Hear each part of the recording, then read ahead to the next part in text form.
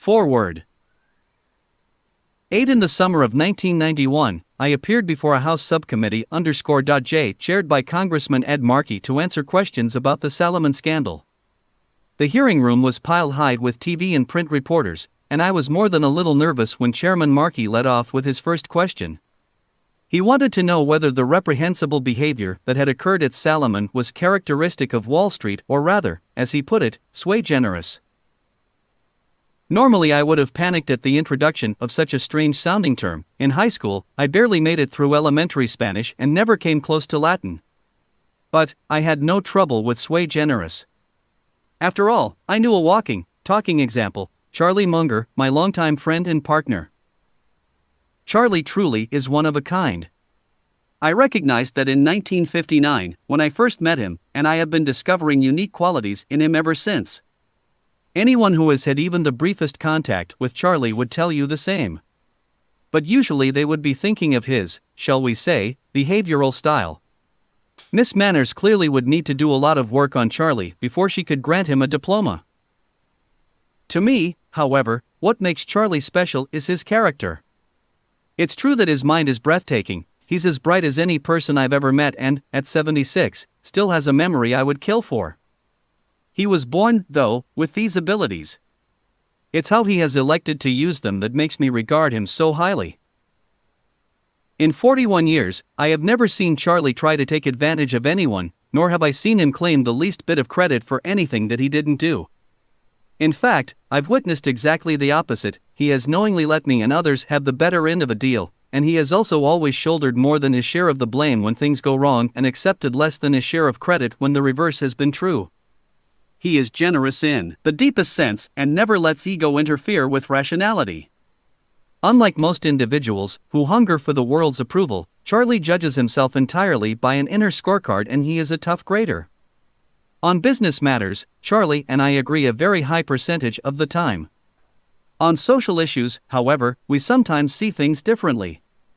But despite the fact that we both cherish our strong opinions, we have never in our entire friendship had an argument nor found disagreement a reason to be disagreeable. It's very difficult to imagine Charlie on a corner in a Salvation Army uniform. Make that impossible to imagine, but he seems to have embraced the charity's creed of hate the sin but not the sinner. And, speaking of sin, Charlie even brings rationality to that subject.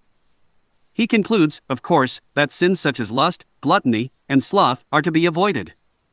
Nevertheless, he understands transgressions in these areas, since they often produce instant, albeit fleeting, pleasure. Envy, however, strikes him as the silliest of the 7 deadly sins, since it produces nothing pleasant at all. To the contrary, it simply makes the practitioner feel miserable. I've had an enormous amount of fun in my business life, and far more than if I had not partnered up with Charlie. With his Mungerisms, he has been highly entertaining, and he has also shaped my thinking in a major way. Though many would label Charlie a businessman or philanthropist, I would opt for teacher. And Berkshire clearly is a much more valuable and admirable company because of what he has taught us. No discussion of Charlie would be complete without a mention of the beneficial, indeed transforming effect of his wife, Nancy. As a front-row observer of both people, I can assure you that Charlie would have achieved far less had he not had Nancy's help. She may not have entirely succeeded as a Miss Manners instructor, though she tried, oh how she tried, but she has nourished Charlie in a manner that has in turn enabled him to nourish the causes and institutions in which he believes. Nancy is truly extraordinary. What Charlie has contributed to the world and his contributions have been huge should be credited not only to him but to her as well. Warren E. Buffett. Omaha, Nebraska. Preface. Thousands of shareholders who attend the Berkshire Hathaway annual meeting in Omaha, Nebraska, each spring go to see Warren Buffett, but they also are fascinated by the man who sits beside him on the stage and helps the Oracle of Omaha answer questions. They call it the Warren and Charlie Show.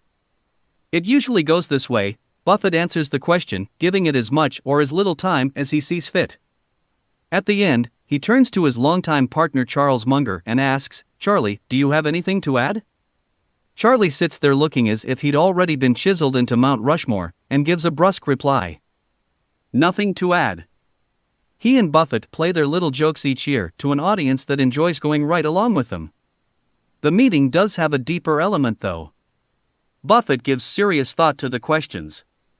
And occasionally, something will come over Munger and he delivers a little lecture, based on his long life and abundant experience. When he does speak, Munger has the audience's undivided attention.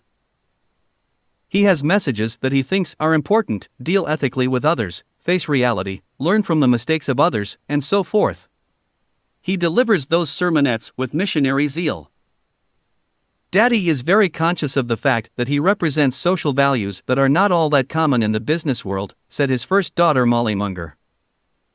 Munger isn't as wealthy as Buffett, partly because his life is organized differently. He isn't the showman Buffett is, though he can be enormously entertaining. Thanks to these two factors, the Munger family has long enjoyed the privilege of being billionaires without the inconveniences of fame.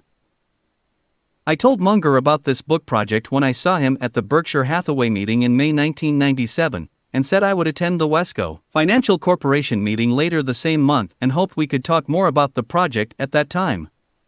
Munger didn't say much except that he didn't think the book would sell many copies. My husband, a friend, and I did attend the Wesco meeting, and when it was over, Munger rose and in a loud voice asked, "Is Janet Lowe here?" The assembled audience of several hundred people craned their necks searching for the culprit, and a few who know me pointed in my direction. I timidly stood, "Yes, Mr. Munger." He rose from his chair and declared, "Follow me," and turned and marched out a back door. I waved goodbye to my husband and friend, not sure when I would see them again. Munger silently led the way up the elevator and to a private office where he told me that the Munger family didn't want a biography of him. They could see their cherished privacy slipping away. Being a fundamentally shy person who doesn't enjoy confrontation, I did not find this meeting easy. But I explained that I had signed a contract and would need to deliver the book, even if he did not cooperate. I said, however, that I believed the book would be much better if he did. "All right then," Munger barked. "You can start by reading these books." He handed over a long list of his favorites, including Richard Dawkins' The Selfish Gene. Later, Munger told me that he went through phases, at first opposing the book, then trying to minimize the damage, and in the end, working right beside me, trying to make the events of his life as understandable as possible. It clearly wasn't always easy for him, especially when I pressed for details about the death of his son and the misguided surgery that left Charlie blind in one eye. Nevertheless, Munger sat for long interviews at his home in Santa Barbara, his office in Los Angeles, and twice at his sister's home in Omaha. The Mungers invited my husband and me to their vacation retreat in northern Minnesota, where I spent several days interviewing family and neighbors, but also went hiking, boating, fishing, and hanging out with the Mungers. I have been researching and writing this book for 3 years. Although some of the research builds on work done earlier on value investor Benjamin Graham and his star pupil Buffett, that material could only serve as background. Munger's photograph has appeared on the cover of Forbes and he has been profiled in a couple of newspapers, but there is very little written about him. More than 75% of the research in this book is original. I've done 44 interviews with 33 different persons. I attended 8 Berkshire shareholder meetings and 5 Wesco Financial Corporation annual meetings, where Munger is alone on the stage and doesn't hold back anything. I worked with transcripts of about a half-dozen speeches that Munger gave in various places, including one for his class reunion at Harvard Law School. Although he became involved in the project, Charlie tried to resist the temptation to direct the book, other than to say often that he hoped it would emphasize the lessons he's learned during his 76 years of life. He would like others to benefit from his errors and successes. Indeed, the lessons of his life are not so much in the telling as in the living. The way he and his wife raised 8 children through all kinds of adversity, how Munger constantly strove to maximize his talents and his financial situation, the responsibility he feels to be a connected, contributing citizen, all that is something of a saga. While writing this book, I often burst out laughing, but there were times I winced in pain or felt sorrow. Life threw Charlie about everything it had. While Munger is a one-of-a-kind, he also is typical of the fusion of West Coast culture with Midwestern values, which took place primarily in the first half of the 20th century. If Buffett shows that it is possible to be an alpha male investor and live and work in Omaha, a city not known as a financial center, Munger shows that despite some commonly held assumptions, valuable, innovative financial and cultural ideas can and do flow from west to east. Munger often lectures on big ideas that can change your life, but in those speeches he does not give detailed instructions on what to do. He hands his listeners a map with which they can find the treasure of wisdom, and like any good treasure map, it's so simple that it is deceptive. You don't get the treasure until you figure out what the instructions mean and follow them to the end. Acknowledgements. So many people have helped make this book possible. Most important, of course, have been Charles T. Munger, his wife Nancy, and 7 of their 8 children, Hal and David Borthwick, Molly, Wendy, Charles Jr., Emily, and Barry Munger. The spouses of the Munger children also have been supportive, helpful, and interesting to know. Dirth Obert, Charlie's secretary, has been wonderful, as was Buffett's assistant Debbie Bozanek. Carol J. Loomis, an editor at Fortune magazine and an old friend of Buffett and Munger, has been extremely generous with her time and ideas. At the back of this book is a list of the people interviewed, and rather than name all of those people here as well, let me thank them as a group. It goes without saying, but must be said, that Warren Buffett's cooperation opened rows of doors. My literary agent Alice Fried Martel has been essential to the writing of this book, as has the editorial staff at John Wiley & Sons. Publisher Joan O'Neill, editor Deborah Englander, Robin Goldstein, Mary Todd, Peter Knapp, and Meredith McGinnis. My work would be impossible without the help of Phyllis Kinney, Jolene Crowley, and most of all my husband and helpmate, Austin Linus. Thanks to everyone. Janet Lowe. Del Mar, California. An extraordinary combination of minds. I've been associated with Warren Buffett so long, I thought I'd be just a footnote. Charles T. Munger, when he was first named to the Forbes magazine list of richest Americans in 1993. Why closest affiliation with Charlie Munger is a strange one, said Katharine Graham, retired publisher of The Washington Post. At first I consulted him because I found myself in charge of not only a company, but in charge of children's and grandchildren's trusts, and with no experience. I asked Warren's advice, and he did what he very typically does. This is what I think, but talk to my partner Charlie. He agrees with my position in most things. So I went to talk to Charlie in Los Angeles in his office. I thought he was interesting and rather brilliant, of course. I took out a yellow legal pad and started taking notes. This made Warren laugh.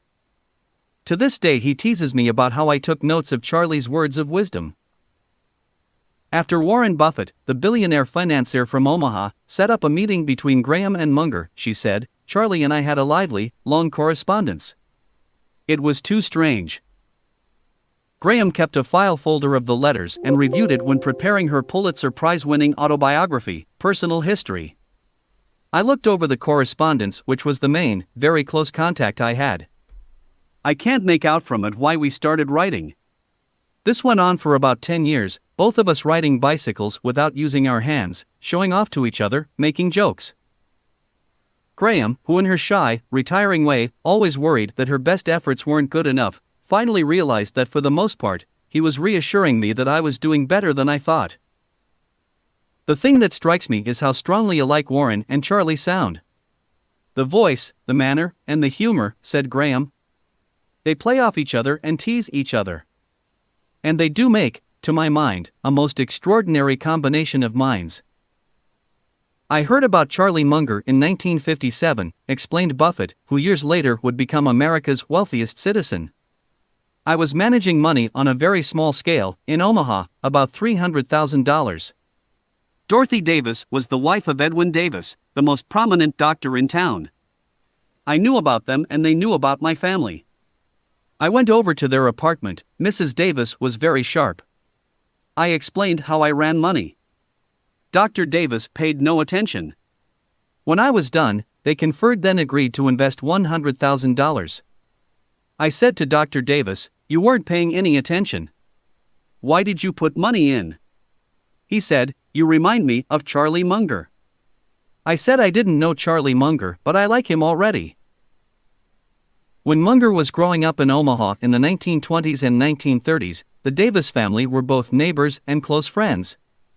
The doctor was a little unusual, but a very talented odd fellow.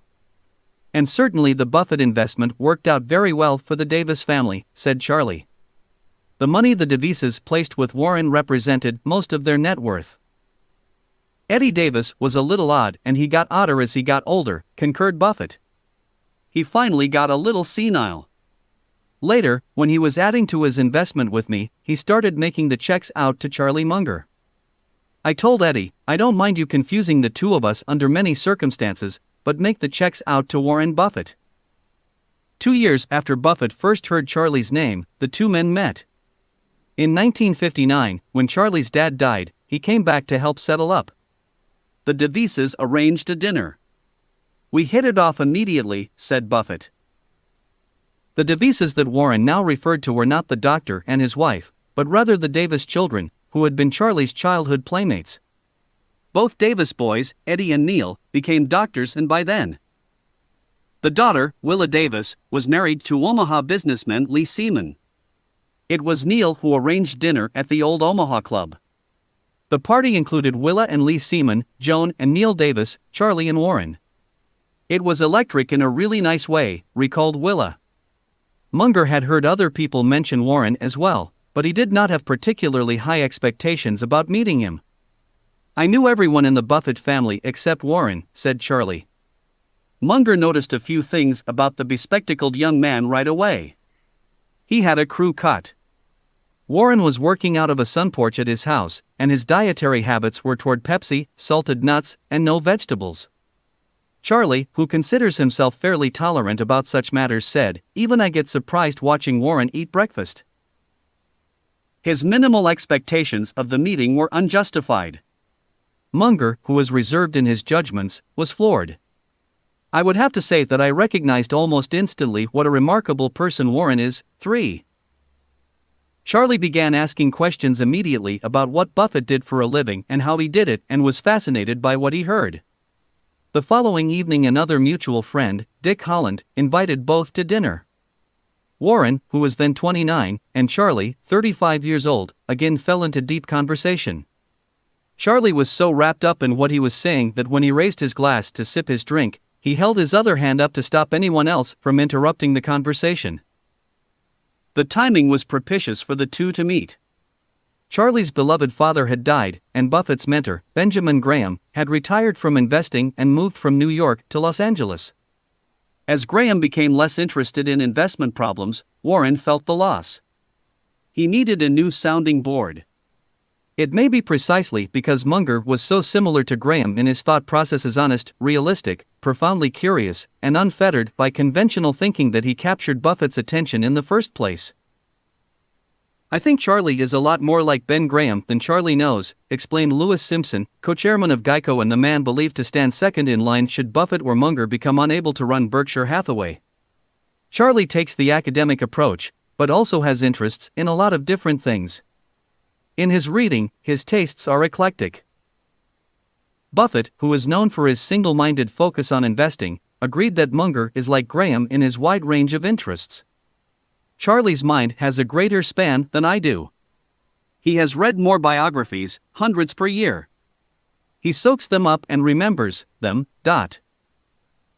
By the time Fidel Castro seized power in Cuba and the youthful John F. Kennedy was elected U.S. president, Buffett and Munger had become mental partners, a relationship that involved no contract or titles, at least in the beginning. "It was more like a brother act than a business arrangement," Buffett said. Based on mutual trust and confidence, it grew discussion by discussion, meeting by meeting, deal by deal. Though Charlie had lived only blocks from the Buffett home in Omaha and had worked in the Buffett family store as a teenager, the 6 years difference in their ages kept them in separate circles. Yet it was the common threads that allowed the two to make an immediate connection. "If you think of Charlie and Warren as boys, they were very similar," observed Munger's oldest daughter, Molly. "Similar parents, values, same town. One of those alone would make a friendship." Munger and Buffett had something else in common. Like Warren, I had a considerable passion to get rich, said Charlie, who early on earned his living as a lawyer. Not because I wanted Ferraris, I wanted the independence. I desperately wanted it. I thought it was undignified to have to send invoices to other people. I don't know where I got that notion from, but I had it. 5. Charles T. Munger is vice chairman and the second largest shareholder in one of the world's most renowned holding companies, Berkshire Hathaway Incorporated. He also is head of the Daily Journal Corporation, the largest circulation legal newspaper group in California, and of Wesco Financial Corporation, an 80% owned subsidiary of Berkshire. Additionally, Munger is an indefatigable participant in the philanthropic life of Los Angeles. When his image appeared on the cover of a 1996 issue of Forbes magazine, the general public began to realize Munger was more than Warren Buffett's straight man at the Berkshire Hathaway annual meetings. One of the most elusive, intriguing, and independent business leaders in America, the 76-year-old Munger said it was his goal to stay just below the wealth level required to be named to the Forbes Richest Americans list. It would help him stand just outside the limelight. The strategy didn't work. In 1998, Munger's fortune was calculated at more than $1.2 billion. On the Richest Americans list, Munger ranked just below the family heirs to the Levi Strauss fortune. He ranked just above Michael Eisner, head of the Walt Disney Company, hotel heir William Barron Hilton, and most surprisingly, higher than Silicon Valley computer nabob Steve Jobs. Like Warren Buffett, Munger inherited no wealth. He built his fortune on the sheer power of his will and his business acumen. While no real money came down, my family gave me a good education and a marvelous example of how people should behave, and in the end, that was more valuable than money, explained Munger. Being surrounded by right values from the beginning is an immense treasure. Warren had that. It even has a financial advantage. People touted Warren partly because he was a Buffett and people trusted the Buffetts. According to the worldwide rumor mill powered by members of Buffett's cultish fan club, Munger may be the wizard behind the Berkshire Hathaway throne. Howard Buffett, Warren's eldest son, has said that his father is the second smartest man he knows. He says Charles Munger is the first. 7 Certainly Warren Buffett, in his wry way, builds on Munger's mystique. Charlie does the talking, Buffett claimed at one of Berkshire Hathaway's annual meetings. I just move my lips. One year, Buffett fielded a question from a shareholder, then passed the query on to Munger, who gave the expected reply, I've got nothing to add. Buffett, who teases Munger unmercifully, chuckled. Sometimes he subtracts 8. Warren and Charlie put on an entertaining show at the Berkshire Hathaway annual meetings. They also do a conscientious job of portraying the business and investment philosophy of one of America's most talked about but least understood corporations. Yet Buffett is indisputably the star of the event and his personality takes the spotlight. Charlie Munger has perfected his role as the curmudgeonly sidekick, and in fact seems to enjoy the straight man role. But that guy you see sitting next to Warren, that isn't Charlie. That's just the image he's cultivated, explained Munger's stepson, Los Angeles attorney Hal Borthwick. It's true, probably, he doesn't have a lot to add and he wants to get on with it. I think he works better in small groups than he does in large crowds, but at the end of the day, that isn't the real Charlie Munger that's sitting up there. Who is the real Charles T. Munger? To Borthwick, he is a dedicated stepfather, a mentor, and someone who has made life a real adventure. To Forbes magazine, Munger is the foil that makes Buffett's down-home image believable. His tough style approach makes possible Buffett's Mr. Nice Guy. 9. To the former top managers of Salomon Brothers Incorporated, he was a hard-nosed board member who recognized a deception early and insisted that government regulators and the public be given a full and contrite explanation of an episode involving U.S. Treasury bond trading misdeeds, even if Salomon's lucrative bond trading business was put at risk. To the small but prestigious Los Angeles law firm, Munger, Tolles & Olson, Munger is a powerful client magnet who attracted oil companies, public utilities, and other corporations. Many decades ago, Munger brought in a small and loosely connected group of companies that in time became the Berkshire Hathaway of today. To those who support women's rights, Munger is a hero, the catalyst who years ago sparked the movement to legalize abortion in the United States. For those who oppose abortion rights, Munger is a powerful nemesis, one who deserves to be picketed now and then. To Roger M. Grace, Los Angeles gadfly publisher of the Metropolitan News, Munger is a billionaire bully intent on using his Daily Journal Corporation to monopolize the California legal publishing market. 10.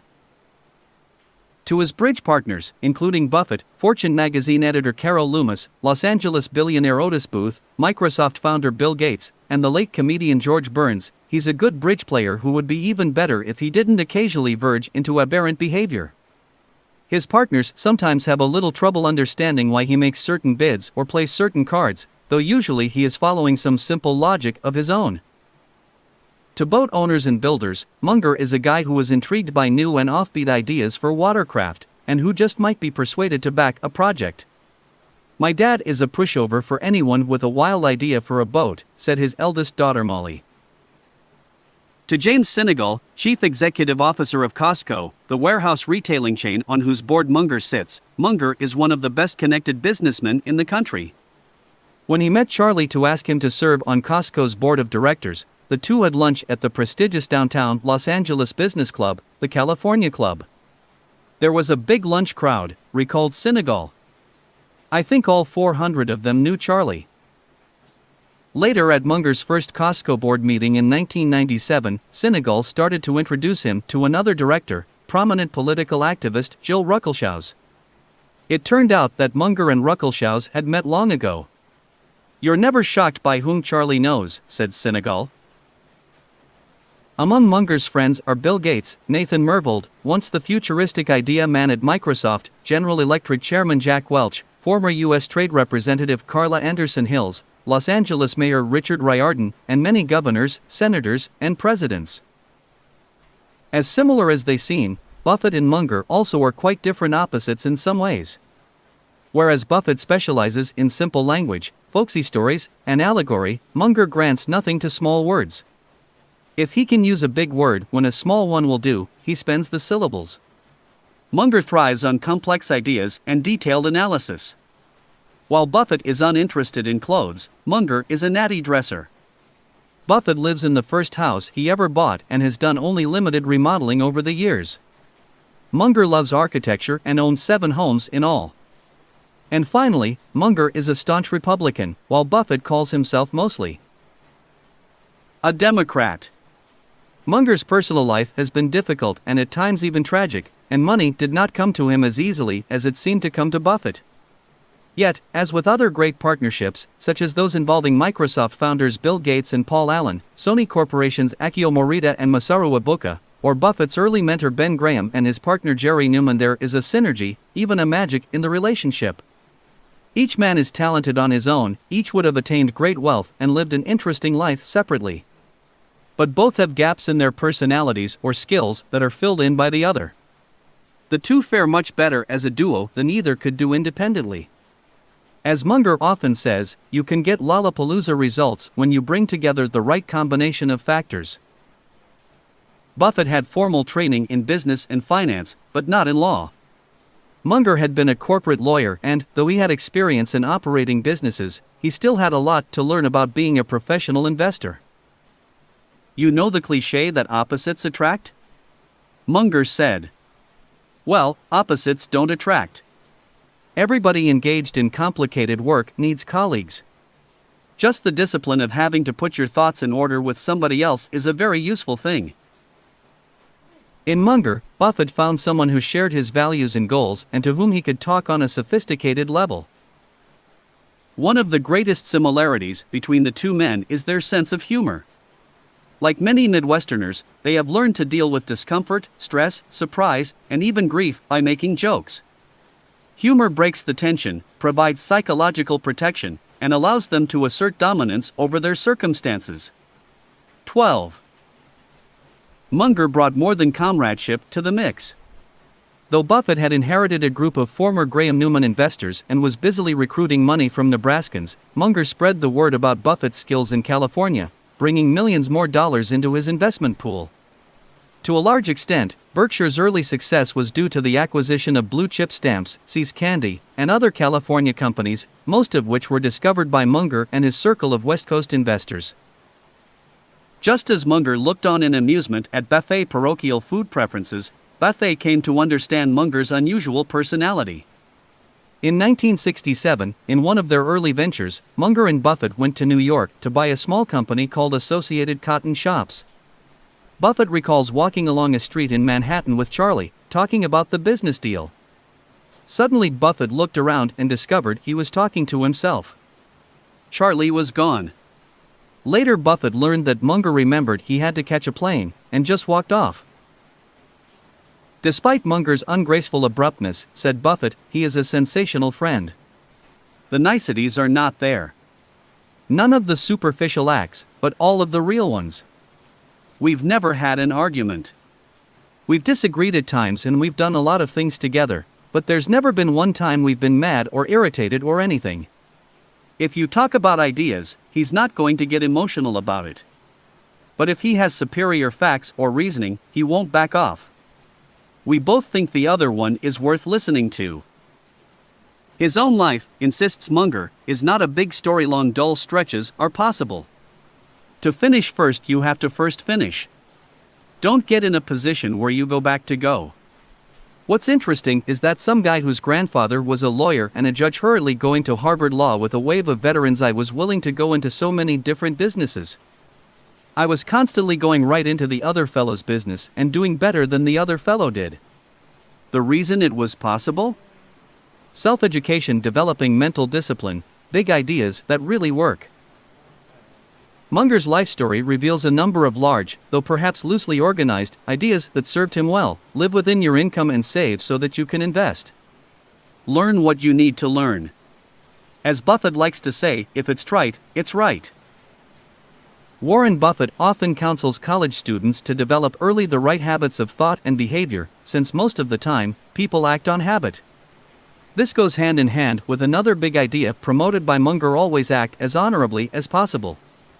How you behave in one place, he says, will help in surprising ways later.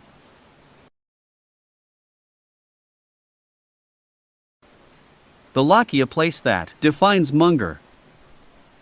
There are a lot of things in life way more important than money. All that said, some people do get confused. I play golf with a man who says, "What good is health? You can't buy money with it." Charlie Munger. The last summer of the 20th century, and Charles and Nancy Munger clamber from the motorboat onto the dock at their Star Island house, greeting a chattering gaggle of children and grandchildren.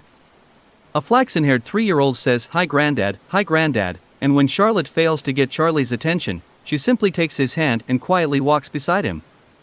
Minutes later Charlie begins talking to the little girl, as if he'd known all along that she was there. Charlotte glows, clearly pleased that her strategy paid off. This is a big family, and competing for the attention of the patriarch is a common occurrence. Daughter-in-law Sarah calls from the kitchen. "Charlie, Warren called." "Call him back." "Okay," shouts Charlie, but instead of going to the telephone, he gives directions to his sons and to the houseman, Felipe Velasquez, as to where various pieces of luggage, including an unwieldy bag of fishing rods, are to be deposited. Felipe holds up a sturdy, plastic bait box that had been checked as luggage on the Mungers' 3-leg flight from visiting friends in Maine to Bemidji, the nearest airport to the Munger family lake houses in northern Minnesota. "Look," Felipe grins with delight. "Not dented." The box holds a collection of newfangled lures that Charlie Munger, a certified billionaire, ordered from a television fishing show. When the fuss and flutter of his arrival at the Cass Lake retreat settles, Charlie goes to the only telephone in the house, which hangs on the wall in the kitchen. There, a gang of adult children, led by Sarah, who was a professional chef, is preparing dinner for the 30 family members and friends on hand. A preteen granddaughter, Mary Margot, solemnly peels carrots, alert for any mention of a fishing trip. Mary is smitten with fishing and is restless to check out the lake with her grandfather. Charlie glances around the kitchen, as if calculating the odds of carrying on a reasonably private conversation with his pal and business partner, the second richest man in the world, the sage of securities, Warren Buffett. Nancy Munger comes to her husband's rescue. "It's a walk-around phone, Charlie. Just take it wherever you want and dial the number." As if unconvinced that the phone has enough range to work outside or from an upstairs bedroom, Charlie goes just around the corner into the living room and punches in the telephone number that he knows by heart. Pandemonium continues in the rest of the house as Charlie plops down in a lumpy upholstered chair to chat with Warren. Mumble, mumble, mumble. Silence. Mumble, mumble. Silence.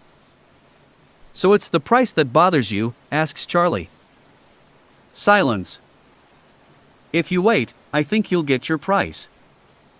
Silence. Okay. Click. Though Charlie Munger's story begins in Omaha, Nebraska, on January 1, 1924, he clearly considers Star Island home. It is the place where he has knotted a rope between his past, present, and future. The summer cottage has brought the family together during sad times, extremely busy times, and especially later as the children grew up, scattered around the world, and created families of their own. Charlie's grandparents vacationed there, his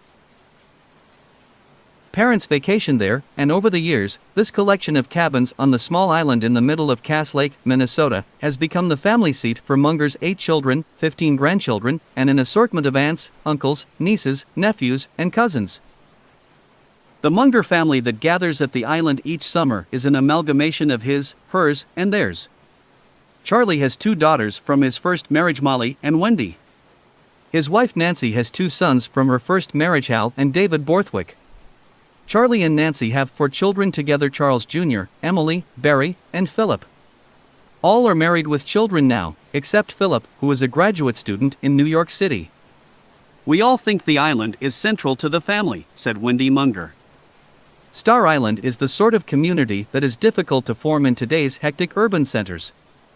If you've got a hole in the roof, said Wendy, the neighbors come help fix it. If your boat breaks down, they help. It's very communal. There is a connection to your neighbors, a lot of sharing of everything.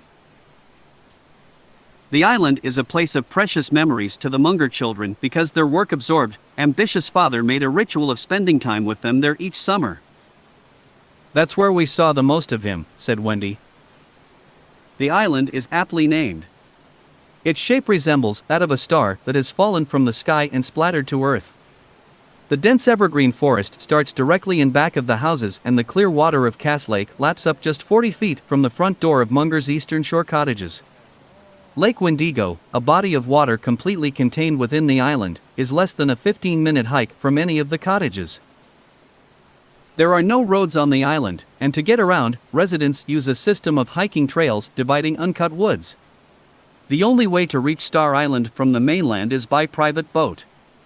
Most of the island is now controlled by the U.S. Forest Service, but the longtime residents who own the several dozen cottages perched along the edges feel it is theirs. Munger's grandparents discovered Star Island in 1932. Cass Lake was a 2-day drive from their home in Lincoln, Nebraska, but to the Mungers, the trip into the northern Minnesota wilderness was worth the effort. They came upon the snug resort community in their desperation to escape the stifling 90-degree heat, 90% humidity that settles over Nebraska in the summers. Home air conditioning was almost unknown, and any Midwesterner who could afford to do so fled to the cooler north.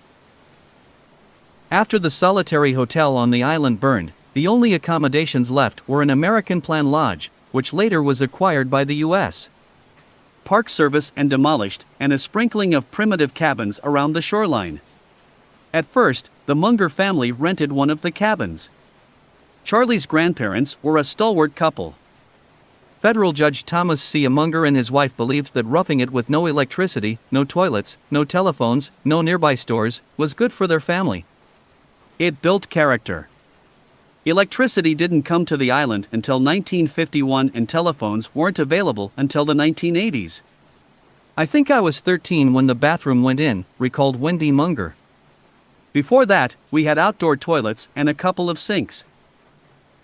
The original Munger cabin was built around 1908. Charlie's father bought it in the 1940s from Dr. Tommy Thompson, a Lincoln orthopedist. Dr. Thompson's droll comments on life still hang on some walls. My dad paid $5,600 for this house in 1946, explained Charlie. My grandmother had just died and he inherited some money. Before that he didn't have anything extra. An avid outdoorsman, Al Munger was delighted to own his own lake house. But Charlie's mother Florence, always called Tootie, had to muster up her courage to make the annual trip to Minnesota. It was Dad's love. Father was a passionate fisherman, a duck hunter, loved dogs, recalled Charlie's sister, Carol Estabrook. As for Tootie, she was allergic. She was not an outdoor lady at all. Although the short boat ride from the mainland marina to the family dock was an ordeal for her, Tootie Munger set the standard for all grandmothers. Here was this woman who couldn't swim, and yet she came every summer to an island out of love for her children and grandchildren. Recalled Wendy. Once she was safely on the island, Tootie Munger's sense of humor returned. At Cass Lake, said Charlie's childhood friend Willa Davis Seaman, just before dinner we had to straighten things. I want this cottage artistic by sunset, Tootie would say. She was clever and fun. Allergies and insecurity on water weren't Tootie's only problems with the island. She was terrified of mice, and there were plenty of rodents to be found in a cabin in the woods that was unoccupied much of the year.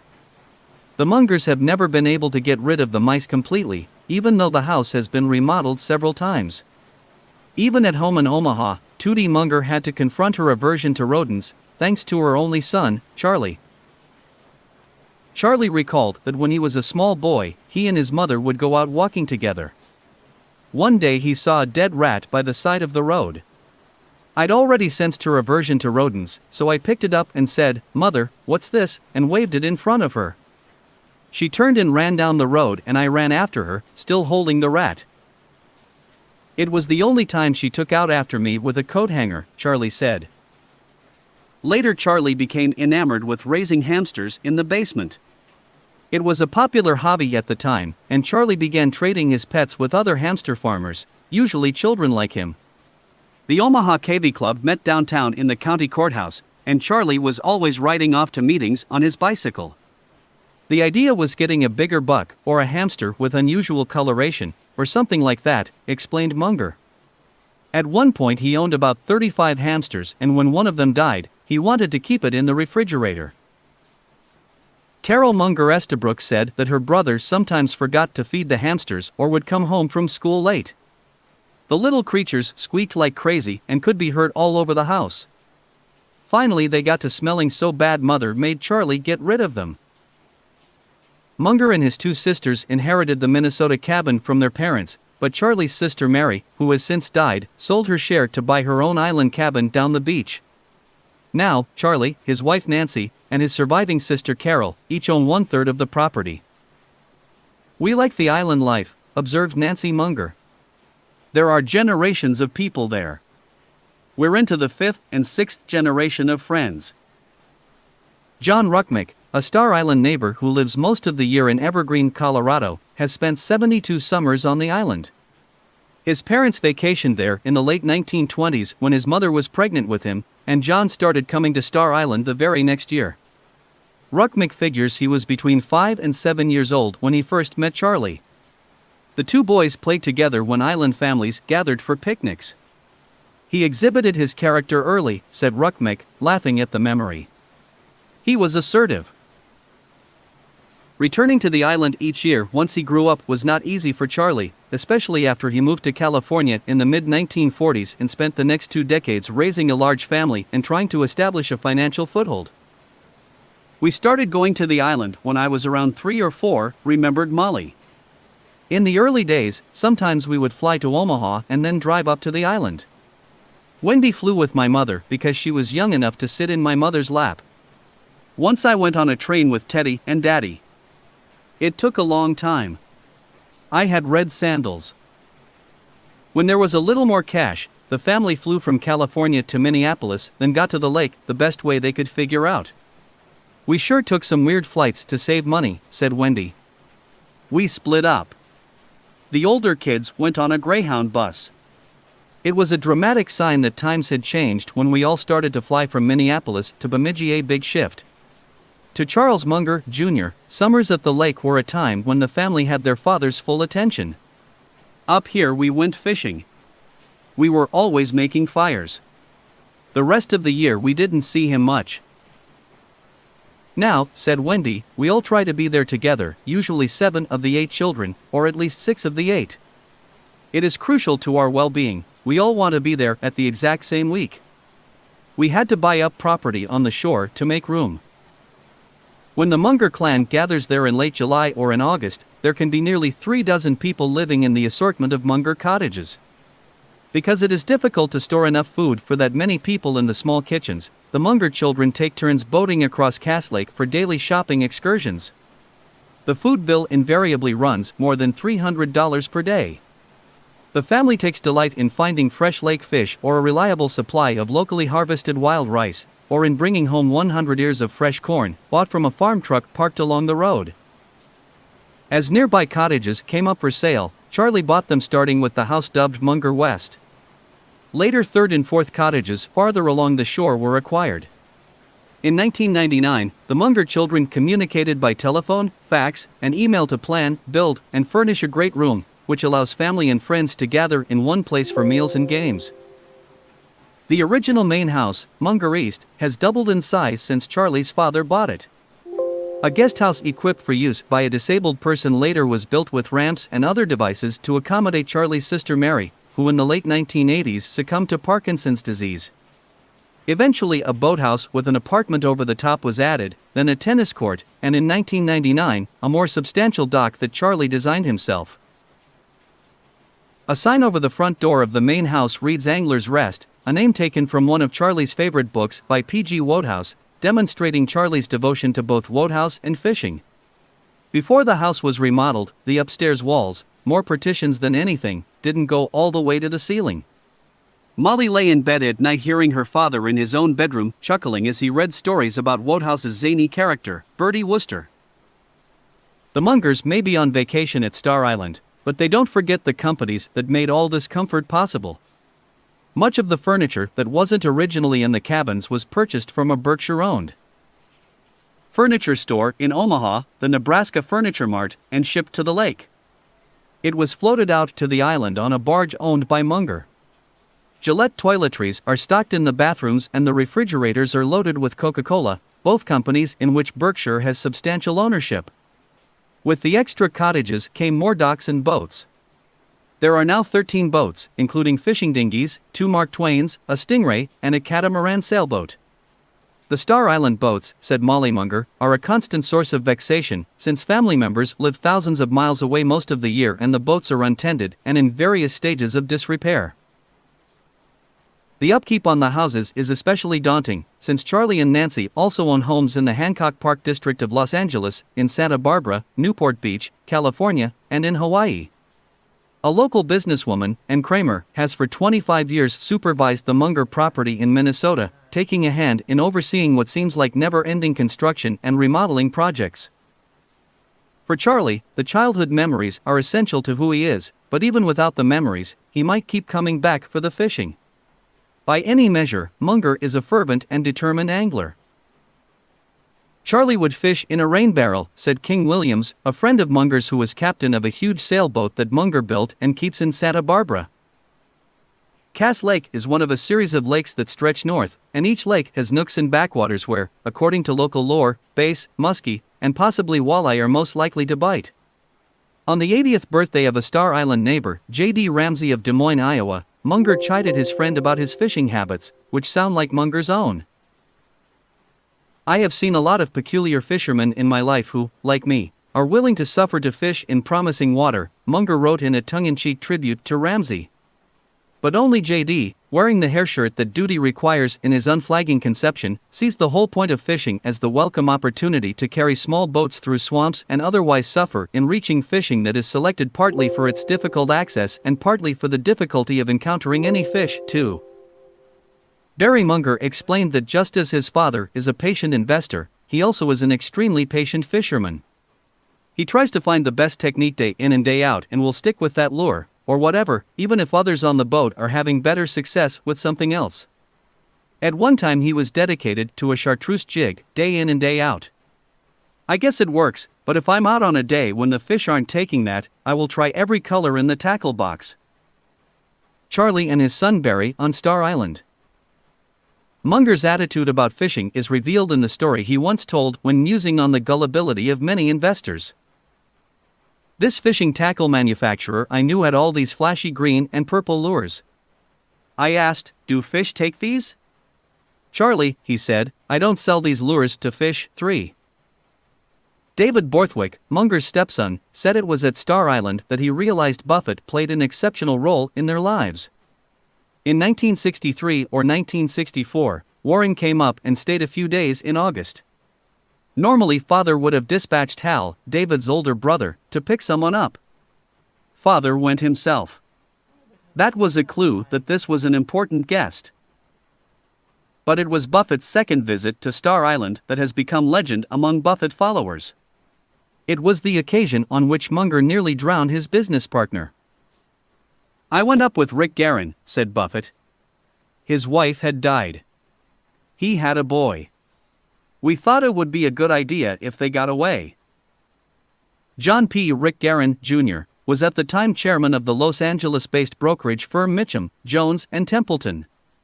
He also served as chairman of the New America Fund, in which Munger was a major shareholder. Guerin is a street-smart, physical fitness buff who wears dark glasses, open-collared silk shirts, looks suspiciously like he works in the film industry, and in fact he now owns his own film company. The most unlikely member of the stolidly conventional Munger-Buffett circle, Guerin nevertheless has been a longtime business associate. Guerin said his first wife and used to call Charlie and Warren and Los Angeles attorney Chuck Rickershauser his master group, and committed suicide in 1980. "It was obviously traumatic," said Guerin. "Warren and I were talking about it a few days later and about the effect of the death of a loved one on a child. Patrick was 8 years old." Warren suggested to Rick that the three of them join Charlie and his family, who were on their annual pilgrimage to Cass Lake. Guerin was welcomed by Munger, who himself had suffered a tragic and untimely death in the family. "We hung out," recalled Guerin. "We played bridge. And naturally, Munger took his pals fishing. Charlie insisted on driving the boat. I offered, but he insisted," said Guerin. There are several different versions of what happened next, but generally, the story goes this way. "It was a calm day. We were out a mile or so," said Buffett. "Rick and I were talking away. In an effort to reach a better casting position, Munger put the boat's motor in reverse. Suddenly," said Guerin, "I looked down and I'm in the water. We were going backward and water was flowing over the gunnel." Guerin yelled at Charlie, who replied, "I'll take care of that." Charlie then put on full power, but still in reverse. The boat sank. Both Guerin and Buffett were underwater for a few moments before they popped up side by side. "Warren's eyes were as big as his glasses," said Guerin. "The borrowed boat," explained Charlie, "was not designed so as to keep the water from rushing in when the boat was going backward. Buffett is athletic, but he is not a highly skilled swimmer. I had to help Warren." "The story has been a little stretched," admitted Guerin. "We know Warren was going to live with or without me. I've often said since, if he were in real trouble, I'd have made a deal before I helped him get a life preserver. I'd have been chairman of Berkshire Hathaway." That mishap, concluded Guerin, is why Charlie's friends sometimes call him Admiral Munger. Despite the misadventure, Guerin says that the time he spent at Cass Lake that summer was an invaluable first step in his recovery from grief. He says it showed him that Munger and Buffett were more than just business associates. "Warren gave me the greatest gift he could possibly give, 3 days of his time. And Charlie gave that, too. We try to be realistic and smart and logical all the time, but there is another side to it." The way Buffett reacted to the boating accident was typical of the business relationship between him and Munger. "Even when I took him fishing in Minnesota and upset the boat and we had to swim to shore, he didn't scream at me," said Munger. Point 4. One of Munger's children noted, however, that the ill-fated fishing trip was the last time Buffett ever joined the family at Cass Lake. Munger said there was another reason Buffett never returned. "After dunking him in the lake, we tried to cheer him up by making him watch a bunch of high school students perform Molière in a Bemidji tent.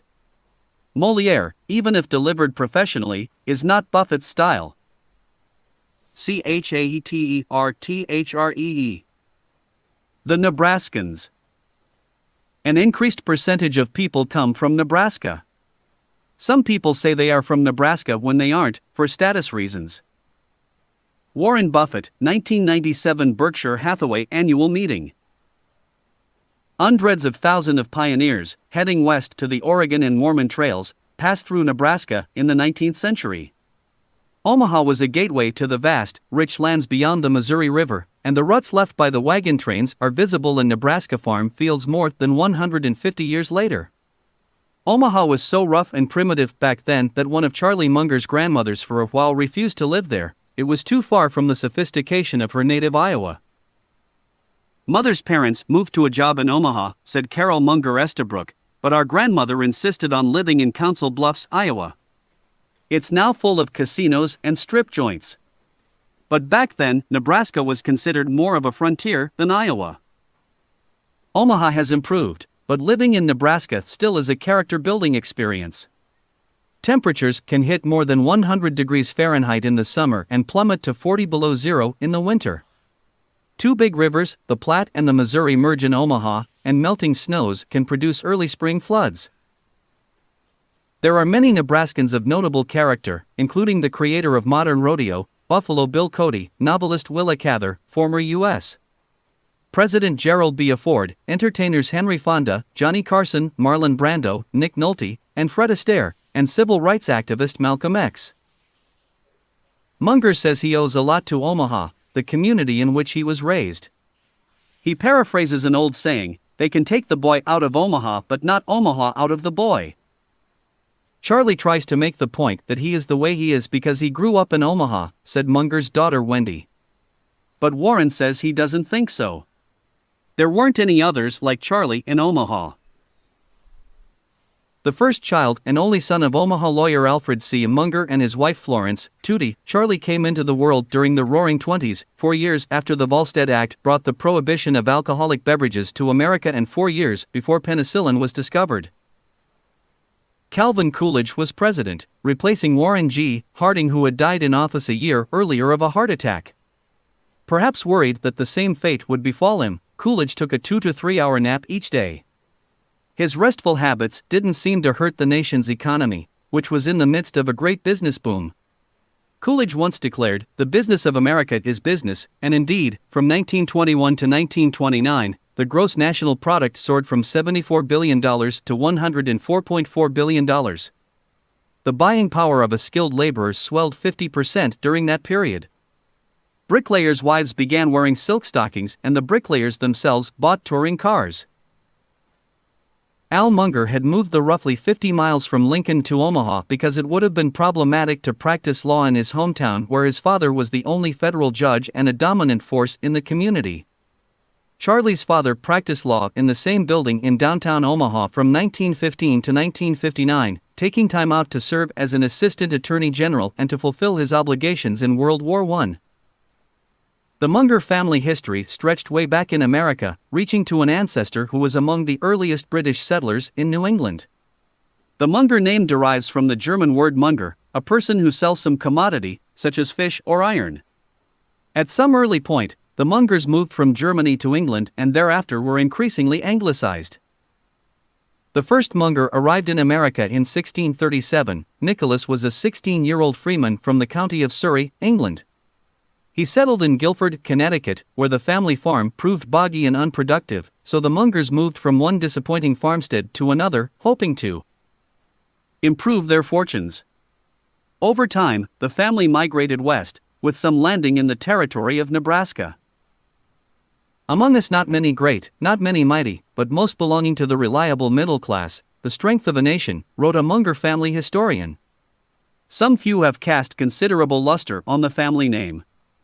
Among these I class the sturdy pioneer, those who fought in the colonial wars, the Revolution, and in the War for the Union. Aren't they worthy? One of these Nebraska Mungers became a teacher and married a schoolmarm. Teachers earned a pittance in the early days of this country, and the family was extremely poor. Nonetheless, one of their two sons became a doctor and the other, Charlie's grandfather, became a lawyer and later a judge. Charlie's grandfather, Judge T.C. Munger, was influenced all his life by his early poverty. He would frequently recall being sent to the butcher with a nickel to buy the parts of the animal others would not eat. He had to leave college after 1 year for lack of funds and thereafter educated himself, using books and self-discipline. Even so, he rose to a position of influence, all the while holding to the beliefs and characteristics of his pioneer forebears. Judge Munger was determined to move the family as far as possible from the hardscrabble life his parents had experienced. He wanted not to be poor, recalled Charlie. Self-sufficiency and hard work would be his salvation. My grandparents thought Robinson Crusoe was a great moral work. They forced their children to react it, and my grandmother read it to me. That generation admired the conquering of nature through discipline. Molly Munger, who takes a great interest in family lore, explained that Judge was anti-gambling, anti-saloon, financially conservative, underspending his income, making money by lending money to the good German farmer, the good German butcher. As a judge, he was a progressive. It was a big deal to be a federal judge. There weren't many back then. Indeed, in 1907 Judge Munger's name made a headline in the Lincoln newspaper. Bar president takes train to D.C. to visit president. In 1939, the Omaha World Herald printed a feature article about Judge Munger, who was celebrating both the 54th anniversary of his admission to the bar and the beginning of his 33rd year as a United States District Judge. Judge Munger, who was 77 at the time the article was published, was then the second oldest federal judge in service. He was appointed to the bench in 1907 by President Theodore Roosevelt, after having served in the state legislature and as county attorney of Lancaster County. Back in the harness after a vacation in Mexico, Judge Munger is not unduly elated by this anniversary, and is digging into his work as usual. The routine cases he ordinarily hears will be interrupted with a more exciting job when he goes to Hastings to preside in a kidnapping trial Monday, 4. According to the Omaha World Herald, he firmly believes that work is the best way to keep young. His bright blue eyes snap when he says, "I call myself a member of the present generation because I feel that way, and let it go at that." 5 Among Judge Munger's most memorable cases was a train robbery that took place west of Omaha shortly after he took the bench and the prosecution of a group of Nebraskans accused of staking fraudulent homesteads. He has a reputation for giving juries more thorough instructions than any other judge in the Middle West, the writer noted. Certainly the standards were high in the Munger and Russell families, Charlie's 2 sets of grandparents. The Mungers were Presbyterians and pillars of the church. The Russells were New England-style Emersonian Unitarians and a little more irregular in church attendance. Carol Estabrook says that despite Tootie Munger's free-thinking family history, she tried to instill religion in her children. "We were brought up under strict ethical standards in the Unitarian Church. Dad seldom went. Mother dragged us until we wouldn't go anymore. Ultimately," said Estabrook, "our ethical training came from our parents, our grandfather. I had 4 aunts, my only blood aunts, every single one of Phi Beta Kappa," explained Charlie. "On my mother's side the religion was that of New England-style intellectuals, but their religious organization is now a left-wing political movement and the Russell descendants are Unitarians no more." The Washington Post's Katharine Graham said she once received a letter from Charlie in which he told about the moral rectitude of his Aunt Uffie, his father's older sister. Uffie was taught by her father, the judge, never to flinch and always do her duty well. Indeed, she became Uffie instead of Ruth, because at a young age she mastered the delivery of long and complex bedtime prayers. After hearing these prayers, her younger brother Al, who had trouble pronouncing consonants, would then say, "Dear God, mine's just like Uffie's." As an adult, Aunt Uffie was so dutiful that after her husband died, she viewed his autopsy. Her nephew Charlie adored Uffie, partly because her standards were so extreme that she amused him. But even Charlie was floored by Uffie's reaction to Judge Munger's sudden death at age 80. Just before he died, Uffie noticed that her father had made a mistake in arithmetic. She said to Charlie, it was God's grace to take Judge, knowing he wouldn't have wanted to stay on and make errors. From the Russells and the Mungers, Charlie inherited both intellectual and physical hardiness. In addition to the judge's longevity, Charlie's great-grandfather on his mother's side lived to age 87 and his wife lived to be 82. Florence Russell Munger's maternal grandparents, the Inghams, were among the first citizens of Algona, Iowa. Captain Ingham brought his young wife to Iowa, and the couple lived at first in a sod house, which was nothing more than a cave. The captain loved to relate stories about his pioneer days, whereas his wife would only say, "They were mean, hard days and I don't like to think about them." Much later, Captain Ingham came to operate the most prosperous bank in Algona and accumulated tracts of farmland. He became affluent enough so that when the industrialist Andrew Carnegie offered to pay half the cost of a town library, Ingham, at the insistence of his wife, put up the other half.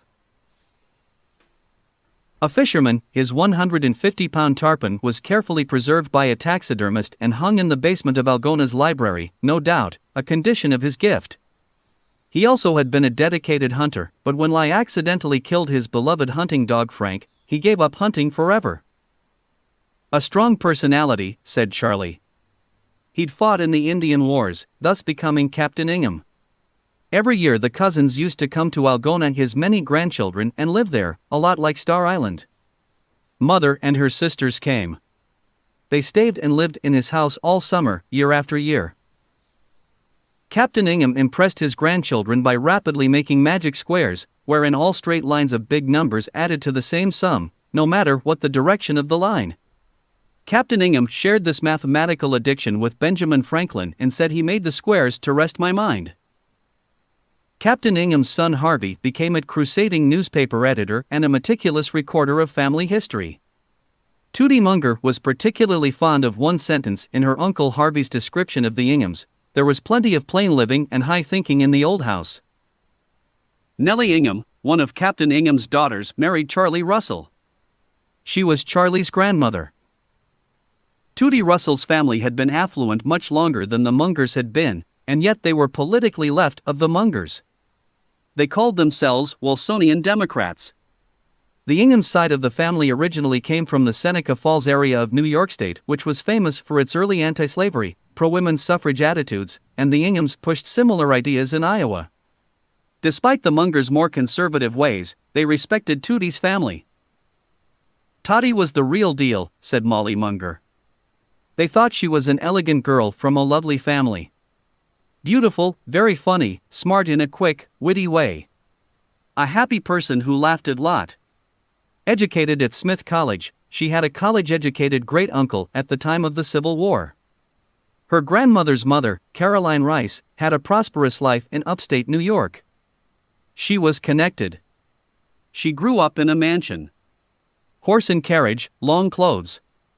Very unlike the Mungers. In turn, Badia's family approved of her choice of a husband.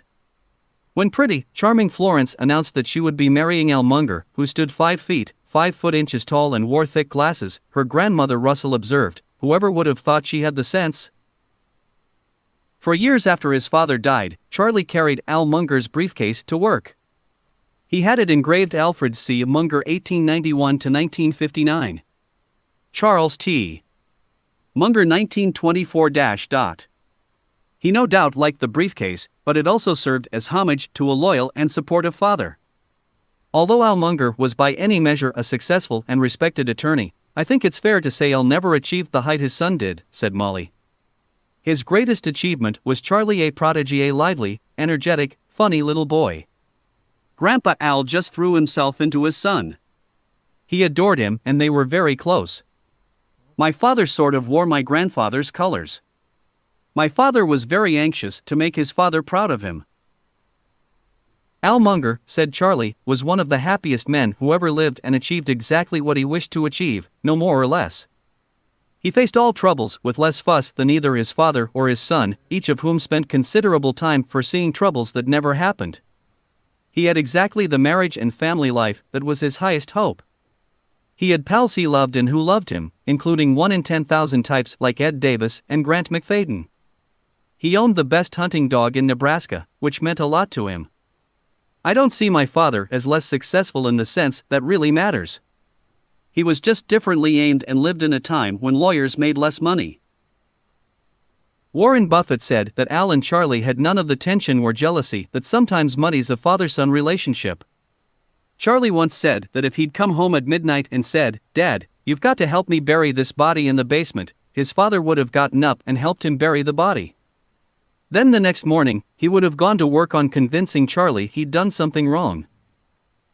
Al Munger always took an interest in his son's hobbies. Then, as Charlie would outgrow them, or lose interest, or go on to some new stage in life, his father would carry the hobbies on. Al subscribed to the American Rifleman magazine until his death, because Charlie had first subscribed when he was captain of his high school rifle team. Charlie had joined the rifle team because it seemed the only way he could earn a sports letter. "I hope to impress the girls with my sports letter, prominently worn on my sweater," said Charlie. "And I did turn heads, but the reason was the girls wondered how a spindly little guy like me could have won a sports letter." Long before his son took up shooting, Al Munger was a fisherman and duck hunter. He loved everything about the out-of-doors, noted Charlie. To him, heaven was finding a farmstand. Al liked catfish and would often drive into the predominantly black neighborhood of Omaha where people kept concrete tanks full of live catfish in their basements. "You picked out what you wanted," recalled Charlie. "My father also loved ethnic shops, bakeries. He had a special butcher he went to." Though he could not be described as a lavish spender, Al Munger savored just the perfect thing, whatever it was he needed. Al had learned the joy of artful living from his mother. She shopped for the very best coffee beans, then took great pleasure each morning in grinding them for fresh coffee. It was a Tao philosophy, Midwestern style. In the Tao Te Ching, Lao Tse urged seekers to regard the small as important and to make much of the little. The little obsessions, Charlie called them. When Alanu Tui Munger were first married, they lived in a home on the north side of Dodge Avenue just a block from Tootie's parents. Charlie's father built the little house at 420 41st Street in 1925. A few years later, after the Russells passed away, the Mungers moved to the south side of Dodge Avenue, a long, broad thoroughfare that splits Omaha in two and today is lined by miles of shopping centers. Their next home was at 105 South 55th Street, the double-gabled brick house in the Happy Hollow, University of Nebraska area not far from where Buffett lives today. This is a neighborhood notable for its mature trees, and today, its older homes. In the spring, trails of crocus, tulips, and daffodils rim the sidewalks and driveways and bring patches of purple, yellow, and red to lawns awakening from winter dormancy.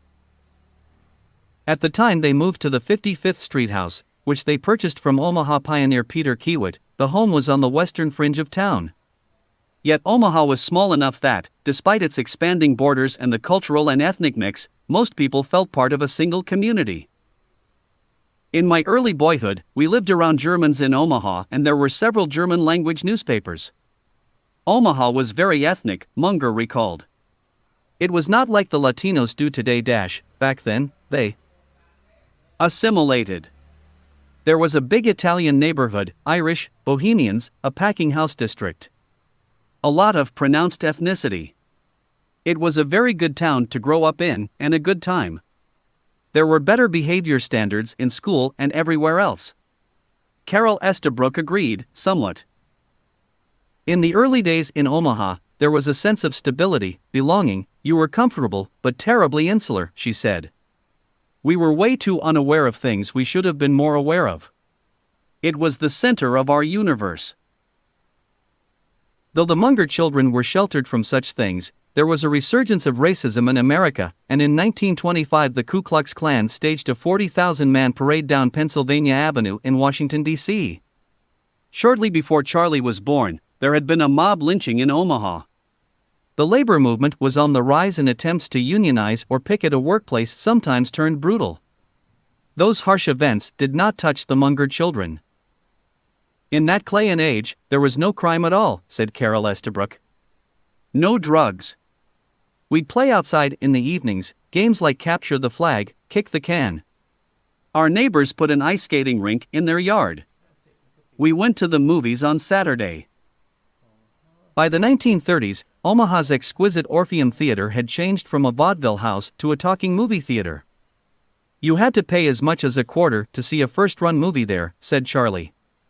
I loved all the adventure movies, the Kipling movies, the horror movies, Frankenstein and Dracula. The first movie I remember really well was the original King Kong. I went to it all by myself. I couldn't have been more than 8. I think everyone in my generation who could afford it went to the movies. I loved comedies, loved to laugh. John Anderson, my friend, had a big, booming laugh. Once, in the Orpheum, we laughed so hard that the rest of the people in the theater started laughing just because we were. In 1977, Berkshire Hathaway moved its annual meeting to the Ak-Sar-Ben, Nebraska spelled backwards, fairgrounds, familiar territory for Munger. I used to come here as a boy for the circus. Now we have a circus of our own. Charlie, Mary, and Carol Munger all attended Dundee Elementary School and later moved up to Central High School, which is housed in the stately former Territorial Capitol building.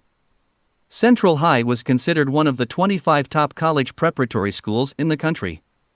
Susan Buffett and the Buffett children went through the same schools, though Warren did not. When his father became a congressman, Buffett finished elementary school and attended high school in the Washington, D.C. area. Buffett says he still gets letters from people who went to school with Charlie. Miss Kiewit was one of his elementary school teachers. She was the sister of the well-known Omaha contractor Peter Kiewit, who later became the first citizen of Nebraska. Miss Kiewit played the organ at the First Presbyterian Church and was a member of Eastern Star. She had taught for 42 years when she retired from the Omaha school system in 1970. They had great teachers because, for other jobs, there was prejudice against women then, said Buffett. Such talented women later passed over teaching for jobs in other professions. The teachers of Omaha, and especially Miss Kiewit, emphasized thought problems at which Munger always excelled. They also required the children to serve as crossing guards and do other chores. Teachers were very well-behaved people, said Munger, good moral exemplars in the old-fashioned sense. There was discipline. The moral teaching was good. Young Charlie in knickers in Omaha. Charlie was a star student, but he also was one of the most challenging to deal with. Charlie was so lively that you could hardly miss him, said Estabrook. He was up to something all the time. Occasionally he got in a scrape with his teachers. He was too independent-minded to bow down to meet certain teachers' expectations. Our children are the same way. We think it's the way to be. Charlie also liked to tease and play tricks. Mother used to say, Charlie is both smart and smarty, said Willa Davis Seaman. Mrs. Davis did her best to improve young Munger.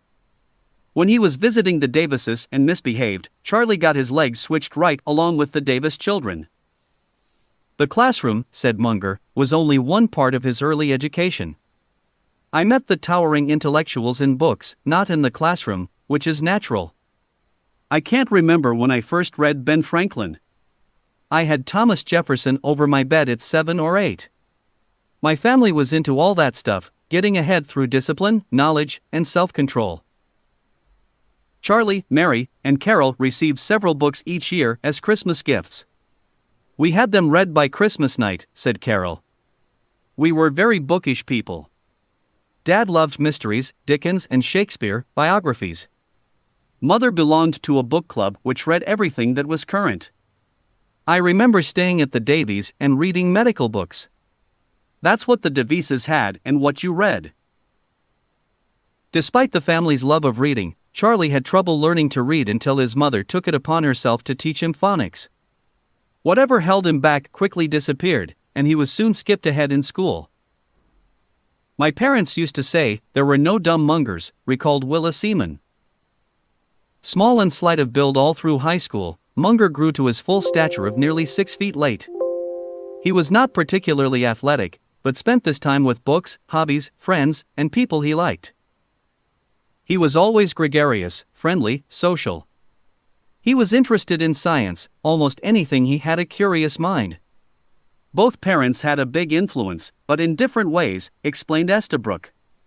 I think he related to Dad in the business and law sense. Mother was sociable. Of course, the Davis family was part of everybody's lives. They lived 2 or 3 blocks away. The Munger and Davis families spent a lot of time together. Charlie was between the ages of the Davis boys, Eddie and Neil. Charlie's sister Mary was Willa's closest girlfriend. Anytime anything went wrong at the Munger house, they called Mother, said Willa. Once Tootie fell through the French doors. Back then, they didn't have stretchers, so they took down a door and carried her out. Mother was a nervous eater, so she went to the kitchen and got a sausage and an apple and ate them going to the hospital. Like his parents, Charlie was fond of all the Davises. Dr. Ed Davis was my father's best friend, and I did something unusual for a person as young as I was 5, 8, 12, 14. I became a friend of my father's friend. I got along very well with Ed Davis. We understood one another. Charlie became so interested in Ed Davis and his work that I watched movies of his main operations and familiarized myself with surgical outcome statistics in his field. The prosperity enjoyed by so many Americans in the 1920s came to an abrupt end in the 1930s. By the time Charlie was 6 years old, the world was in a Great Depression that lasted until after he graduated from high school. The frightening era erupted on Black Friday, October 29, 1929. Between October and mid-November of that year, stocks lost more than 40% of their total valuation, a drop of $30 billion on paper at least. The effect was devastating to the more than 1.5 million Americans who dabbled in the stock market, often on borrowed money. One investor, presented with a margin account bill from her broker, wailed, "How can I lose $100,000? I never had $100,000. After Black Friday, the market rallied a few times, but finally floundered. Matters were made worse when a series of natural disasters deluged the United States: floods, droughts, plagues, and dust storms. More than 40 million Americans descended into dire poverty. 10. Though Munger was unaware of it, something else happened in Omaha in 1929 that would influence his life. Warren Buffett tells the story this way. I'm quite fond of 1929, since that's when it all began for me. My dad was a stock salesman at the time, and after the crash came, in the fall, he was afraid to call anyone, all those people who'd been burned. So he just stayed home in the afternoons. And there wasn't television then. Sue. I was conceived on or about November 30th, 1929, and I've forever had a kind of warm feeling about the crash. Warren was born 9 months later on August 30th, 1930. Tinges were so bad that everyday hobos knocked on the back doors in Omaha's better neighborhoods, offering to sweep the driveway or do some other chore for a sandwich. It was amazing how poor people were in the 1930s, said Munger. One summer it took family pull to get me a summertime job at 40 cents per hour. And all through the Depression you could get all you could eat at Henshaw's cafeteria, including meat and dessert, for 25 cents. But, said Munger, he learned some of his most important life lessons during that time. I had the example in early life of family members who behaved well under stress. It must have been very hard for Grandfather Munger to cure family financial distress that wouldn't have happened if the suffering family members had been more like the judge. But he came through anyway. Both sets of grandparents did what they could to help their children through the lean years. When the 1930s came, Grandfather Russell was down to very modest circumstances, his wholesale dry goods business having foundered, Charlie said. Uncle Ed was in real estate and was stone cold broke and owed money. Grandpa Russell cut his house in half and moved in his daughter and Ed even as their oldest child died slowly of meningitis, leaving medical and hospital bills that took years to pay. On the Munger side of the family, one of Charlie's uncles owned a small bank in Stromsburg, Nebraska. Farmers defaulted on loans, and the Hank wasn't sound enough to reopen after Roosevelt's bank holiday in 1933. Uncle Tom needed about $35,000 worth of good assets to replace $35,000 of crap. Grandpa Munger had $35,000 in good mortgages and put them into his son-in-law's bank in exchange for the crap. It was a big risk. It represented about half of his assets, and there were no pensions for judges' widows at that time.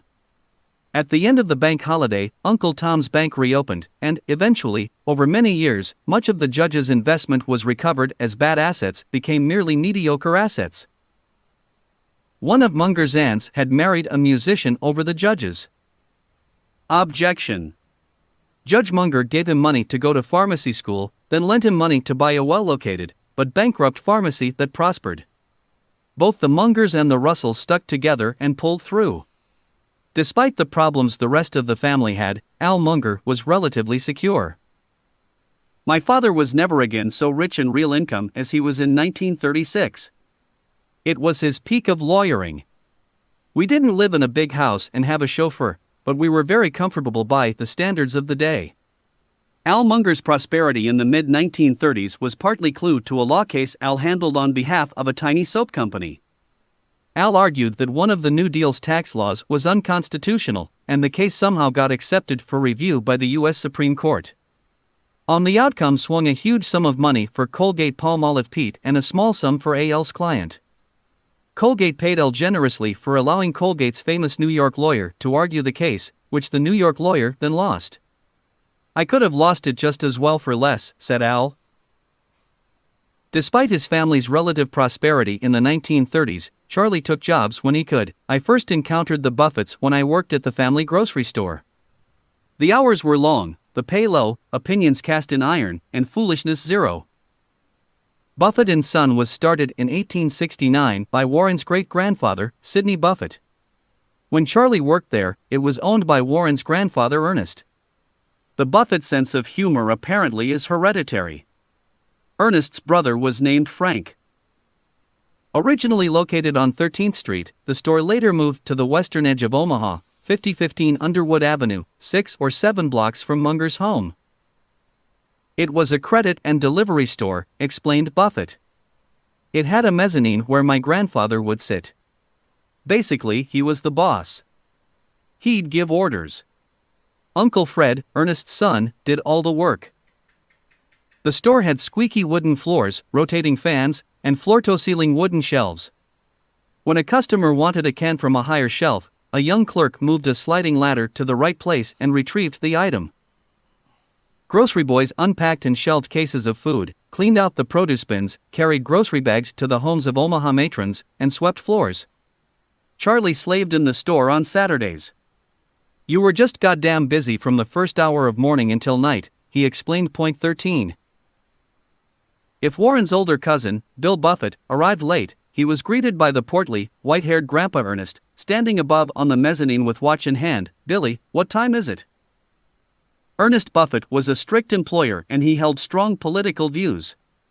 He paid $2 for 12 hours of uninterrupted work.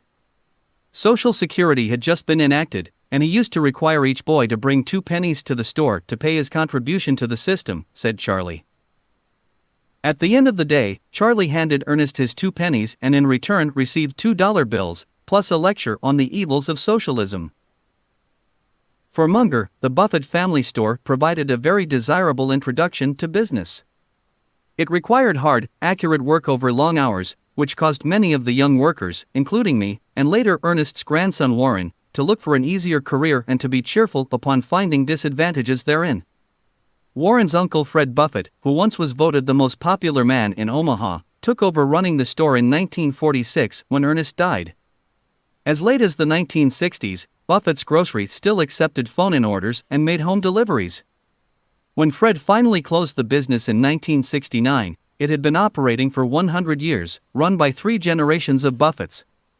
The building remains in the Dundee area, surrounded by a cluster of antique shops.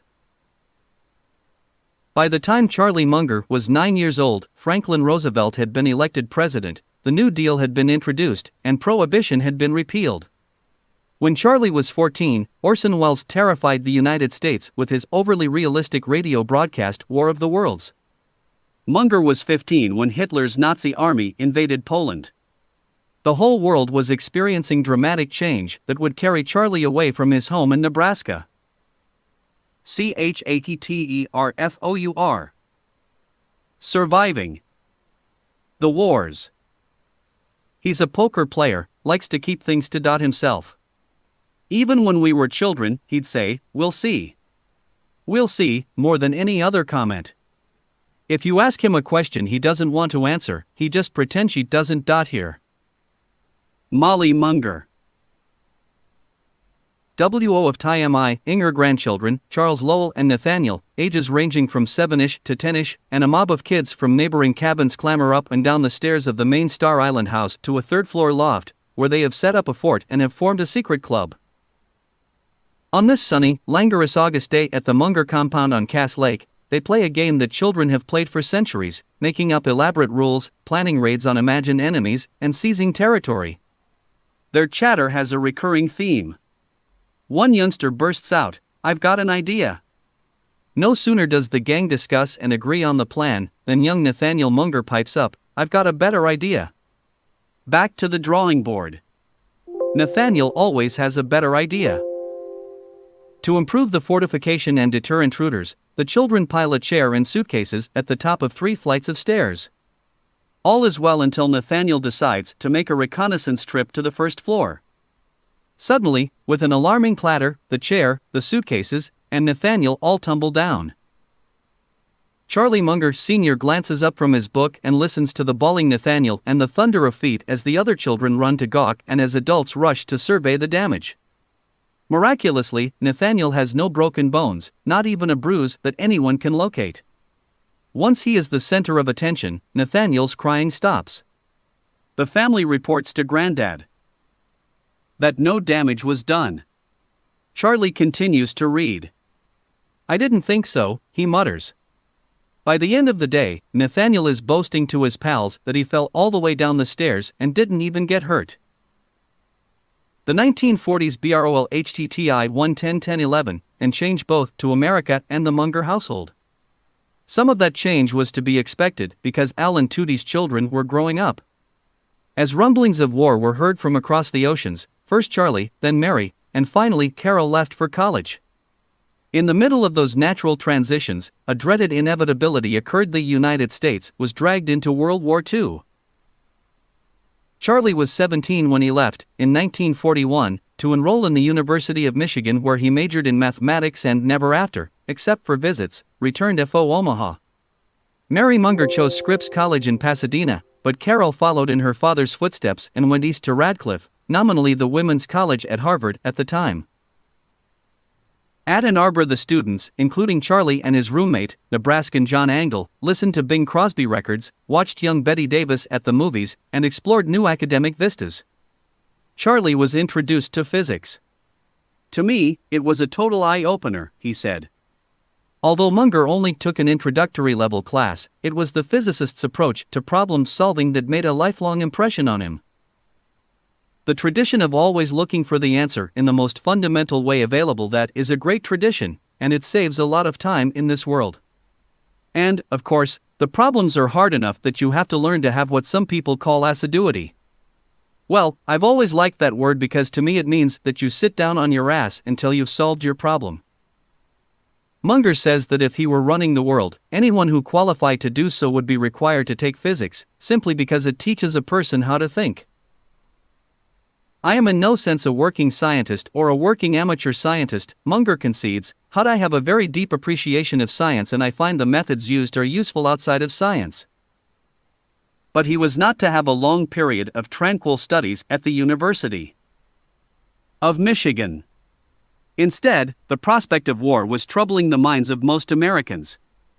The political temperature was rising in Europe. Then, early in Charlie's first year of college, on December 7, 1941, there came the surprise attack on the U.S. naval fleet at Pearl Harbor. The imperative of World War II forced many young men out of college and into military service, and Charlie was no exception. He stayed at the University of Michigan through the end of 1942, then, a few days after his 19th birthday, joined up. When Charlie enlisted, the war was well underway in Europe, Africa, and the Pacific. Because he had been a member of the Reserve Officer Training Corps, ROTC, in high school and college a total of 6 years, Munger was bored with marching. He decided against going into the infantry and to his everlasting good fortune joined the Army Air Corps. Charlie's mother was frantic about the safety of her only son, although Carol Estabrook said Tootie Munger tried to hide her fear. Surely Al Munger suffered similar anxieties, but to compensate, he threw himself into the war effort at home. Consequently, World War II became an exciting time for Charlie's father. He cultivated a huge victory garden, recruiting a nephew to work in it with him. Then he found a partner, a priest who was a professor at a local Jesuit college and who had some land in the country. Together they raised pigs so that they could have bacon and other pork cuts, which were scarce because so much meat was being shipped overseas to feed the troops. About the time their pigs matured, though, rationing ended and pork products again became available at reasonable prices. It was very expensive bacon, chuckled Charlie. I think my father did it mostly because he liked raising pigs.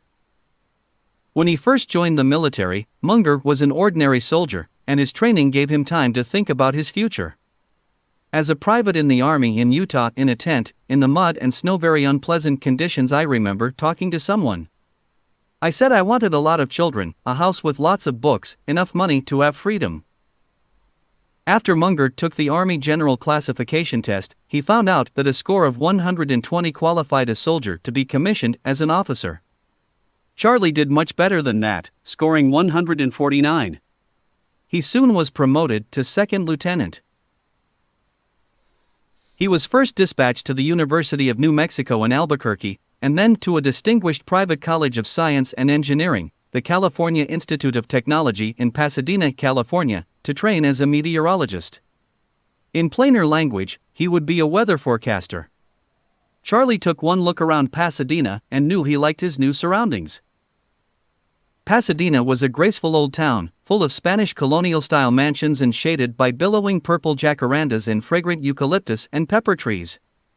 It had been settled 100 years earlier by Midwesterners who built impressive churches and cultural institutions like the ones they enjoyed back home.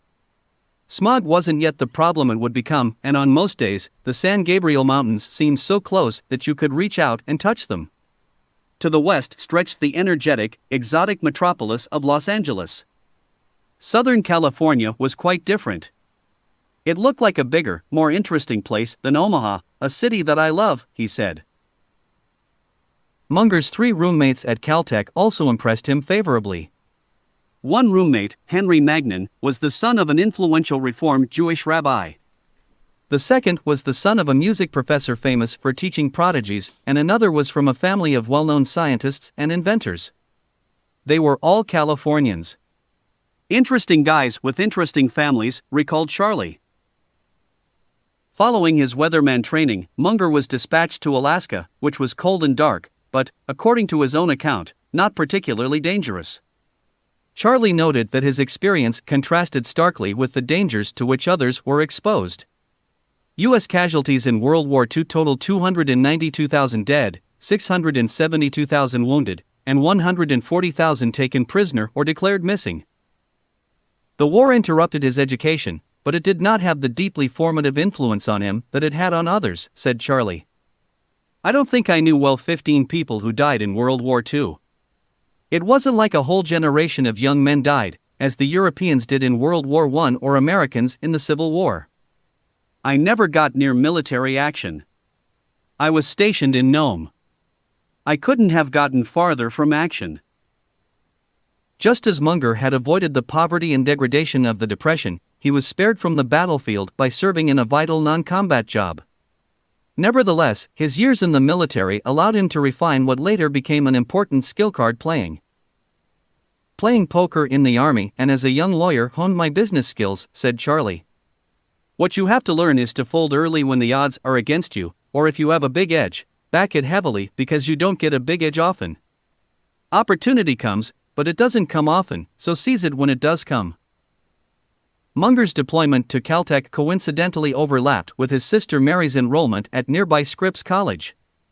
She introduced Charlie to one of her classmates, a girl named Nancy Huggins, whose family owned a shoe store that catered to the well-heeled residents of Pasadena. The whole nation was in the throes of wartime angst, and young love, under the threat of long or even permanent separation, became highly romanticized. The combination of youth, war, and romance led to predictable consequences. The first Nancy goes to Scripps College is a lively, pretty girl, from the lively, attractive Huggins clan, explained Molly. Willful, indulged.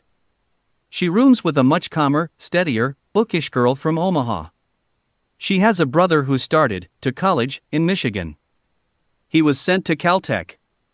And they utterly rushed into marriage. He was 21, she 19, no idea of what they were doing, both people of high spirits.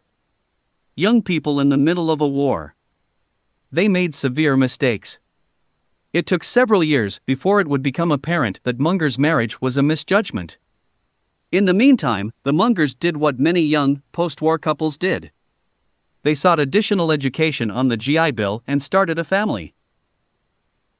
Though Munger had by now attended several universities and taken advanced courses, he had not earned a college diploma. That did not deter this ambitious 22-year-old.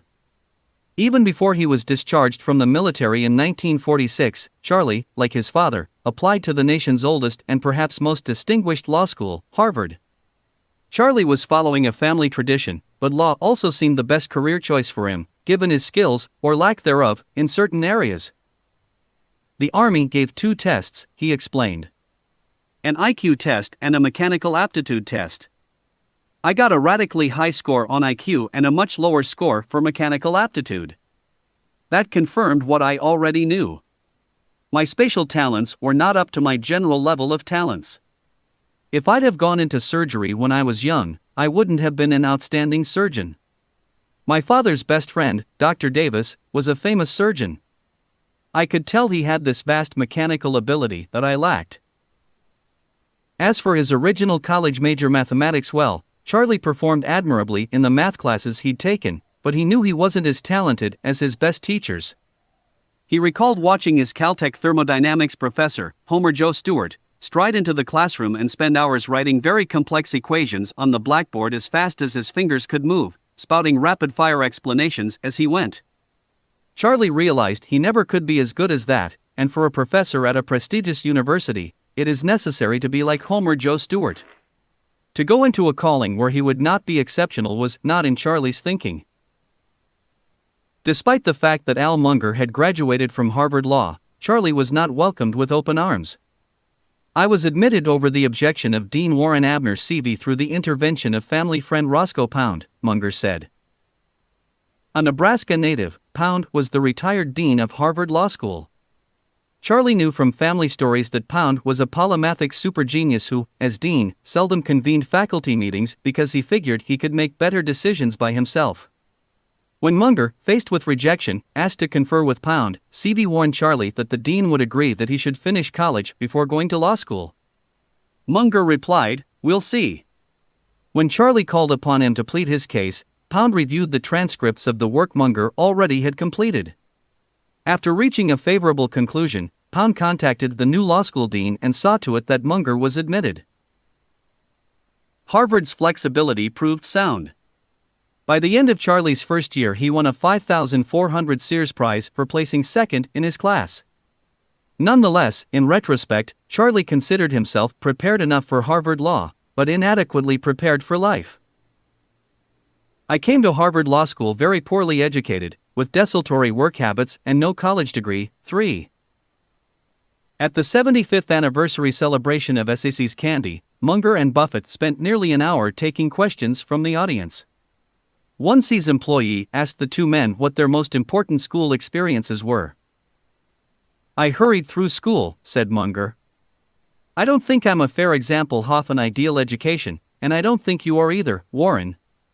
I learned better sort of plowing through written material by myself. I've done a lot of that in my life. I frequently like the eminent dead better than the live teachers." Buffett confessed that his main objective in college was getting out. He was impatient to get on with life and start his career as an investor, though Buffett said that attending graduate school at Columbia University and studying under the legendary investor Benjamin Graham was one of the most important things he did.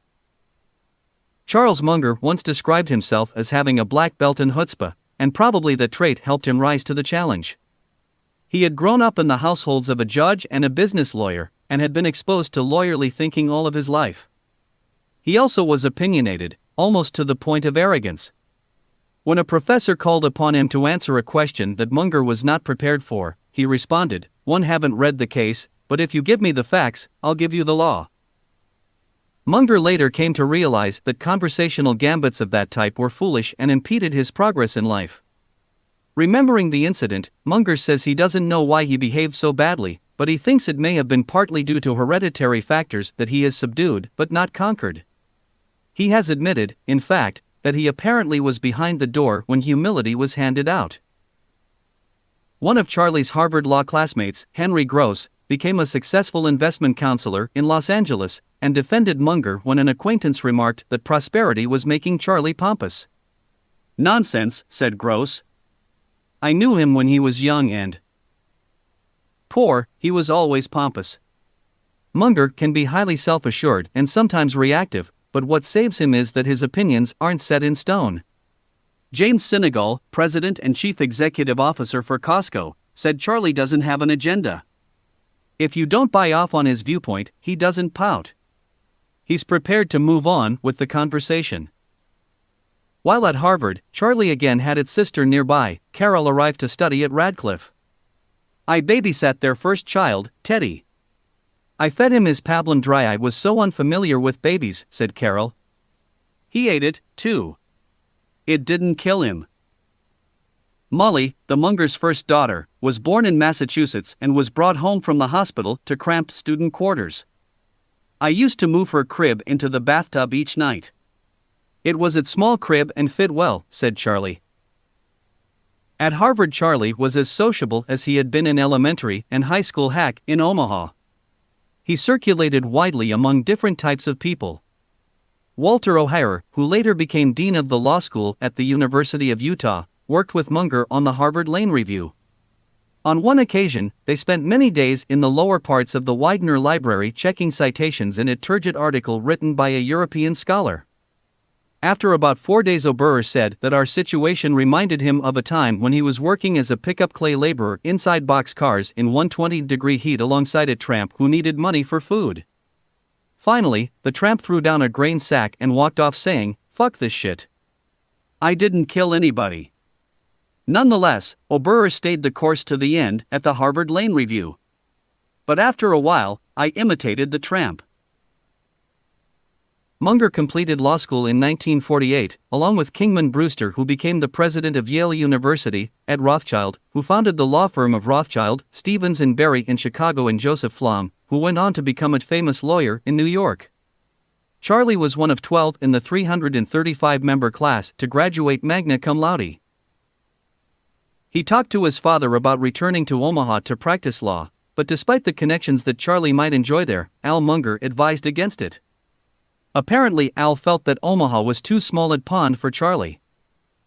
Even though Omaha was an affluent small city, headquarters to the Union Pacific Railroad, several agricultural corporations, and numerous insurance companies, Charlie would not be challenged by the practice that he could build there.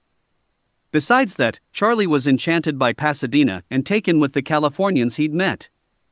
Charlie, Nancy, and their growing family would head hack west. Al Munger approved, even though his personal experiences in California had been discouraging. He had visited Los Angeles right after the end of World War I, with a view to possibly relocating there. However, appalled by the lack of water and greenery, he had declared, "There's no future in this town." He returned to Nebraska, only to have his son grow up and make the opposite decision. Even Munger's own children think it was odd, in some ways, that Charlie would end up such an integral part of the most non-traditional city in the United States. "Charlie loves Mark Twain and Ben Franklin. He's Midwestern," observed Barry. "He's definitely not very coastal." But LA was a big growing megalopolis and his business life intersected with that.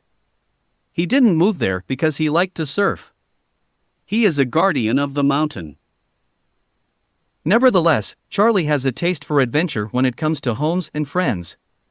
To Charlie, Los Angeles was a rational choice. "I am not one who usually hates where I am," said Munger. "I liked Albuquerque.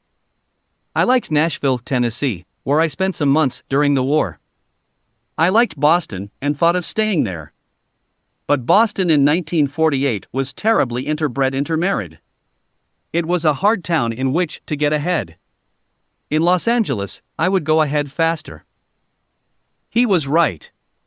The growth was amazing. With city limits that encompass 467 square miles, Los Angeles, by the end of the 20th century, was home to more than 3.5 million people.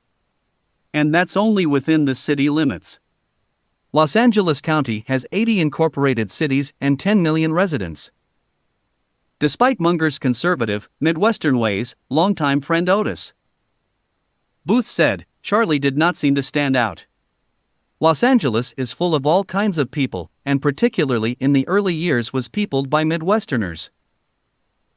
That Southern California was his wife's home may not even have been a consideration. One don't remember discussing it with her, said Charlie. On the other hand, said Molly Munger, Charlie was intrigued by his wife's entrepreneurial in-laws and didn't mind living near them. My father always liked my Huggins relatives. He had respect and admiration for what they accomplished with the shoe store. He liked their lifestyle and high spirits. They were successful and positive. He talked about what a good business they had and what a good job they'd done. Nancy Huggins, like Charlie himself, was descended from an old New England family, but the Huggins were a different clan from the Mungers. Her great-grandmother, Molly said, was very smart and hard-working, the first girl in her high school to study algebra. She married shoe salesman Fred Huggins, Molly's great-grandfather, in Pasadena in 1890. At the time, Pasadena was a popular resort for Midwestern millionaires, including the Wrigley chewing gum heirs. The Huggins opened their own store, with her keeping books and Fred selling shoes. Later, they branched out to Santa Barbara and Palm Springs. Their main store, on Pasadena's South Lake Avenue, was later sold, but Nancy Huggins, an only child, inherited the stock that was issued in the sale. The stock we took has continued to be valuable, said Molly. In addition to their business acumen, the Huggins had a flair for living. They were hard-drinking, kick-up-your-heels types and married very well, said Molly. They married up. Their mother bought the sons one tuxedo. They rotated it to go to fancy parties. Charlie returned to this lively environment and was admitted to the California bar in 1949. He joined the Los Angeles law firm of Wright and Garrett, which later became Music, Peeler and Garrett. The firm had a respected name in the legal community, but was relatively small compared to others in the city. Charlie started out at a salary of $275 a month. He felt fairly affluent at the time, having accumulated $1,500 in savings. Once he was settled in California, Munger went about making connections with the same type of people he would have associated with had he stayed in Omaha. For the most part, he stuck close to the law community. Charlie connected with old California families and with Midwesterners seeking to replicate their culture under more favorable weather conditions. Gradually he joined social groups that would help further his connections: the classic Downtown Men's Club, the California Club, the Los Angeles Country Club and the Beach Club. Charlie's parents had protected him from the sorrows of the Great Depression. With luck he landed far from the battlefields of World War II. But his luck gave out. In the 1950s, the decade considered most felicitous for America, Munger walked unsuspectingly into the darkest experiences of his life.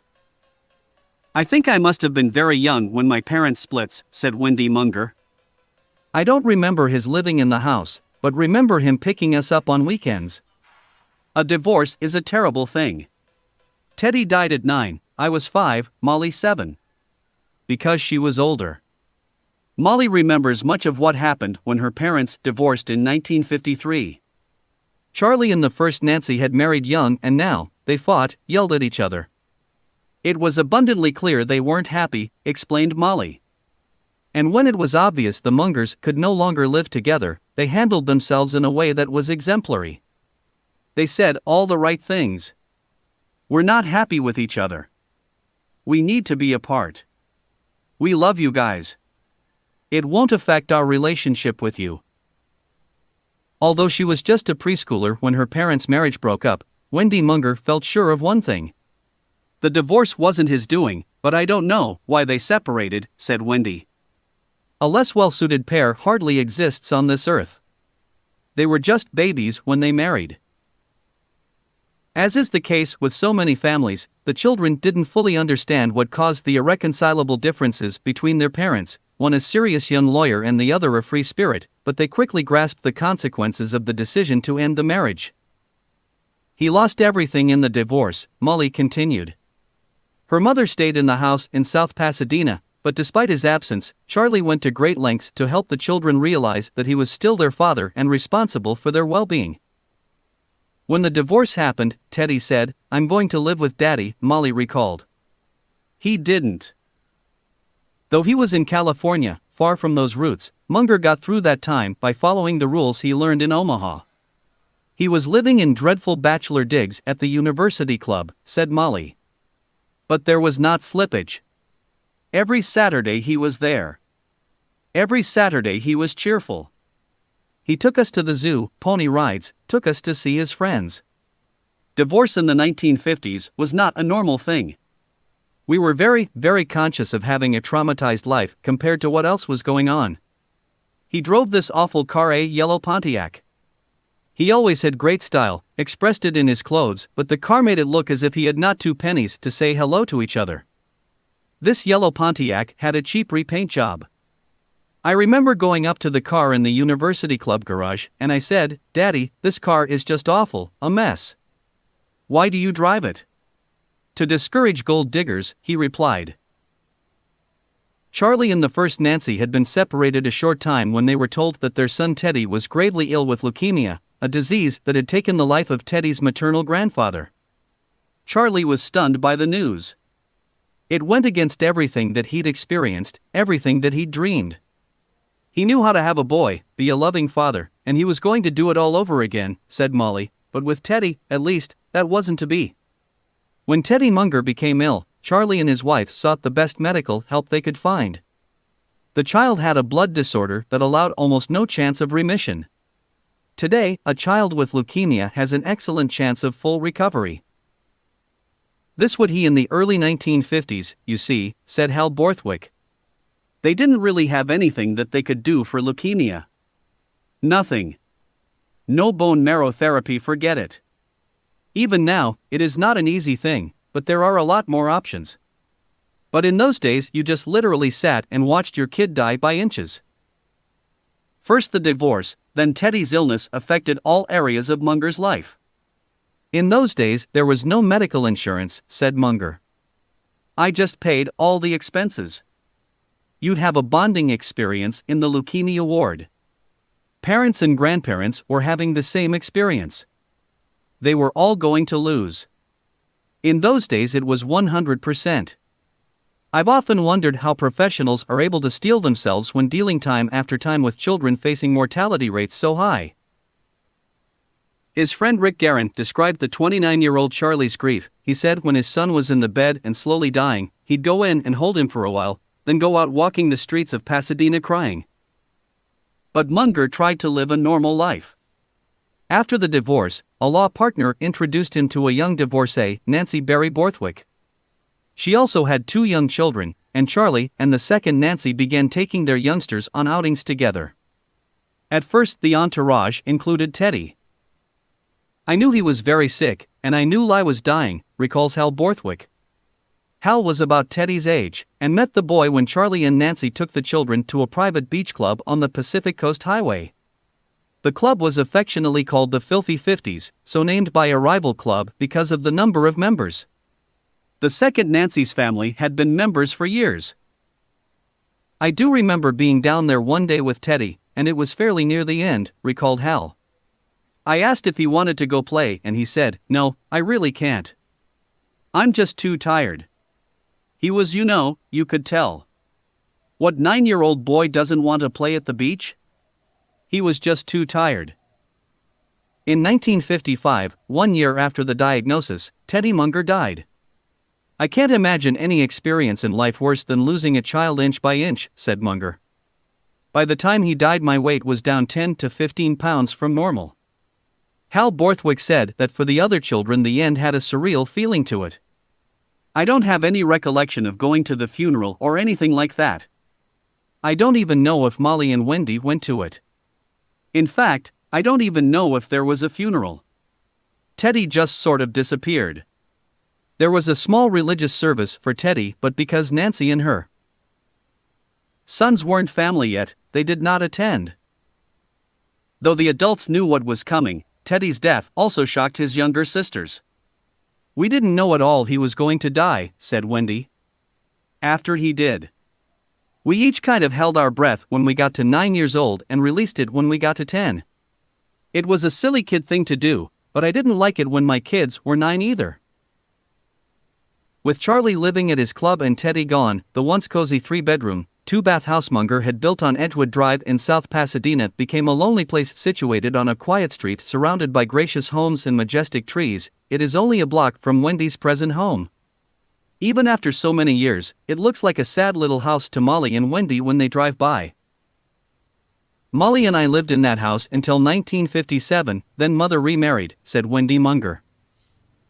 Charlie's first wife married radiologist Robert Freeman, one of the doctors who tended to Teddy Munger during his illness. Molly and Wendy felt that their mother's remarriage definitely improved their lives. They moved from the modest Edgewood Drive house to a much grander home on Madeline Street. Next door was the Westridge School for Girls, where Molly and Wendy soon enrolled. Now, they lived in a big house, with an attic, basement, many rooms. It was a wonderful thing for a 9-year-old, said Molly. Daddy had married, was producing babies. Our stepbrother Hal was a very special person. Just a hoot. I knew he had great relative potential. He was just my age, reactive, an idea-a-minute type kid. My stepfather was more grandfatherly. He had his own children who were older than we were and a building medical practice. He doted on us. Daddy would cone and get me. I very shortly thought it was a happy outcome to a had situation. It was fine. Dr. Freeman, the son of a local Presbyterian minister, played the accordion each week at the Kiwanis Club and served on the local school board. Life began to brighten all around. Wendy Munger does not remember the transition from one family structure to the next, but she soon became aware of the advantages. I always said I had the best of both worlds, said Wendy. I immediately got 2 step-parents that I liked and lots of new relatives. It was a smooth thing for me. Both my mom and my dad spoke highly of one another. I just loved it, being part of a big family. At age 76, Charlie Munger looks back on those years and notes that time takes some of the pain out of losing a child. If it didn't, he says, he doesn't know how the human race could continue. Munger believes that by coping as best he could with the tragedy of Teddy's death, he was doing the only rational thing. You should never, when facing some unbelievable tragedy, let one tragedy increase to 2 or 3 through your failure of will. As for the end of his marriage, the years have given Munger a mature perspective on that as well. I don't spend much time regretting the past, once I've taken my lesson from it. I don't dwell on it. Certainly I had more sense when I was 32 than I did when I was 22. But I don't have any feeling of terrible regret. We ended up with nice children. I think my ex-wife has been reasonably happy in a different situation. Years later, Munger compared the marriage process to the investment process, though perhaps he wasn't speaking specifically of his own experience. Life is a whole series of opportunity costs, said Charlie. You've got to marry the best person who is convenient to find that will have you. An investment is much the same sort of process. That pragmatic statement masks his devotion to his second wife, Nancy, and certainly throws up a shield around the trouble and sorrow Munger experienced before he finally settled into a happy situation. The second Nancy insists Charlie is very affectionate, but said he is a little uptight about showing his feelings. Charles Munger, Jr., Nancy and Charlie's first son, suggested that his father's strength, his ability to resolutely move on from the past, also was his Achilles heel. His son died, his marriage ended, he lost a lot of money, said Charles, Jr. He just walks away from that, emotionally. Dad says to himself, that doesn't work. Don't revisit it. There are some things my dad could deal with better if he faced them more. My dad, if he had a bad experience in a town, in a restaurant, he would not go back. I'd try again. And yet Munger did try marriage again, and in this second union, said Charles. Both mom and dad found what they lacked in their first marriages. Charlie's dream of a large family was about to be realized, and Munger was determined that the children would be raised and educated well. He knew that if he was to earn sufficient income, he would have to apply all his talents to the task. He already was a hard-charging lawyer, and gradually his need for additional income drew him into the business world. He was always interested in money, recalled Molly. He was always good at money. He invested in the stock market. He talked about business in a way that was animated and interesting, though now I see he was almost broke. I knew he drove an awful car. But I never thought he was anything but a big success. Why did I think that? He just had this air everything he did was going to be first class, going to be great. He was going to put in a patio on Edgewood Drive. He was going to get a boat for the island. He was going to build a house, build apartments. He had these enthusiasms for his projects and his future, his present. It was not as if you had to deny yourself in the present for the future. The focus was on how interesting things are today, how much fun to see them built. It was so much fun being in the moment. That's what he always communicated. Chapter 5. Putting Together a New Life. I liked the independence of a capitalist. And I always had sort of a gambling personality. I liked figuring things out and making bets. So I simply did what came naturally. Charlie Munger. Met Charlie in 1955, said the second Nancy Munger. We were married in January 1956. We've been married 43 years. That simple statement covers a life that has been anything but simple. When Nancy Barry Borthwick and Charlie wed, it was as if he'd walked from a dark place into a bright field of new possibilities. The second Nancy had traits that either filled in gaps or compensated for Charlie's shortcomings. He's not a very good manager, conceded his daughter Molly. He's the utter absent-minded professor. He buys on impulse. If he had expensive tastes, he'd be in real trouble. Along comes Nancy. She's calm, stable, hardworking, incredibly frugal, interested in the nuts and bolts of making it work. She manages it. She's the CFO, the Robert Duvall character. She's putting it together. He has charismatic abilities. She adores him. She just thinks he's the cutest thing. Nancy was youthful, healthy, and had energy. A skilled athlete, she played tennis and kept skiing well past the age of 60, and despite recent hip replacement surgery, still plays golf. She's a great self-investor, said Molly. What you learn from Nancy is never give up on yourself. Just keep working on your stuff. She does very beautiful watercolor painting, which she began in her 50s. She cooks French food at a gourmet level. Charlie and his second wife Nancy at their wedding reception. Nancy had a California-style pedigree not unlike the one Charlie brought with him from Omaha. Her father's family moved from Beaumont, Texas, to Los Angeles in 1902 and were real estate developers before the Great Depression diminished the family fortune. David Barry Jr., Nancy's father, was in the insurance business and was also involved in various real estate ventures. Among other things, he was interested in botany and built greenhouses where he crossbred rare plants, particularly palms and bromeliads. Her mother, a native Californian, was a teacher. Nancy's parents met at the most characteristically Californian of all colleges, Stanford University in Palo Alto.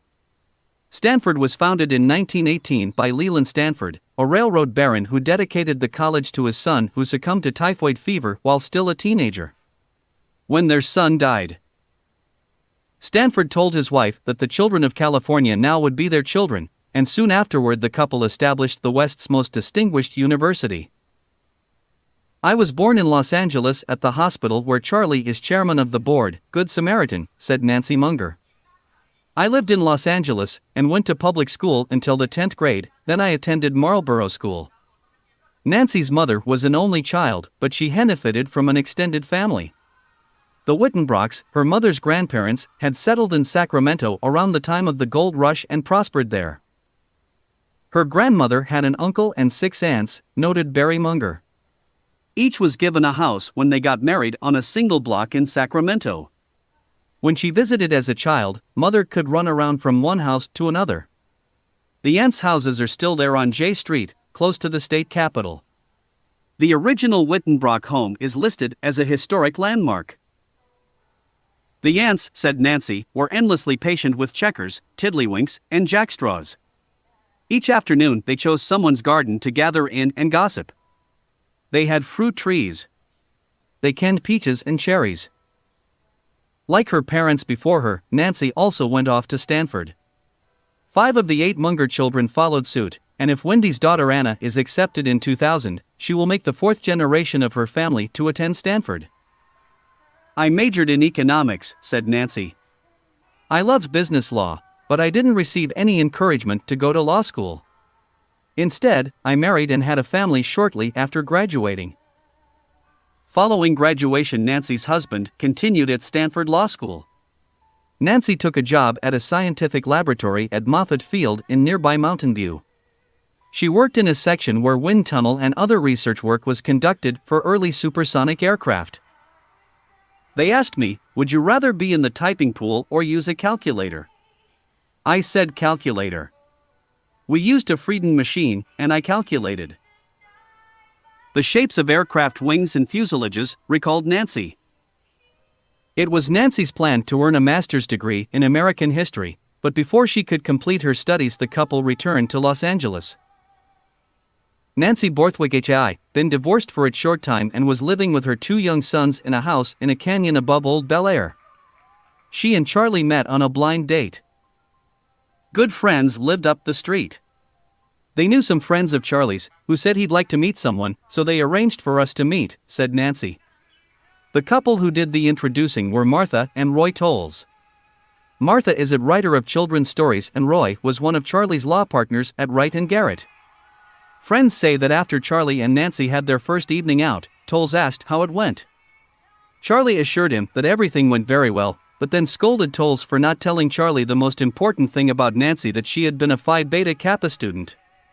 My mother and Charlie are both very bright, capable people and neither of them suffer fools particularly gladly or wants to waste time, explained Nancy's eldest son Hal Borthwick.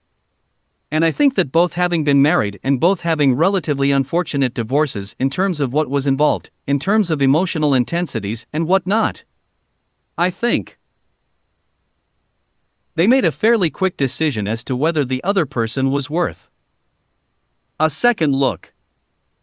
It is clear the prospects struck them both as promising. No one would write a novel this way. No one would ever name both wives Nancy, exclaimed Charles, Jr. Hal Borthwick was about 7 years old when his mother remarried and Charlie moved into her house on Roscommari Road not far from the north side of the University of California, Los Angeles campus. It was just me and my younger brother, David. Teddy had died before they were married and the girls lived with their mother in Pasadena. The Mungers were married and 9.5 to 10 months later, Charles, Jr. was born. It became a his, hers, and ours establishment, Charlie's. 2 girls from his previous marriage, Nancy's 2 boys and Charles, Jr. Roughly every 3 years after that a new baby arrived and together Charlie and Nancy had 3 sons and a daughter. Apparently, I was a happy baby, fat little boy, always laughing, said Charles, Jr. His parents have told him, we needed a son like you just then. By the time Charles, Jr. came along, both families were settling into their new arrangements. The 2 older sisters had a fairly tame existence. Hal and David's father was no longer in the picture. He stuck around for a while after the divorce, but not long, said Hal. He went back over to Honolulu where the family had a mortuary and other business interests and he was there for a while and then he moved to the Philippines and he was there for many years. He had various business interests, including some memorial parks and stuff like that. It was many years before Hal and David Borthwick's natural father returned to the United States, and by that time the young men were well assimilated into the Munger clan. For Hal, the integration started quickly but did not go smoothly. I know that I had felt myself to be somewhat the man of the house, even as young as I was, said Hal. Charlie would take Mother out for a date and I'd be up waiting for Mother when she came home, whether I was supposed to be in bed or not. Hal's feelings intensified once there was another man in the house. My personality is one of wanting to acquire whatever amount of territory I can expand into, admitted Borthwick. And so I had acquired territory that I was going to be deposed from, and it happened. It was as simple as that. Behavioral issues. I used to pound on my younger brother a lot, and Charlie made short work of all that. It isn't easy to go through a divorce, to lose your dad. I was old enough so I remember the things that kids can remember about divorces. Fighting and stuff like that. My brother David was too young, so he doesn't have the same experience set that I do. But I still had damage from that. Borthwick said his new stepfather was not afraid to spank, though Charlie had to be pushed before he would do so, and the spankings were not severe. Borthwick said Lowe was the type of child who needed discipline and benefited from it. My brother David, on the other hand, was not that kind of child. I'm not aware of any of the other children that got paddled as much as I did. I'm sure Charlie didn't particularly enjoy it, but at the end of the day it got the job done. The territorial issues took several years to resolve since Borthwick was a particularly pugnacious boy, and during that time, Hal felt angry. I gave those concessions up grudgingly, but ultimately I came to accept Charlie as my father in every sense of the word other than biological, said Borthwick. Because what I am today, he has contributed to materially. The way I approach life, my value structure, and what I will and won't do. In the meantime, the brothers and sisters just kept arriving. There are 20 years between the oldest and youngest, explained Charles. Jr. Molly and Hal are together, David and Wendy. Now the age differences matter less. But most of the time the family was a fuzzy muddle. Carol Estabrook says that the commotion at home suited her brother perfectly. I think he would have had 40 children. It was not from a lonely childhood. He was always gregarious, friendly. He had lots of friends. Perhaps it was the example of the big, relaxed family gatherings at his great-grandfather's house in Iowa. Maybe Lowe was inspired by the memory of the gang of children at Star Island in the summer. I didn't see life as a breeder's derby, said Charlie. However, he added, I'm very glad to have had children. I don't want to crow that they are superstars. We're pleased with them all. Regardless of his motivation for having them, the upbringing of 8 children was a daunting financial task. The family went to Star Island in the summer partly because it was an inexpensive vacation for such a big crowd. The pressure on Nancy was tremendous, but she recognized the need to build both family and financial stability. The early Clays were the scraping by Clays, noted Charles, Jr., trying to re-establish themselves after their lives had hit the rocks. She backs the plan. She was faced with a number of children for so long. Mother's mother, or Marv Rhodes' mom's childhood nurse, looked after us sometimes. My grandfather Barry had built a house on Diamond Head Road in Honolulu, and our parents went there. At the end of a week's vacation, at the thought of going back, my mother burst into tears. The work at home was overwhelming. Nancy's reaction was not surprising considering her many duties, but it seemed out of character. Mother is emotionally stable, said Barry Munger. She does not suffer from much self-doubt, self-criticism. She's very loyal. Family is a sacrament. Charlie wasn't the sort of man who came home and helped with the laundry in the evenings, and Nancy didn't expect that of him. I think my mother gave him an incredible amount of latitude to concentrate on his affairs and career, said Emily Munger. She did everything in the home. I expect my husband to help with the boys and go on family outings on the weekends. The view a Munger child has of Charlie's presence in the home varies somewhat, depending on whether a younger or an older child is asked. To the older children, Charlie seemed always to be working. The younger children came along when he was more firmly established, and to them Lowe seemed less busy. I'm not trying to paint an idea of a desert, devoid of all interaction between father and son, said Hal Borthwick. There were family trips, we would fish back in Minnesota, and things like that, but he was a very, very busy man in those years. Nevertheless, recalled one of the younger children, Barry, he was always there.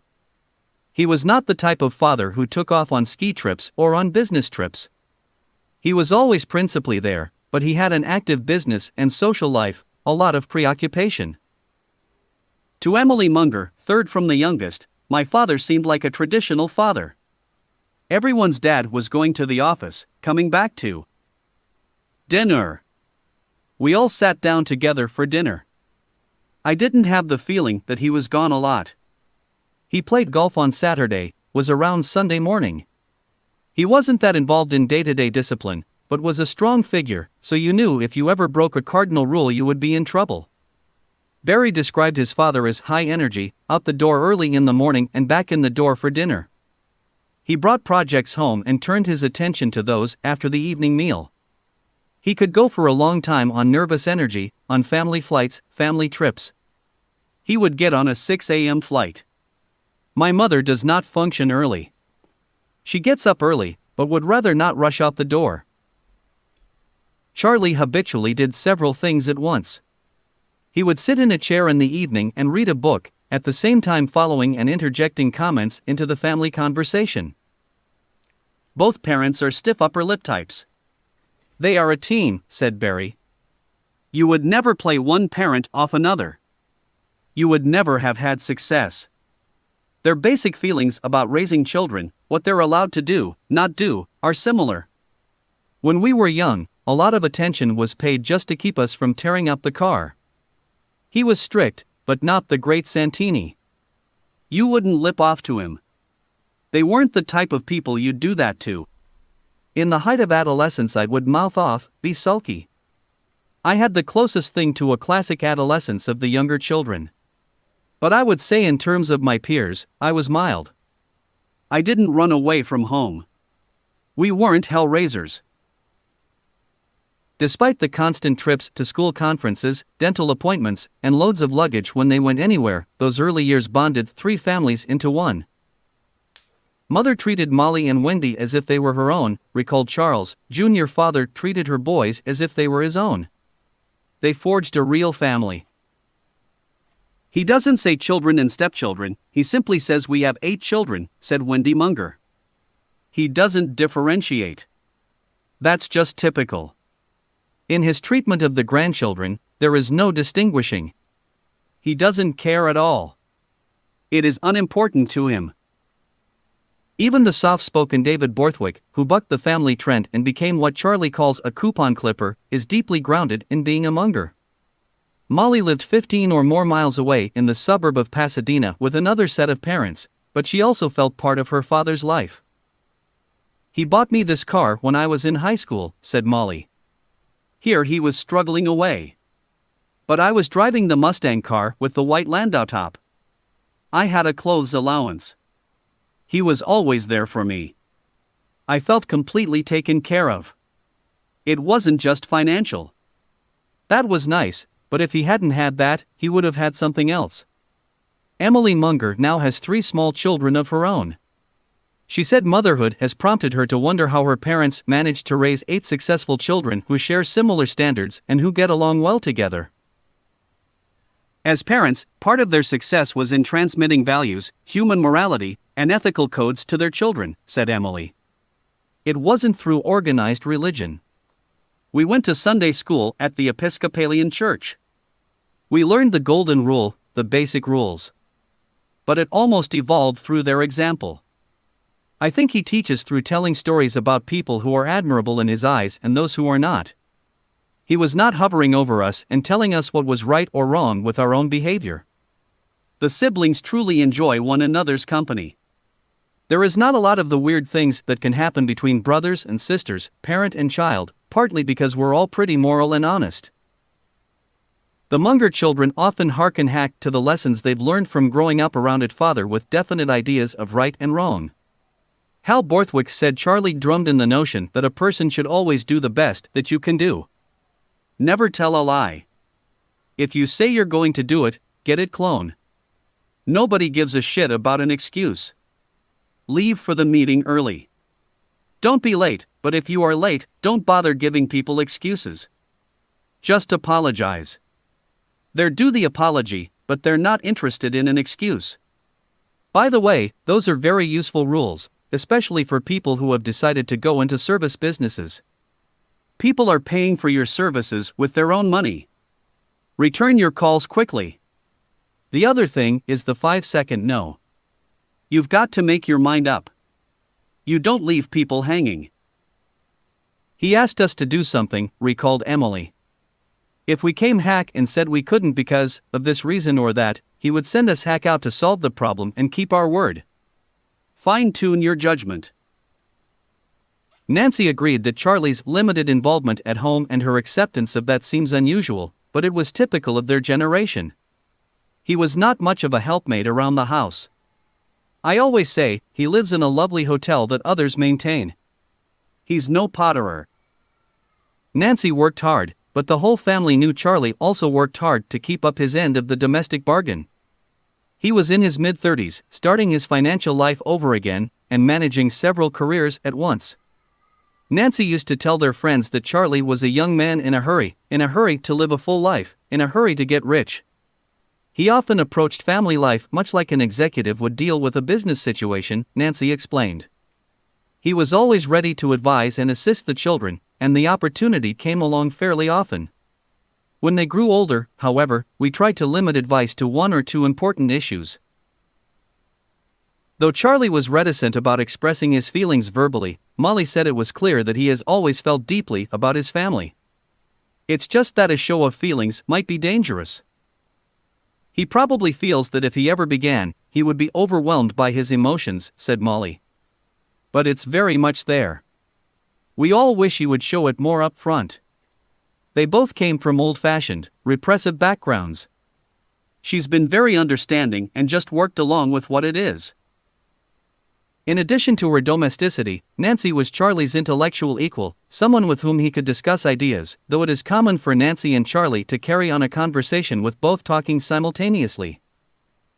On Nancy's 70th birthday, there was a big party, said Warren Buffett. I thought about it and decided to get her a Purple Heart. Buffett searched around in Omaha until he found an old soldier's medal in a pawn shop. In the Mangers Hancock Park Nietzsche 30IHIOD, all the families seemed equally prosperous. Nobody made a big splash, said Charles, Jr., except Craig Hoffman's dad, who ran a candy company, which we toured. Charles, Jr. did not even know what his father did for a living. I never had a sense of his career. Dad woke up and left the house between 6:30 and 7 a.m. and would come home between 5:30 and 6 o'clock r.m. Dinner was at 6:30. That was our routine. What he did was mysterious to all of us. One of his offices was in a blue building. He had a big desk. I didn't understand what was on it.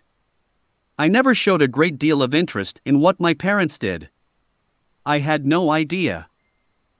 One reason the Manger children were unaware of the nature of their father's work was that he seldom talked about it. And when he did, it tended to confuse the youngsters because so much was going on at once. Early on, Charlie mostly just practiced law at music, Peeler and Garrett, using all the skills he could muster to get ahead. Chuck Huggins, president of See's Candy but no relation to the first Nancy's family, says he saw Charlie in action as an attorney, and found him to be a go-get-em type of lawyer. During an early case on which Charlie was the junior law partner, he knew the clients would be coming in to discuss strategy on a certain day. Charlie thought about the case and decided that there were only 3 reasonable ways to resolve the issue. He thought through each approach. The next day the clients arrived, and after some discussion, instructed the lawyers to proceed along one of the paths that Munger had anticipated. The senior law partner asked Charlie to go off and draft a letter accordingly. Charlie told the group that if they brought in a stenographer, he could do the letter then and there and save the clients the trouble of returning the next day. When Munger rattled off the letter in a matter of minutes, the clients were wowed. When they did business with the firm after that, they asked that Munger help represent them. Munger was especially fond of senior partner Joe Peeler, a native of Alabama who used colorful language and, like Charlie's own father, was a great hunter and fisherman. From him Charlie learned a new word that he liked very much: gumption. No wonder I liked him, said Munger. Also, like me, he tended to delegate any task completely or do it all himself, and I liked his total delegation mode. One of the firm's most interesting clients was Harvey Mudd, a wealthy engineer with worldwide mining interests who later financed one of the best science and engineering colleges in the country, Harvey Mudd College, part of a cluster of small colleges in Pomona, California. Though Munger did not have a lot of close contact with Mudd, he developed ties with Harvey's brother Seeley and one of Mudd's advisors, Luther Anderson. Charlie recalls that Mudd would tell his lawyers, "I don't want to know merely what the law is and what I can accomplish without violating the law. I welcome your help in doing rightly, all factors considered." Charlie made some mistakes as a young lawyer, including drafting legislation granting property tax exemption to university buildings under construction. The law passed as he wrote it, but Munger was embarrassed to realize that it covered the buildings, but failed to mention the land under the buildings. Another partner was able to get the situation corrected. Nevertheless, Munger moved ahead nicely. But he also sometimes found himself punished for his outspoken brashness and tendency to show off his brains. His friend Chuck Rickershawser told Charlie that when he first started out in the law, the correct path was explained to him by a senior partner. "You must always remember that your duty is to conduct yourself so that everyone appraises you no higher than the third smartest person in the room. The client must be made to appear smartest, with me the next smartest, and only after this should any wisdom seem to reside in you." The leading partner at music, Peeler, was Roy Garrett, and though Munger admired Garrett's legal skills and his ability to attract important business to the firm, he and Garrett never became as close as Munger was to Peeler. Despite the fact that Garrett gave some of his personal legal work to Munger for handling, Charlie said that deep down, he knew Garrett didn't like him very well. "Roy Garrett was a dominant personality, and he and I naturally clashed," said Munger. "One day, fairly early in our relationship, he called me in and chewed me out for running up $20,000 of billable time, with no collection on Sonic's small-looking account he had assigned to me. I replied, 'Roy, you have no right to talk to me this way until the first time I fail you in billing and collection,' and we left it at that. A couple of weeks later I collected $50,000. This sort of being right got mixed reactions from Roy. Charlie lived by principles he'd learned at his grandfather's knee. First, the surest way of building a business is by concentrating on the work already on his desk, and second, by underspending his income and amassing a pile of cash that could be invested to build future wealth. Munger learned a lot about business as an attorney, said Buffett. He was involved in an international harvester dealership, 20th Century Fox. He was always seeing reality. He is unable to be around a problem without thinking about it. Even things that were merely near at hand received close scrutiny, including an excellent mining property in California's Mojave Desert. I would like to own that boron mine. Boron is an element. The mine is in an open pit in a safe country. It has low costs and big reserves, said Munger. It would be a really nice mine to own, but it is already owned by someone who knows it's a very nice mine. Some of his clients, unfortunately, were not the types that Charlie would have liked them to be. He began to think more about his father's reaction when they discussed one of AL's clients, Omaha auto dealer Grant McFadden. I once complained that he, Al Munger, should have more clients like Grant McFadden and fewer like a certain other man, Charlie said. I can remember my father's mock horror when he explained how McFadden treated his customers right, his suppliers right, and his employees right. A lawyer's family would starve, my father said, if all his clients behaved like McFadden. It is a lesson I have never forgotten, and it has helped my business career, even though I find, like other businessmen, that it is harder to starve the lawyers now than it used to be. The lesson helped me prefer McFadden types as clients and McFadden behavior as the right example for myself. The problem with law, Munger felt, is that the people he most enjoyed working with didn't get in much legal trouble, and the people who needed him most sometimes were defective characters. On top of that, in the 1950s and 1960s, practicing law wasn't necessarily a road to wealth. Munger gradually accumulated money from his legal practice and began investing in securities and joining friends and clients in business endeavors, some of which proved to be graduate-level courses in the School of Hard Knocks. He'd done some legal work for a small transformer manufacturing company in Pasadena and got along well with the clients. Charlie hoped they would come back to him for more business. One morning, while driving past the company offices on his way into work, Charlie decided that he was being too shy. He shouldn't wait for the clients to call him. He should make a personal visit to them. He did a U-turn in the middle of the street and went back. After chatting with the business owners for a while, he did get more work. Eventually, he took an ownership position in the business, borrowing some of the necessary funds. Munger's first formal partner was Ed Hoskins, who now is in his mid-90s and lives in a golfing community near a small mid-California city. Ed Hoskins is a great guy. He had created Transformer Engineers. He reached a disagreement with his venture capitalists who wanted to replace him. We worked out a deal for him to buy them out, using large amounts of credit. It was an early leveraged buyout. It was a non-legal solution to what looked like a legal problem.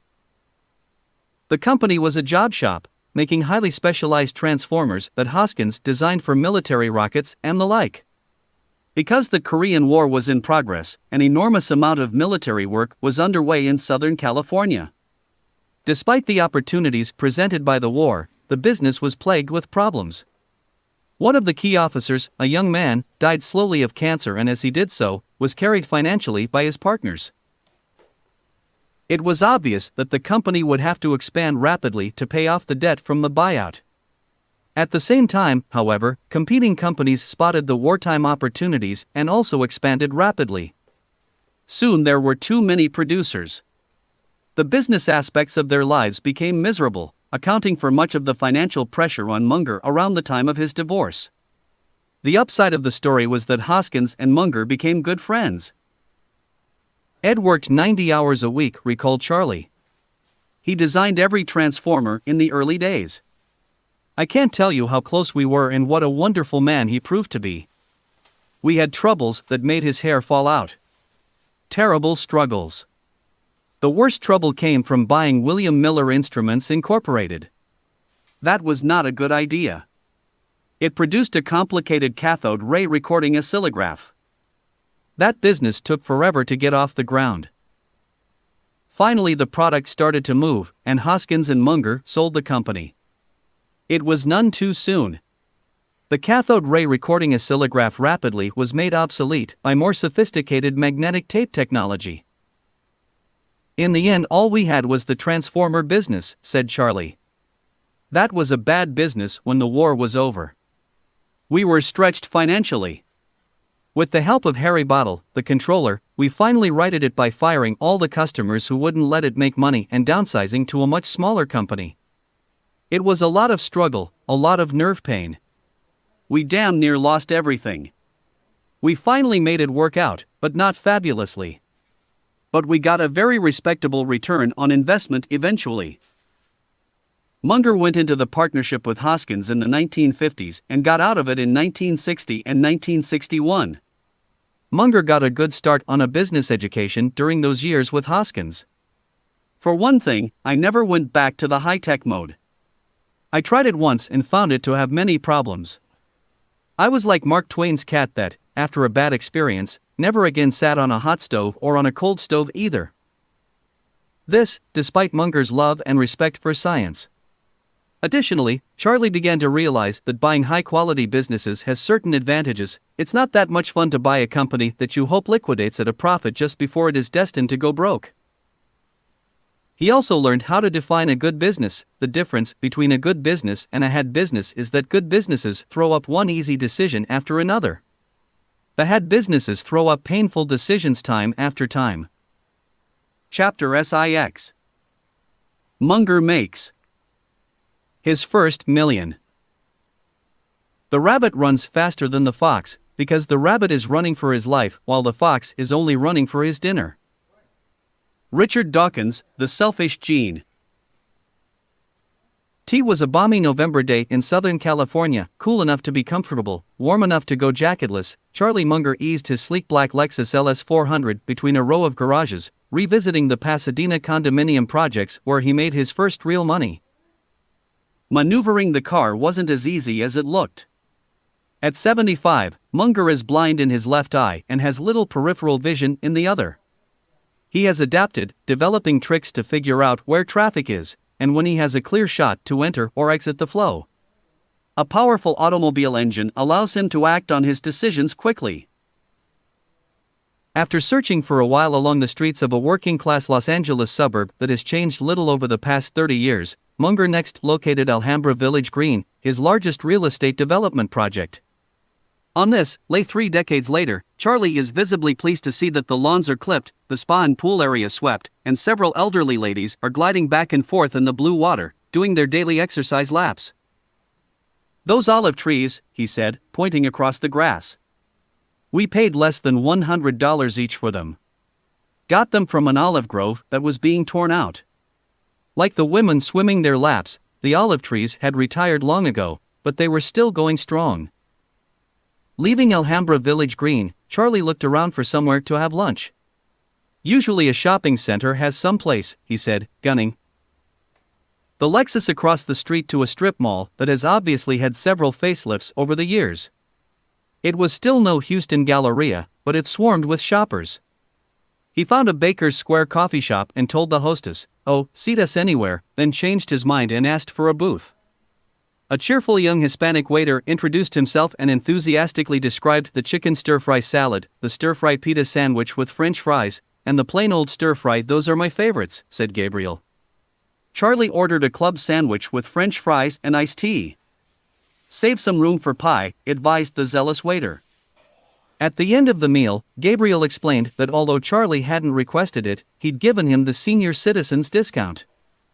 "I'm not old enough for that," Munger chortled. Charlie picked up the check and stopped at the cash register. Gabriel dashed forward. "I'll take care of that for you, sir."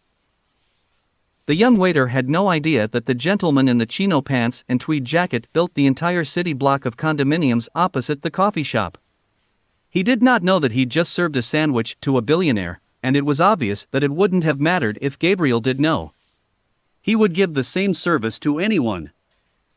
"Are you our waiter?" blurted Munger. "Yes, sir." "Well, keep the change then," said Charlie, shoving 2 $10 bills across the counter for a bill that couldn't have been more than $15. Munger then charged for the door. "I don't look at waiters' faces, so I never recognize them later," grumbled Charlie. "It's a terrible habit to live with. Very embarrassing. Why doesn't he look at people? I'm always thinking about other things. I forget to look around."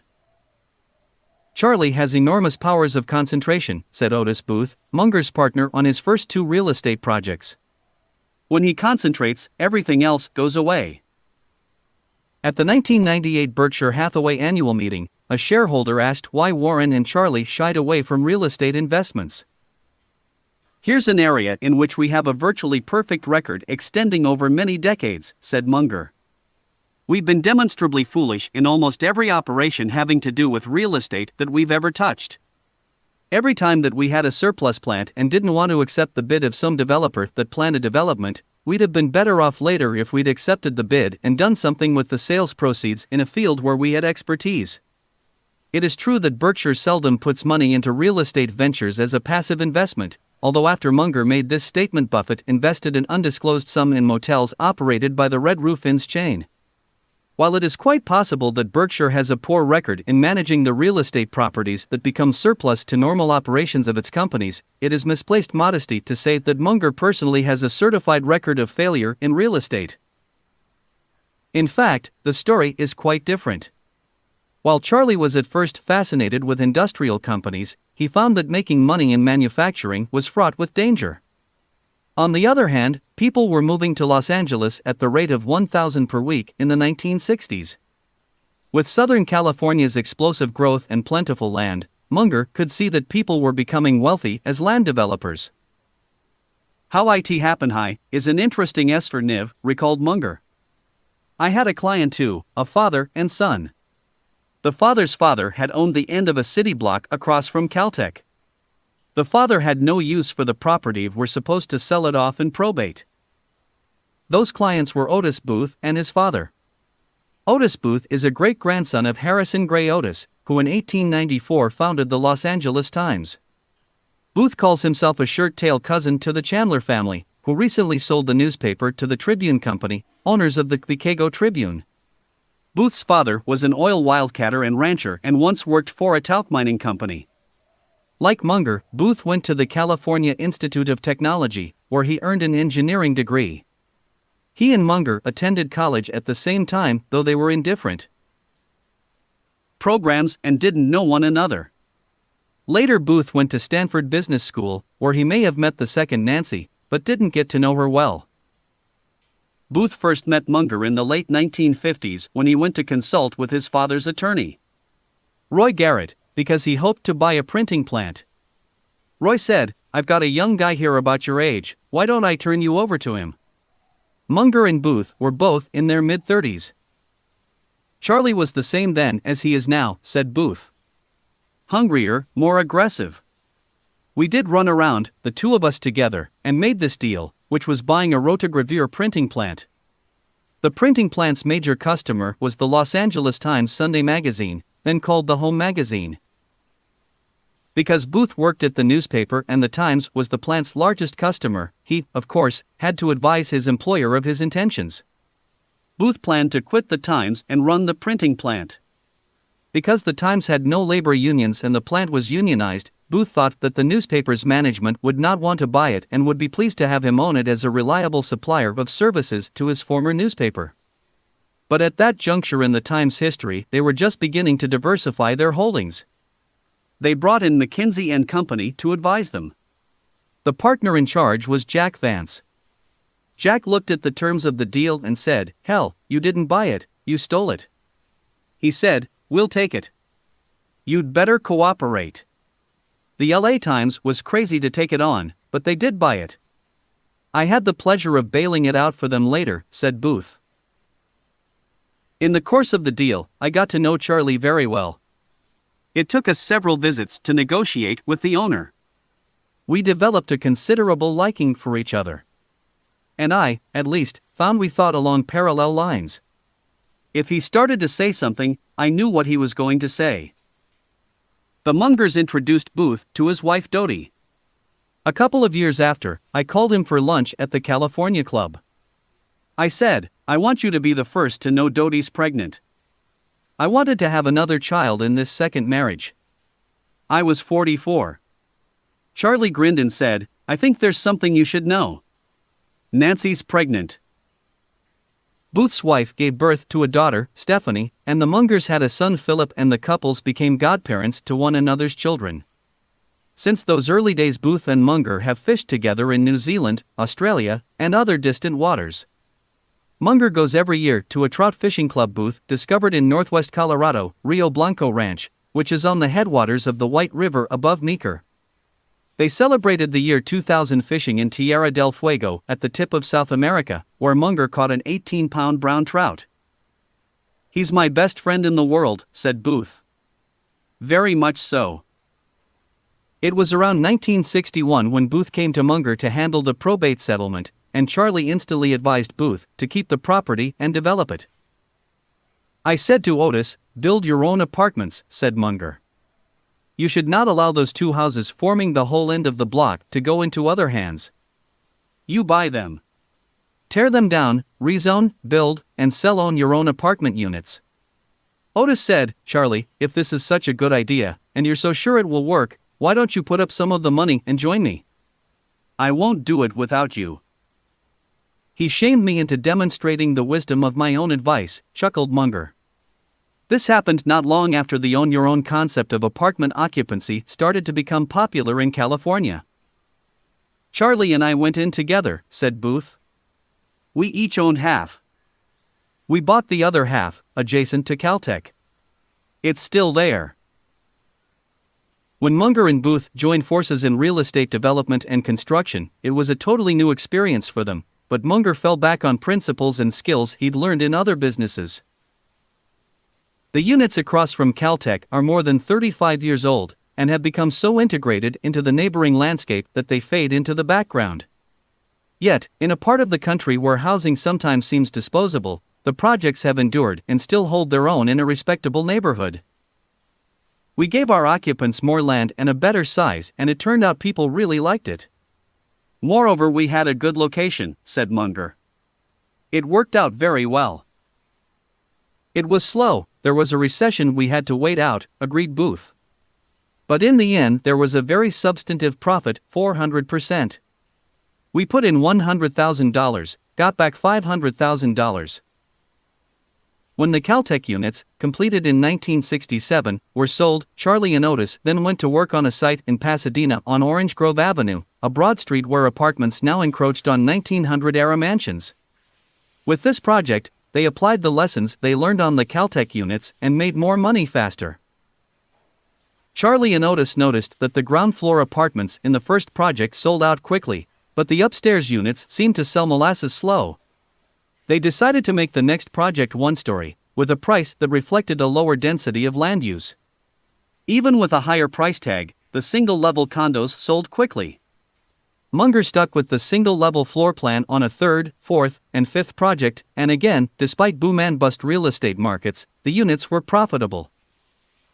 Munger continued to practice law and was involved in other activities while he worked on the real estate ventures. For years he took no money out, rather he invested in one project after another. Munger said that throughout the process he was learning from Booth, and Booth said he too learned much, especially about Munger. He came to understand Charlie's somewhat taciturn nature. "Charlie isn't secretive," said Booth, "but simply very compartmentalized in his communication. He follows the need-to-know rule." Charlie's stepson Hal Borthwick pointed out that today lawyers seldom get involved in deals with their clients because their firms fear losses from malpractice claims, but in the 1950s and 1960s, it was a common occurrence. "Relationships were more genteel," he said. "It was a different era." With so many projects underway, Munger's free time was limited. The kids would spend the day with Dad at the construction site. "We liked to pick up the metal plugs from the electrical boxes, like little coins," recalled Charles, Jr. After Booth and Munger had completed their two projects, Charlie became involved in a third deal in which Booth did not participate because he thought the conditions of the land ownership might cause problems. Charlie saw the risks, but decided he could make it work. "I had a client who came to me after I used to beat him at the poker table. He had shopping centers in Alhambra. Across the street, he had ground leases on surplus property owned by the city of Pasadena," explained Munger. "He wanted to protect his shopping center from more retail influx. He hired me to work on his legal problems, but I didn't like the way he was doing it. I said I quit as his attorney. He turned the tables and said, 'Put on paper what you would do.' I said, 'If you put up the ground lease, I'll do all the development work, financing, etc., and give you half the profit.' Rather than share in the profits, the shopping center owner preferred to have cash up front, which turned out to be a mistake. Half the profits would have been a much better deal." In Alhambra, Charlie and his partners built 442 one-story own-your-own apartments on two 11-acre sites. This was the lowest priced, lowest end of all the Munger projects. Each unit sold for around $20,000. Again, the apartments went fast. By then, Munger felt he knew what buyers were looking for. He and the builders did not cut corners on design or construction details. Then when the project was finished, they made sure the units were attractively landscaped. "Lush landscaping," declared Charlie. "That's what sells. You spend money on trees, and you get it back triple. Stinting on landscaping is building malpractice." Munger took on a new partner when he started Alhambra Village Green, hiring Al Marshall as an unlikely sales manager. Charlie met Marshall because Nancy and Martha Marshall played golf together at the Los Angeles Country Club. Charlie and Al joined them for a husband and wife tournament. California was still a relatively small state at the time, and families who had been around for a while often found they were connected in some way. As it turned out, Marshall, a petroleum engineer, had been a classmate of Nancy's first husband at Stanford. Charlie and Al were introduced at the first tee. On the second hole, Charlie asked, "What do you do?" Marshall had worked for Shell Oil and some small independent oil companies. The oil business was in a rocky period, and Marshall didn't want to make too much of the fact that he was unemployed. Instead, he told Charlie about some oil rights he was bidding for. On the third hole, Charlie asked how Marshall was going about the bidding. When Marshall told him, Charlie replied, "You're doing it all wrong." "I said, okay, if you're so smart, why don't you do the legal and financing work and I'll do the rest," said Marshall. Munger structured the deal in an ABC trust, which was a type of tax shelter that was legally correct at the time, but was so much abused that it has since been outlawed. But Marshall said that their ABC trust was properly done and is held together. I'm still getting $2,000 to $3,000 a month from that. We only put up $1,000 each and we've each probably made $500,000 out of it. The Marshalls still own their shares, but Munger gave his to his children. When the Alhambra project came along, Munger asked Marshall if he was interested in putting up $15,000 and going into the project with him.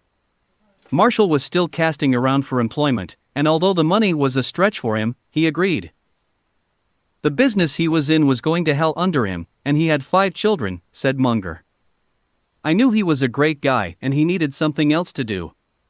I brought him in to do sales. I told him, build your own department. He'd never done it before, but he was naturally talented. He liked what he did. It was screamingly successful. Marshall often teased Munger that he would advertise the Alhambra units as Rancho Sewage, because the land had previously served as the city of Pasadena's sewage treatment plant. Booth had opted out because the property was not owned, but rather came with a 49-year lease from the city. Ordinarily, lenders wouldn't issue loans for developments with less than a 50-year lease, but that did not deter Munger. He knew that a local savings and loan, State Mutual, had recently raked in $60 million by increasing its passbook rate by 0.5%. The lender was racing to get the money out and earning interest in the form of loans. When Charlie and Al met with the loan officer to look at the property, Al said the lender all but asked if they wanted an even bigger loan than they had applied for. The way Munger handled the situation convinced Marshall that Charlie had the ability to think through a future event and come to a conclusion different from what others assumed it would be, and I've hardly ever seen him wrong. Charlie saw things this way. Just out of our respective graduate schools, my friend Warren Buffett and I entered the business world to find huge, predictable patterns of extreme irrationality. These irrationalities were obviously important to what we wanted to do, but our professors had never mentioned them. Understanding the problem of irrationalities was not easy. I came to study the psychology of human misjudgment almost against my will. I rejected it until I realized that my attitude was costing me a lot of money and reduced my ability to help everything I loved. Munger's originality in dealing with business problems was comforting to Marshall. One of the good things about working with Charlie, said Marshall, was that there was no doubt about who should be boss. When Marshall agreed to run the sales and marketing operation of Alhambra Village Green, he warned Charlie that he didn't know much about sales. Marshall said he didn't ever want to tell prospective buyers something that wasn't true. When customers inquired about the ground lease and what might happen after the 49-year expiration date, Marshall told them that he didn't know what would happen. It would be up to the homeowners and the city to work something out. About 2/3 of the potential customers hacked away at that point, but the units sold out quickly, despite the fact that Los Angeles was going through one of the worst real estate recessions that it had ever experienced. Part of the attraction was the one-story units, but another advantage was a location just 20 minutes from downtown. In time, the city changed its policy and sold the underlying land to the Homeowners Association. Although Munger's venture into real estate came with its own set of problems, they were relatively mild. There were never any lawsuits or follow-on problems from the own-your-own apartments. Once they were sold, and later when the financing was repaid, the projects were done and behind them. Furthermore, in the process of development, Charlie discovered that he had the soul of an architect. He had vision and a passion that translated itself into durable and livable spaces. Munger enjoyed development and construction, but it worried him that a successful builder was dependent on debt financing on an ever-increasing scale.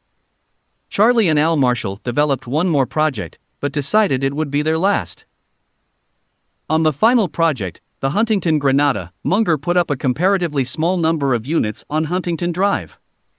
The land actually was in Alhambra, but it was so close to upscale San Marino that it seemed to be part of the more desirable address. Again, the project sold off in a flash. The hard work at last paid off. Munger walked away from the real estate phase of his career with enough money to finance his foray into the world of independent investing. When it was over, I had $1.4 million as the result of my real estate involvement, said Munger. That was a lot of money at that time. Some was in seconds, trust deeds, and so forth, from people who bought apartments. Later the seconds were paid. It was a substantial backlog of economic security. I did a total of 5 projects, then stopped. I didn't like constantly borrowing more money. Also, it was an activity with many details, each crucial, difficult to handle as a full-time activity, and extremely difficult as a part-time activity. Charlie wasn't totally new to construction when he took on the projects. He had built his own home on Edgewood Drive shortly after he arrived in Los Angeles, then in 1960 he acquired a mansion on 2 large lots in Hancock Park. He demolished the large house and sold one lot at a substantial profit. On the remaining lot he built a house for his new family. The Mungers still live in the home, albeit after several extensive remodeling projects. Emily Munger, the youngest of the daughters, was born when the Mungers lived on Roscommary Road in the house Nancy brought to the marriage. The family moved to June Street in Hancock Park on her first birthday. The new home made life much easier for the Mungers, since Charlie would no longer have to drive across Los Angeles in rush-hour traffic to and from his law office. We rode our bikes to school and rode around the neighborhood, said Emily. Now it's in the middle of the city. Then it was like a little town. I had 8 girlfriends in the houses around us. I was lucky. There were always kids my age. We had a happy, stable family, good friends. Emily attended the 3rd Street School near her home until the 6th grade. She then went to the private Marlborough School for grades 7 through 12. Where my mom went. I loved that school. I still have a group of girlfriends who get together all the time. Though occasionally a movie star's child would attend, Marlborough wasn't really a Hollywood school. It is more traditional. I had a great biology teacher. I loved that class. Charlie and Nancy Munger still consider the June Street house their primary residence. It's pretty amazing to be 40 and to go back and have the same house. My friends are still there, most of my friends. Many families would have fallen apart, or at least moved. It is a gift to kids to be in the same neighborhood, said Emily Munger. Coincidentally, Buffett too has stayed in the relatively modest house in Omaha where his children were raised, and the Buffett children express similar feelings to those articulated by Emily. To see some tangible result from his work pleases Munger, and he still likes to be involved in construction projects. Munger often tells people, I don't believe in doing everything with lily-white hands, nor would I care to be like early financier Russell Sage, remembered only for skill in buying and selling little pieces of paper. Remodeling, a room addition or a new dock, is almost always underway at Star Island. When David Borthwick and his wife, who like her stepsister-in-law is named Molly, bought a country home in England, they consulted extensively with Charlie before making an offer on the property. Munger financed the remodeling of Molly Munger's home in Pasadena from a trust fund set up for her, and he grumbles that Wendy won't agree to do the same with her big old house in South Pasadena. She likes her home the way it is and thinks it is suitable for the neighborhood. The Munger Science Center at Harvard Westlake School had substantial design input from Charlie. He met with the architects, went through several iterations until they worked out the proper design for the site. Munger seems to be able to get his wishes fulfilled without alienating the architects and builders. No, he doesn't offend people, said Otis Booth, who also serves on the Harvard Westlake School Board. He has a great ability to turn a phrase and make things amusing. Munger employed this technique in planning the Munger Science Center, when he saw boys' and girls' bathrooms of the same size. You're going to do this in a building where you teach biology? He asked. There was another building on campus, said Booth, a combined gymnasium and arts complex. It was difficult and time-consuming to continuously convert back and forth from a gym into a theater, and there was discussion about whether to spend the money to make it one or the other. Charlie told the board, look, man has only one instrument that serves 2 functions and it always gets him into trouble. Munger agrees that humor helps as does being plainly right when reversing experts' ideas in their own territory, but he thinks that he sometimes causes resentment. It requires constant vigilance to keep from going too far. Not long ago he did another commercial development, this one in Santa Barbara on property owned by Wesco Financial. Wesco's former thrift association, Mutual Savings, got the 22 acres of pristine oceanfront property in a 1966 foreclosure. The development's official name is Sea Meadow, but Buffett calls it Mungerville after Pottersville in the movie. It's a wonderful life. He's constantly trying to sell me things in Mungerville, groused Buffett. Mungerville is in a pricey waterfront neighborhood on the south edge of Santa Barbara, tucked between the Pacific Ocean and the coastal range of mountains. The area is studded with citrus groves, eucalyptus and olive trees, oleanders, acacia, fuchsia, all gracing the gated walls of early California-style estates. It took years of haggling with local building authorities and the California Coastal Commission to reach an agreement on the plans for the Sea Meadow project. Only about half of the houses have a significant ocean view. Munger said that due to the high cost of private streets, sewage, utilities, and various other charges, including heavy archaeological obligations, the houses would be costly and the profit from the development would be limited. We have given a very large fraction of the value of our land to the county of Santa Barbara in exchange for permission to use it at all, he said. I developed it because I didn't want to let the zoning authorities rob me the way they wanted to. And now I know that if I had let them rob me, we would have had better financial results. In 1989, Munger reported to shareholders. Reasonable, community-sensitive development of this property has been delayed over 14 years in the course of administration of land use laws. But, miraculous to report, 8 houses, plus recreation facilities, are in various stages of completion on the property as part of an authorized development into 32 houses interspersed with large open areas. Mutual Savings plans to make the development first-rate in every respect, and unique in the quality of its landscaping. By today's standards, the land, which was carried on the books for $2 million, was bargain-priced. In fact, Charlie and Nancy paid $2.1 million for just 2 lots on which they built a house where they now spend many of their weekends. Otis Booth believes that Munger responded to governmental requirements creatively. Sea Meadow in Santa Barbara is beautifully done. The piece of land was so constrained by rules, he really had to be imaginative. He made a beautiful enclave. Despite the attractiveness of Mungerville, the units sold poorly, and many of the buyers are Munger's own friends and colleagues. The residence list looks like the directory of Munger's former law firm. Roy Tools, Chuck Rickershauser, and Ron Olson each own homes there. Booth also bought a home in Mungerville, but under some duress. I bought it because Charlie gave me a hard time. I didn't need another house. W1111-1 Munger was beginning to earn his first million in the risky business of real estate development. Back in Omaha, Warren Buffett, whom he had yet to meet, was laboring in his own trenches, building assets in the Buffett Partnership. During this time, Dr. Carol Angle took Buffett's evening class on investing, and she and her husband Dr. William Angle invested in the Buffett Partnership. Both Bill Angle and his brother John, by now an executive at Guardian Life Insurance in Lincoln, had been Charlie's chums and fraternity brothers at the University of Michigan. The number of mutual friends they shared was growing, but still Munger and Buffett had not crossed paths. A combination of big ideas. I can see, he can hear, we make a great combination. Warren Buffett, speaking of his partner and friend, Charles Munger. Maxa, Nebraska, Booth Sinusman Lee Seaman often went duck hunting with Charlie Munger's father Al along the marshes, lakes, and rivers surrounding Omaha. Lee also hunted with another member of the family, Bob Munger. Bob was a big wine-colored mixed breed, along the lines of a Chesapeake or a setter. Al Munger had many friends, but Bob was his very best. Al called Bob a college-educated dog, said Seaman, and along with his other talents, Bob held an advanced degree in retrieving ducks.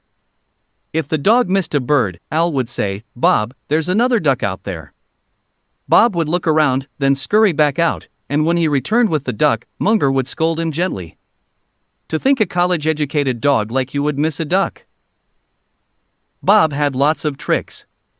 When guests were visiting the Mungers, Al would say, "Bob, what would you do if I told you to go to the basement?" Bob would zip off to the basement. After a while, Bob would amble back and lie down beside his master's chair. Then Al would repeat the statement, making it shorter. "Bob, what would you do if I told you?"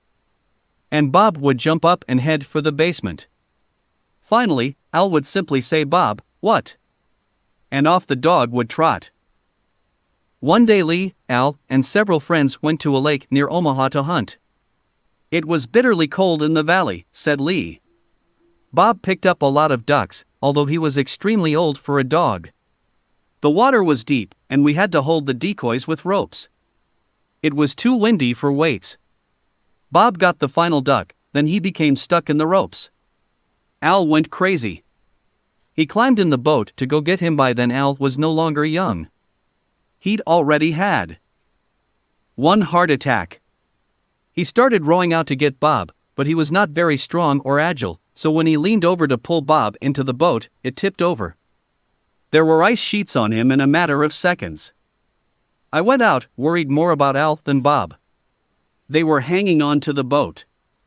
I flipped the boat up and Bob climbed in. He was working with us, just looking around like it was fun. We pulled Al in. He said, "Don't you ever tell this to Tootie."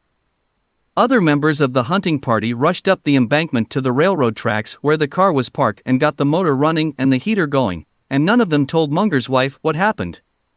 Al Munger survived the accident with no ill effects. Grandpa Al died in 1959. He was like a Norman Rockwell grandfather, recalled Wendy Munger. Rimless glasses. He had a little treasure chest where each child could pick out a candy.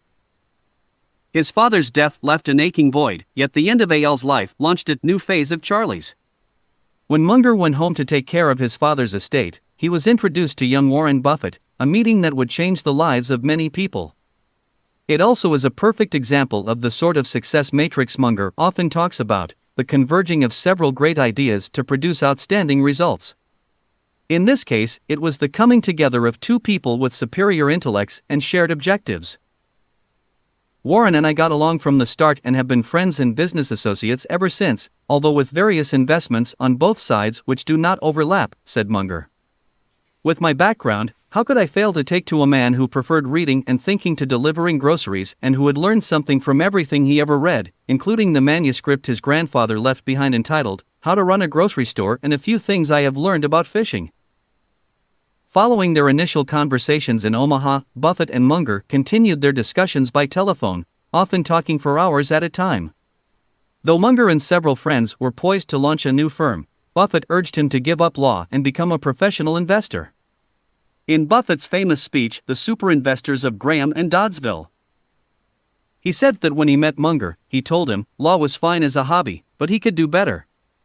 Munger's experiences with the industrial companies and in real estate development had whetted his appetite for business, and the notion attracted him, though he wasn't quite ready to let go of his legal practice. Because Buffett's friend and former colleague Ben Graham had retired and moved to Beverly Hills, Warren and Susie had become acquainted with California and were captivated by the climate and people they met. They visited whenever possible. Not long after meeting Munger, I went out to California to see Ben and Esty Graham, and we went to see the Mungers. They still lived on Roscommari Road. Nancy was appalled by my eating habits. She was indeed. I remember that Charlie came home and said he'd met this brilliant man, said Nancy Munger. He was excited about meeting Warren. About a month later, he came to dinner. I planned a steak dinner. We had 3 vegetables. I noted that Warren didn't eat a single vegetable. We had ice cream for dessert, and he was happy about that. Emily Munger was an infant when Buffett first visited the Munger home, and she was still quite young when she noticed that Warren Buffett was an important visitor. I remember his coming and thinking how similar Dad and Warren were, said Emily. Their voices, their laughter. He was a picky eater. He loved Pepsi for us kids. It was funny to have an adult who loved soft drinks so much. Molly, the oldest of Munger's daughters, says she can't recall exactly when Buffett entered their lives. I do remember the symptoms. Daddy was on the phone now all the time to Warren. During the time the relationship between her father and Warren was blossoming, Molly was becoming increasingly involved in her own affairs. First, over her father's objection, she decided to enroll in a high school where none of her friends went, a school attended mostly by low-income and minority students. As Charlie gave in to his willful daughter, he said, "Molly, you are insisting on raising yourself. Make sure you do a good job." After high school graduation, she faced the stress and uncertainty of going east to attend an Ivy League school. She graduated from Radcliffe, then stayed in New England to go to Harvard Law School. When Molly returned to California, several important events had occurred. Her father had turned 50, he possessed several $1 million, and his business life had become entwined with Buffett's. It was an arrangement that seemed to fit the long-term plans of both men. "Daddy had always been buying small companies," said Molly. "With Warren, they had so much more capital." Though Munger had worked with several partners already, Buffett had been working mostly on his own. "We saw that we had odd personalities that happened to fit fairly well, and we've been partners in one way or another ever since," said Buffett. "We weren't formally business partners, but intellectually we've been partners ever since." Buffett sometimes calls Munger his junior partner in good years and senior partner in bad years. Although they agreed to collaborate shortly after meeting, the partnership evolved gradually and naturally, based on trust and a solid respect for one another's intelligence. "We were certainly business partners at blue chip stamps," recalls Munger. "We certainly were business partners when we formed Diversified Retailing to buy department stores, buying at less than the liquidating value of the company, a Ben Graham type of play." From the 1960s and through the turn of the century, the two analyzed business opportunities often on the telephone, talking many times a week. When the time came to close a deal, they got together in the same place. When one couldn't be reached, the other had the authority to act. "We know so much about how each other thinks that we may move pretty far along even if the other isn't available," Buffett said. Buffett was only 29 when he met Munger, but he already had strong investment credentials. He grew up listening to his stockbroker father talk and hanging out at the brokerage offices in Howard Buffett's building.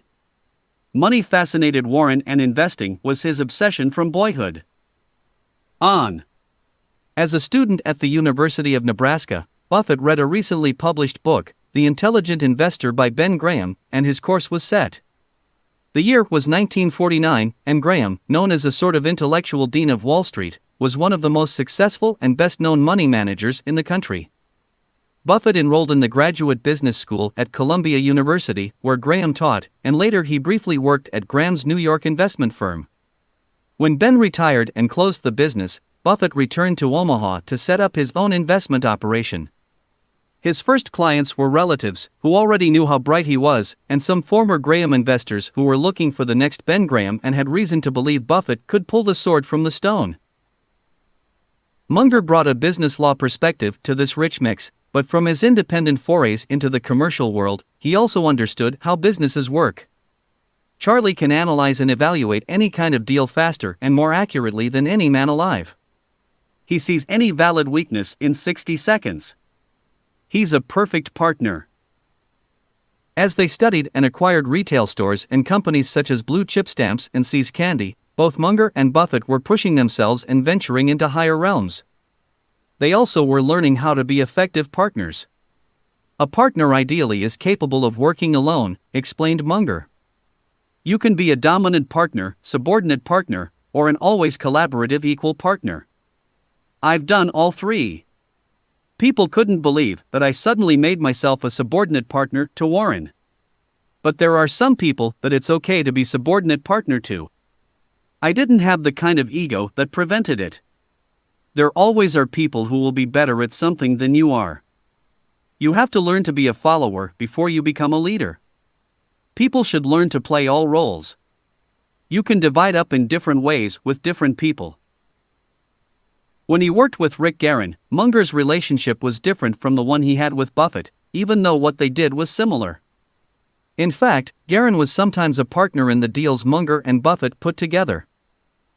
"Charlie is older than I and had legal experience," said Guerin. "He was the senior partner, you might say. He's always willing to listen. Always had an open mind. If you said to Charlie, "Stop talking and listen to me," to what I'm trying to say, he would listen. A friend once noted that Charlie is about as much like Warren as you can get. One of Warren's strengths is that he's very good at saying no, but Charlie is better. Warren uses Charlie as one last litmus test. If Charlie can't think of a reason for not doing something, they'll do it 3. Buffett has called Munger the abominable no man, but Lou Simpson said that's more of a joke than anything. There is more to Charlie than negativity. Charlie thinks outside of the box. He thinks quite differently, and this leads him to some interesting conclusions. He has the ability to zero in on things that are really crucial to making good decisions. Charlie will give lots of negatives, but he and Buffetti finally come up with a similar conclusion. The tendency for him and Buffett to think alike hasn't always been an advantage. If a mistake goes through one filter, it is likely to go through both, said Charlie. The relationship between Munger and Buffett, however, is more than a business arrangement. Though Munger can be self-willed, preoccupied, and abrupt, says Buffett, he's just the best pal a guy could have. A less obvious element of this mental matrix, one that was woven deeply into the background, was the old master of the investment game, Ben Graham. Because Graham was now living in the same town with Munger, the two became acquainted. In certain ways, the similarities between Buffett's two closest associates were eerie.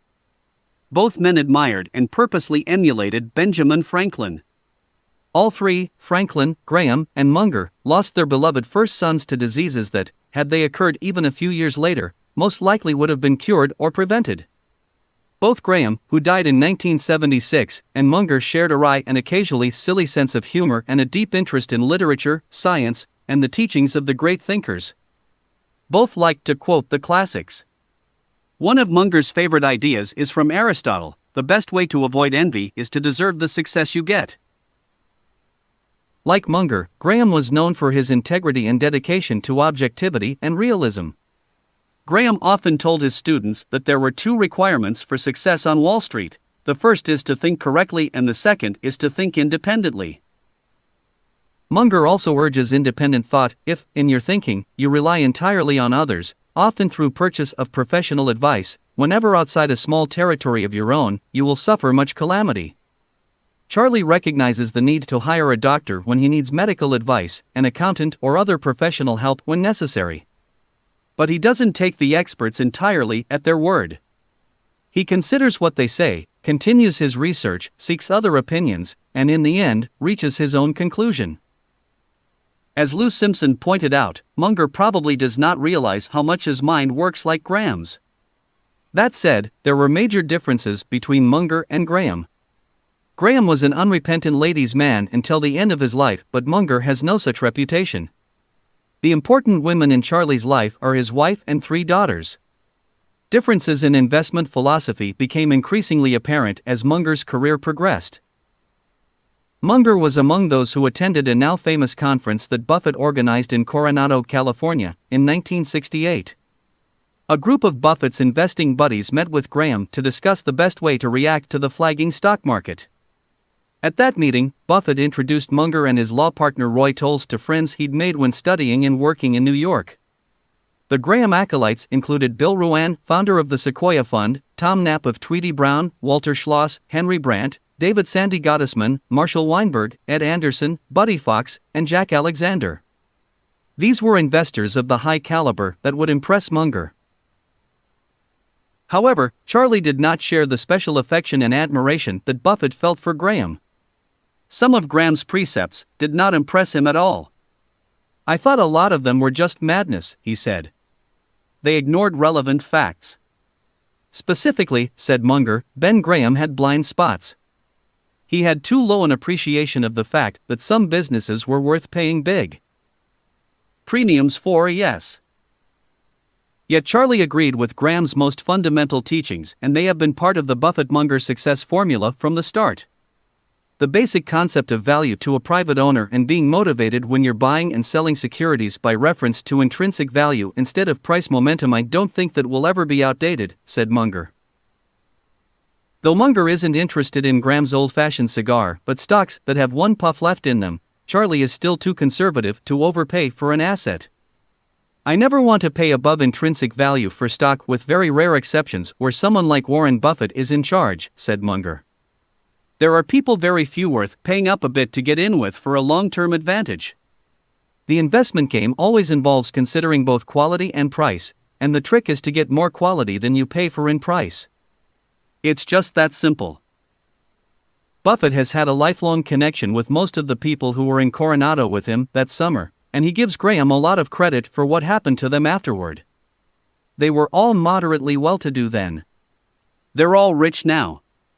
They haven't invented Federal Express or anything like that. They just set one foot in front of the other. Ben put it all down. It's just so simple. It may not have been obvious in Coronado that Munger was replacing the ailing Graham as Buffett's confidant and advisor, but the transition had begun. Carol Loomis, an editor and writer at Fortune, explained that while Buffett maintained his respect for Graham's ideas, Munger helped him expand his approach to take the next big step forward. When he met Buffett, Munger had already formed strong opinions about the chasms between good businesses and bad. Lowe served as a director of an international harvester dealership in Bakersfield and saw how difficult it was to fix up an intrinsically mediocre business. As an Angelino, he observed the splendid prosperity of the Los Angeles Times. In his head, he did not carry a creed about bargains that had to be unlearned. So in conversations with Buffett over the years, he preached the virtues of good businesses. By 1972, Blue Chip Stamps, a Berkshire affiliate that has since been merged into the parent, was paying 3 times book value to buy See's Candies, and the Good Business era was launched. Buffett agrees with Loomis' explanation. Charlie shoved me in the direction of not just buying bargains, as Ben Graham had taught me. This was the real impact he had on me. It took a powerful force to move me on from Graham's limiting view. It was the power of Charlie's mind. He expanded my horizons. Buffett says he slowly came around to Munger's point of view on many points. I evolved, Buffett said. I didn't go from ape to human or human to ape in a nice, even manner. To that, Buffett has added a simple observation: boy, if I had listened only to Ben, would I ever be a lot poorer? In spite of what he says, it didn't take long for Buffett to put together what he had learned from Graham and what he was learning from Munger. I became very interested in buying a wonderful business at a moderate price, he said. The 1968 meeting that Buffett organized in Coronado developed into a combination study group/party held every other year. The original Buffett group was comprised of 13 investors. Now more than 60 top corporate executives and personal friends of Buffett attend.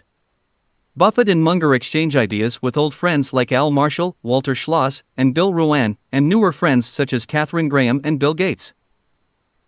Our group, as Buffett calls it, has met at Lyford Cay in the Bahamas, Dublin, Ireland, Williamsburg, Virginia, Santa Fe, New Mexico, Victoria, British Columbia, and more than once in Monterey, California.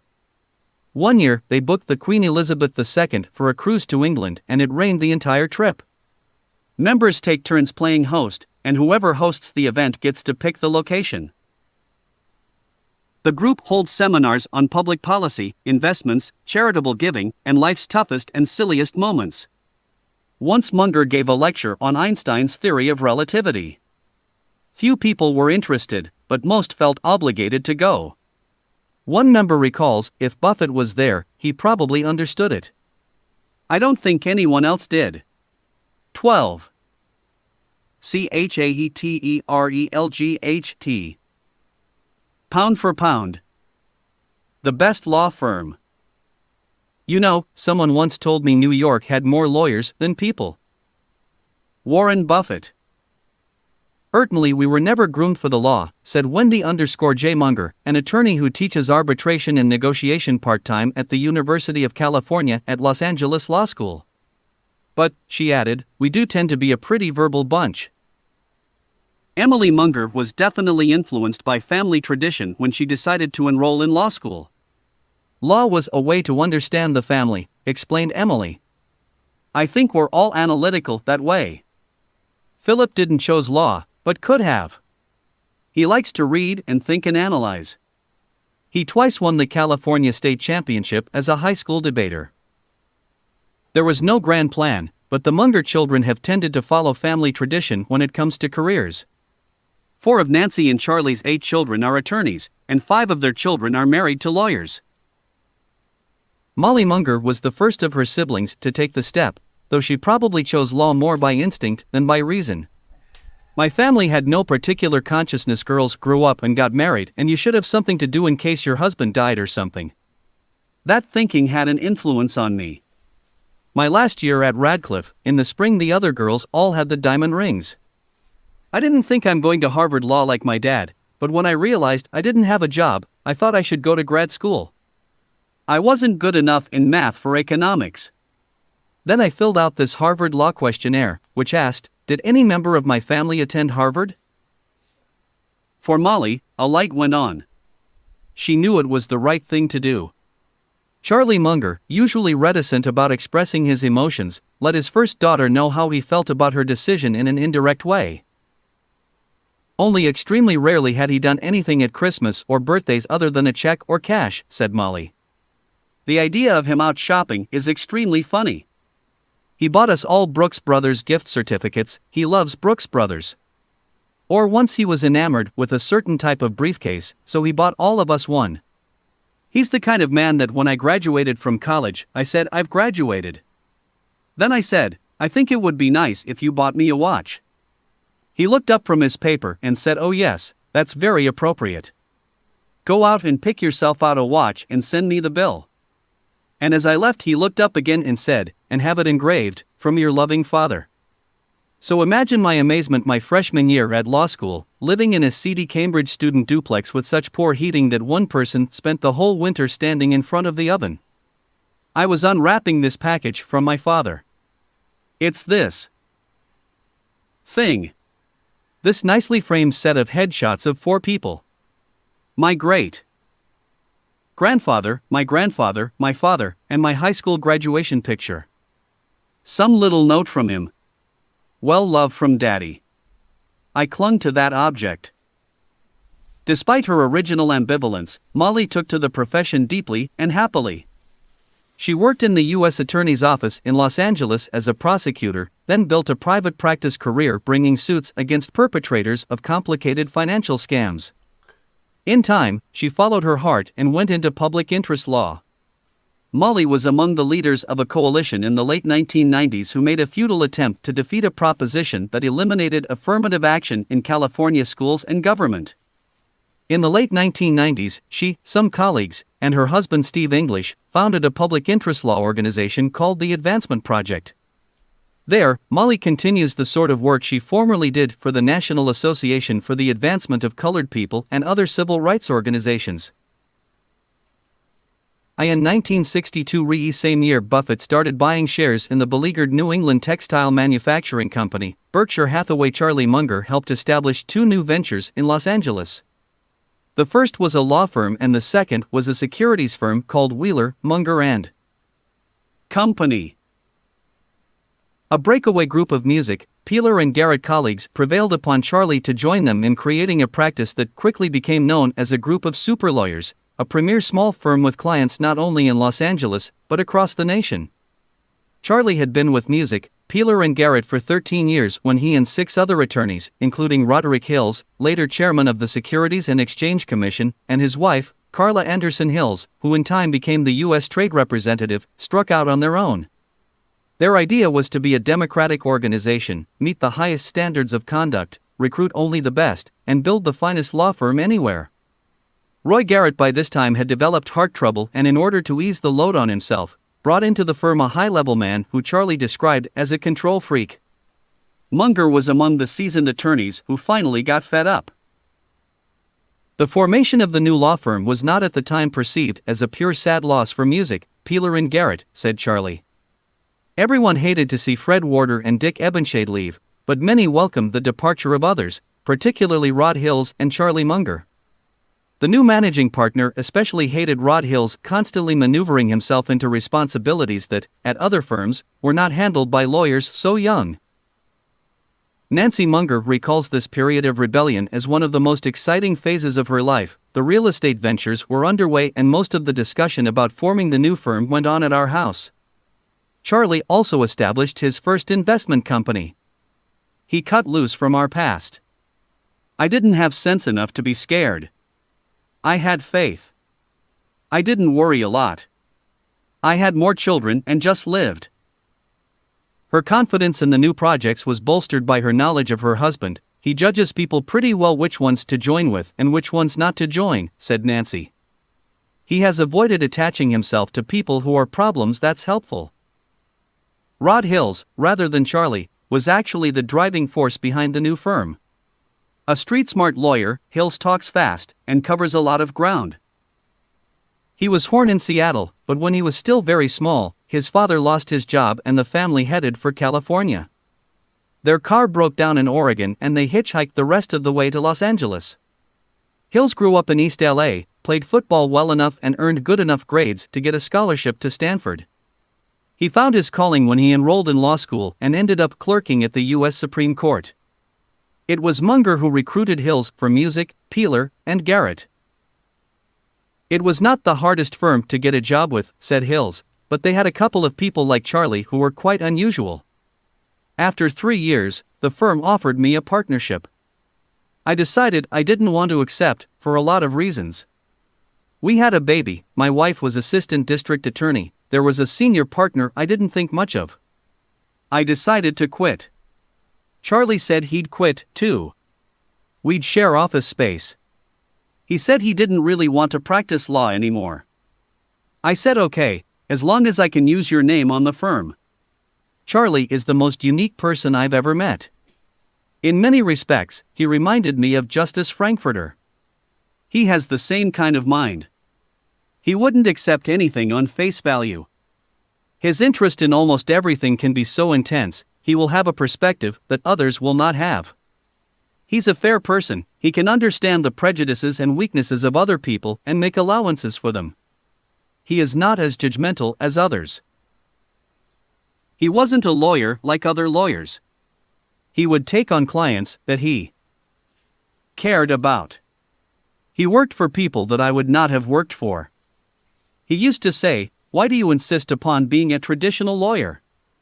You guys were first in your class at Harvard, Yale, and Michigan, many of you clerked in federal court. Do things that other people aren't doing." When they branched out on their own, Hills was 31 years old and Carla Anderson Hills was 28. To them Munger, who was only 38 but had the demeanor of a much older person, represented gray hair and maturity. Carla Hills was a native Angelino who attended Stanford, where she made a name for herself playing tennis. She then went on to Yale Law School, and after graduating in 1958, worked for 2 years as assistant U.S. attorney in Los Angeles. My father had a great working relationship with Carla Hills, said Molly. He thought she was a great working lawyer. Though Molly wasn't consciously aware of it at the time, her father's respect for Carla Hills may have been a signal that it was acceptable for Molly to study law as well. Some of the lawyers brought clients with them into the new firm and Charlie was no exception. Rod Hills estimates that in the early years, Charlie's clients provided at least 10% of the work. In addition, Hills said Munger was instrumental in helping them hold on to existing clients and attract new ones. We started out with Aerojet General and Federal Mobile, recalled Hills. They all came with us because it looked like we had some substance with Charlie there. Charles Rickershauser had been with Gibson, Dunn and Crutcher, but was California's Corporations Commissioner. He wouldn't have joined our firm if Charlie hadn't been there. Because he did, we got the Pacific Coast Stock Exchange as a client. Hills said the practice started off with a healthy burst and quickly got even better. The first year we made any real money in the firm, all of a sudden I was rich, I'd made money. Somebody had made a suggestion about a tax shelter investment. I said, "Charlie, I've got this terrific investment opportunity." I thought it was great, but Charlie said, "I have a much better idea for a tax shelter." He said, "Give me the money." I said, "As a matter of interest, what are you going to do with it?" He said, "I'm going to keep it." You're going to lose it either way. I'll pay the taxes on it and will be eternally grateful for the contribution.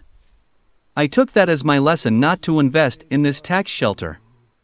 Rod and Carla Hills were partners in the firm from 1962 to 1974. Carla gained experience in antitrust and security cases and also taught at the University of California at Los Angeles as an adjunct professor. The Hills switched to careers in politics when in 1973 Carla was offered the post of Assistant U.S. Attorney General in the administration of Richard M. Nixon. The offer became void after Attorney General Elliot L. Richardson resigned in the Saturday Night Massacre of the Watergate affair in February 1974. However, William B. Saxby, the next Attorney General, renewed the offer. Hills became Assistant Attorney General in charge of the Justice Department's Civil Division. In 1975, she was nominated Secretary of Housing and Urban Development by President Gerald R. Ford. She served as U.S. Trade Representative from 1989 to 1993 in the cabinet of President George Bush. She now has a consulting firm, Hills & Company, that works with corporations on trade issues. Rod Hills also clambered up the White House political ropes. He left Munger, Tolles in 1974 to become White House General Counsel to President Gerald Ford and then ended up as chairman of the Securities and Exchange Commission. He now has a consulting firm, Hills Enterprises, and spends most of his time on corporate workouts, reorganizing or closing down troubled companies. His most publicized assignment was with the now-defunct Drexel, Burnham Lambert, following its junk bond scandal. Most recently Hills has worked with Federal Mogul Corporation and Waste Management Incorporated. Once ensconced in Washington, the Hills stayed, but they remained connected to Munger, Tolles. Of the Hills' 4 children, 3 became lawyers. Their daughter Allison married Kelly Klaus, an attorney in the Munger, Tolles San Francisco office. During those early years, Charlie kept cementing relationships that he felt were valuable to the firm, including attracting Chuck Rickershauser, another former clerk at the U.S. Supreme Court, as a partner. Munger and Rickershauser met in 1965 when Munger was moonlighting as a real estate developer. A new statute had been enacted in California dealing with condominium-like projects. It was a change in the concept in real estate law, and Munger thought the legislation hadn't been written properly. Rickershauser was about 36 years old at the time and was serving as Corporations Commissioner under Governor Pat Brown. Charlie wanted a slightly different version of the law than what was written. "I refined it to change it," said Rickershauser. Several years later, they met at a party, and Charlie helped recruit Rickershauser for Munger, Tolles. Of the young lawyers brought aboard in the early years, Ronald Olson and Robert Denham have become the best known.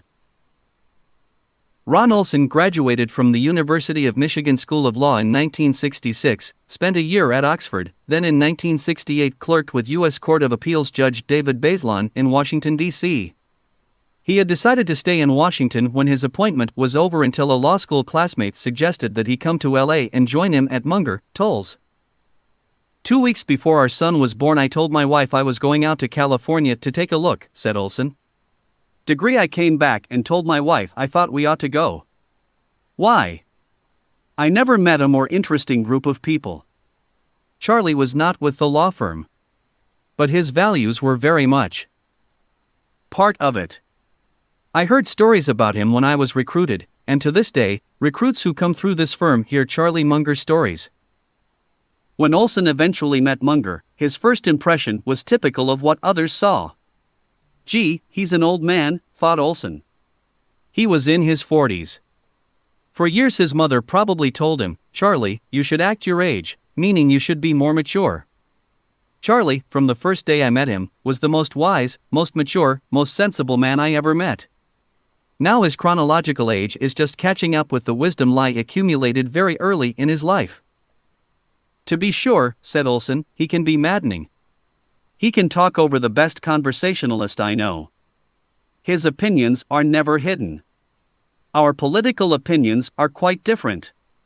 He's a conservative Republican and I'm a Democrat and we differ on how to solve a social problem, but in the end, we come out the same."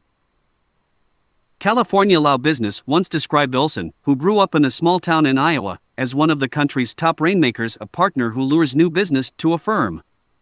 Olson won recognition for arranging a $400 million settlement between his client Merrill Lynch and Orange County in a famous case involving junk bonds. not had, considering that the county was seeking $2 billion in damages. Olson advises clients such as Atlantic Richfield Company, Universal Studios, and Michael Ovitz, the former Walt Disney president. In 1998, when California lawyers ranked themselves, Olson took the top spot in the list of most influential lawyers. Katharine Graham, a regular member of Buffett's inner circle, was impressed with Olson when they met and had lunch in Washington. He is dynamic. A really fabulous guy. He was Warren's securities guy for a long time. The most prominent deal maker in Los Angeles. Wasn't that $90 million Ovitz settlement amazing? Graham was referring to the settlement package of Michael Ovitz, former number 2 executive at Disney Incorporated, who left after a falling out with top executive Michael EISNER. The Ovitz's package is sometimes valued as high as $140 million or much lower, depending on the price at which Disney's stock is trading. Robert Denham, who served as Munger, Toll's managing partner from 1985 to 1991, gained national prominence when Buffett and Munger called him and Olson to New York to help sort out the bond trading scandal at Salomon Brothers Incorporated. Denham was in New York for 7 years, and before Lowe left, Lowe became Salomon's chairman. Denham grew up in West Texas and learned about Munger, Toll's when he was a student at Harvard Law, where like Munger, he won a Sears Prize. In 1969 to 197, Rod Hills taught at Harvard. Carla was writing an antitrust book. Very interesting people. The Hills had my wife and me to dinner. Molly Munger was there. Molly was a senior at Radcliffe. After talking to Hills, Denham decided to give Munger, Toll's a once-over by working there in the summer of 1970. He was impressed with what Lowe found. The firm stands for value-oriented toward business. It stands for integrity. The same thing Charlie stands for, this firm stands for. Denham first encountered Munger the summer he worked as an intern. My earliest impression was of someone who was very smart, very focused, had a lot of really close human relationships, who cared a lot about his friends. As I began doing legal work for him in 1971 or 1972, that gave me a much better perspective on him. He is an unusually smart client. He understood legal work quite well and the business issues. Working for him was hard, demanding, but it's the best work you can do, because you learn a lot from it. Any good law firm is fundamentally in the business of selling judgment.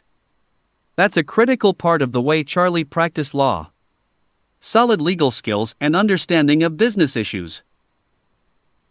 Thanks in part to Munger's name and his connections, explained Denham, we've been able to recruit very, very well. Part of that recruiting success is that we can recruit into elite declination. Lots of very able people get turned down. This is an intellectually elite institution. One applicant went so far as to describe it as elitist, snobby, and competitive. The hiring rules are strictly followed, no matter who the applicant. Not long after she graduated from Harvard, Molly Munger applied at Munger, won ALS for an associate's position. She interviewed with Carla Hills, but Hills did not offer her a job, allegedly because Molly had not made the Harvard Law Review. Apparently in Hills' estimation, that meant Molly's credentials weren't quite up to Munger, Toll's standards. When new graduates are interviewed at Munger, Toll's, they are told that grades are the main criteria by which they will be evaluated.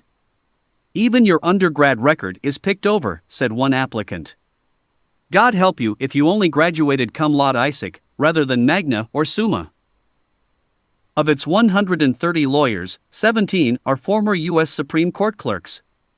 MTO, as its members call Munger, Toll's, added 7 new partners in the year 2000, graduates of Georgetown University Law Center, the University of California at Los Angeles, UCLA, the University of Southern California, USC, the University of Michigan Law School, Stanford Law School, and Yale Law School.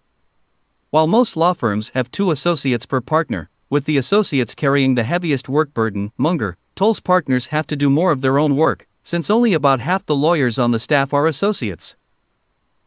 Perhaps one of the most nurturing things Charlie Munger did for MTO was to bring in a small group of companies as clients, a group that later became Berkshire Hathaway Incorporated. As Berkshire grew in size, influence, and prestige, so did Munger, Toll's. Berkshire Hathaway has had a huge impact on the firm, the ability to work for Warren Buffett and the opportunity to be the lawyer for Berkshire Hathaway, noted Hal Borthwick.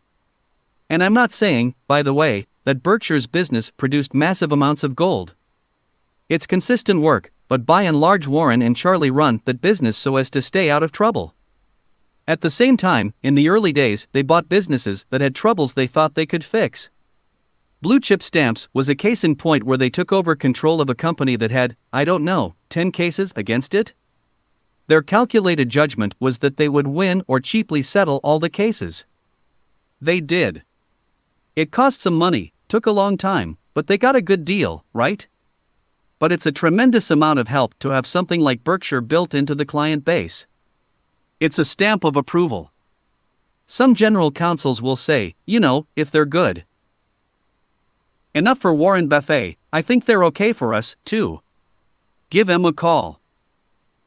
Because Berkshire's business grew at a steady but manageable rate, Munger, Tolles was able to keep pace, adding staff and expertise as required. Today, the offices of Munger, Tolles & Olson occupy several floors in a russet marble wedge, one of a pair of skyscrapers on Bunker Hill. The offices are across the street from the Los Angeles Museum of Contemporary Art, in a part of town that has magnificent edifices, but is only blocks from areas that look like the back streets of Mexico City. A short distance from the cappuccino shops and elevators filled with people dressed in exquisitely tailored suits, the streets are redolent with the aroma of taco stands, the sounds of sidewalk vending stalls and Latin music. Munger, Tolles & Olson now specializes in corporation, securities, and business litigation, labor relations, antitrust law, taxation, real property, trust, probate, and environmental law.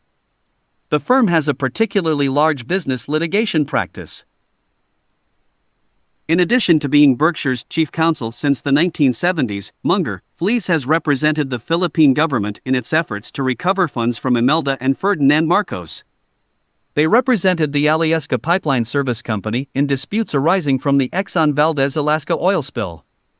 They were legal counsel in the restructuring of Vons Companies, a Western States grocery store chain. They have done substantial work for the Northrop Corporation, Litton Industries, Southern California Edison, Bank of America, Unocal Corporation, and MCA Incorporated. MTO performs pro bono work for numerous groups, including the Western Center for Law and Poverty and for the Homeless of Los Angeles. Munger, Tolles is known for creating a democratic and fairly unique compensation system designed to make the firm a meritocracy.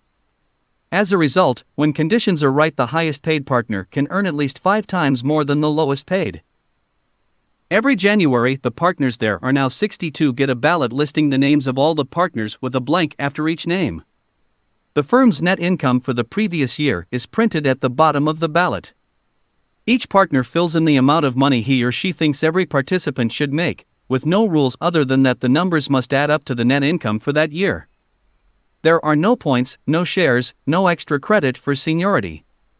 When the partners vote, they can take seniority into consideration, but they also consider a person's ability to find business and represent clients successfully. We vote on disbursement, then everybody gets to see how everyone else voted, explained Olson. There isn't a compensation committee. A lawyer. By lawyer pitch on how valuable he or she was to the law firm. It's a whole different dynamic. Rod, Roy, Tolles, and Charlie together were the ones who came up with the process. It's a yearly check on how you are perceived. After the ballots are in, the firm then plots the numbers and names on a grid, allowing each attorney to see how he or she ranks in the eyes of every other, by name. The compensation committee reviews the numbers, talks privately with each partner, and then settles on a final compensation figure. The system, claim the partners, encourages good manners. People think twice before riling anyone who will influence their salaries. People have said this must be very brutal, says John Frank, a Munger, Tolles partner. It is open, but it's not brutal. You can't give a whole lot of money to one person without taking it away from others, which imposes a certain civility on things. They think of themselves as a more intellectual bunch than most law firms, said Laren, a former associate who later joined the legal staff at General Motors Corporation, and I like that. Although he has not worked there for years and his name is no longer on the brass plate, Rod Hills claims, pound for pound, it is the best firm in the country. Charlie was still practicing law, though not full-time, when he, Jack Wheeler, and later Al Marshall were running Wheeler, Munger. The Wheeler, Munger offices at the Pacific Stock Exchange were so cramped that if Charlie got a sensitive call from a client, he asked Al and Vivian, their secretary, to step outside so that he could maintain confidentiality. Al and Vivian would stand around in the hall, on one foot and then the other, and wait. Within 3 years of founding Munger, Tolles, Charlie dropped out. He finally left the firm in 1965 because he believed that he would never again need to rely on legal fees. He transferred his remaining balance at the firm into the estate of a partner who died young. Clearly, Munger had been plotting his escape from law for quite a while. Al Marshall said Charlie once summed up practicing law this way, too. Often, if you absolutely kill yourself over an impossible client and get a 10 strike, your reward is you get to do it all over again for an equally impossible client. Despite his love of his father and grandfather and respect for their work, it was a relief to Munger to quit the law. I hire lawyers, oversee lawyers, it's not that I don't use law or lawyers. But I was entirely willing to give up working for other people as a lawyer, said Munger. I had a huge family. Nancy and I supported 8 children. And I didn't realize that the law was going to get as prosperous as it suddenly did. The big money came into law shortly after I left it. Also, I preferred making decisions and gambling my own money. I usually thought I knew better than the client anyway, so why should I have to do it his way? So partly, it was having an opinionated personality. And partly, it was a desire to get resources permitting independence. Munger hoped to use his wealth, when he felt secure with it, to emulate his childhood idol, Benjamin Franklin. Franklin was able to make the contribution he did because he had financial freedom. Munger came to understand that in order to be truly wealthy, a person needed to build ownership in a business. It was a classic thing my mother-in-law talks about, explained Hal Borthwick. She says, it's always the lawyer who has the wonderful lifestyle, with the kids in the schools and the nice home and the nice neighborhood. She says, of course, you are living at a level your clients are living at, right? What you forget is your clients are building capital where, as an attorney, you're not. There is no capital value to your practice, so when you do retire one day, your income disappears. You have nothing other than maybe your house, and so you sell the house and move to the desert or whatever. Charlie changed, the profession of law was changing, but even if he had stayed in the practice, he probably would have been dissatisfied. There is now more money to be made from law, but less time to enjoy it.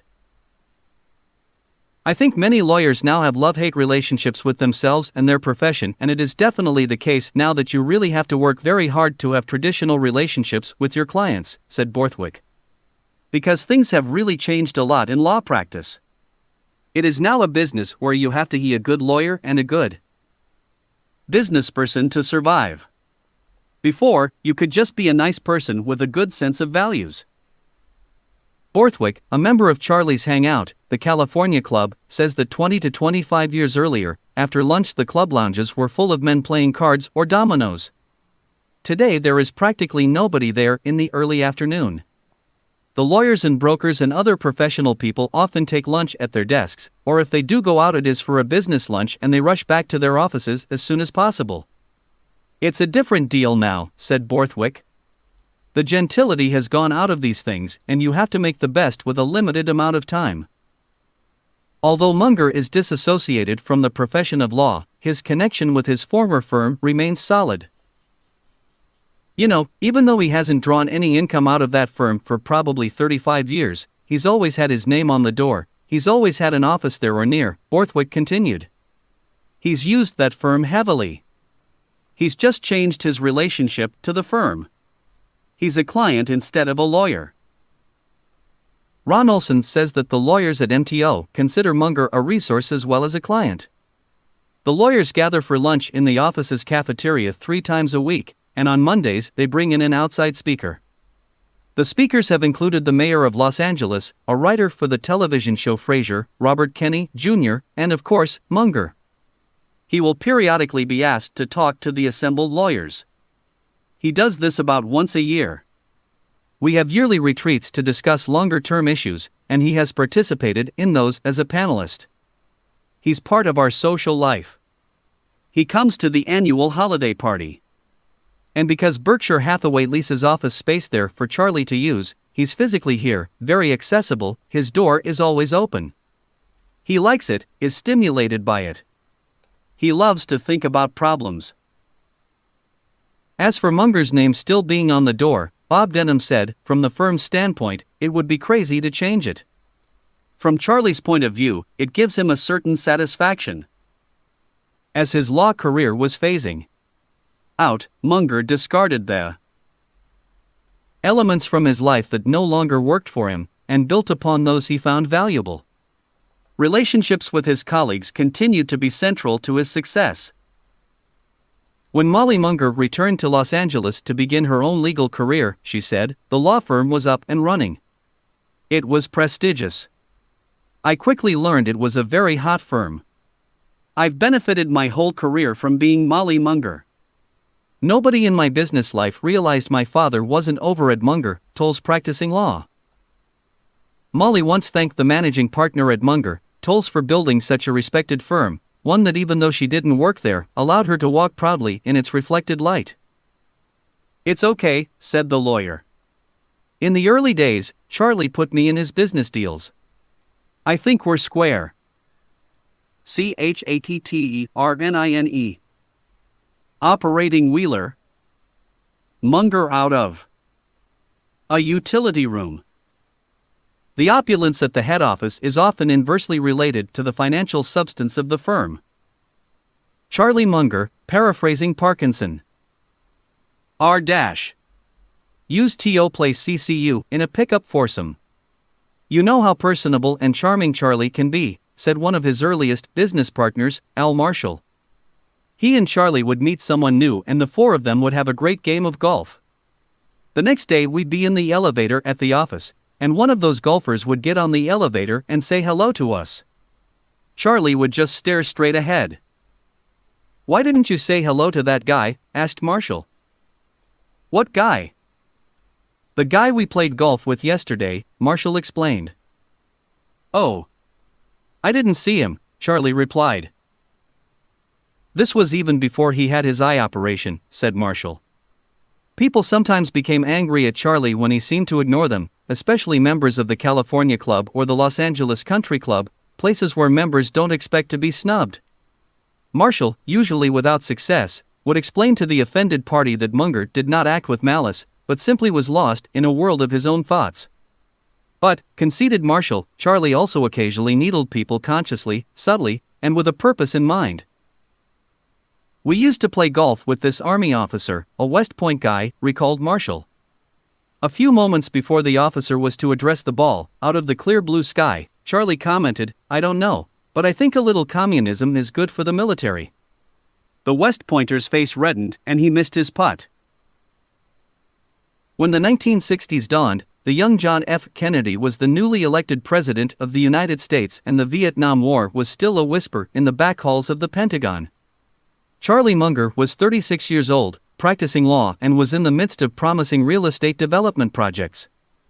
The connection he had made with money manager Warren Buffett proved deep and abiding, and Buffett assured Munger that he, too, could earn a living as an independent investor. Charlie realized, however, that he would be taking a big risk. When he'd ventured into real estate, said Munger, the situation seemed less risky. I never thought I'd lose everything. Real estate took leverage, but the development process always had risk limits in place. The big loans had clauses that we'd guarantee completion, but we didn't have to pay the money back if the completed project couldn't be sold above cost. In case the condominiums didn't sell, the bank might take ownership of the property and Munger would be dented, but he would not be ruined. However, Munger was not satisfied with his dual career as a member of a new law firm and a real estate developer. In 1962, Munger made the commitment to spend at least part of his time acting as a professional investor using other people's funds. He took the step that Buffett had repeatedly suggested to him. Charlie, along with his poker pal and legal client, Jack Wheeler, established Wheeler, Munger and Company, an investment partnership similar in format to Buffett's partnership. Wheeler, A. Yale graduate, was by profession a stock exchange floor trader and a co-owner of 2 specialist posts at the Pacific Coast Stock Exchange. Wheeler, Munger acquired the specialists' posts, locations on the exchange floor where buy and sell orders are called out and trades are made. The posts help smooth out the market, making certain that there are ready buyers and sellers for listed securities. Often, one post is the exclusive market maker for a particular stock, and in that case, owning a post can be highly profitable.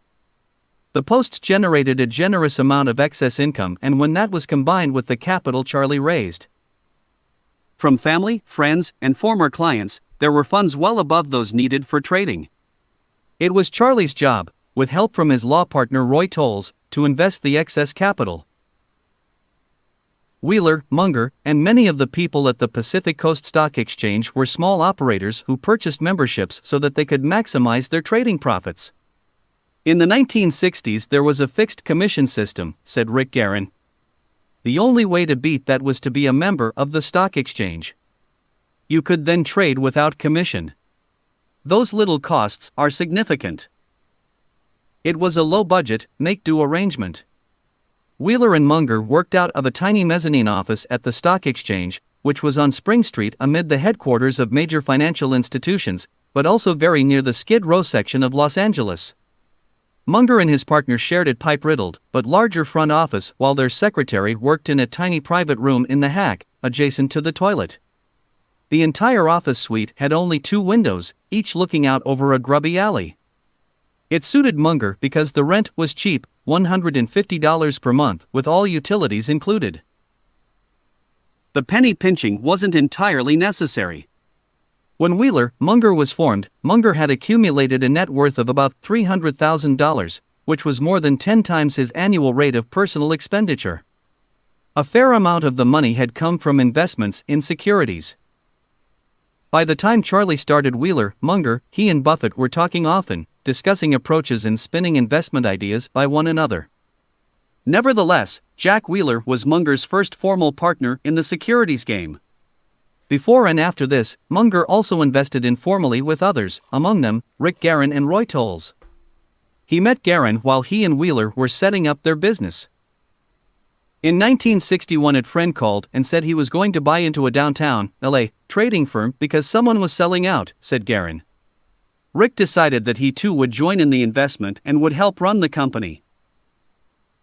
The seller was Jack Wheeler, who was disposing of his portion of Wheeler, Cruttenden and Company because he planned to go into a new arrangement managing money with Charlie Munger. When Guerin arrived to settle the deal, Munger was present. They started to talk. I was just going to this meeting for the closing. I was going to deliver a check and take a stock certificate. We were joking with Munger when this light went on in my brain. I'm on the wrong side of this transaction. Guerin realized he wanted to be where Wheeler was going, not where he had been. Guerin's intuition was correct. In part, Wheeler was selling his interest because he was not seeing eye to eye with his partner. Arrangements between investment partners are tricky and rely on a combination of brains, judgment, and trustworthiness. If partners are incompatible in any of these areas, even a small issue grates like sand in a shoe.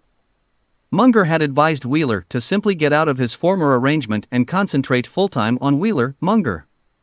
Using the only $40,000 he then had, Guerin bought into the less promising half of a splitting partnership and later lost the entire investment. But by then, said Munger, he'd learned a lot and was doing very well. With the advent of Wheeler, Munger, Charlie's business life took on a new direction, as did his social life. Charlie started to go down to the stock exchange very early every day, said Buffett. First he would check the hoard, then he and his friends would roll dice to see who would pay for breakfast.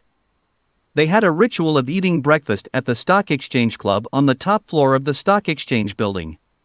Rick had some fairly modest job there, but was always listening in. In its sense, he was attending class. Guerin was learning, and he, like Munger, was making new buddies. Guerin would become another of Munger's many best friends, but the one least like Charlie. My mother was a seamstress, a Rosie the Riveter, explained Guerin. She died from alcoholism when Rick was a teenager. Guerin trained to be an Air Force pilot but dropped out, although for years afterward he flew his own plane. He spent 3 years at IBM, then 5 to 6 years as a stockbroker. It took me 3 years to extricate from that early partnership, said Guerin. Charlie and Jack Wheeler to some extent became my mentors. I then founded my own partnership, modeling it after the Buffett and Munger partnerships. J.Y. Guerin and Company imitated Wheeler, Munger in every way, including the operation of a specialist post. In his famous essay, The Super Investors of Graham and Doddsville, Buffett described Rick Guerin's investment record. Table 6 is the record of a fellow, a pal of Charlie Munger's, another non-business school type who was a math major at USC. He went to work for IBM after graduation and was an IBM salesman for a while. After I got to Charlie, Charlie got to him, Buffett wrote. This happens to be the record of Rick Guerin. Rick from 1965 to 1988, against a compounded gain of 316% for the S&P, came off with 22,200%, which probably because he lacks a business school education, he regards as statistically significant. Guerin did deals with Munger and Buffett, but also invested independently. He became a major shareholder and director of Pacific Southwest Airline, which in 1988 was merged into US Air. Guerin says that he learned from Munger how to make deals, but he also began to think deeply about the importance of personal values. I think I've been affected by Charlie, said Guerin. It was in me to see these values and to respond to them immediately, but he shaped me. Being around Charlie and Warren has made me a better man. Guerin saw how clearly logical it is to be ethical, rational, and honest. It is easier to tell the truth. Guerin is Buffett's age and is married to a woman 26 years younger than himself. They have a 5-year-old son. Rick also has a 42-year-old daughter. Between them, he and his wife Fabienne have 7 children, 5 girls and 2 boys. Munger, Guerin, and Otis Booth still play bridge at the Los Angeles Country Club with a circle of friends that sometimes includes Mayor Richard Riordan. In addition, Munger and Buffett once played bridge at nearby Hillcrest Country Club with the late comedian George Burns, then in his late 90s. To accommodate Burns' cigars, the Hillcrest posted its rule, no smoking by persons under 95. Charlie admires a long-standing practice of the Hillcrest Country Club of demanding a generous charitable giving history as a condition of membership. I have heard that, long ago, a big-time theater owner tried to join, delivering a yellowing newspaper clipping reporting on a World War II savings bond rally held in one of his theaters. Back came the reply of the membership committee, "This is a very useful piece of paper. For instance, you could wipe your ass with it. But it won't get you into this club." The real estate deals were wrapping up, the law firm doing well, and about that time, Charlie approached Al Marshall and asked him if he would like to come into Wheeler, Munger as business manager. Munger had discovered that his style differed from Jack Wheeler's, and he needed someone around who was more compatible. Wheeler was not from Omaha, but he was a very smart man, said Marshall. He once told me that he'd taken a course in late 1920s style pools and the management of pools, which of course are totally illegal today. He was a big spender, lived big. He was very good at what he did, but he also would suffer big reverses once in a while, which did not appeal to Charlie. Finally, Charlie persuaded Wheeler to turn the operation of Wheeler, Munger over to himself and Marshall, and they would pay Wheeler a cut of the profits. There was no acrimony between them, insisted Marshall. Wheeler just sort of retired. Marshall, who ultimately became a general partner, wasn't surprised that Charlie approached him a second time to join in a business venture. "If he trusts you completely," said Al. It still amazes Marshall that for years Charlie listed him as a signatory on a personal checking account. Charlie knew Al's character and didn't think for a minute that Marshall would run off with the money, and of course he didn't. Munger, ever the absent-minded professor, had Nancy to keep things straight at home. At the office he needed a lieutenant like Marshall. "We had a secretary named Vivian," said Marshall. When she left, we had 2 or 3 secretaries after her, but Charlie just kept calling all of them Vivian. I've always said it's a good thing his second wife was named Nancy, too. Otherwise he'd never have remembered her name. Marshall liked his new position, but it also had drawbacks. "One of my more obnoxious jobs was to watch the specialist posts," said Marshall. "Floor traders tend to be action-oriented individuals who have a lot of adrenaline in their systems." Once one of Marshall's traders objected to something that had been said and jumped up and slugged another trader. It took Marshall several days to negotiate a peaceful settlement with the battered trader and the exchange's governors. But the traders also were clever and creative. One of Wheeler, Munger's men set up a complex four-way arbitrage in the securities of the pharmaceutical company, ALSA, which at the time was just a startup.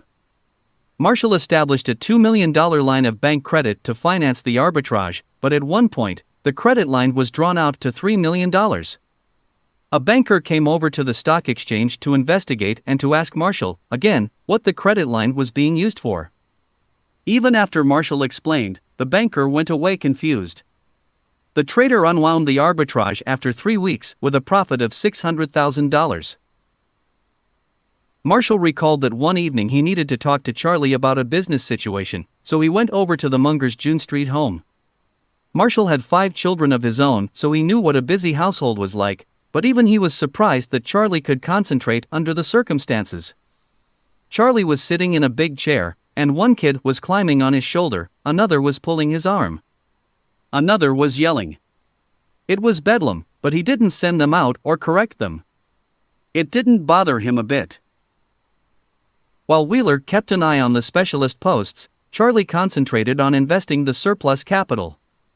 Sometimes he, Buffett, or Darren or all three together invested in the same companies. They scoured the exchanges, the newspapers, and talked to friends, searching for deals. Buffett described both Buffett Partnership and Wheeler, Munger as classic hedge funds, similar to those that again became popular in the late 1990s. "We bought some operating businesses," said Munger, including a company that made automotive chemicals. "At one time, as part of a bargain-priced package, we bought a manufacturer of car wash machines and a group of loans to car wash operators. Every time it rained, people called Marshall to explain why they weren't paying.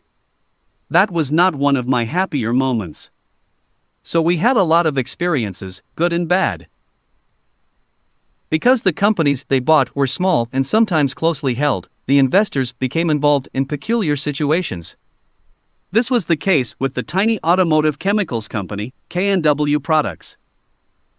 I spotted it in the newspaper, an estate sale," said Rick Guerin. "It turned out it was a company that made a substance that, when poured into an automobile radiator, would seal up a leak in the car's engine block.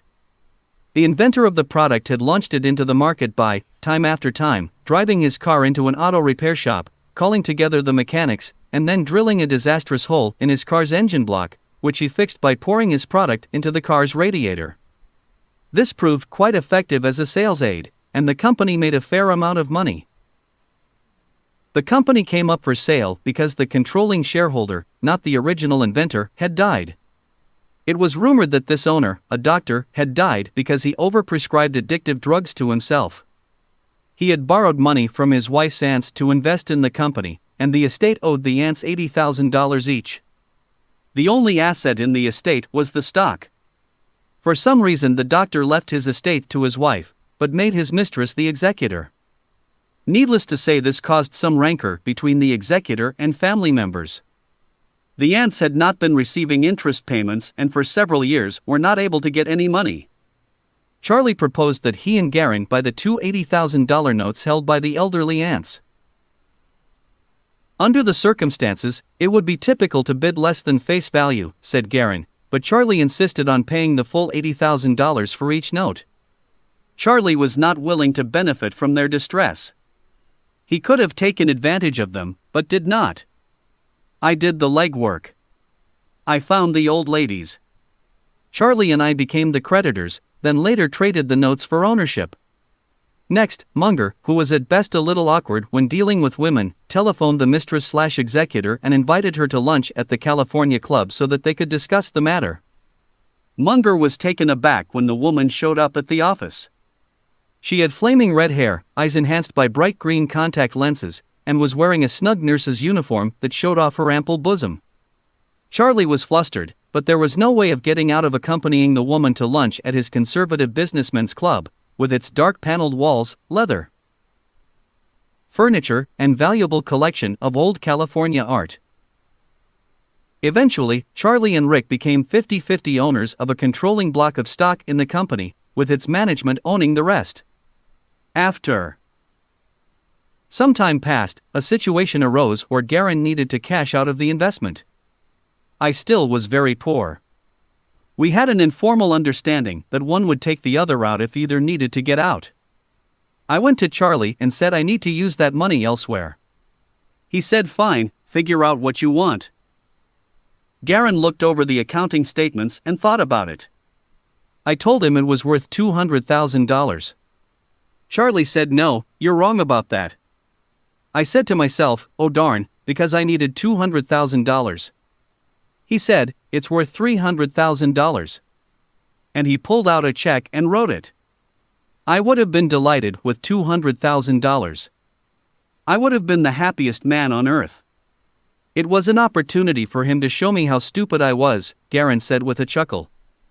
Charlie has a saying, think about it a little more and you will agree with me because you're smart and I'm right. The automotive chemicals business was fully acquired in the mid-1970s and ultimately became part of Berkshire Hathaway. Berkshire sold it in 1996 to a group of investors that included a former president of the company. Though Otis Booth was too concerned about the risk to participate in Munger's final real estate ventures, he quite willingly put money into the new Wheeler-Munger partnership. I became the largest participant, and I remain so. When he initially went into Wheeler-Munger, Booth had some concerns about what he was doing. I worried about partnership interests being just pieces of paper. I was taking them on trust. This guy was straight, but there was not a great deal of documentation. But I didn't think it was going to go south. I knew Charlie well enough.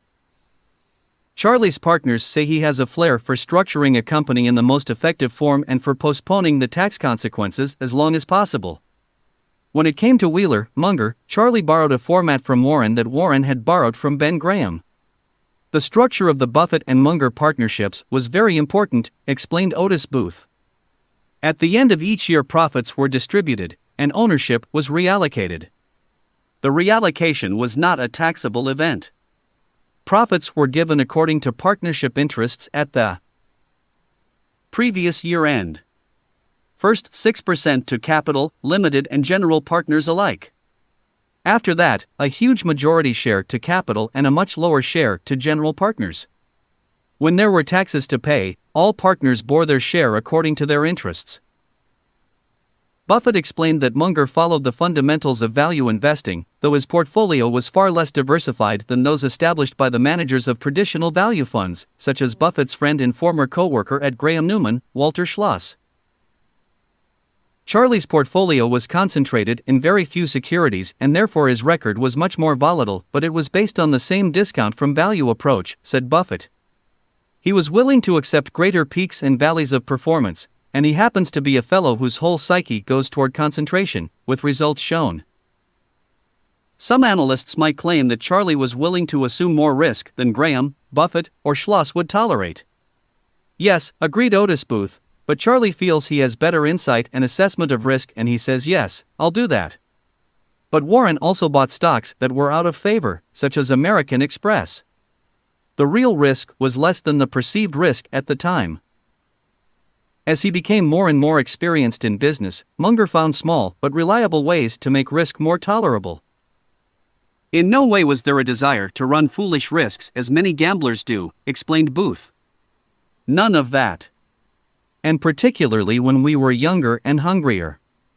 He would look for each little edge you could get. The seat on the stock exchange. Ability to get an option on land where the zoning could be changed, whatever. Charlie does not consider himself more daring than Buffett where investments are concerned. Warren is very adventurous when it relates to his lifelong interest. When it has to do with Berkshire, he'll try new things. But when it comes to trying the leg of lamb versus the prime rib, he's not at all interested. Molly Munger said during the time he was building his business, her father became acutely aware of the impact of taxes when capital gains were compared to ordinary income. He made a lot of money in this or that deal and didn't have to pay as much in taxes. He said, if I'm a lawyer, I have to pay more. The capital gains tax is less, and in my case it doesn't seem fair. During those years at Wheeler, Munger, Charlie and Warren kept up the telephone conversations. Although they didn't always buy the exact same securities in the same quantities, their portfolios overlapped in part. They shared investment in 2 chains of retail stores owned through a company named Diversified Retailing. Together with Rick Guerin, they bought working control of blue chip stamps. Buffett was the largest shareholder and Munger the next largest in the California Retail Trading Stamp Company. We were of a Raiders generation, observed Guerin. That of Sol Steinberg, Harold Simmons, and so forth. But we are not like them. The group never made a tender offer without management's consent and never engaged in a proxy fight. By the time he quit practicing law in 1965, one had more confidence that Wheeler, Munger would work out, and I had much greater wealth, said Munger. I was not particularly surprised when he gave up law, said Munger's sister Carol. That's what happens when someone finds something that is his real love. Munger was getting close to his dream of financial independence, observed his stepson David Borthwick. He needed to work for himself. Even with friendly partners in a law firm, you're still in service of clients who call on your time to fit their schedules. In his book The Big Test, Nicholas Lemon said that Daniel Defoe, not Benjamin Franklin, was behind Munger's lust to be his own man. When Charlie's grandparents read and reread Robinson Crusoe to him, they planted a notion in his head. He wanted to be rich so he could be completely independent, like Crusoe on his island, and not have to do what anybody else said. 3. In an essential way, however, Charlie Munger remained in the service of clients, those clients being the other investors in Wheeler. Munger. The fact that many of the investors were family members, former colleagues, or friends did not ease the pressure. As fate would have it, during Wheeler, Munger's existence, while the stock market had ups and downs, the overall direction was sideways. By the late 1960s, Buffett was talking about getting out and eventually, at the end of 1969, did liquidate his partnership. Munger and Guerin stayed in longer, especially with a large investment that was made late in 1972, a registered investment company named Fund of Letters. Bob Denham had arrived at Munger, Tolles, and part of his early work for Munger was the acquisition of the Fund of Letters. The stock market in the late part of the 1960s, the go-go years, had been torrid. A popular investment at the time was Letters stock, a security sold without SEC registration and therefore not saleable for an extended period of time in ordinary stock market transactions. Under the securities laws, it was necessary to put a rider on the stock saying that the investor was not allowed to sell until an SF3C registration or some other key event had occurred. The Fund of Letters was a venture capital fund that its founders had formed in a highly touted initial public offering allowing liberal sales commissions to stockbrokers. When it was first organized, the fund raised $60 million, but when underwriting fees and other costs were subtracted, only $54 million remained for investment purposes. It was as if, said Charlie, the customers had asked their brokers, "What shall I do with my money?" and the brokers had responded, "First, give 10% of it to me."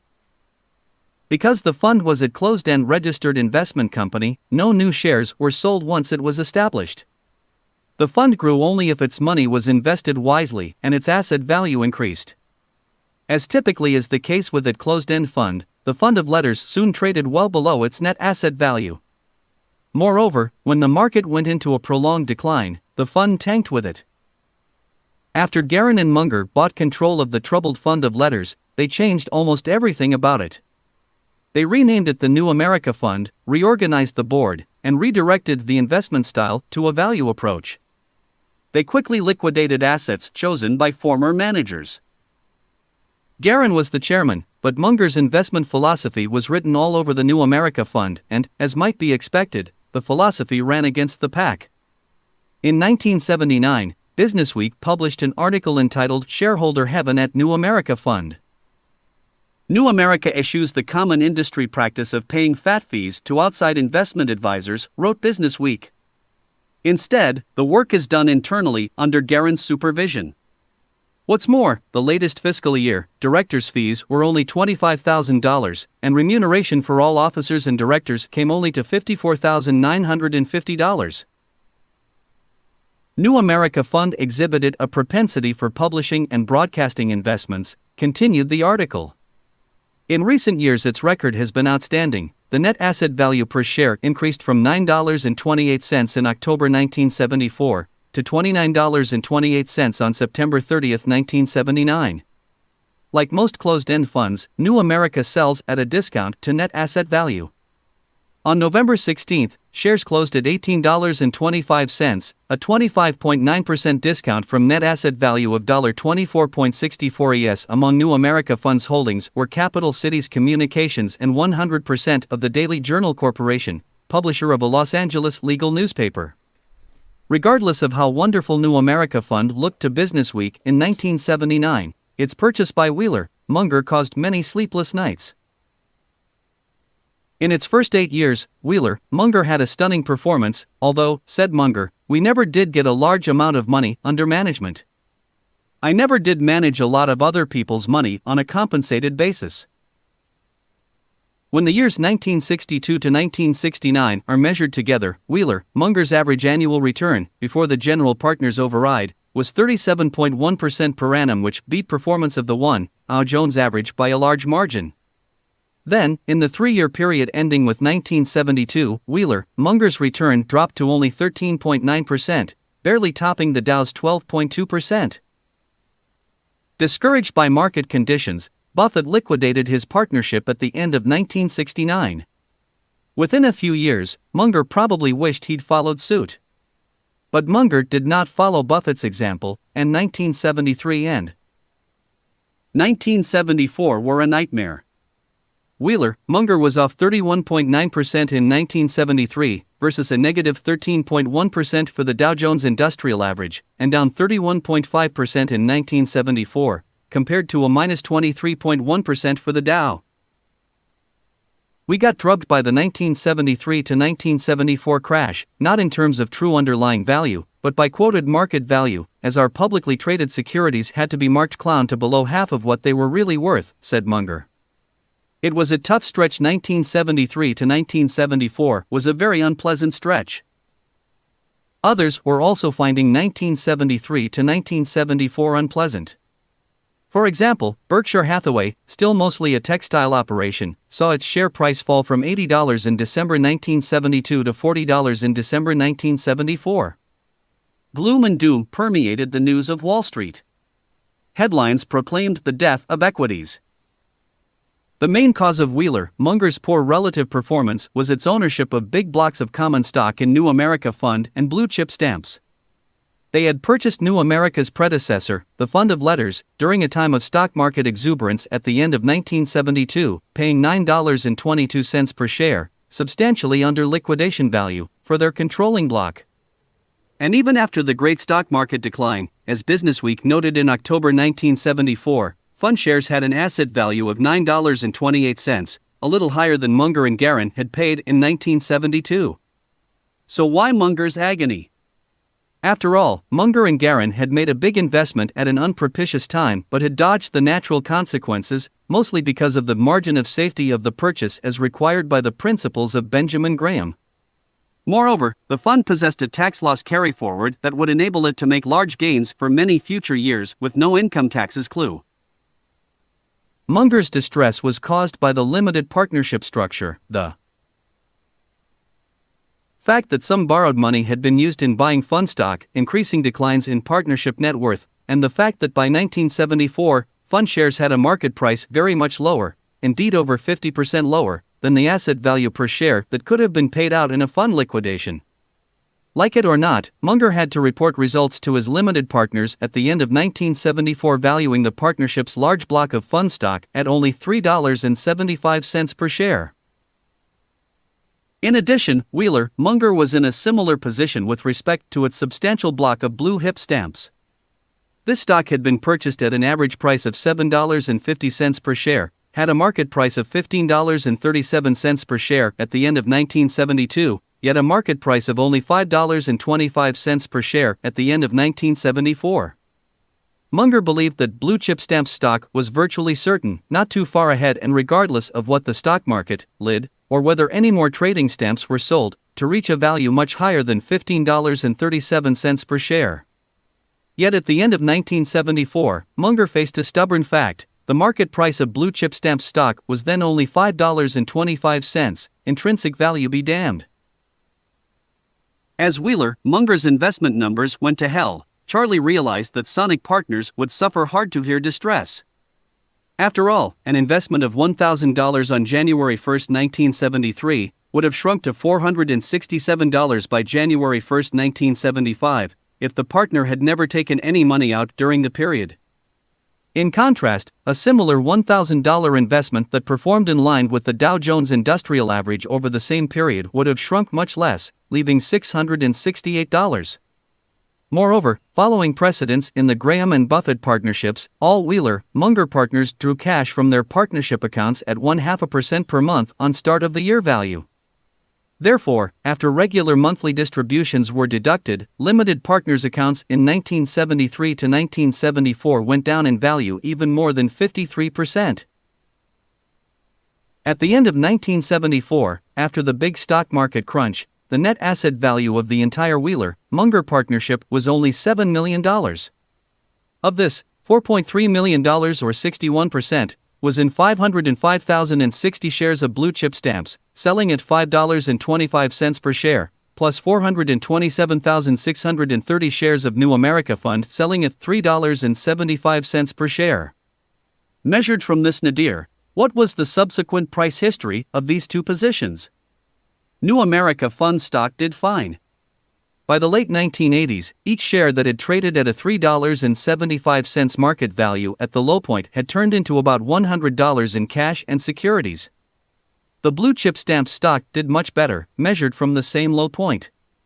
Each share of blue-chip stamps, then valued at $5.25, became 7.7% of one common share of Berkshire Hathaway.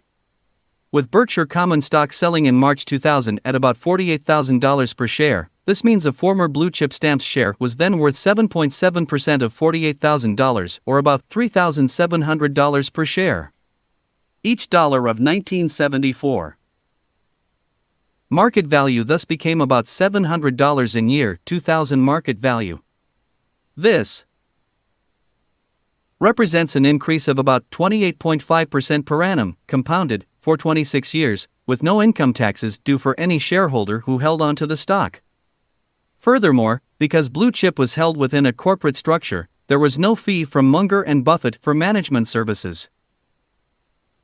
Over the course of Wheeler, Munger's first 13 years of life, ending with 1974, an investment mimicking performance of the Dow Jones Industrial Average, after counting all dividends received, would have produced a nominal return just above zero, explained Munger. After the ravages of taxes, inflation, and withdrawals of funds for use, the real return would have been embarrassingly negative. Wheeler, Munger, during its entire lifetime, did much better. Limited partners who stayed the course after 1973 to 1974 fared exceptionally well, and 95% of the partners did stay the course. For instance, Otis Booth stood pat after 1973 to 1974, and stood pat again with securities distributed in Wheeler, Munger's liquidation at the end of 1975. There was one major, galling exception. A new limited partner had put in $350,000 just before the 1973 to 1974 crash and panicked out at the bottom. For this partner, more than half the funds vanished. Charlie could not talk the partner out of the decision to withdraw. A lawyer is supposed to be an expert in persuasion, and I flunked a persuasion test that I think I should have passed, said Munger. There was something in the mix of personalities, including a low pain threshold and a strong will in the limited partner, that somehow made me fail. When dealing only with his own money, investment losses never bothered Munger much. To him it was like a losing night in a regular poker game where you knew you were one of the best players, you'd make up the difference later. But he now found that reported, temporary quotational losses in the Wheeler, Munger limited partnership accounts gave him tremendous pain. And so, by the end of 1974, he had resolved, like Buffett, to stop managing money for others in a limited partnership format. He would liquidate Wheeler, Munger after its asset value made a substantial recovery. And he would liquidate soon enough so that he would not take any general partner's override when the main investment positions were distributed. In 1975, Wheeler, Munger did make an impressive recovery with a gain of 73.2%, and Munger and Marshall liquidated the partnership early in 1976. Even counting the dreadful times, during the 14 years Wheeler, Munger operated, the partnership turned in an average annual return of 24.3% before the general partner's override. For a chart of the fund's performance, see page 251. When the dust settled, my family had about $3 million from Wheeler, Munger, and about $2 million more from real estate, and so on, said Munger. It was a lot of money at that time, and it was a good time to have that much money. I owned wonderful securities, and other wonderful, bargain-priced securities were then available in the market. When Wheeler, Munger was liquidated, the investors got securities in blue-chip stamps and diversified retailing, companies that later were folded into Berkshire Hathaway in stock swaps. Diversified Retailing, a company that was formed to buy one of the department store chains competing in the Baltimore metropolitan area, from the beginning had been mostly owned by the Buffett Partnership, and by now was mostly owned by former members of the Buffett Partnership. Wheeler, Munger owned 10%. The original purchase price was below the liquidating value of the business acquired, making it a classic Ben Graham type of play. Diversified Retailing had borrowed about half the purchase price for the Baltimore acquisition, using a bank loan quickly replaced by long-term debentures that had almost no covenants limiting the borrower. Very soon thereafter, Buffett and Munger realized how intense Baltimore retailing competition was, and that they had made a mistake. They reversed course and sold the Baltimore department store chain for cash at almost no loss.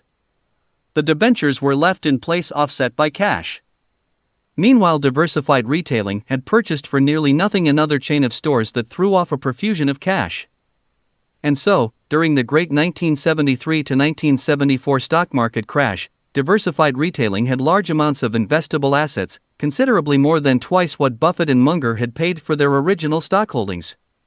With stock prices at such a low level, it was a shopping spree in a bargain basement for Buffett and Munger. It has been a source of satisfaction to me for decades that such a poor start was turned into a large success, said Munger. And again, shareholders who stuck with them were rewarded.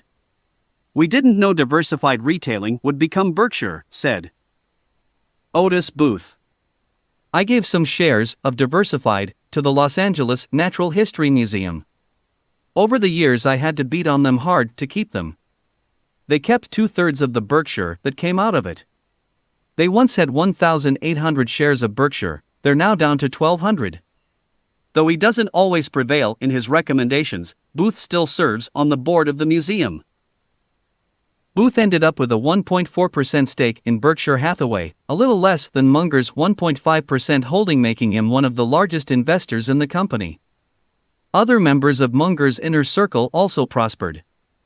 Ed Hoskins, Munger's original partner in the electronics manufacturing business, invested in Wheeler, Munger, and as a result, eventually ended up with some Berkshire Hathaway stock, as did Guerin, Marshall, Tolles, and, of course, Munger himself. The money in Berkshire Hathaway stock outperformed the rest, said Munger. Little else could compound that way. As late as 1974, it was trading for $40 per share on shares now, in June of 2000, trading for $60,000. At times, Berkshire's price has reached more than $90,000. Munger's own cost basis for his Berkshire shares is less than $40, because he acquired them by swapping for stock that was purchased at a much lower price. At the time of Wheeler, Munger's liquidation, limited partners, among other things, got stock in New America Fund, which Munger and Guerin continued to operate until 1986, when the fund also was liquidated completely.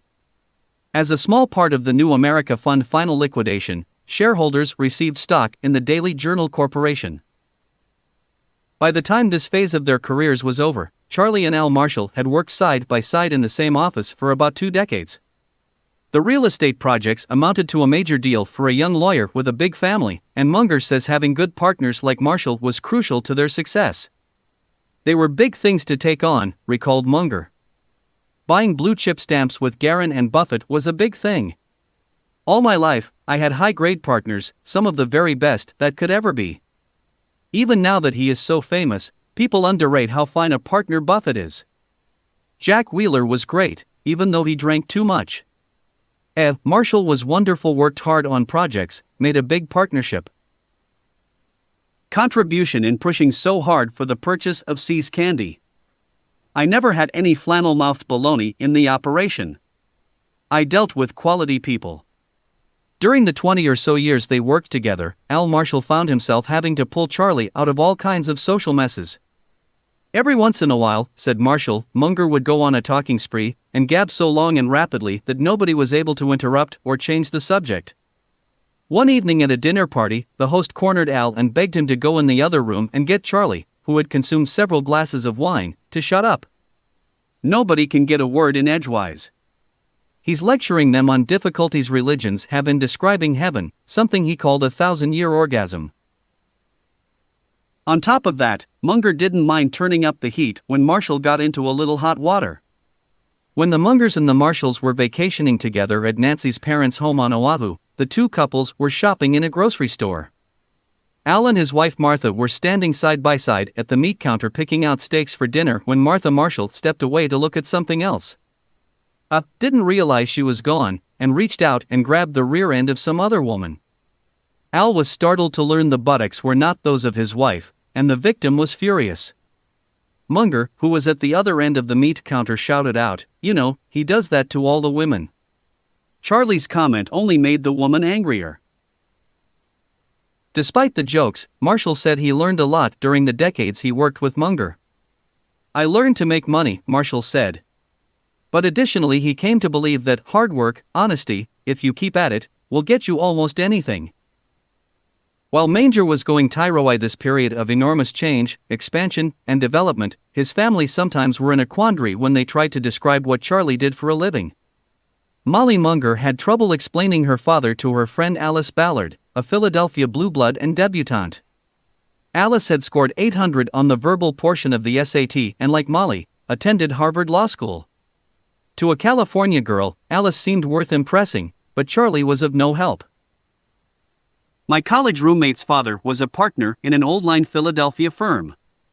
She was descended from William Penn. Charlie called on Fred Ballard, Alice's father, who later said, "I have no idea who Munger is from what he said of himself. He could be working for the CIA." A daddy made no coherent explanation of himself. He had this ratty little office in the stock exchange. What did he do working in a ratty little office? And a fledgling law firm. He bought odd companies like K&W, the automotive chemicals company. Nevertheless, Molly's faith in her father was unshaken. "It didn't matter to me. It seemed like, you just don't know him.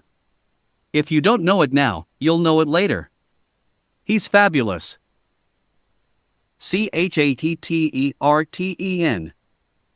Blue chip stamps. I've accused father of being negative. He has a buoyant, cheerful upside, but also a negative side. He said, no, I'm not negative. I jump like a little trout if it's a good idea." His hand went up in the air. Molly Munger. Charles Munger, Jr. knew something was afoot in Munger's financial life when his father came to him to discuss a math problem. Charles, Jr. was studying to be a physicist and his math skills were advanced. The exercise involved a California company called Blue Chip Stamps, which had a pool of reserve funds to meet the obligation of redeeming stamps in the years ahead. It had a float account, similar to those used by insurance companies, to hold premiums for covering probable future losses. An account that is invested with investment returns accruing to the company. Each year a predictable number of blue chip stamps were redeemed, causing a decline in funds, which in turn was offset by the proceeds of issuing stamps. What Munger really wanted to know was how fast blue chips' investable funds would decline under various scenarios. Blue chip stamps had been in the news because of a dispute it had with a group mom and pop retailers who wanted to participate as owners of the company alongside big retailers who had founded it. At the time Rick Warren was just recovering from his losses and the company sold to him by Jack Wheeler. 3 years later, I got my capital back together, which was next to nothing, and Charlie and I talked a lot about investment ideas," said Garen. "I'd react about blue chip stamps in the newspaper, and I had an idea," Charlie said. "I'll take you to my friend who knows more about float than anyone."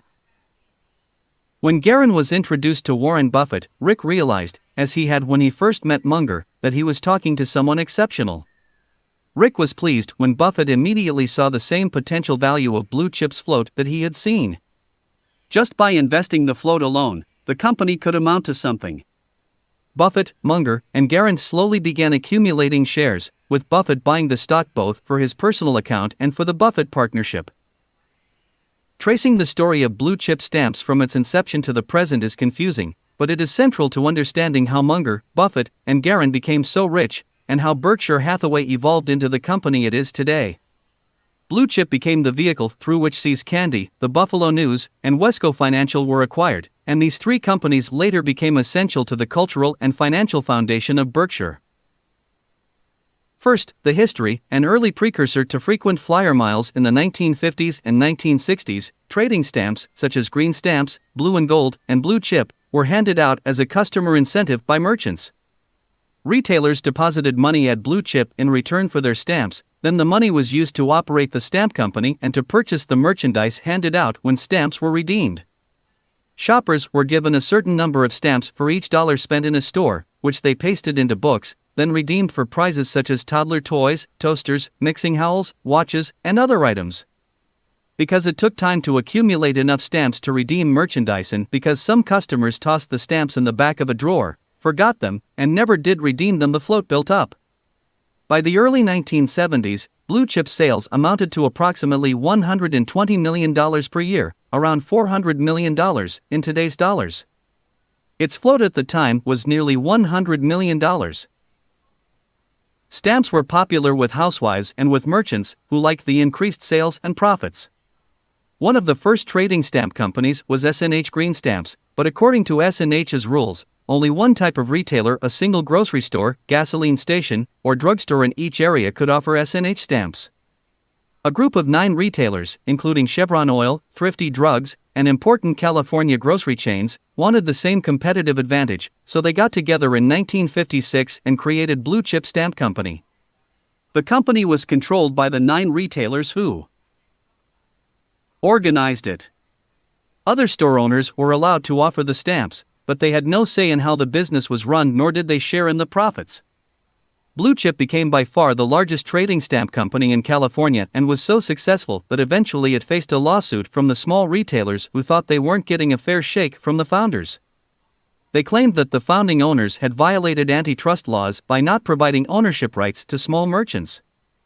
In December 1963, the Department of Justice filed an antitrust action against Blue Chip Stamp and the 9 founding shareholders. After 4 years in court, a consent decree was entered in June 1967, calling for a complete reorganization of the company so that the founders could no longer exert complete control. Blue Chip Stamp Company then added an S to its name and became Blue Chip Stamps. Under the court's decree, Blue Chip was required to offer approximately 621,600 shares of its common stock to the smaller, retail users of the stamps who previously were not shareholders. The shares were issued on a pro rata basis determined by the quantity of stamps given out by each of the non-stockholding retailers during a designated period. The offering consisted of 3 shares of common stock and a $100 debenture for a cash payment of $101. Any of the 621,600 shares not purchased by the non-stockholder users were to be sold on the open market. This new stock part of the offering amounted to 55% of the common stock of the company. To provide liquidity for old and new shareholders, the new Blue Chip shares were traded over the counter. Thousands of little retailers ended up with Blue Chip stock, said Buffett, and a market was born for the shares. We saw this as a very cheap stock and bought aggressively. Charlie, Rick, and I ended up controlling Blue Chip. They acquired their shares separately. I started with $80,000, said Garen, and built from there. Munger's investment matched Garen's fairly closely. At Blue Chip Stamps, we finally took over the company. It was a friendly, gradual kind of takeover, but we took it over, said Munger. By the early 1970s, Buffett's various entities had become blue chips. Largest stockholder, Munger was the second largest and Warren was somewhere behind. The three had accumulated enough shares to warrant positions on Blue Chip's board of directors. Blue Chip had an old boys board, some of whom resisted new guys, especially these smart alecky young guys, said Warren. Charlie went on the board first, then convinced them they should accept me, and finally Warren was accepted. Soon, their shareholdings in Blue Chip became densely tangled. In 1971, Warren and Susan Buffett personally owned 13%, Berkshire Hathaway Incorporated, of which the Buffetts were 36% owners, held 17%, and Diversified Retailing Company, Inc., of which the Buffetts owned 42%, held 16%. In addition, Diversified Retailing owned shares in Berkshire, and Munger's partnership owned 10% of Diversified Retailing, plus 8% of Blue Chip. Warren's partnership also owned 5% of Blue Chip. Eventually, after more purchases of Blue Chip stock, the liquidation of Wheeler, Munger, and the merger of Diversified Retailing into Berkshire, Berkshire's ownership reached 60%. Together Berkshire, Buffett, and Munger owned nearly 75% of the outstanding shares of Blue Chip. For some years, trading stamps continued to be Blue Chip's main business. In 1970, Blue Chip sales peaked at more than $124 million, but soon the popularity of trading stamps waned, and by 1982 sales plummeted down to $9 million. Sales amounted to only $200,000 a year by the late 1990s when Blue Chip's trading stamps were primarily issued by a few bowling alleys. Buffett and Munger gained control of the investment committee once they were board members, and so during the time that trading stamps were slipping from favor, the investment committee was at work building the value of Blue Chip's float. Among the investments that Buffett and Munger acquired through Blue Chip was the largest block of troubled Source Capital, a closed-end investment company established in 1968 by the infamous go-go manager Fred Carr. Was a phenomenon for a while, but soon was discredited by the choppy stock market of the early 1970s. When Carr quit Source Capital, the fund had $18 per share in asset value, but was trading for $9. It was a situation much like that at the Fund of Letters, except that after Carr left, portfolio managers at Source Capital had considerable talent and a mindset similar to that of Munger and Buffett. Blue Chip acquired 20% of the fund and Munger went on the board where he got along well with the main portfolio managers. Source Capital remained an independent company and is still listed on the New York Stock Exchange. Munger and Buffett referred a lot of management clients to Source Capital in subsequent years. Most of Buffett's and Munger's acquisition attempts went smoothly, but they did not get all the properties they sought to acquire. In 1971, Blue Chip was outbid in an attempt to buy the Cincinnati Enquirer. The Enquirer at the time had a daily circulation of 190,000 and a Sunday circulation of 300,000. E.W. Scripps Company was being forced to sell the newspaper to settle a U.S. Justice Department case charging it with having an illegal monopoly in the Cincinnati market.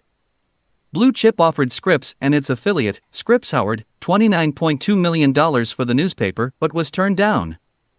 The Enquirer is now owned by the Gannett Company. By 1980, Blue Chip had 5 areas of business. The remainder of its trading stamp business sees candy shops, Wesco Financial, the Buffalo Evening News, and Precision Steel. Along the way, an uncomfortable incident involving Blue Chip's acquisition of Wesco Financial. The reaction of the Securities Exchange Commission caused Buffett and Munger to re-evaluate the way they were conducting their business. The story began in the summer of 1972 when a broker offered Buffett and Munger a block of Wesco Financial, the parent company of Pasadena-based Mutual Savings and Loan Association. Wesco stock was trading in the low teens, less than half its book value. Buffett and Munger agreed that it was a bargain, and through Blue Chip, acquired 8% of Wesco's shares. Even that early in its history, a $2 million stake was a relatively minor investment for Blue Chip. Then in January 1973, Wesco's management announced plans to merge with another savings and loan, Financial Corporation of Santa Barbara. Buffett and Munger felt that Wesco was selling itself at a fire sale price. The deal called for Wesco shareholders to swap their undervalued shares for those of overvalued financial corporation. Munger and Buffett didn't think the deal was a good one for shareholders on the Wesco side. Said Buffett, "I read these terms, and I didn't believe them. And I told Munger the terms, and he couldn't believe it either. But it was there in black and white on the Dow Jones tape." Munger wanted to buy more Wesco stock to fight off the merger, but Buffett did not. Charlie prevailed, and for 6 weeks, Blue Chip bought every Wesco share it could find, accumulating about 17% of the company. They couldn't buy more than 20% without regulatory approval, and that would take a long time to obtain. Munger called on Louis R. Vincenti, Wesco's president, to inquire about his reaction to the existence of a large unhappy shareholder. Without being acrimonious, Vincenti said that Blue Chip was free to vote against the merger if it wished and to solicit other shareholders to do the same, but the outcome would be determined by shareholders, not Vincenti. This was the kind of straight talk Munger liked. He immediately developed an admiration for Vincenti, and Buffett soon did the same. For shareholders to vote the merger down, Munger and Buffett would have to persuade Elizabeth Peters, a San Francisco heiress who owned a Napa Valley vineyard, and her brothers, to go along with them. Peters' father had founded the SNL and took it public in the 1950s, and the Peters still owned a large block of shares. Elizabeth Peters hoped that the financial corporation merger would inflate Wesco's flagging share price. Donald Coppell, Blue Chip's president, tried to persuade Betty Peters to change her mind, and when he failed, Buffett gave it a try. "I flew out and talked to her out and back in one day. We talked in the American Airlines lounge at the San Francisco airport," said Buffett. Peters insisted that something had to be done to improve the SNL's performance, and Buffett said he'd like to try it himself. She was impressed with his self-confidence, but asked a question that would be posed again and again as Berkshire grew. "Mr. Buffett, if I buy you, what happens if you get hit by a truck at the intersection? Who would save Wesco then?" Buffett assured her that Charlie Munger was waiting in the wings. Warren persuaded Peters to vote against the merger and to ride along with her family's Wesco shares, remaining as a Wesco director on a board that Munger would join. This turned out well for Peters, since Financial Corporation went bust and Wesco prospered mightily with the help of Buffett and Munger aboard. After squelching the merger, Munger and Buffett could legally buy only another 3% of Wesco's outstanding stock, and they set out to do so. They had been paying about $17 per share right up to the time the merger was canceled. They knew that Wesco stock was sure to decline in the short term.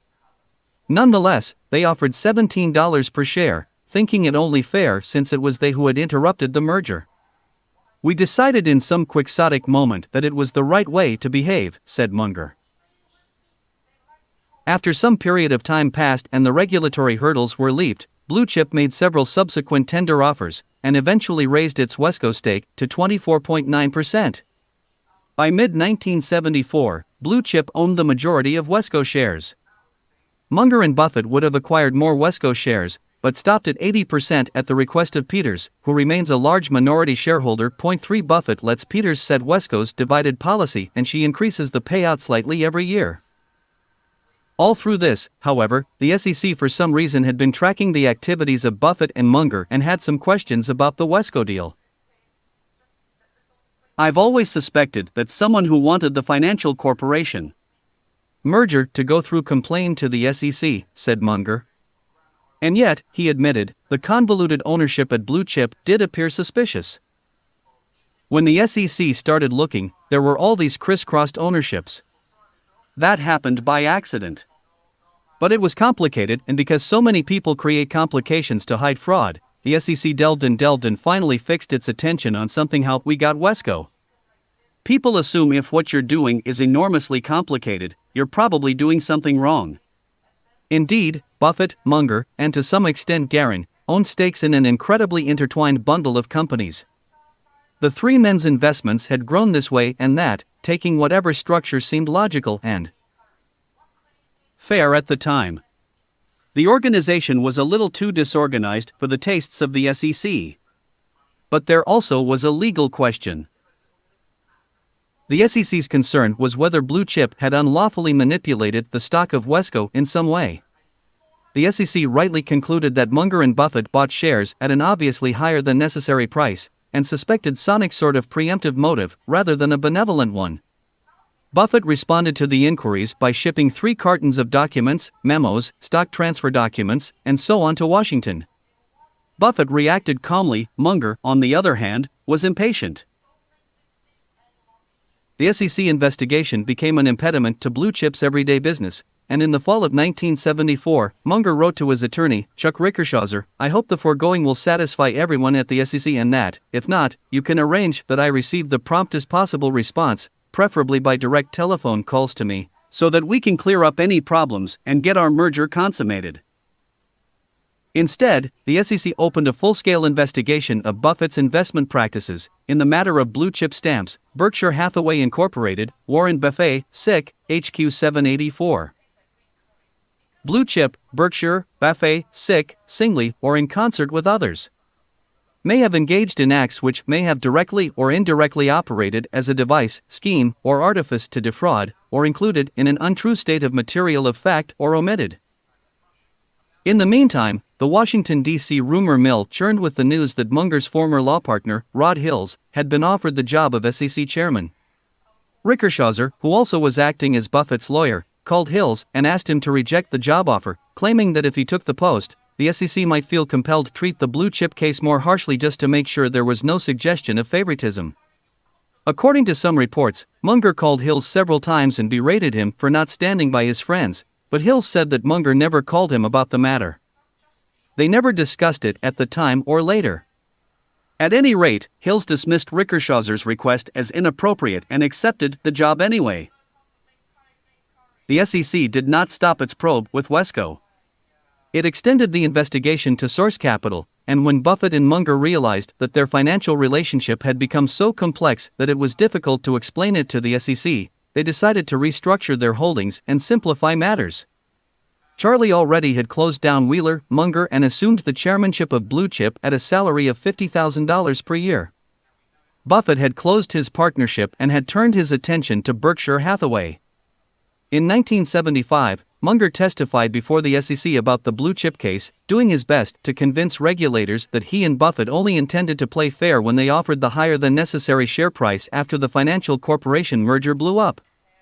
The SEC countered that it was a corporate investor's job to make a profit for its shareholders, not favor anonymous sellers on a stock exchange. Munger explained, with little effect, that he and Buffett hoped that conduct demonstrating fairness would enhance Blue Chip's reputation, and this ultimately would benefit all shareholders. Munger and Buffett particularly hoped to make a good impression on Lou Vincenti, whom they wanted to stay on at his old job as CEO, which he did for many years. Such considerations got no favorable reaction from the SEC. Following a standard practice, the SEC filed and concurrently settled a lawsuit against Blue Chip, charging that the company had purchased Wesco not just as an investment, but to defeat the merger. It also asserted that Blue Chip artificially propped up Wesco's share price for several weeks after the merger collapsed. Without admitting or denying guilt, Buffett and Munger agreed not to make the same mistake again. Blue Chip was required to give more than $115,000 to Wesco shareholders whom the SEC decided had been damaged by the business practices. It was a stressful time, but as a result, Berkshire Hathaway became a larger, simpler company. In the reorganization that followed, Blue Chip Stamps sold its interest in Source Capital, which by then had doubled in value. Wesco, for tax purposes, was consolidated with Blue Chip Stamps as its ownership proportion reached 80%. Both Diversified Retailing and Blue Hip were merged into Berkshire, finally giving Munger a formal position at Berkshire. Munger got 2% of the stock of Berkshire and was named vice chairman, keeping his old salary of $50,000. Bob Denham, who worked on some of these legal maneuvers, said the organization of the company under a single corporation eliminated almost all appearance of conflict of interest. Before they were merged, Blue Chip and Berkshire had different shareholders, and when a true bargain investment came along, the possibility might exist that Buffett would allocate the bargain to one group of shareholders at the expense of the other. That could no longer happen. Until the merger, Blue Chip shareholders were sent their own annual report with a message written by Munger. When the merger took place, Buffett and Munger together wrote a letter to shareholders. It will be somewhat simpler for us to run a combined enterprise, reducing sonic costs. Also, simplicity has a way of improving performance through enabling us better to understand what we are doing. By the time Berkshire and Blue Chip merged, Berkshire held 60% of Blue Chip stock. On July 28, 1983, Berkshire acquired the 40% interest that it did not already own. Each outstanding Blue Chip Stamps share was exchanged for 0.077 of a share of Berkshire. The combined assets of the merged companies amounted to $1.6 billion. Shareholders met at Omaha's former Red Lion Inn to approve the new corporate structure. Warren and Susan Buffett held enough shares to enact the merger on their own, but told other shareholders they would vote for the merger only if it were approved by a majority of the remaining shareholders. Years later, Munger said the merger was the right thing to do. It is so much less complicated now. Since then we have one of the simplest structures there is. At a high level, it's one big company, Berkshire Hathaway. But way down in the organization, there is still some complexity. Some of our companies are owned 100%, some 80%, and some positions nearly involve big blocks of stock. What Charlie finds interesting when thinking back about all this progress is how few big business decisions were involved in creating billions of dollars out of less than $40 million, fewer than one every 3 years. One think the record shows the advantage of a peculiar mindset not seeking action for its own sake, but instead combining extreme patience with extreme decisiveness. Munger's stepson Hal Borthwick gives Charlie enormous credit for helping to work out Blue Chip's various problems. Charlie made really tough calls in the early days. Those guys were still cigar butt investors. They were, looking for assets on the cheap. And Charlie helped solve those problems. We mercantile 1970s wrote a single business, trading stamps, which was destined to decline to a small fraction of its former size, and a portfolio of securities, offsetting stamp redemption liabilities, which had been selected by previous owners and would have led to a disastrous result if held through to the present time, Munger wrote to shareholders in 1981. As for the original business of Blue Chip Stamps, I presided over a reduction in trading stamp sales from over $120 million down to less than $100,000. So I presided over a failure of 99.99%, said Munger. Even so, the company did wonderfully with the capital we invested elsewhere. But in terms of the trading stamp company, I laid an egg. So did everyone else. There is no big trading stamp company left in the United States, but we had no expectation that the trading stamp business was a big winner. As it turned out, it went blue-y. Meantime, we bought See's, Buffalo News, and Wesco and made successful investments in marketable securities with the float and other capital. The money compounded like crazy, said Munger. In 1972, Blue Chip's balance sheet net worth was about $46 million. By the end of 1981, net worth had increased to about $169 million, up 267% in 10 years. Return on shareholders' investment in the company for the 10 years was 15% per year. Later, the gains were larger, according to Munger. If Blue Chip had remained a separate company, it would be at powerhouse today. Its former operating subsidiaries now earn over $150 million pre-tax. Moreover, Wesco has more than $2 billion in marketable securities, and by now Blue Chip, on its own, would have owned much more. Though it is buried deep in the filing cabinets of Berkshire Hathaway, Blue Chip remains an intact company. When people dig into the back of their kitchen drawers or open their deceased mother's trunk and find books of Blue Chip stamps, they can be redeemed. Most trading stamp companies just disappeared.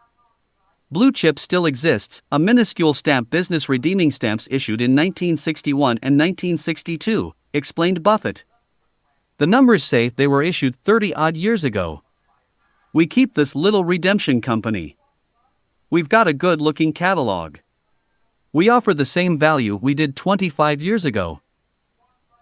He and Munger are determined that the Blue Chip office will remain open as long as they believe that some significant number of unredeemed stamps are going to turn up. It also tickles them that Berkshire Hathaway became a great investment for the small retailers who fought for a piece of the company. Years ago, before Warren and I bought our stock, Blue Chip Stamps mailed minor amounts of blue chip stock out to filling station operators as a litigation settlement in the antitrust case brought against the founders by small merchants, said Munger. My wife told the guy who owns the automobile repair shop where she takes her car to hold on to it. Well, the other day when she stepped out of her car, he hugged and kissed her. So maybe we should buy into another dying business. The SECURRRI.SANI exchange commission was finally placated, but Berkshire's problems with Blue Chip were not yet fully resolved. The remaining issue involved some of those filling station and other small business owners who were issued shares in the 1970s. Some 20 years later, a tiny group of shareholders who had forgotten about or lost track of their stock realized they'd missed out on an important event. The shareholders claimed that their stocks were lost in transfer agent records and that they were unaware that they were now holders of Berkshire shares. Under state laws, after a certain amount of time such shares are escheat, or turned over to the state for caretaking, which Berkshire's transfer agent did. In some cases, the states were still holding the shares, which in the meantime had increased in value almost 100-fold. In other cases, the states sold the Berkshire shares and held the money in the name of the original blue chip shareholder. In 1993, legislation was passed in California permitting the state to save escheating costs by selling the stock it held as unclaimed property. The state then placed the funds in numbered accounts to hold in trust for future claimants. In November 1995, the state of California sold all Berkshire stock it held at $31,177.77 per share. By the time the misplaced blue chip shareholders learned what happened, with the help of a bounty hunter, and filed suit, Berkshire was selling at $37,950 per share. The New York and San Diego law firm of Milberg, Weiss, Bershad, Hines and Larack, which is well known for handling shareholder class action lawsuits, sued Berkshire for failing to make enough effort to find 400 early blue chip stamps shareholders to let them know that they now owned Berkshire shares. They wanted shareholders to be compensated for the growth they'd missed out on after the state sold their shares. The issue is, they should have dropped me a note and let me know, said plaintiff John E. DeWitt, 61, who owned gasoline stations and delivered petroleum products in South El Monte, California. We've been located in the same spot since 1972, too. Although they were not listed as defendants, Munger, along with Warren Buffett and his wife Susan, were named in the complaint. There is no truth to the stories that little retailers were taken advantage of, said Buffett, claiming that in some cases the shareholders simply ignored their mail. In the end, people got their money. They are just mad because the state sold the Berkshire shares. We've found Berkshire holders from the 1930s. They are millionaires now. The court threw out the shareholders' suit, saying that the statute of limitations had expired on their action. If the suit had run its full course, Berkshire may have had no liability anyway. Some stocks were lost long before Berkshire bought Blue Chip, and at any rate, due process had been followed for unclaimed shares. Some shareholders are always going to get lost, meaning out of contact with the corporate transfer agent. The inevitability of that outcome is why all advanced commercial nations have escheat laws, says Munger. And Berkshire works harder than most corporations in pushing transfer agents to find lost shareholders. As implied ERA.IER, the relationship between Buffett, Munger, and Vincenti, chief executive officer of Wesco, worked out just as Buffett and Munger had hoped. Vincenti, one of Pasadena's best business lawyers, had become CEO of his best client. He was brilliant, principled, decisive, and parsimonious, said Munger. And he stayed on as CEO for many years, loving the business. Finally, he got Alzheimer's disease. By that time we liked him so much that we kept him coming in as CEO until he could no longer function. Betty Peters cheerfully joined in this unusual decision. Among the shareholders Berkshire inherited from Blue Chip was legendary investor Philip L. Carret. Carret had owned Blue Chip shares since 1968 and converted to Berkshire at about $400 per share. Carret had been involved in portfolio management for 78 years. He founded one of the first and most successful mutual funds, the Pioneer Fund, which operated through all sorts of economic conditions from 1928 until 1983. The annual total return for the Pioneer Fund in that period averaged 13%, compared with 9% for the S&P 500. Born in 1896, Phil Cartwright died May 28, 1998, at age 101. Just a year earlier he'd attended the Berkshire Hathaway annual meeting in Omaha, and although he was confined to a wheelchair, Cartwright spent much of the day chatting with other shareholders. Cartwright worked until 2 weeks before his death and was sharp of mind until the end. From the time they started buying Blue Chip until the time it was merged into Berkshire, Buffett and Munger slowly but surely cemented their partnership. There never had been a written contract covering the terms of their work together. Rather, Munger and Buffett simply went forward on trust. To those of us who became lawyers, said Wendy Munger, the lesson of his business life is that you don't want to do business with people you can't trust. The economics are irrelevant if you don't have trust. Most people are just thinking about the economics, thinking that the contract will save you when entering into a transaction with someone you can't trust. You must do business with high-grade people, that's all he will deal with. Charlie also puts it this way, never wrestle with a pig, because if you do you'll both get dirty, but the pig will enjoy it. Chaetereleven. Sees candy. Teaches a lesson. Generally, I'm not in favor of a social system that throws huge rewards to people who don't improve the factories, don't invent better systems, and so forth. Of course, you can argue that I'm condemning myself. All I can say is it's almost intentional. Charlie Munger. He Munger family members were having their first dinner together in the new Great Hall at their Star Island retreat. A cooperative design effort among the adult children, the communal gathering room had been generously funded by their father. As the Munger clan had grown, collecting spouses and grandchildren, it was increasingly troublesome to find one space where everyone could get together for dinner, or to play games, or to simply sprawl around a fireplace and gab. This lodge room will do the job. An open beam ceiling rises above a massive, fieldstone fireplace. A full-sized pool table at one side of the room already is surrounded by teenagers. There are 2 long banqueting tables for grown-ups, and a small dinner table for the younger children. As happens most evenings, the teenaged Mungers have decided to dine together elsewhere and have set up their own party on a picnic table near the end of one of the Munger boat docks. It's cool out over the lake and there are fewer bugs and no parents. Back in the lodge room, there are toasts to the new addition, all-around thank yous to the people who collaborated by fax, email, and ordinary telephone to plan this expansive, woodsy room, the small kitchen, and a second small dining/workroom. A meal of mixed grill, fresh creamed corn, risotto, and salad is served from a buffet. Ice cream is the dessert.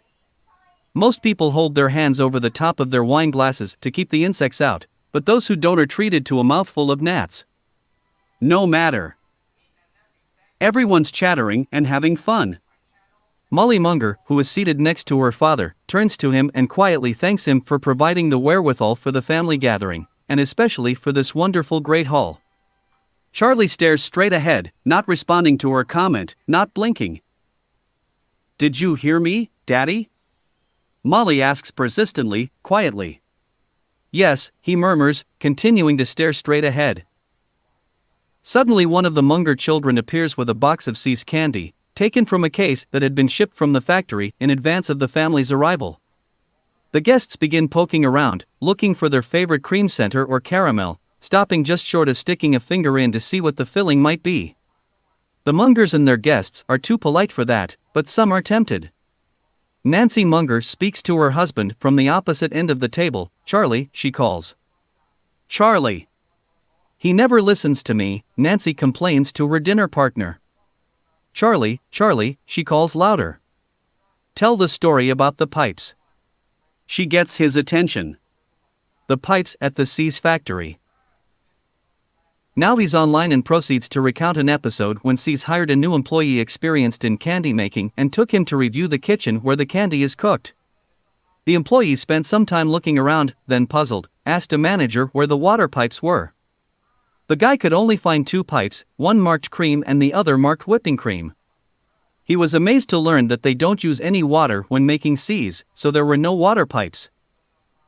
When See's Candy celebrated its 75th anniversary at a luncheon in Los Angeles, the crowd had surprise visitors. A man in a white jumpsuit, wearing goggles and an antique leather helmet, drove onto the stage astride See's 1920s trademark black and white, restored Harley-Davidson motorcycle with its matching delivery sidecar.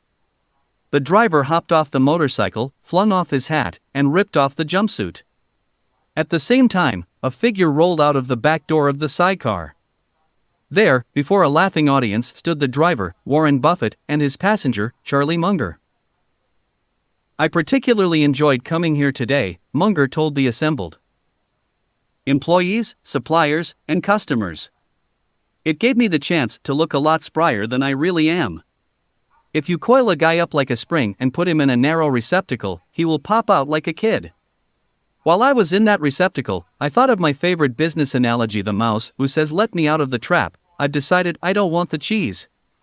There are a million business traps. You can get sloppy, you can get alcoholic, you can get megalomania, you cannot understand your own limitations. There are a million ways to gum it up. To survive and prosper, as long as this company has started by a woman who was 71 years old, that I really like. And it's an amazing example. See's has stayed out of a lot of traps. The ordinary candy company puts in too many stores, Charlie continued. You have this huge overhead you're carrying through July and August, and you just can't get well at Christmas. But See's has always had the discipline of knowing their own business. That's harder on the employees, by the way. They have this huge crunch in the stores at Christmas, but it's part of the secret of See's. And of course, the fanaticism about the quality of the product and service is the heart and soul of the business. I love the fact that this room is full of long-time customers and long-time suppliers.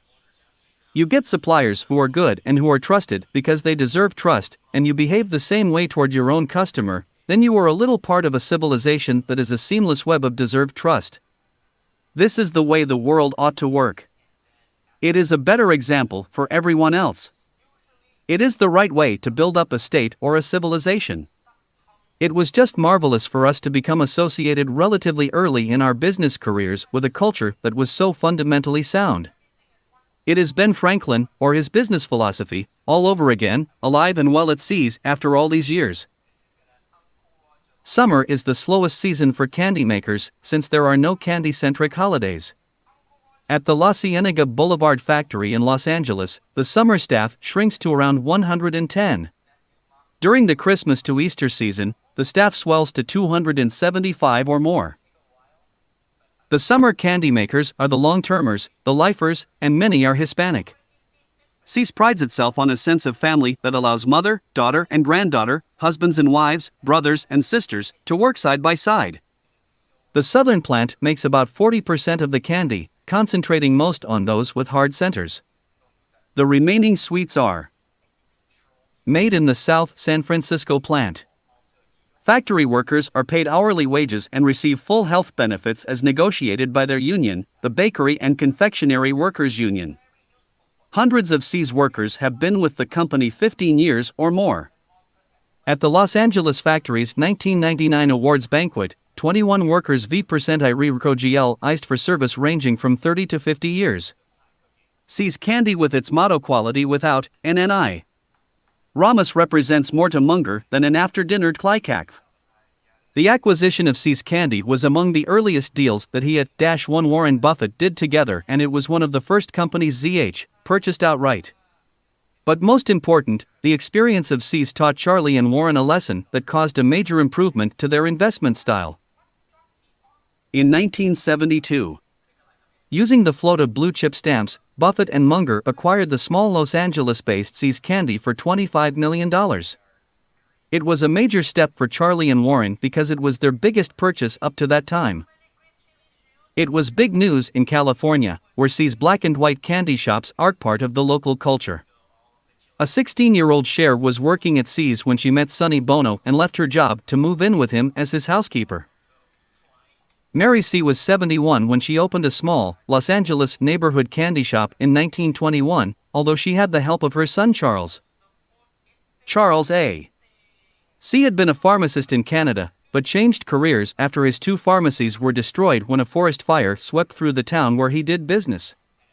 He took up work as a chocolate salesman and dreamed of starting his own candy company, using recipes developed by his mother. In 1921, he moved his family, including his widowed mother, Mary, from Canada to Pasadena, the beautiful and refined Los Angeles suburb that Charlie would later adopt as home.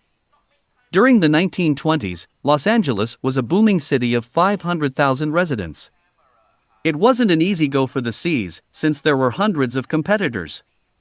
C and his partner, James W. Reed, decided to concentrate on building a reputation with a high-quality product. When the stock market crashed in 1929 and the Great Depression hit, C was forced to cut the price of a pound of candy from 80 cents to 50 cents. He survived by persuading landlords to reduce his rents, arguing that lower rent was better than no rent. But he also saw an opportunity to expand his markets as other candy makers went bankrupt. A second crisis came during World War II when sugar was severely rationed.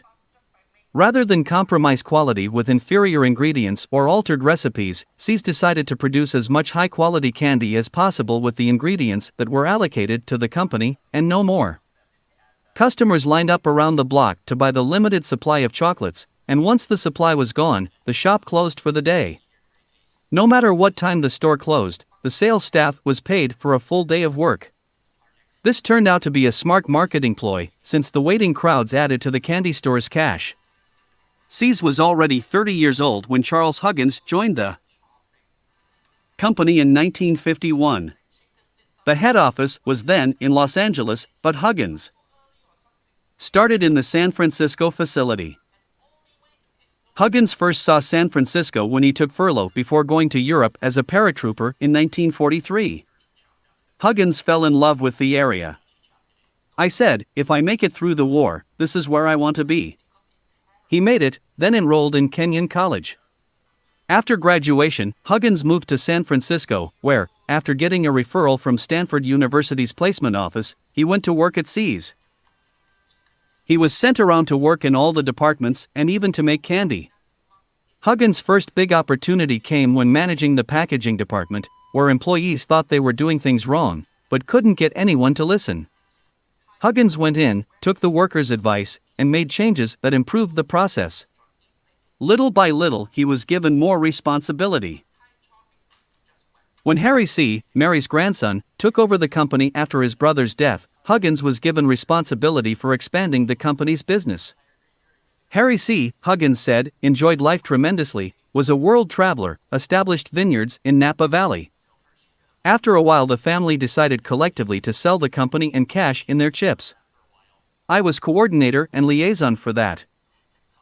We started in the spring of 1970. We had a couple of very serious suitors, such as a Big Four sugar company from Hawaii that owned CNH. And others. The family wanted a pretty heady ransom for the company, and that dissuaded several buyers. One company began an in-depth due diligence, examining the business, its many contracts, and so on, to the extent that even Huggins thought they were overly meticulous. At the 11th hour, literally at midnight the day before they were to sign the purchase agreement, they backed out. No harm was done, except the energy I expended. "We've even kept in touch for years, they were such nice fellows," said Huggins. About that time, Robert Flaherty, an investment advisor to Blue Chip, heard that the premier chocolate chain was for sale. He contacted William Ramsey, a Blue Chip executive, who was enthusiastic about buying C's. Ramsey called Buffett from Flaherty's office. "Gee, Bob," Buffett said. "The candy business. I don't think we want to be in the candy business, For some reason, the phone line then went dead.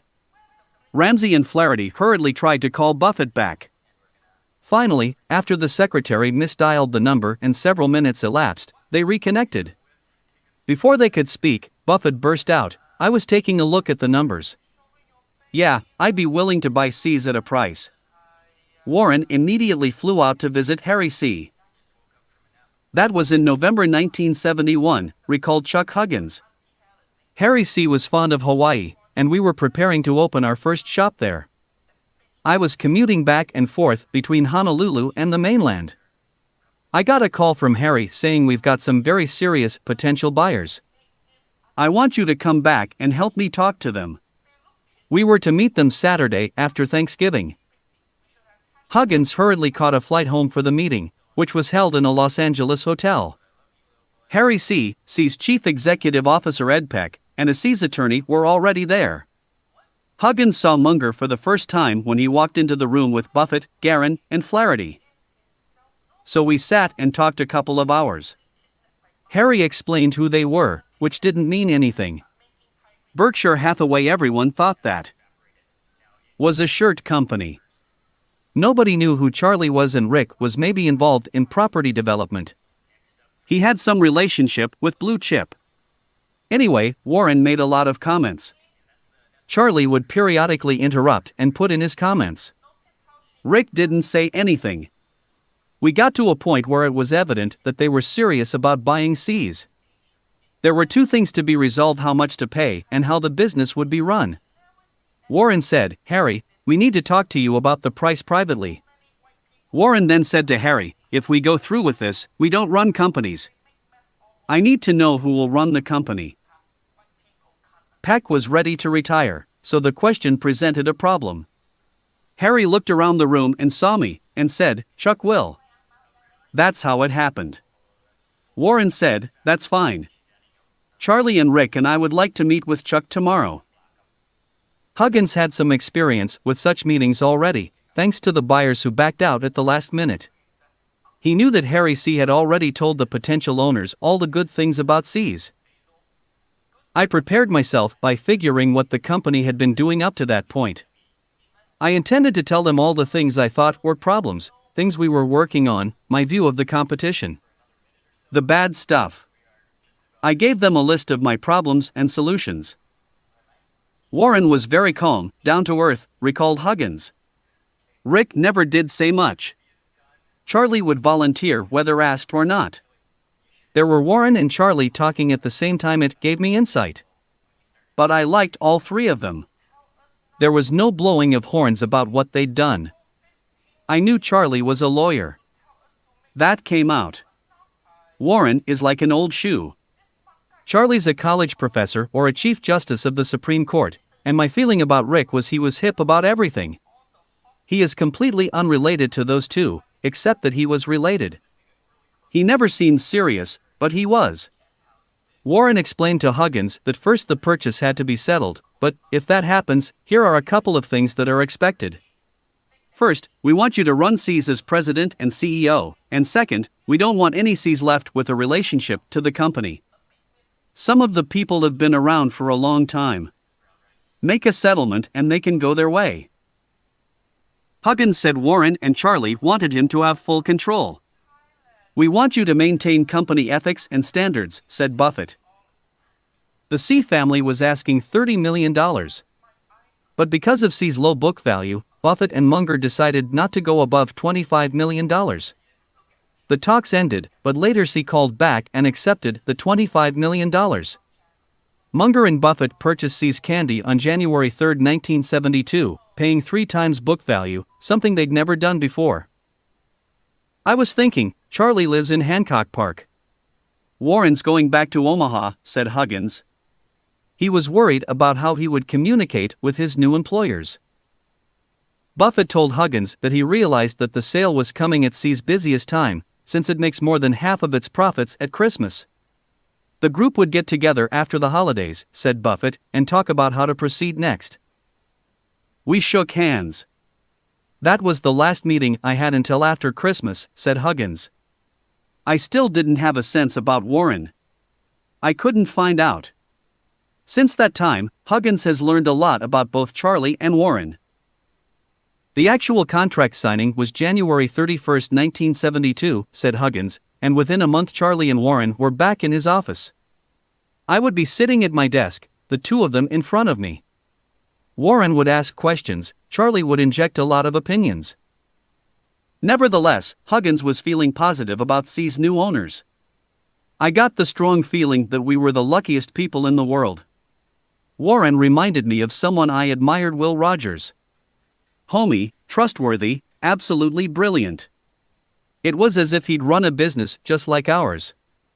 Charlie was similar. I was a little guarded with Charlie. He was very absolute. Warren left some room for your opinion. With Charlie, it was hep, 2, 3, 4, but I got used to that. It was just his style.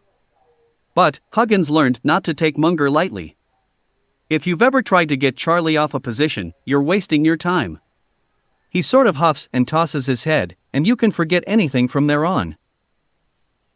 While Blue Chip owned us, it was clear Warren, Charlie, and Rick were the owners, said Huggins. I asked, you'll all disappear exactly. How do you want me to communicate with you? Warren said, do what you've been doing. Let us know if there are danger signs, trouble, but you just keep us informed. Figure out some way to do that. He said, if you can build on what the C family has done, make it more grand, that would be good. Then Buffett added in observations about the candy itself, you're priced well below the market. Despite Huggins' positive feeling about the deal, there were problems. His immediate challenge was to convince loyal customers that C's would not change under the new owners. First, in 1972, when the purchase was publicized in the newspaper, it became known that Blue Chip had bought it. Well, said Huggins, people didn't have a lot of respect for the company. They'd just been through an antitrust case. They looked bad. That left a bad taste in the mouths of our most faithful customers. In 1972 and 1973, I spent a lot of my time dealing with customers who were concerned, mad that the family had sold and now it was in the hands of a company that would ruin C's. Suddenly we got a lot of hate mail, people claiming the candy had changed. C's long-term customers were used to a genteel experience when visiting the shops and were in a near panic. They filled their local stores to express their concerns, which in turn upset the employees. Huggins wrote in the company newsletter, this must seem like a time of the most profound changes in the 51-year history of our company. Yet there is even more that has not changed. We will not change our personal relationships with employees or customers. We want to go forward without losing any of the vital ingredients that have gone into the making of C's candy. It took Huggins nearly 2 years to smooth over the uproar caused by the sale of C's. Once the dust settled, C's started expanding into markets in Missouri, Texas, and Colorado, and even as far away as Hong Kong. C's participated in the 1982 World's Fair in Knoxville, Tennessee, and the exhibit was such a success that C's opened a shop in Knoxville. A recession hit in the 1980s, however, and many of the out-of-state shops were closed. Customers in distant locations were forced to order by catalog and telephone. During this same period, the Retail Clerks Union attempted to organize the sales force in the stores. C since has triumphed in 4 attempts to organize by the Retail Clerks Union, mainly by paying higher than union scale wages. C's later had problems with union truck drivers who delivered the product, but through a labor negotiator were able to cancel their contract and transfer the work to a private trucking company, which then rehired most of C's senior drivers. At one time, C's came under attack by a major candy producer from the Midwest.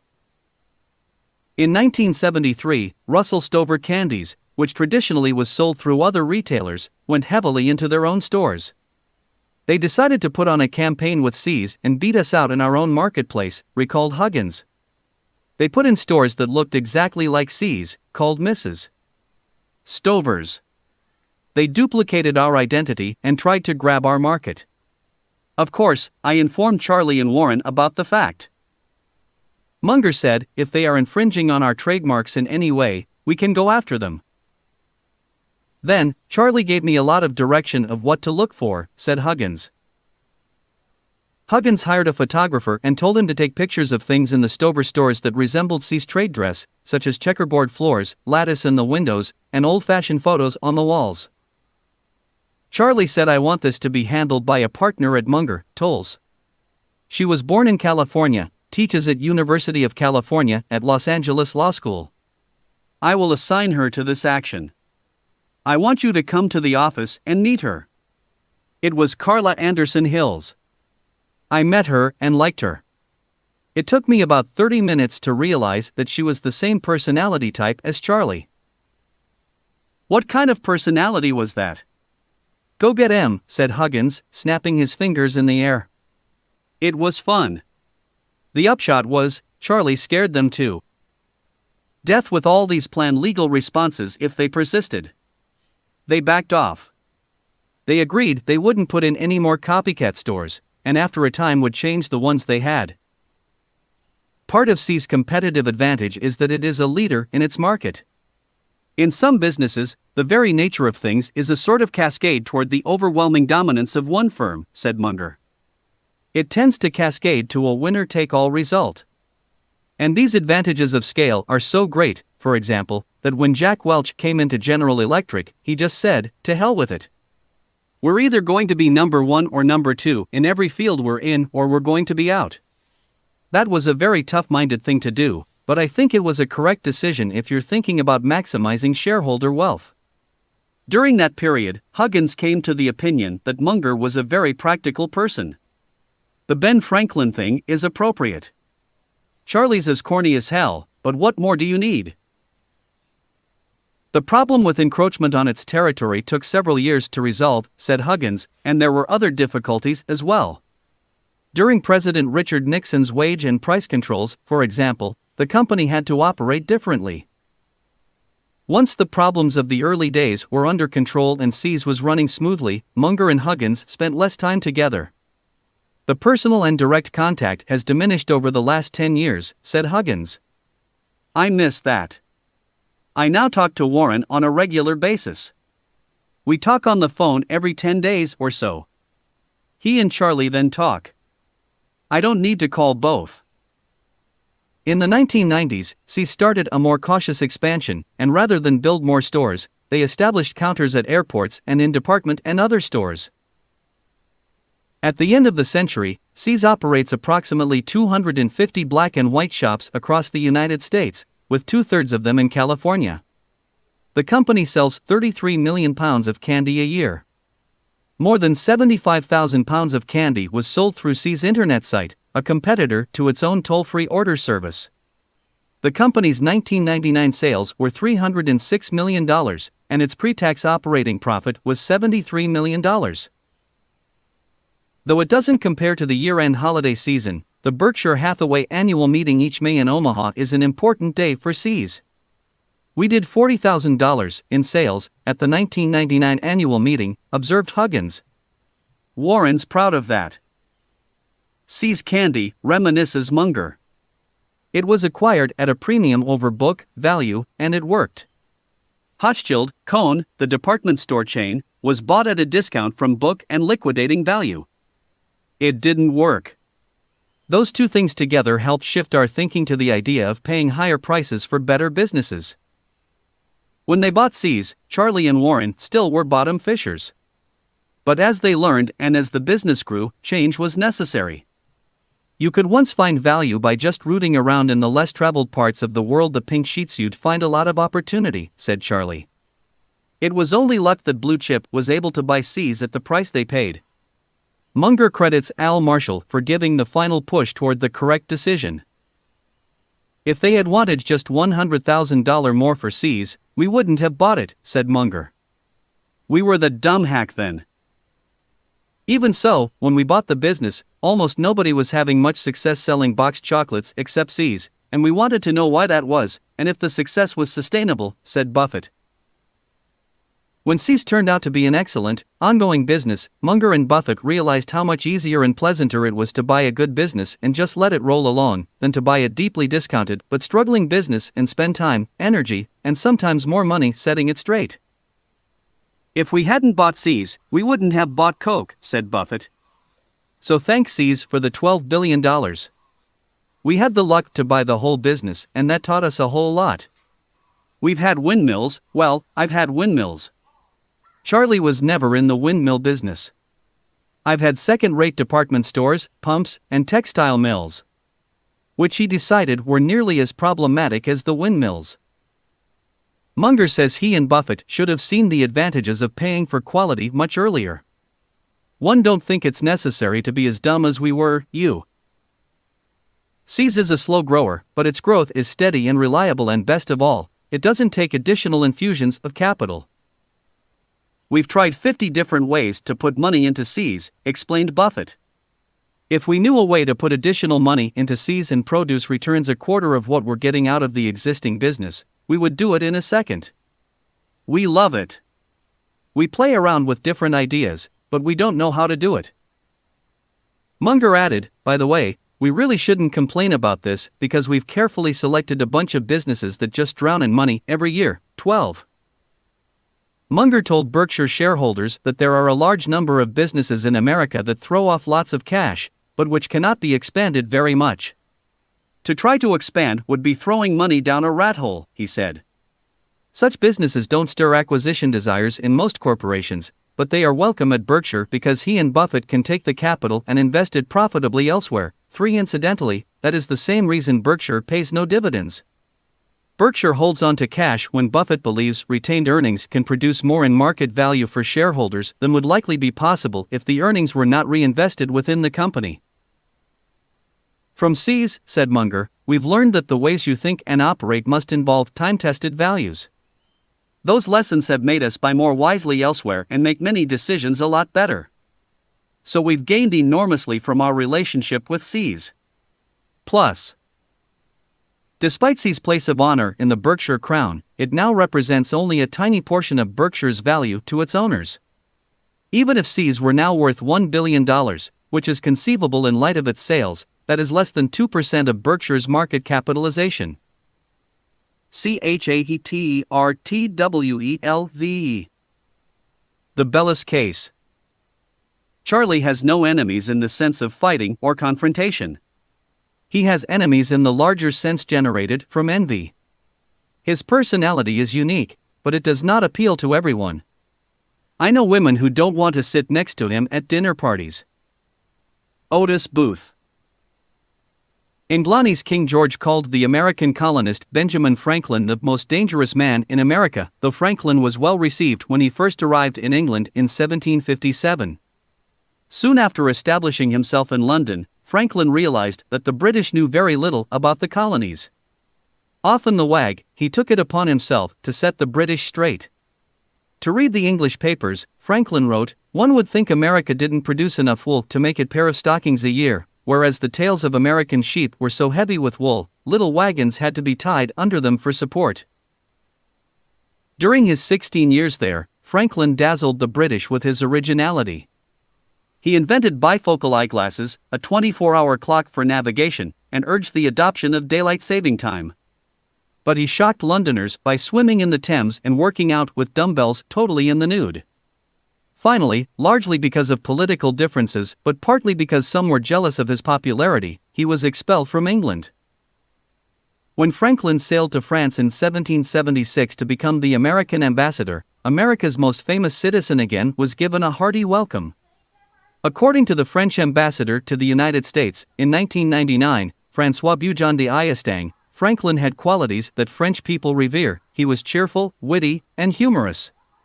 The story goes that he had not been allowed to write the Declaration of Independence for fear he would hide a joke in it. 3. Warren Buffett often teases Munger about how often he quotes Poor Richard's Almanac and preaches Franklin's moral messages. Buffett, Charlie overdosed on Ben Franklin early in his life, and he believes that a penny saved is a penny lost. Charlie, I can tell you a lot about Warren, he reminds me of Ben Franklin, I can tell you a lot about Ben Franklin. Jam a biography nut myself, said Munger, and I think when you're trying to teach the great concepts that work, it helps to tie them into the lives and personalities of the people who develop them. I think that you learn economics better if you make Adam Smith your friend. That sounds funny, making friends among the eminent dead, but if you go through life making friends with the eminent dead who had the right ideas, I think it will work better in life and work better in education. It's way better than just giving the basic concepts. Munger has studied the lives and scientific writings of Albert Einstein, Charles Darwin, and Isaac Newton, but his favorite eminent dead person has always been Franklin, a passion that he shared with Warren Buffett's first serious mentor, Benjamin Graham. Munger admires Franklin for being the best American author of his time, the best investor, scientist, diplomat, merchant, and greatest contributor to educational and civic causes. Though he admits that Franklin had a lusty side to his personality, and perhaps neglected his wife, Munger says that stories of how badly Franklin behaved reflect a shallow understanding of Franklin, his situation, and the times in which he lived. It was from Franklin that Munger gleaned the concept of becoming wealthy so that he could be free to make a contribution to humankind. "I always cared more about being useful than dying rich," said Munger, "but sometimes I drift too far away from this idea." Franklin was the son of a candlemaker who had too many children, and at an early age Ben made his way from Boston to Philadelphia to escape an apprenticeship with a cruel brother. From an early age Franklin strove to be a better person and build a better life. After the phenomenally successful Poor Richard's Almanac made Franklin both famous and rich, he devoted his life mostly to public service. 5. Like Franklin, Munger has learned that his ideas about a good and proper society do not always coincide with the beliefs of others. Though most of the French continued to find Franklin interesting and entertaining during his sojourn in Paris, the king became so jealous that he put Franklin's picture on the bottom of a chamber pot he gave to his mistress. As several hundred fans of Warren Buffett and Charles Munger crowded the front entrance to Gorett's Steakhouse in Omaha on the Sunday evening before the 1998 annual meeting, they confronted a disturbing sight. About a half-dozen protesters trudged back and forth on the sidewalk, carrying lurid placards showing fetuses floating in bottles and proclaiming Buffett and Munger baby killers because they have been longtime supporters of human reproductive rights. One sign attacked Buffett's charitable foundation for its funding of tests for the RU-486 abortion pill. When asked at Berkshire's annual meeting about the company's contributions to pro-choice causes, Buffett explained that under the corporate contributions plan, shareholders are allowed to designate a charity of their choice and then gifts are given in proportion to the number of Berkshire shares owned. The policy is designated by shareholders. There are a number of shareholders who designate Planned Parenthood. The Buffett Foundation contributes to Planned Parenthood. Charlie gives to Planned Parenthood. Put Charlie's name on the signs. Charlie demurred, "I am perfectly willing to have that limelight passed." Most of the protesters knew only that Buffett and Munger are longtime and generous contributors to Planned Parenthood and to other organizations committed to population issues. They were largely unaware that Charlie and Warren were pioneers in the abortion rights movement. Thanks to Munger, they were influential in getting the right to abortion legalized in California, a pivotal legal decision that preceded the Roe v. Wade case in the U.S. Supreme Court. I would say 99% of Charlie's friends are Republican or very right-wing. He's generally regarded that way. Most of Charlie's friends also were unaware of his pro-choice activities, observed Buffett. Munger confounded other conservatives and irritated the religious right by his admiration and financial support of Garrett Hardin, author of the well-read 1993 book, Living Within Limits. Hardin was among the earlier scientific writers to warn of looming population problems. He and others point out that it took civilization until 1804 to reach 1 billion people, but only 12 years to jump from 5 billion to the current global population of 6 billion. In the next 100 years, the population of the United States alone will double from 275 million to 571 million. Experts estimate that before world population growth stops or reverses, there could be 10 billion people on Earth. Such a large population already is putting stress on the Earth's resources, including production and distribution of food. At the end of the 20th century, an estimated 800 million people were malnourished due to difficulties of growing or buying enough food. A professor emeritus of human ecology at the University of California at Santa Barbara, Hardin has written extensively on biology, ecology, and ethics. During the 1960s, Hardin was known as Mr. Abortionist because he championed abortions in hundreds of speeches around the country. Roderick Hills, who helped start the Munger, Tolles law firm, says the reproductive rights issue first came to Charlie's attention when he read an article in the newspaper about a criminal case that would be appealed to the California Supreme Court. He promptly persuaded his law firm members to help out on a pro bono basis.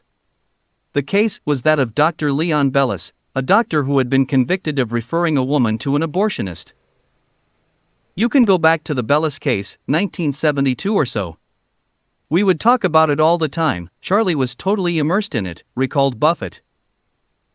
As unusual as it may seem for a devoted family man with 8 children, especially one with a conservative political bent, to support legal abortions, Munger made the decision to go forward.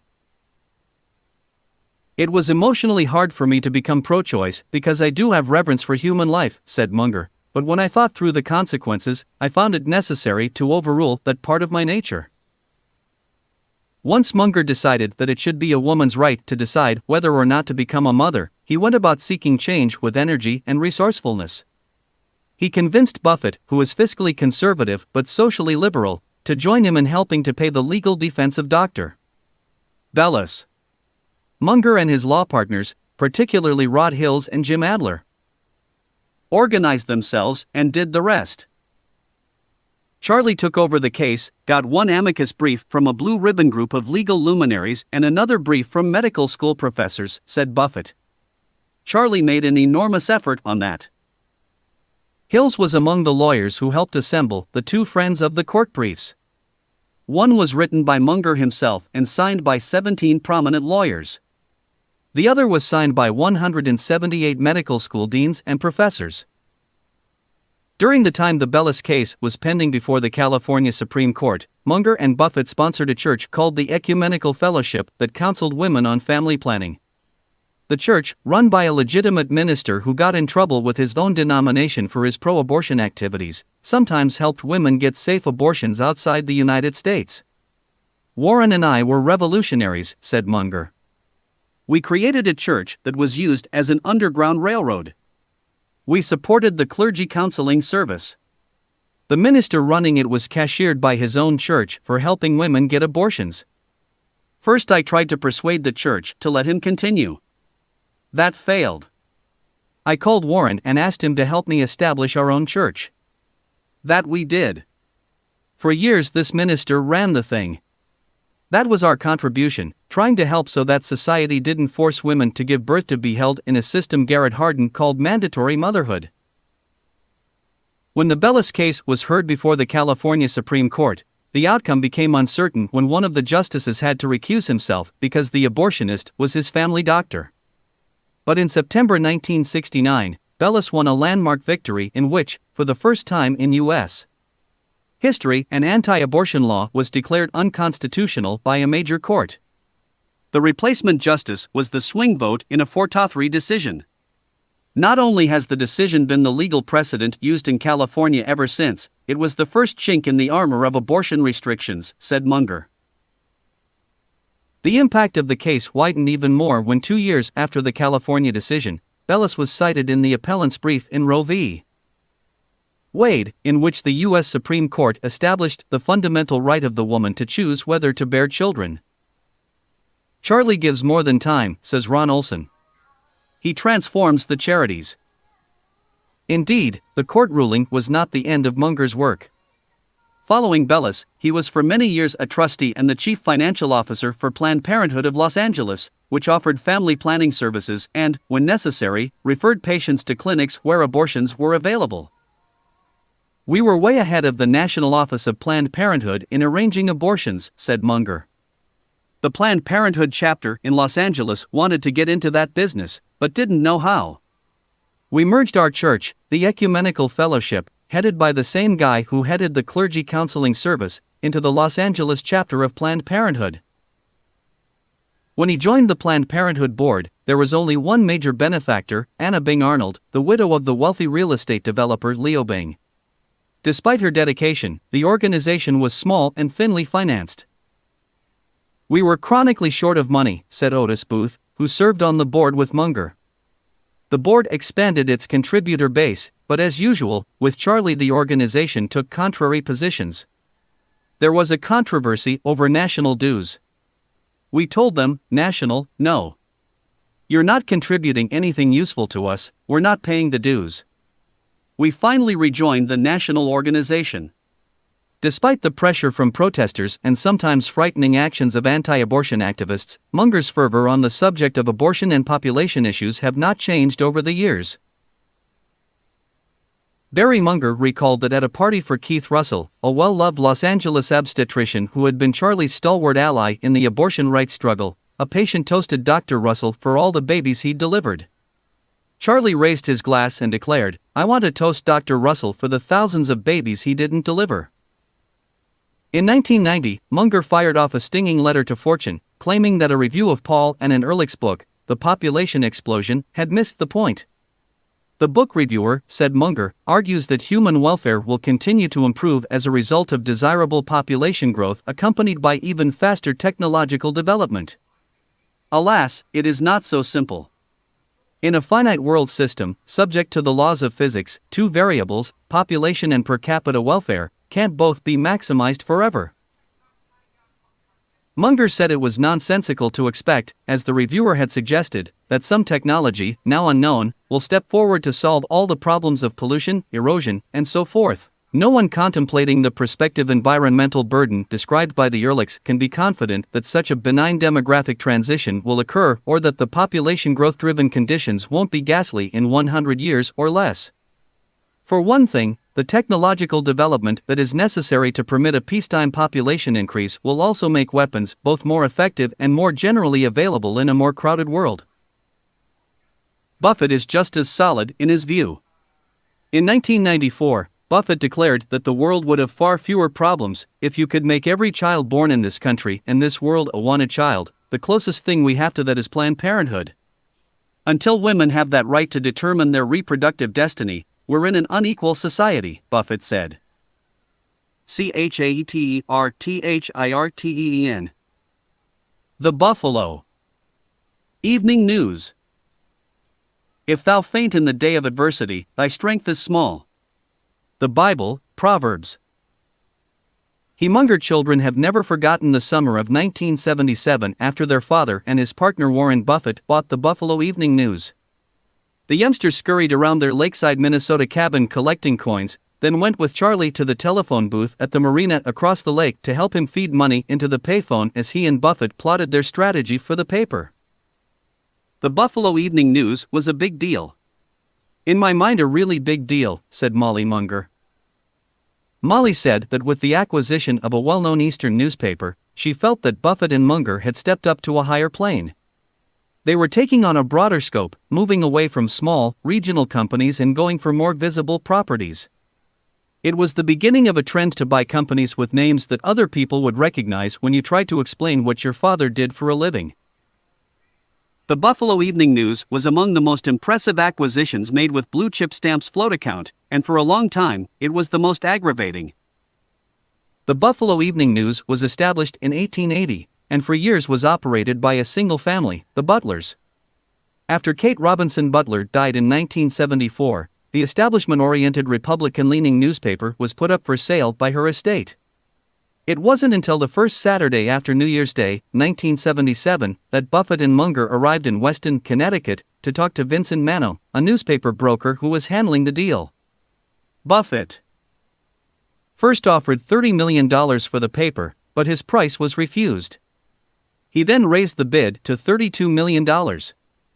The offer was high, considering that the Evening News had earned only $1.7 million pre-tax in 1976. However, the offer again was rejected. Buffett and Munger excused themselves to confer. They returned with a price written on a sheet of yellow legal paper. The amount, $32.5 million, was accepted. It was a daring move, since the acquisition price represented nearly 25% of the net worth of Berkshire Hathaway at that time. Once the price was settled, Buffett and Munger flew to Western New York to work out the details of the contract. They arrived there in the middle of the worst snowstorm in Buffalo's history. For someone who had become acclimated to California, Buffalo's severe winter climate may have been a shock to Munger. In a letter to Katharine Graham, Charlie referred to Buffalo as a town where the statue of George Washington wears a Masonic apron, and the wind blows so hard that the mail in the chute goes up and not down. When touring the newspaper's relatively new offices and printing plant, Munger snapped, "Why does a newspaper need a palace to publish in?" Buffett jokingly dubbed it the Taj Mahal.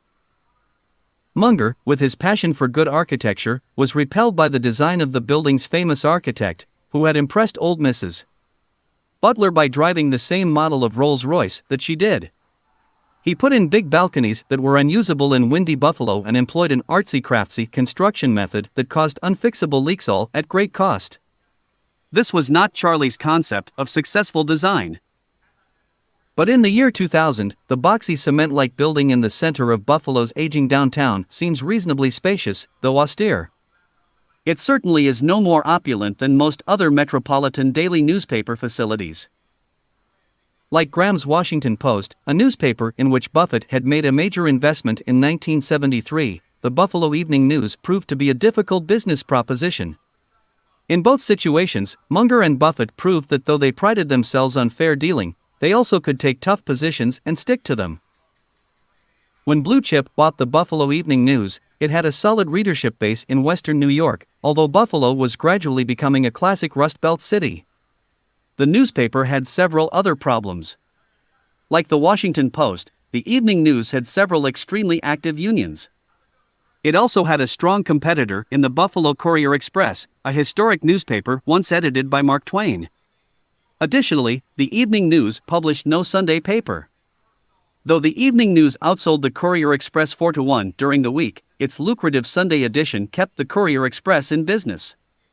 The new owners knew that long-term, only one newspaper could survive in Buffalo, and that their new property would either perish or stand alone. The Buffalo Evening News plainly required a Sunday edition, hazards be damned. Immediately after Blue Chip bought the newspaper, Buffett and Munger dropped the evening from the newspaper's name and started to publish on Sunday. At first the paper was given away to current subscribers. And for racks and newsstands, the price was only 30 cents a copy. The Courier-Express and other newspapers in western New York charged 50 cents for their Sunday paper. The special introductory offers to subscribers and advertisers prompted the Courier to sue the News, claiming that it was violating the Sherman Antitrust Act. On November 9, 1977, a U.S. district judge agreed that it might be the case and granted injunctive relief that stopped short of spiking the new Sunday paper. "They bought a lawsuit when they bought that paper," said L. Marshall, "but I never did believe they could lose." Munger knew a good buy when he saw it, and his keen sense of what legal points could be lost or won served especially well when he and Buffett acquired the Buffalo Evening News. They knew full well that launching a Sunday newspaper would not be easy and, in fact, might instigate an old-fashioned newspaper war. Despite the best efforts of Munger and lawyers he recruited to help, the injunction remained in place for 2 years. A Los Angeles friend of Munger and Marshall, Ernest Zach, was hired to help with the legal battle in Buffalo, which was so difficult and trying that Zach became exhausted. When Zach got so weary or frustrated that he complained, Munger admonished him, "Oh, it's good for you." During the drawn-out legal and business siege, people began to notice that Munger, 52, was having difficulty with his vision. You would work with Charlie, go to his office and talk to him about whatever the situation was. Charlie was very good at reading documents, said Bob Denham. A lot of people don't read them well, but it became difficult for him. He would struggle through, and as reading-oriented as Charlie is, he must have been very concerned. Even so, said Denham, he was pretty stoic. I think he found it quite frustrating. He didn't take it out on other people. Finally, Munger had to admit he was not able to read paperwork the way he once did, and warned his colleagues not to count on him to discover errors the way he used to. He told Denham that the responsibility for carefully reviewing documents was now his. At a relatively young age, Munger learned that he was developing rapid and severe cataracts. While the eye damage could have been from overexposure to the bright California sunshine without the benefit of sunglasses, Charlie suspects that the more likely cause was using a sunlamp when he was a very young boy. For some reason, Munger said, he became enamored with the lamp and used it extensively without eye protection, unaware of the possible future consequences. Despite his worsening health problems, Munger continued conferring on the telephone, and to Buffett the situation didn't seem all that serious at first. Buffett was amazed that Charlie didn't complain about his problems. It was awful, recalled Molly Munger. This horrible thing happened to him. He practically ran the boat into the dock. He couldn't see. He was afraid of being blind. But finally he had to have the surgery. He was losing his vision. In the meantime, although it took 5 difficult years, the problems at the Buffalo News began to be resolved. An appeals panel reversed the injunction decision, finding no evidence of actual injurious intent. The original judge thought giving away the newspaper for 4 weeks, or whatever, violated rules of the Marquis of Queensberry, said Ron Olson. The overturning judge said he could find nowhere in case law the Marquis of Queensberry. Charlie was confident and ready to stand by the lawyers as it played out. Both the Courier and the News continued publishing at a financial loss. In 1979, the News was $4.6 million in the red, a large amount of money for 2 small operators from Nebraska and California. Charlie recalled, "I went through the calculations personally. I figured out exactly how much my share would cost me and exactly how much the Munger family could afford to lose." 2. The United States experienced a serious recession in the early 1980s, which made a bad situation even worse. The Courier Express, which in the midst of the territorial battle was sold to the Cowles family of Minneapolis, finally raised a white flag and folded on September 19, 1982.3. Even with lighter competition for readers and advertisers, profits came slowly for the Buffalo News. The Buffalo area lost 23% of its manufacturing jobs in the 1980s with the closing of many Bethlehem steel operations. Unemployment in Buffalo during that time ran more than 15%, and one retailer after another went out of business, thus depressing advertising lineage.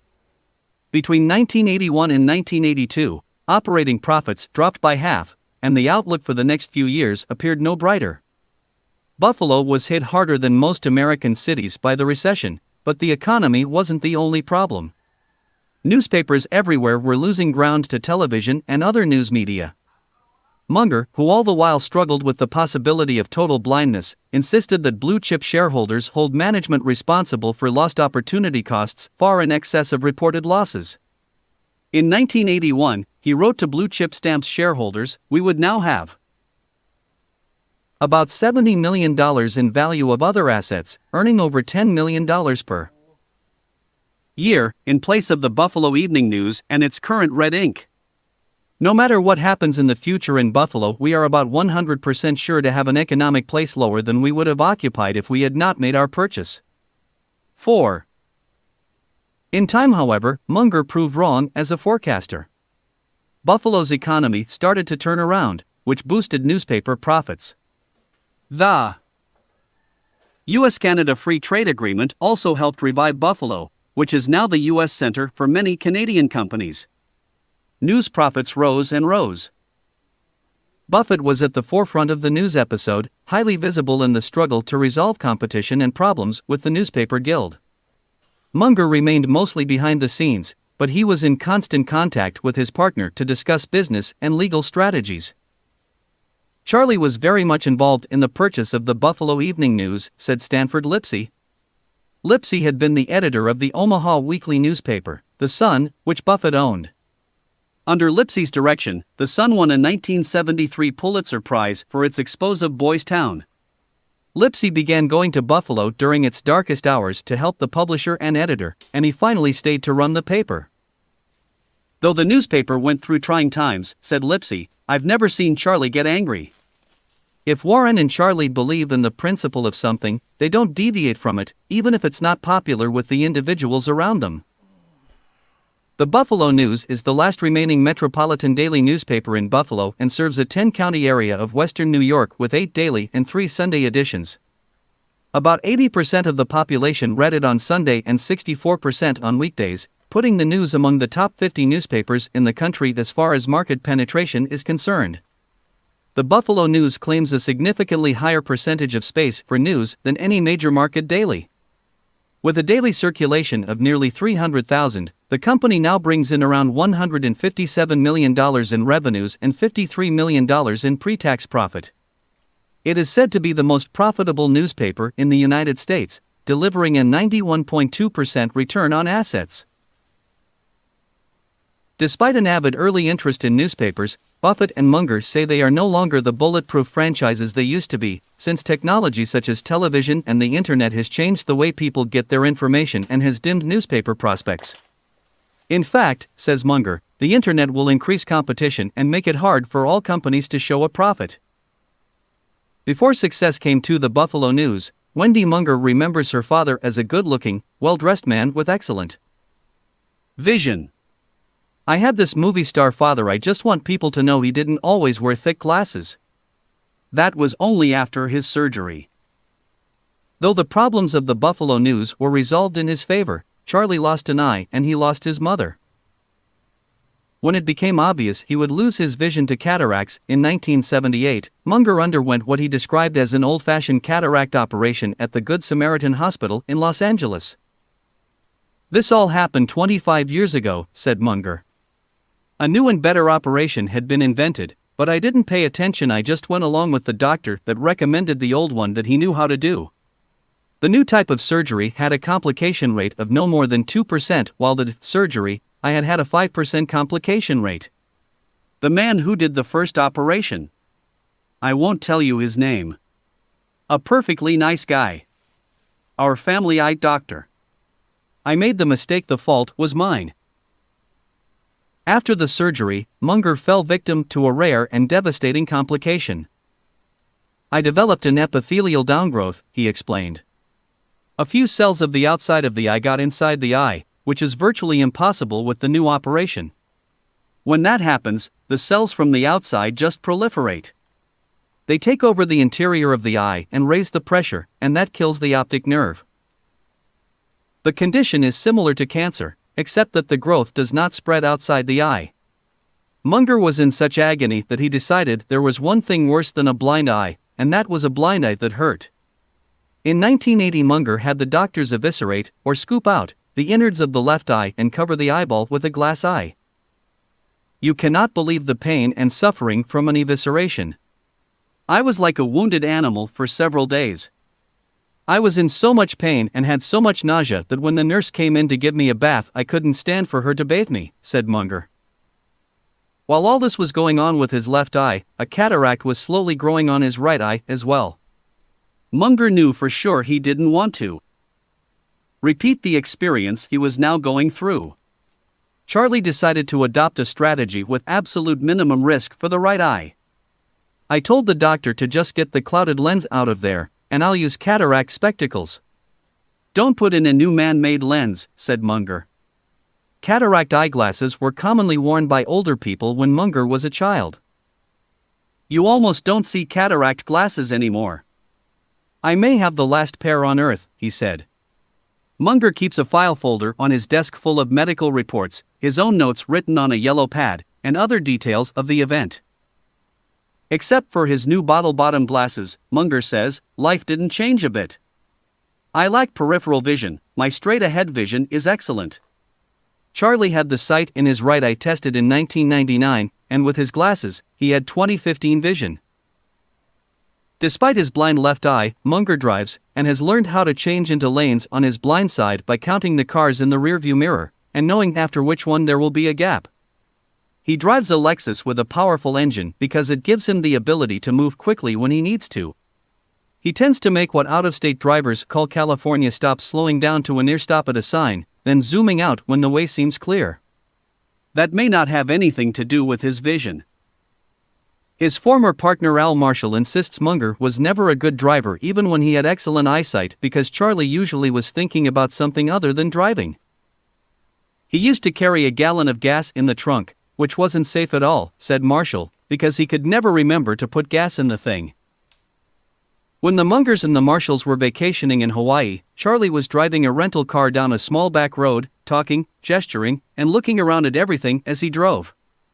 Al looked up and saw that a bridge ahead of them was washed out. Stop, he shouted to Charlie, who didn't slow down a bit. Why? Charlie asked. Marshall was so frightened he couldn't find the words to explain, but Munger finally noticed the problem and screeched to a halt just before going over the edge. When he lost his eyesight, he handled it in a pragmatic fashion, recalled Otis Booth. He got some books on Braille to see if that would work for him.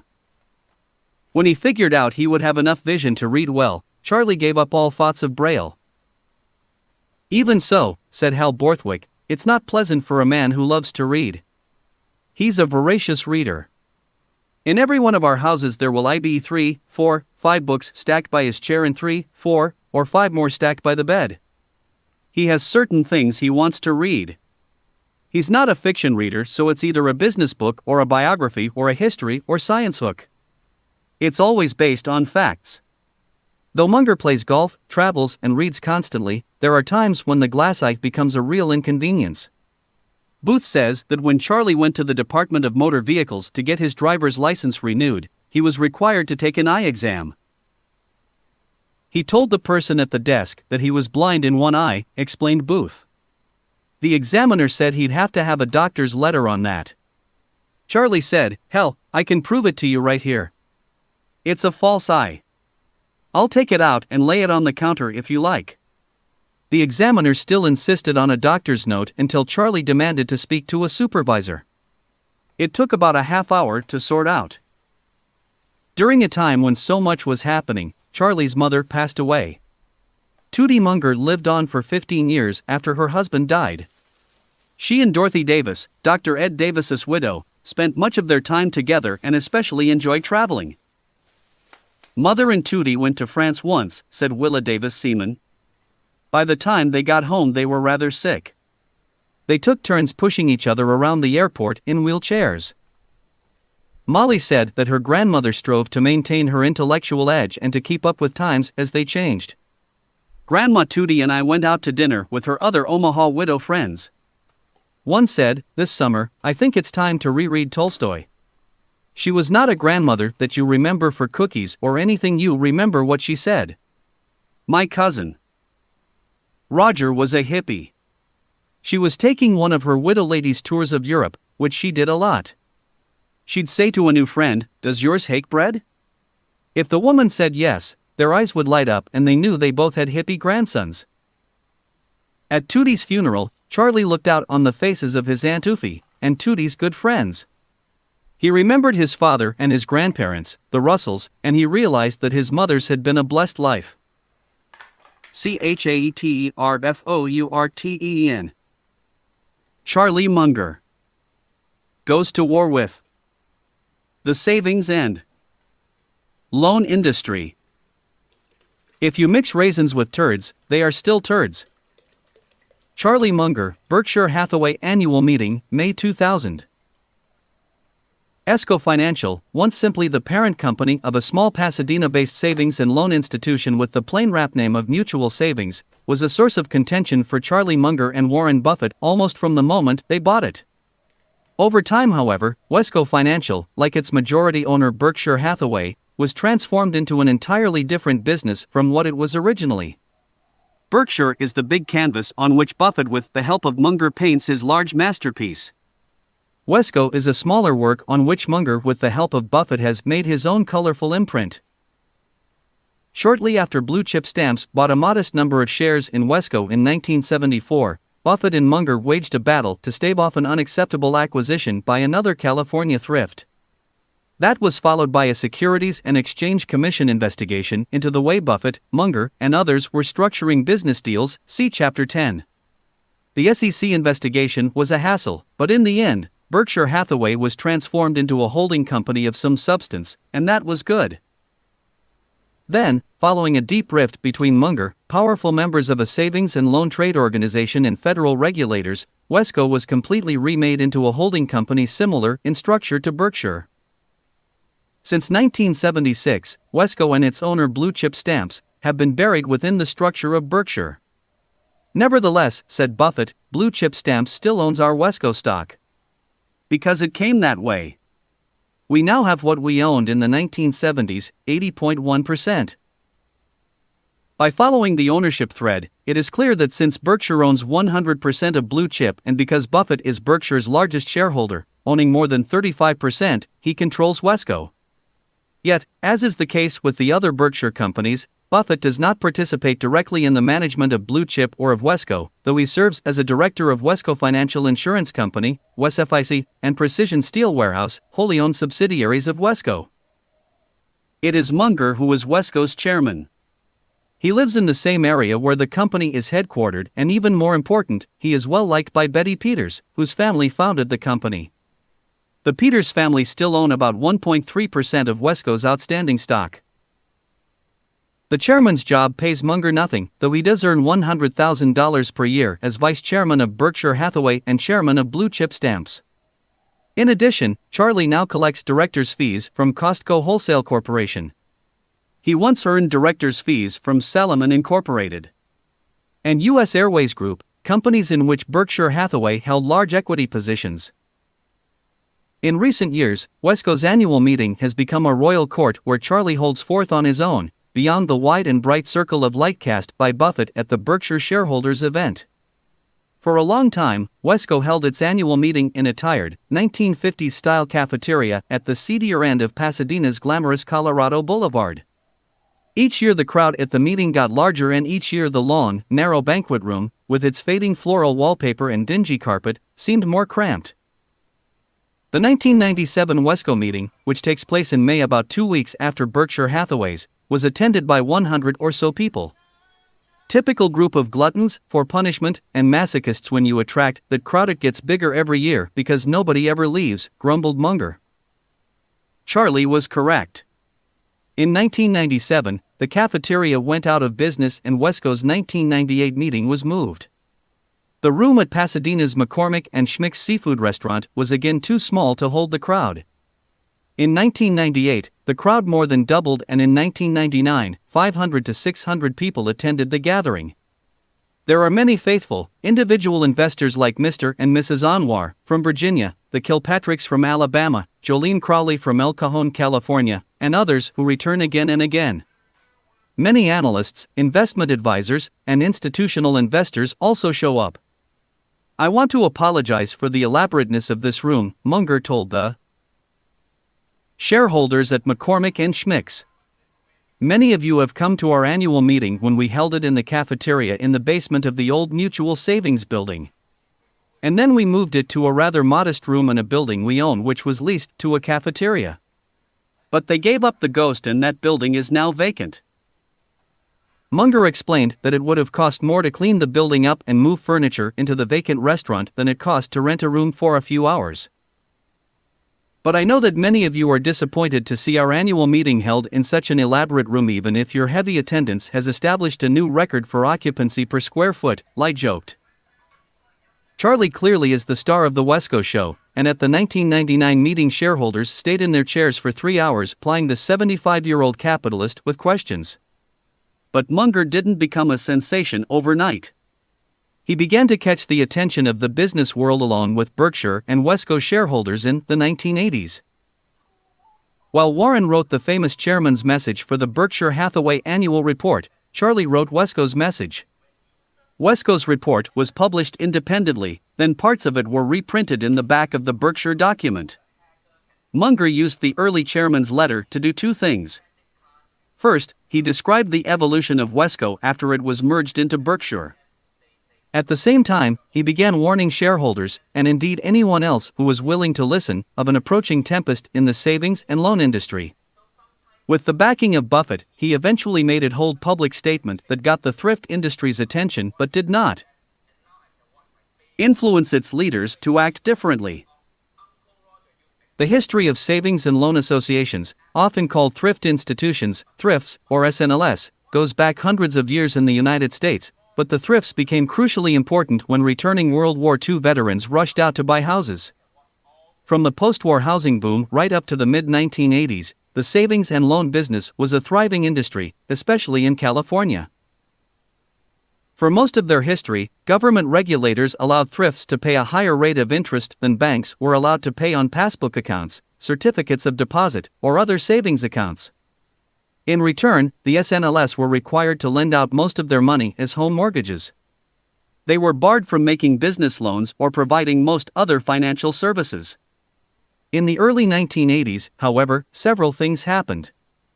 Brokerage houses and mutual fund companies called non-bank banks started offering money market accounts at an unregulated market interest rate, and the administration of President Ronald Reagan, with the intention of reducing government's role in business, started deregulating the thrift industry. The first step was enlarging the industry's lending and investment powers. Though Munger is no champion of government regulation, he thought that the timing and the coordination of deregulation was dangerous. Charlie was irked over the increase in deposit insurance and some changes in rules. For SNLS, especially since the thrift's new competitors, the non-bank banks, operated under few regulations.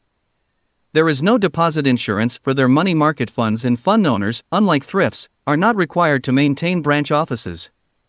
Costs to operate money market funds, Munger noted, were more than 50% lower than the annual costs of the most efficient thrifts. These non-bank banks were skimming the cream off what had once been the S&L source of funds, forcing thrifts into a serious profit squeeze. At the same time, deposit insurance gave S&L operators the sense that they could take more risk in their attempts to ease the pressure. In his 1983 letter to shareholders, Munger wrote that an agency of the U.S. government, the Federal Savings and Loan Insurance Corporation, continues to insure savings accounts in the savings and loan industry, just as it did before. The result may, from expanded loan and investment powers, well be bolder and bolder conduct by many savings and loan associations. A sort of Gresham's law, had loan practice drives out good, may take effect at fully competitive but deposit-insured institutions. If bold conduct drives out conservative conduct, there eventually could be widespread insolvencies caused by hold credit extensions come to grief too. Munger and Buffett began to divert both Wesco and mutual savings away from the thrift business, preparing Wesco for what was to come. Wesco purchased 100,000 newly issued shares of Series A cumulative convertible preferred stocks of Salomon Incorporated on October 1, 1987, at a cost of $100 million. The investment was part of a $700 million transaction, in which Berkshire purchased $600 million and Wesco bought the remainder. In addition to the 9% dividend, each preferred share could be converted into 26.3 shares of Salomon common on or after October 31, 1990. The way the contract worked, Wesco and Berkshire would make a profit on the conversion if the shares traded at or above $38. As fate would have it, on October 19, 1987, the stock market experienced its worst day in recent history, Black Monday. Salomon was badly hurt by the crash, and its shares fell to as low as $16.62. Fortunately, by the end of 1989, Salomon Common had recovered to $23.38. In 1988, Munger and Buffett moved mutual savings another step away from its traditional role as a thrift. After a 3-hour discussion, the pair decided to beef up Mutual's small stake in the Federal Home Loan Mortgage Corporation, commonly called Freddie Mac. Freddie Mac provides liquidity in the mortgage market by pooling and packaging home loans into securities that are sold to investors. The company thus earns fees and spreads, while sidestepping most interest rate change risk. Additionally, the company insures mortgages. Freddie Mac was created by the government in 1938 to make home ownership more affordable by creating a secondary market for home loans. Over the years, the character of Freddie Mac changed. Under a charter drafted by Congress in the midst of a 1970 credit crisis, ownership was limited to participating lenders, the SNLS. Later, Freddie Mac converted to private ownership largely held by institutional investors. It began trading on the New York Stock Exchange in 1988. Freddie Mac is one of only 2 federally chartered companies that package and sell mortgage-backed securities. The other is the Federal National Mortgage Association, commonly called Fannie Mae. The implicit federal backing for Freddie Mac gave Munger and Buffett the competitive edge that they like. Wesco through mutual savings bought 28.8 million shares of Freddie Mac for $72 million at a time when Freddie Mac shares could be lawfully owned only by an SNL. It was the maximum investment in Freddie Mac then allowed by law. It was an investment that built a castle wall around Wesco during the later collapse of the thrift industry. By the end of 1999, the Freddie Mac holding had a market value of $1.38 billion. Our experience in shifting from savings and loan operation to ownership of Freddie Mac shares tends to confirm a long-held notion that being prepared, on a few occasions in a lifetime, to act promptly and scale, in doing some simple and logical things, will often dramatically improve the financial results of that lifetime, said Munger. A few major opportunities clearly recognizable as such, will usually come to one who continuously searches and waits, with a curious mind, loving diagnosis involving multiple variables. And then all that is required is a willingness to bet heavily when the odds are extremely favorable, using resources available as a result of prudence and patience in the past. When a similar opportunity arose to buy Fannie Mae shares, Buffett and Munger faltered. Buffett said they should have taken a large stake in Fannie Mae as well. My biggest lost opportunity was probably Fannie Mae. We owned a savings and loan, and that entitled us to buy 4% of Freddie Mac stock when it first came out. We did this and should have followed the same reasoning and bought more Fannie Mae stock. What was I doing? I was sucking my thumb. By 1989, the atmosphere in the S&L industry had become stultifying. Thrift institutions were folding all over the country, and the administration of President George Bush had put in place a massive bailout mechanism. Munger likened the process to a Chevy Chase movie of extreme duration, and he cut no slack for industry leaders who, with their self-serving positions and lobbying in Washington, sought to save their own skins by perpetuating a bad situation. Charlie and I really thought what was going on was awful. We wanted no part of it. We both had a certain fervor, said Buffett. Like most SNLs in the early 1980s, mutual savings belonged to the powerful trade and lobbying organization, the United States League of Savings Institutions. Munger shocked both the thrift industry and everyday citizens who kept their life savings in SNLs, with a flaming letter to the U.S. League protesting the group's unwillingness to hack S&I reforms. The letter was dated May 30, 1989. It follows. Gentlemen. This letter is the formal resignation of Mutual Savings and Loan Association from the United States League of Saving Institutions. Mutual Savings is a subsidiary of Wesco Financial Corporation, listed ASE, and Berkshire Hathaway Incorporated, listed NYSE, which are no longer willing to be associated with the League. Mutual Savings does not lightly resign after belonging to the League for many years.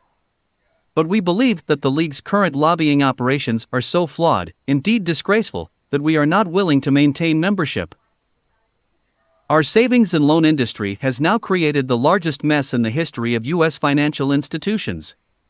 While the mess has many causes, which we tried to summarize fairly in our last annual report to stockholders, it was made much worse by 1. Constant and successful inhibition over many years, through League lobbying, of proper regulatory response to operations of a minority of insured institutions dominated by crooks and fools. 2. Mickey Mouse accounting, which made many insured institutions look sounder than they really were. And 3. Inadequate levels of real equity capital underlying insured institutions' promises to holders of savings accounts. It is not unfair to liken the situation now facing Congress to cancer and to liken the League to a significant carcinogenic agent. And, like cancer, our present troubles will recur if Congress lacks the wisdom and courage to excise elements which helped cause the troubles. Moreover, despite the obvious need for real legislative reform, involving painful readjustment, the League's recent lobbying efforts regularly resist minimal reform. For instance, the League supports 1. Extension of accounting conventions allowing goodwill, in the financial institution's context translate heir, to count as capital in relations with regulators, and 2. Minimization of the amount of real equity capital required as a condition of maintenance of full-scale operations relying on federal deposit insurance. In the face of a national disaster which League lobbying plainly helped cause, the League obdurately persists in prescribing continuation of loose accounting principles, inadequate capital, and, in effect, inadequate management at many insured institutions. The League responds to the savings and loan mess as Exxon would have responded to the oil spill from the Valdez if it had insisted thereafter on liberal use of whiskey by tanker captains. It would be much better if the League followed the wise example, in another era, of the manufacturer which made a public apology to Congress. Because the League has clearly misled its government for a long time, to the taxpayers' great detriment, a public apology is in order, not redoubled efforts to mislead further. We know that there is a school of thought that trade associations are to be held to no high standard, that they are supposed to act as the League is acting. In this view, each industry creates a trade association not to proffer truth or reason or normal human courtesy following egregious fault, but merely to furnish self-serving nonsense and political contributions to counterbalance, in the legislative milieu, the self-serving nonsense and political contributions of other industries' trade associations. But the evidence is now before us that the type of trade association conduct, when backed as in the League's case by vocal and affluent constituents in every congressional district, has an immense capacity to do harm to the country. Therefore, the League's public duty is to behave in an entirely different way, much as Major League Baseball reformed after the Black Sox scandal. Moreover, just as client savings institutions are now worse off because of the increased mess caused by League short-sightedness in the past, client institutions will later prove ill-served by the present short-sightedness of the League.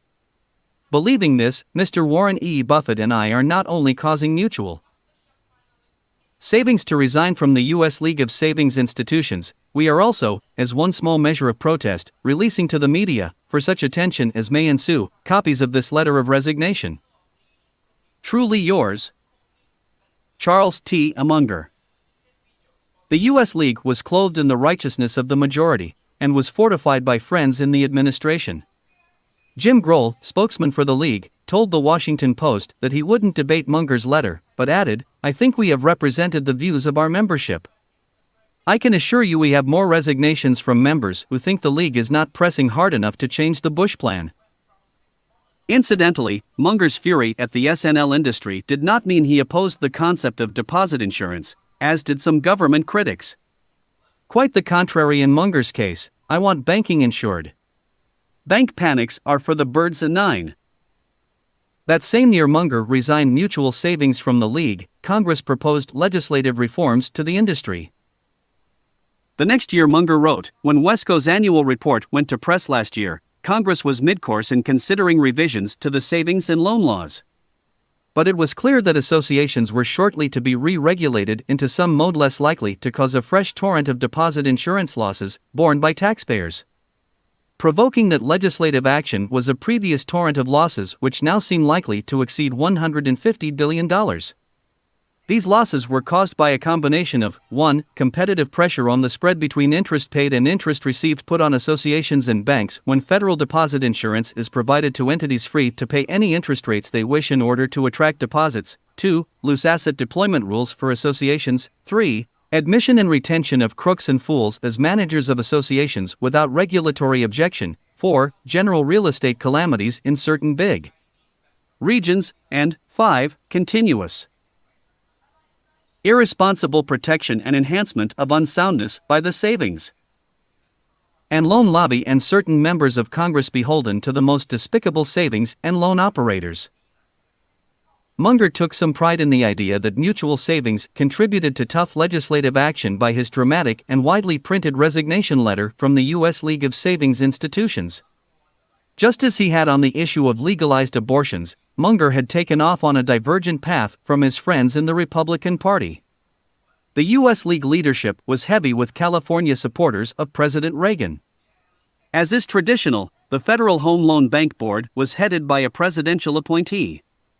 In this case, it was a man who formerly worked for California S&L Baron Gordon Luce, an old friend of Reagan's, and a major Republican Party contributor.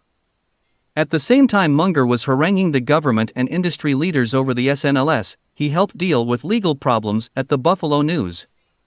The surgery on his left eye went awry and he had to learn to live with limited vision. The year he wrote the scathing letter resigning from the SNL League, 1989, his beloved oldest sister Mary died after years of suffering from Parkinson's disease. In Wesco's 1989 annual report, Munger said mutual savings expected to stay in the SNL business if all went well, but if not, it would get out of the business altogether. Despite his optimism that legislative reform would be for the better, it was not. Munger's frustration with the SNL business grew. He described some of the new instruments then being purchased by SNLS as nothing short of ridiculous. "As we select mortgage-backed securities, we will probably not be buying any complex instruments. Despite our love of comedy, we are going to avoid the newest form of jump Z tranches in remix. This refers to a particular contractual fraction, the Z form of a pool of mortgages, now subdivided by obliging issuers, advised by obliging investment bankers, into two new contractual fractions, 1. The sticky jump Z, and 2. The non-sticky jump Z. At this rate, subdivision will soon get down to quarks. We are deterred from buying such securities partly by our hatred of complexity. We also dread the prospect of state and federal examiners, none of whom has a PhD in physics, reviewing, one after the other, our choices for soundness and billing us on a cost-plus basis to reflect value thus added. Some of the wonders of modern finance go on without us as we yearn for a lost age when most reasonable people could, with effort, understand what was going on. The U.S. League, which in 1989 had about 2,800 SNLs as members, eventually collapsed, and Munger's gloomy predictions regarding the cost of deregulation came to pass. Ultimately, the savings and loan crisis became one of the greatest financial scandals in the nation's history. It took nearly a decade to resolve, and some analysts claim it cost taxpayers $1 trillion, or $4,000 for every man, woman and child in the United States. But beyond the absurdity of it all, Munger realized that the new federal law would have a negative impact on Mutual Savings, a company that was a far different animal from most SNLs, and had been for quite some time. Under the re-regulation of SNLs, Mutual Savings would be forced to dispose of a portfolio of high-quality preferred stocks of companies that paid a dividend yield of 10.8% per year. The portfolio was carried on the books at a value of $41.1 million at the end of 1989. The sale of the securities would bring Mutual a profit of about $8.7 million, but deprive it of a remarkably high yield from the investments. Under the new law, Mutual would need to sell its convertible preferred stock of Salomon Incorporated, which had a tax-advantaged dividend rate of 9% per year. The securities had been acquired for $26 million, and though Munger felt that a profit would be realized on the sale of those securities as well, he preferred to play out the Salomon hand in his own way. The law required that Mutual Savings hold 70% of its $300 million in assets, primarily in real estate loans. Additionally, deposit insurance premiums would be increased. By the mid-1990s, the new premium rates will reduce Mutual Savings' annual earning power by about $200,000 from the level which would have occurred if it were still paying at the 0.083% of deposits rate, which was in effect for years, instead of the new rate of 0.23%, Munger told shareholders. 3. In 1992, Mutual Savings gave up its SNL charter, liquidated many of its assets, and in 1993 Wesco became a financial holding company not regulated under the SNL laws. Munger explained that the SNL took up a lot of his time in relation to the capital that was involved. About $300 million in capital was transferred to Wesco Financial Insurance Company, which did business from Berkshire's National Indemnity offices in Omaha. WesFIC writes super catastrophe insurance or supercat coverage. WesFIC capped. Mutual Savings Freddie Mac stock. However, Mutual Savings had previously sold its $92 million loan portfolio and its $230 million in deposits to Synfed Financial Corporation. Synfed took over the operation of Mutual Savings' 2 offices. By the time Wesco dedicated most of its assets to the insurance business, Berkshire had built one of the world's largest property casualty insurance organizations in terms of capital. It seemed like a good business for Wesco and a good fit for Munger and Buffett. So why shouldn't we do more of what works well for us and what's less complicated? Munger asked. Tie it to and RU eased Wesco out of the SNL business. He was not fully convinced that it would be an easy go as a holding company, since it had become so difficult to find good acquisitions. To Wesco, which does not engage in leveraged buyouts, making good acquisitions was always tough, said Munger. And that game has become increasingly like fishing for muskies at Leech Lake, in Minnesota, where Munger's earliest business partner, Ed Hoskins, had the following conversation with his Indian guide. "Are any muskies caught in this lake?" asked Hoskins. "More muskies are caught in this lake than in any other lake in Minnesota. This lake is famous for muskies." "How long have you been fishing here?" 19 years. "How many muskies have you caught?" "None." Wesco continues to try more to profit from always remembering the obvious than from grasping the esoteric, said Munger. It is remarkable how much long-term advantage people like us have gotten by trying to be consistently not stupid, instead of trying to be very intelligent. There must be some wisdom in the folk saying, "It's the strong swimmers who drown." Nevertheless, some of the businesses acquired by Wesco did not perform well. Such was the case with New American Electric, a company discovered by Glenn Mitchell, a Caltech electrical engineer and a friend whom Munger believed had good business abilities. Charlie suggested Mitchell buy the business, and agreed to go into it with him. Charlie was short of cash at the time, so he and Rick Guerin invested in the electrical supply company through the New America Fund. For years New America Electric, which sold electrical equipment to Southern California home builders and mobile home parks developers, was a cash cow. It was still a cash cow when New America Fund liquidated. At that time Munger gave Mitchell three choices: 1. Distribution of New America Electric shares to New America Fund shareholders, which would turn New America Electric into a small publicly traded company, dominated by Mitchell. 2. Sell New America Electric in its entirety in any way Mitchell wished. Or 3. Have Wesco buy 80% of New America Electric at a price approved by Buffett, 70% coming from New America Fund and 10% coming from Mitchell, leaving him with 20%. Mitchell selected the third alternative. However, business conditions soon changed and Mitchell's choice appeared far from optimal for Mitchell, bad for Wesco, and good for New America Fund shareholders like Munger. The next year California went into one of its periodic real estate nosedives and the company lost about 30% of its value. It was the worst recession in Southern California since the Depression. New America Electric got clobbered, said Munger. Wesco sold it at a moderate loss. It wasn't as if I knew it was going to result in a loss to Wesco. If so, I would have never done it. It was very embarrassing. Besides the Freddie Mac stock and some preferred shares, all that remains from Wesco's mutual savings days is a small real estate subsidiary, MS Property Company, that holds tag ends of assets and liabilities with a net book value of about $13 million. MS Property manages office buildings in downtown Pasadena and a small shopping center in Upland, California. It was under Wesco's property segment that Munger developed Mungerville, or Montecito Sea Meadow, in Santa Barbara. As it has evolved today, Wesco can be divided into an investment segment, the securities in its insurance subsidiaries, and its business portion. In 1 year, 47% of Wesco's net income came from realized gains on securities it held. At the end of 1999, Wesco's consolidated balance sheet contained $2.80 billion of marketable securities, stated at market value. The largest holding was Freddie Mac, with a value of $1.9 billion. This holding is the 28.8 million shares of Freddie Mac purchased in 1988 for $71.7 million. The second and third largest holdings were shares of the Coca-Cola Company and the Gillette Company, with a combined value of $800 million. Like Berkshire, Wesco has held preferred stock positions in Travelers, U.S. Airways, and small equity positions in American Express and Wells Fargo. Wesco's business segments fall into two major categories: insurance and industrial.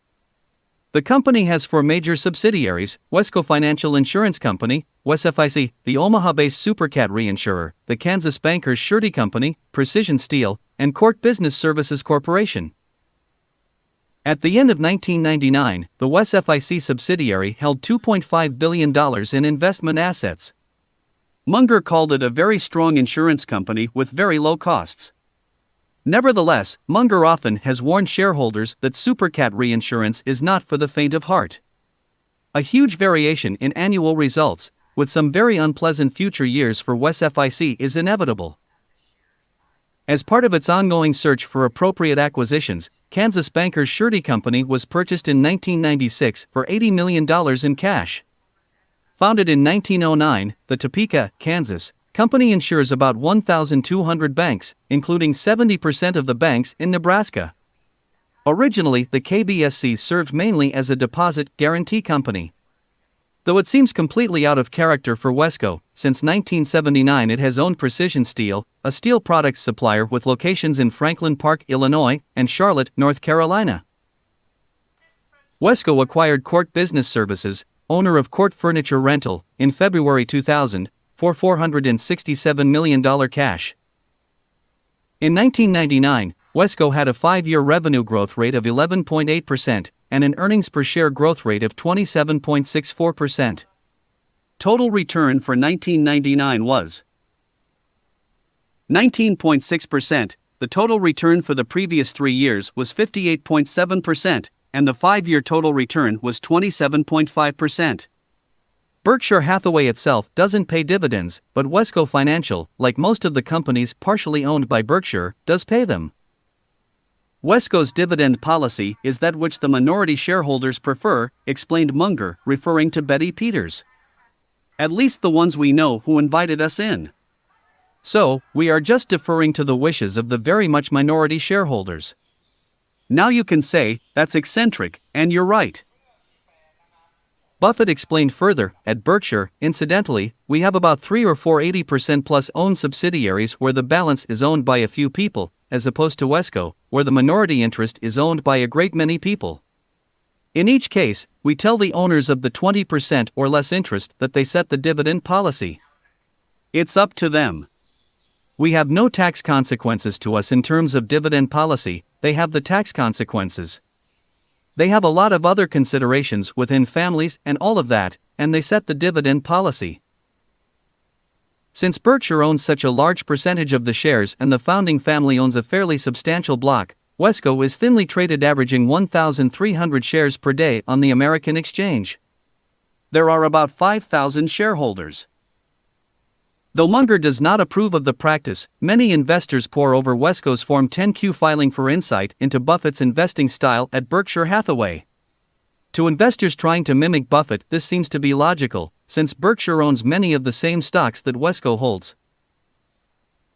Analysts sometimes call Wesco a miniature, or tourist class version of Berkshire Hathaway, much the same, but cheaper, since Wesco's price tends to fluctuate between $220 and $350 per share, compared to $40,000 to $90,000 per share for Berkshire. A Blue Chip bought its first Wesco stock at about $6 per share and paid around $17 for stock it bought later.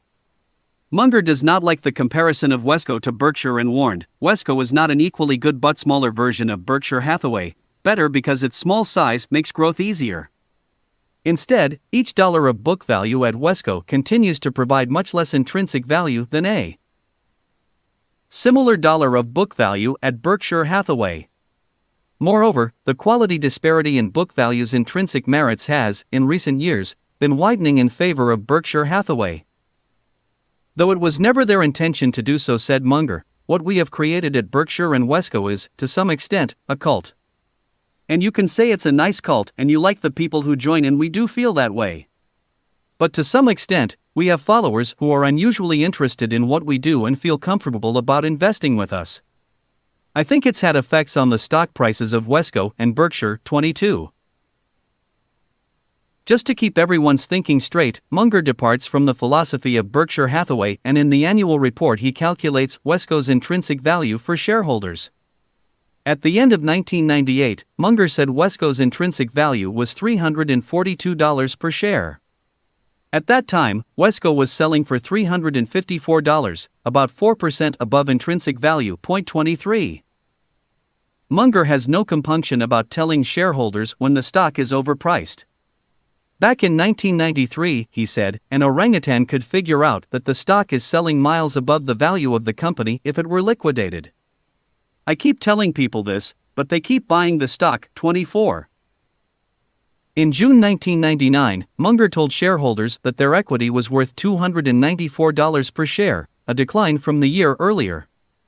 The change was based on the fluctuating price of the publicly traded equities that Wesco owns, which in turn affects Wesco's unrealized gains from these holdings.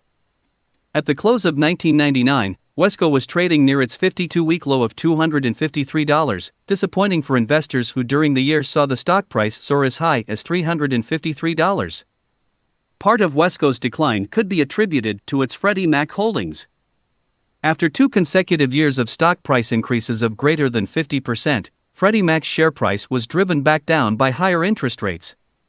The stock fell 30% over a 14-month period between December 1999 and February 2000. The price dip didn't disturb Munger's equanimity. I'm 76 years of age, he said. I've been through a number of down periods. If you live a long time, you're going to be out of investment fashion some of the time.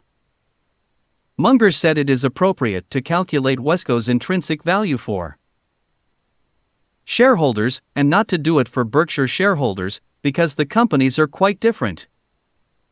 Wesco is so liquid and its operating businesses so moderate in size that it's rather easy to make a computation as to its asset value. You can figure out what would happen if you just closed the place and mailed checks back to all the shareholders. Partly because of the reflected glory of Berkshire, partly because Wesco has many of the same investment holdings that Berkshire does, and partly because of Munger's unusual personality, Wesco attracts its own cult following. Munger protests at the silliness of it all, but he is willing to sit for hours answering questions posed to him by shareholders and the media. The audience seems to enjoy the discourse, staying until Munger is out of time and must leave for the board meeting that is scheduled directly after the annual meeting. At the 1999 meeting, when the share price was fluctuating wildly, Charlie explained to Wesco shareholders that some corporate problems seem large at the moment, but in time, they will seem trivial. That is why long-term investing pays off. Wesco once moved its account from Security Pacific to Bank of America, where we had the account get out of balance and nobody at the bank could get it back in balance. We closed our account and let it run out and made some accounting adjustments. In 5 years, nobody will remember. CHAETERFIFTEEN. The blossoming of Berkshire Hathaway. If you're going to learn to drive a car, it doesn't do any good just to know how to use the accelerator. There are 4 or 5 things you have to know before you understand the system correctly. I do think some things are way more important than others, and in the game we're in, understanding the advantages of scale, scale of experience, efficiency in the plant, scale of experience and leasing, other advantages of scale. Take Adam Smith's pin factory. I think that's a very important basic concept, but it's just one. Charlie Munger. Charlie Munger was called upon to testify in court when a small Los Angeles legal publication sued the Daily Journal Corporation for unfair trade practices. To demonstrate Munger's experience in evaluating the worth of a business, attorney Ron Olson first established that Munger was vice chairman of Berkshire Hathaway, chairman of Wesco Financial, and former chairman of Blue Chip Stamps. His testimony provided a thumbnail sketch of how Berkshire grew into a 21st century company. When Charlie Munger and Warren Buffett met, they were young, Munger in his mid-30s and Buffett in his late 20s, and as Nancy Munger noted, they were men in a hurry. After they started working in tandem, success came much faster to both. Buffett handled the East Coast clients he inherited when Ben Graham and Jerome Newman closed their partnership and continued to recruit new investors, mostly from Nebraska. At the same time, Munger started steering California investors in Buffett's direction. Charlie recognized Warren's genius before anybody. "If I had totally listened to Charlie about Warren, I'd be a lot richer now," said Munger's former real estate and investment partner Al Marshall. One person who did totally listen to Munger was Otis Booth, the man who came to his law office seeking help in buying a printing plant and ended up Munger's partner in 2 lucrative condominium construction deals. In 1963, Munger suggested to Booth that he go see Buffett. "After I'd been in Charlie's partnership a year or 2, he told me about Warren and showed me the record from 1957 on," recalled Booth. "In 1963 or 1964, I went back to Omaha, spent a night there and spoke to him about investments. The 2 men sat up all night talking. I wrote a check shortly after that. The partnership was open once a year. I think I wrote half that year and half the next $1 million. I wrote $500,000 on the first check, but I had earnings on that, so the next year it was less than $500,000. I also had $1 million in Charlie's partnership," Booth said. Buffett's partnership only lasted about 5 more years.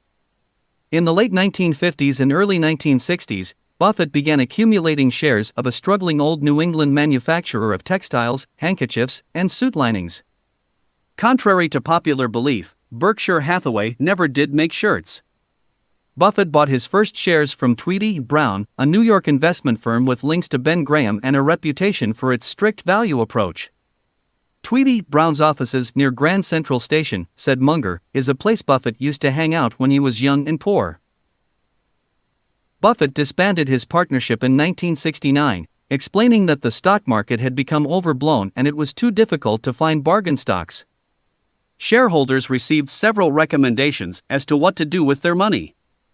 Buffett suggested that investors might want to participate in his friend William Rowan's well-respected Sequoia fund, now closed to new investment, or they could do what Buffett was doing with his own money. By the time he disbanded the partnership, Buffett had accumulated enough shares of Berkshire Hathaway to take control of the company, and he would be transferring the fund's prized assets and most of his personal money in Berkshire's corporate structure. It would be a leap of faith for investors, since it wasn't clear what Buffett intended to do with the company. For 20 years he tried to run it as a manufacturing plant while making other investments simultaneously. But Munger described Berkshire as a small, doomed New England textile enterprise, and he was correct, calling the purchase of Berkshire one of his worst financial mistakes. Buffett gave up trying to make it profitable as a manufacturer. In 1985, he liquidated the business and concentrated entirely on buying and holding other companies. Even the loyal early investors were surprised at how well the reconfigured Berkshire would do. Otis Booth, Alabama Marshall, and Rick Guerin are just three of the people, most of them from the West Coast, whom Charlie brought into the Buffett family of investors. Booth lives today in a gated Tudor home in the Bel Air section of Los Angeles next door to Disney chairman Michael Eisner. Booth's net worth is estimated at $1.4 billion. Guerin and his family live in a large Spanish colonial-style estate in Beverly Hills, with a sweeping view of mountains, treetops, and Los Angeles. Marshall and his wife Martha are spending their retirement years in a golf course home in Palm Springs. Between 1976 and 1986, a number of events transpired. Both Munger and Buffett had closed their partnerships, Blue Chip and its subsidiaries were merged into Berkshire, and life became simpler. ASA Holding Company for insurance and other subsidiaries, Berkshire would not be subject to the same regulatory pressures to diversify as the typical mutual fund or pension fund. The company owns several cash-laden companies outright, and its stock portfolio was heavily concentrated in its small group of select companies.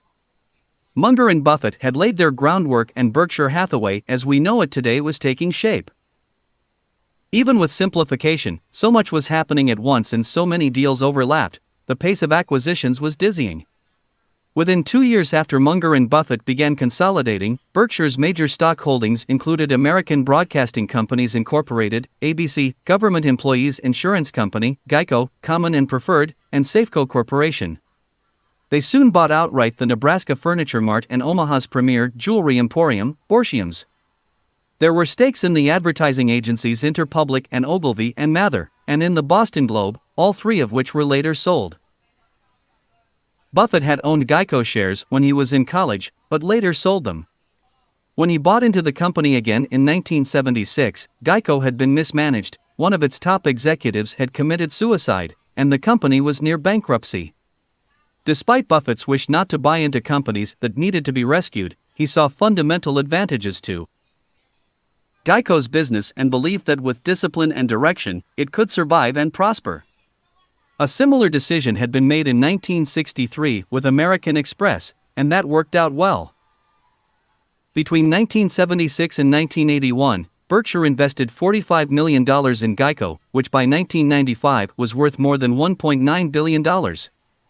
Eventually Berkshire bought the whole company. Munger said there was no particular strategy involved, except to wait and watch for opportunities. "Our rule is pure opportunism," said Charlie. "We do not have a master plan. If there is a master plan somewhere in Berkshire, they're hiding it from me. Not only do we not have a master plan, we don't have a master planner." In 1985, Munger and Buffett snatched Scott and Fetzer from the grasp of hostile suitor Ivan Boesky for $315 million. Scott and Fetzer is the parent of World Book Encyclopedia and Kirby vacuum cleaners. In the second half of 1989, Berkshire cut 3 big deals that signaled once and for all that Berkshire was a sophisticated contender in the world of finance. A $1.3 billion investment was made in Gillette, US Air, and Champion International. Buffett and Munger negotiated together with Gillette chairman Coleman Mockler. In July 1989, Berkshire invested $600 million in Gillette's preferred stock, all of which later was converted into common shares. Gillette has the sort of folksy history that appeals to both Munger and Buffett. It was founded in 1901 as the American Safety Razor Company by King C. Gillette. The company's first office was located over a fish market on the Boston waterfront. The company changed its name to Gillette Safety Razor Company in 1904. Gillette dominates the worldwide market for razors with a 40% market share. In addition to the razor blade business, Gillette owns liquid paper, Papermate and Waterman pens, and Oral-B toothbrushes. In 1996, Gillette acquired Duracell batteries for $7.80 billion, the largest purchase Gillette ever made. Gillette's earnings grew at an impressive 15.9% between 1985, but in the late 1990s it invested huge amounts of research and development funds in a new razor that sold well, but not quite as well as hoped. Its earnings eventually slumped, and Gillette's subsequent poor stock performance was one contributor to a decline in Berkshire Hathaway's share price. Contrary to what some analysts claim, Berkshire Hathaway is not a closed-end fund. No, it never was, said Munger. We always preferred operating companies to marketable securities. We used float to buy other stocks. Berkshire has a lot of marketable securities and big operating companies. We like that system. We generate all this cash. We started out that way, buying companies that throw off cash. Why should we change?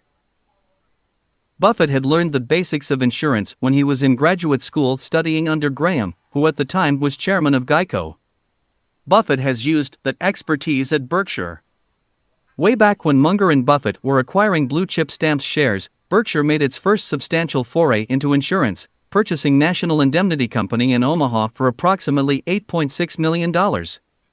Many of Berkshire's very large investments are made through National Indemnity.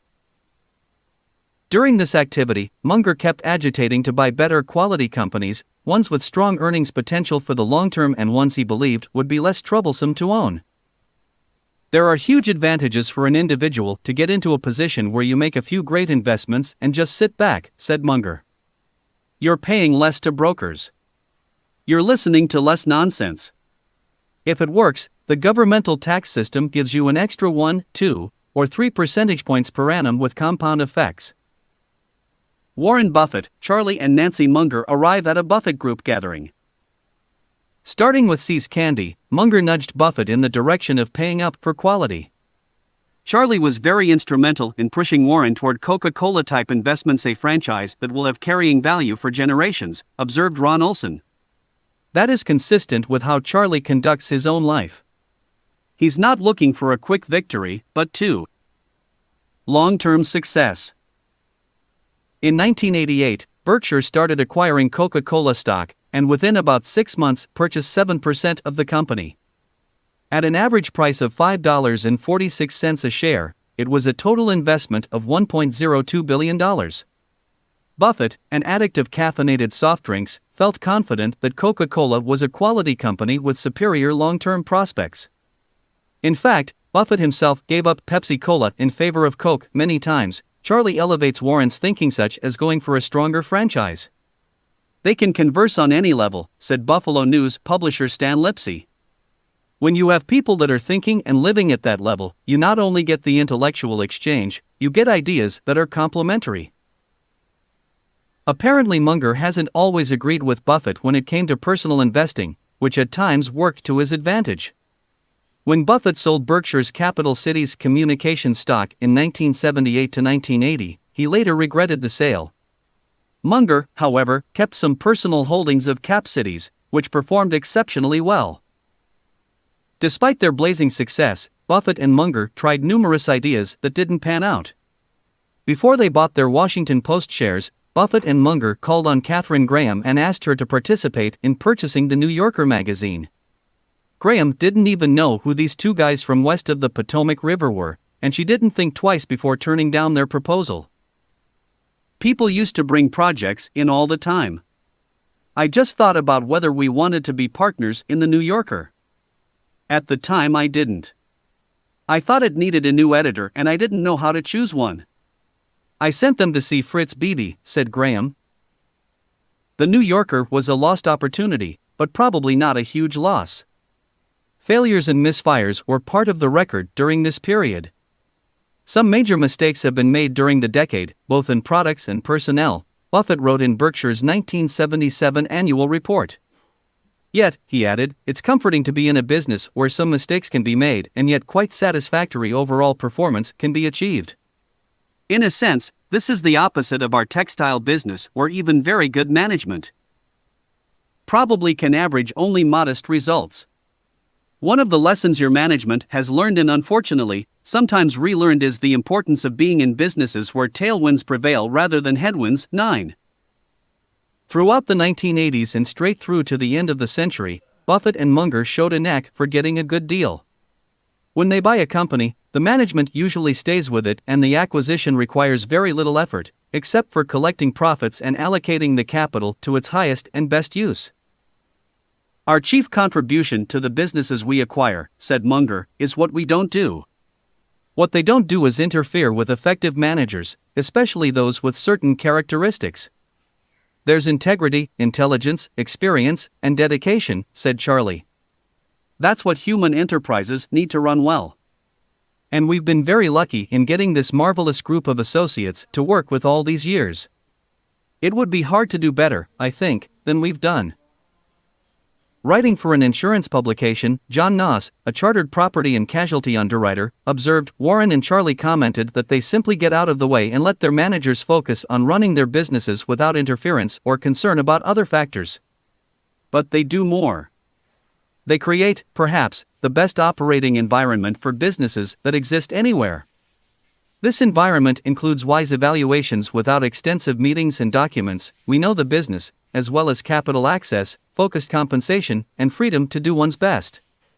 These methods, said Noss, deserve greater attention from the business community.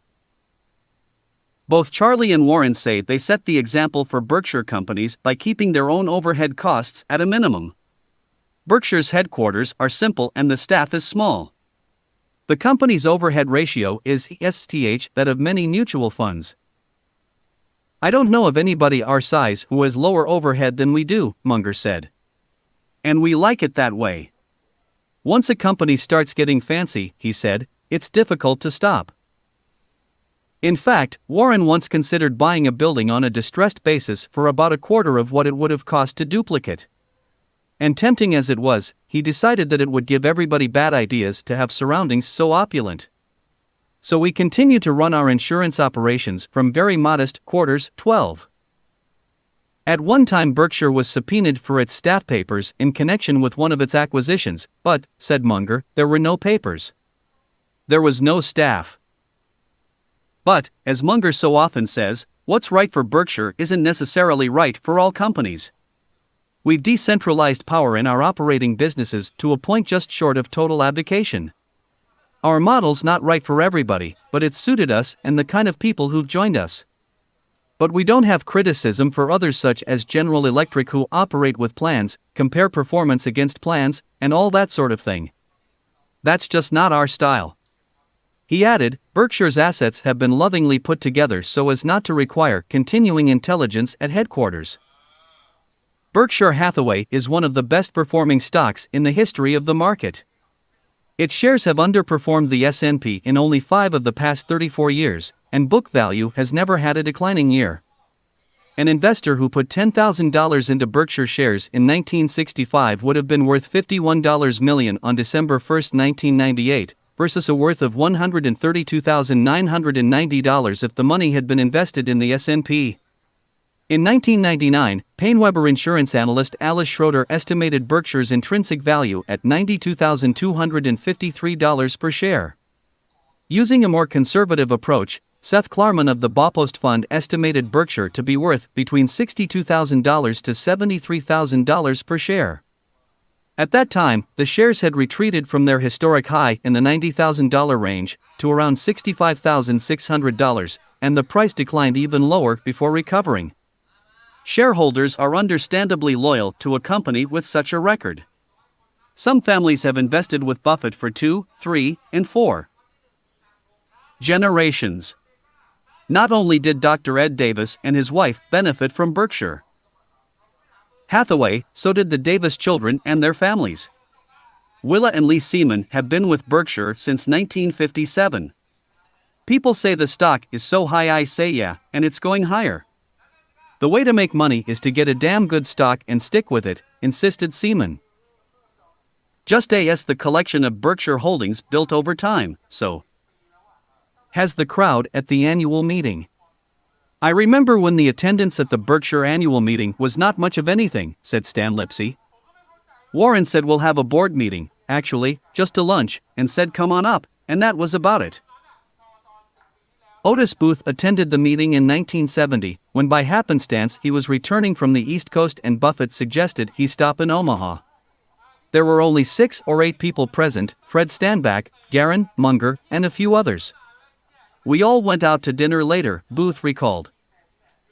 Around 1990, Berkshire, Buffett, and to some extent Munger, began developing a noticeable reputation.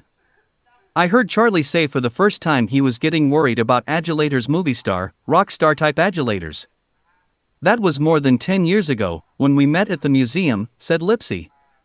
At that same meeting, Lipsey got more of a glimpse into Munger's character. I had rented a normal-sized car, then I noticed Charlie had rented a smaller one. The number of people attending Berkshire's annual meeting grew from 250 in 1985 to more than 11,000 in 1999. Most of Omaha gears up for the Berkshire weekend. Goretz, Buffett's favorite steakhouse, ordered an extra 3,000 pounds of tenderloins and T-bones to feed the 1,500 people who were expected to dine there. 14 in the audience at the Berkshire Hathaway meeting are apt to be some impressive, though barely noticeable, people. Among them former FCC Chairman Newton Minow, Microsoft founder Bill Gates, and sometimes his father Bill Sr., Disney's Michael Eisner, Abigail, Dear Abby, Van Buren, and Chicago billionaire Lester Crown. 15. The rise in attendance isn't entirely unwelcome. Buffett enjoys seeing the shareholders and goes out of his way to put on a good show. The Berkshire Hathaway business meeting only lasts 5 to 10 minutes, but the question and answer period can last up to 6 hours, with as many as 80 questions posed by shareholders. At the meeting, it is Munger's designated role to play stoic straight man to Buffett's one-liners. Nevertheless, it was clear that Munger's influence on Berkshire continued to be strong. In 1997, Berkshire's Los Angeles lawyer Ron Olson was named to the Berkshire board. Buffett and Munger hold court, dispensing corporate wisdom and, as Charlie likes to remind people, facing the world as it really is. A shareholder once complained that there were no great franchises like Coca-Cola left, meaning that Berkshire's style would be cramped in the future. Munger replied, "Why should it be easy to do something that, if done well 2 or 3 times, will make your family rich for life?" 6. Munger, like Buffett, is a fan of Berkshire-owned products. He drinks Coca-Cola, though not as much of it as Buffett does. Unlike Buffett, who is a teetotaler, Munger doesn't mind substituting his Coke with an occasional beer or glass of wine. At the 1994 annual meeting, Munger put in a plug for World Book Encyclopedias. "I give away more of that product than any other product that Berkshire Hathaway makes. It's a perfectly fabulous human achievement. To edit something that is user-friendly with that much wisdom encapsulated is a fabulous thing." While Munger can be as smug about the success of Berkshire as its investors are, he can't resist telling everyone why they're there. "It's wonderful that we all come here each year," Charlie told a group of friends at his own dinner party the weekend of the Berkshire annual meeting. "But why do we really do it? Yes, it's fun. But it's also a way of subtly saying, I'm very rich. It's also a way of subtly saying, I'm very smart." Munger then went on to say that it was becoming a problem to Berkshire that many original shareholders were getting older and dividing up the shares among their heirs. It makes the shareholder base grow to unwieldy proportions. Charlie suggested that everyone bring their unmarried children and grandchildren to the annual meeting and hold mixer dances so the Berkshire heirs could meet and marry one another, thus keeping the shares within fewer families. Just another one of Charlie's semi-bewildering jokes. While Berkshire Hathaway was gaining size and influence and Munger was growing wealthier, his family was blissfully unaware of what was happening to their lives. As far as Emily Munger was concerned, Her father was chairman of Blue Chip Stamps, and Blue Chip Stamps were something you got at a store and pasted in a book. I don't remember when Berkshire started growing to a point at which he was in a different league, said Emily. I think my parents were really private. They didn't want publicity. My dad was a creature of habit, so everything was exactly the same. We never had a feeling we were growing up in some rich household. Though Charlie was becoming a celebrity in Omaha, in star-strewn Los Angeles, and on the rest of the West Coast, he didn't attract much attention. Over time, said Emily, nothing changed about the way we were perceived. Not until I was in law school in 1989. I realized some group over at the business school recognized my name. The lack of interest the Munger children showed in their father's career, said Emily, probably had something to do with coming of age in the 1960s and 1970s. I went to a fairly liberal college, almost an anti-business atmosphere. There was a lot of socialism. Evil corporate America. Our schools were more public service or public policy oriented. When Wendy and Molly went to school, it was really different. If Emily Munger's classmates had been inclined to study Berkshire and its business practices, they no doubt would have been surprised that the company operates nothing like other corporate giants. Munger and Buffett have remained steadfast in keeping their own compensation low. Each takes $100,000 in salary, plus directors' fees from various corporations not controlled by Berkshire. Munger's $1,998 directors' fees came to about $81,300. Their enormous wealth comes from their ownership shares of Berkshire, though that is more true for Buffett than it is for Munger. Buffett's proportional ownership is much larger, but Munger also follows a slightly different financial path. Charlie's family has 90% or more of its net worth in Berkshire shares, said Buffett. My wife, Susie, and I have more than 99%. Though Buffett says he almost never sells shares, Munger sometimes does. In fact, between 1993 and 1997 he sold $25 million worth of Berkshire. Additionally, Munger has given away hundreds of shares, including a share to Robert Cialdini, author of the book Influence, just because he likes him and his work. I've given away a fair amount of Berkshire stock in the last couple of years, Munger said. I gave away a lot, because I thought it was the correct way to behave. And I've sold some because I've had businesses of my own. There are lessons T.O.B. learned from his personal career and from the development of Berkshire Hathaway, and they are learnable, as long as people don't confuse simplicity with ease, says Munger, though he doesn't think everyone will learn them. People underrate the importance of a few simple big ideas. And I think to the extent Berkshire Hathaway is a didactic enterprise teaching the right systems of thought, the chief lesson is that a few big ideas really work. I think these filters of ours have worked pretty well because they are so simple, says Munger. Even so, Munger said of Berkshire, I knew it would do well, but not this well. 9. Munger's children say they continue to benefit from their father's example. It's a rich lesson to learn, said Molly Munger. If you just keep pressing on and don't let anything that happens get to you, your life is so much better. CHATERSIXTEEN. Berkshire Inn. The 1990s Power Building. The game of investing is one of making better predictions about the future than other people. How are you going to do that? One way is to limit your tries to areas of competence. If you try to predict the future of everything, you attempt too much. You're going to fail through lack of specialization. Charlie Munger. Any of Charlie's maxims about practicing law is the best source of legal work is the work on your desk, said Robert Denham, the Munger, Tolles & Olson attorney who handles much of Berkshire Hathaway's legal work. Following that philosophy, said Denham, his working relationship with Charlie, Warren, and Berkshire has grown organically. In fact, Munger, Tolles and its foremost client Berkshire grew together through the 1970s and 1980s. Building brick by brick, Berkshire emerged in the 1990s with its corporate identity and its position in the business world secured. From that time on, Munger and Buffett often found themselves either on the spot or in the spotlight. At the start of the 1990s, Berkshire owned a remarkable collection of businesses and a strong portfolio of securities. Not only did the operating businesses bring in large amounts of cash, the Berkshire insurance companies were building substantial amounts of float-all money for Buffett and Munger to work with. Acquisitions continued apace, and for the most part the investments were in high-quality companies.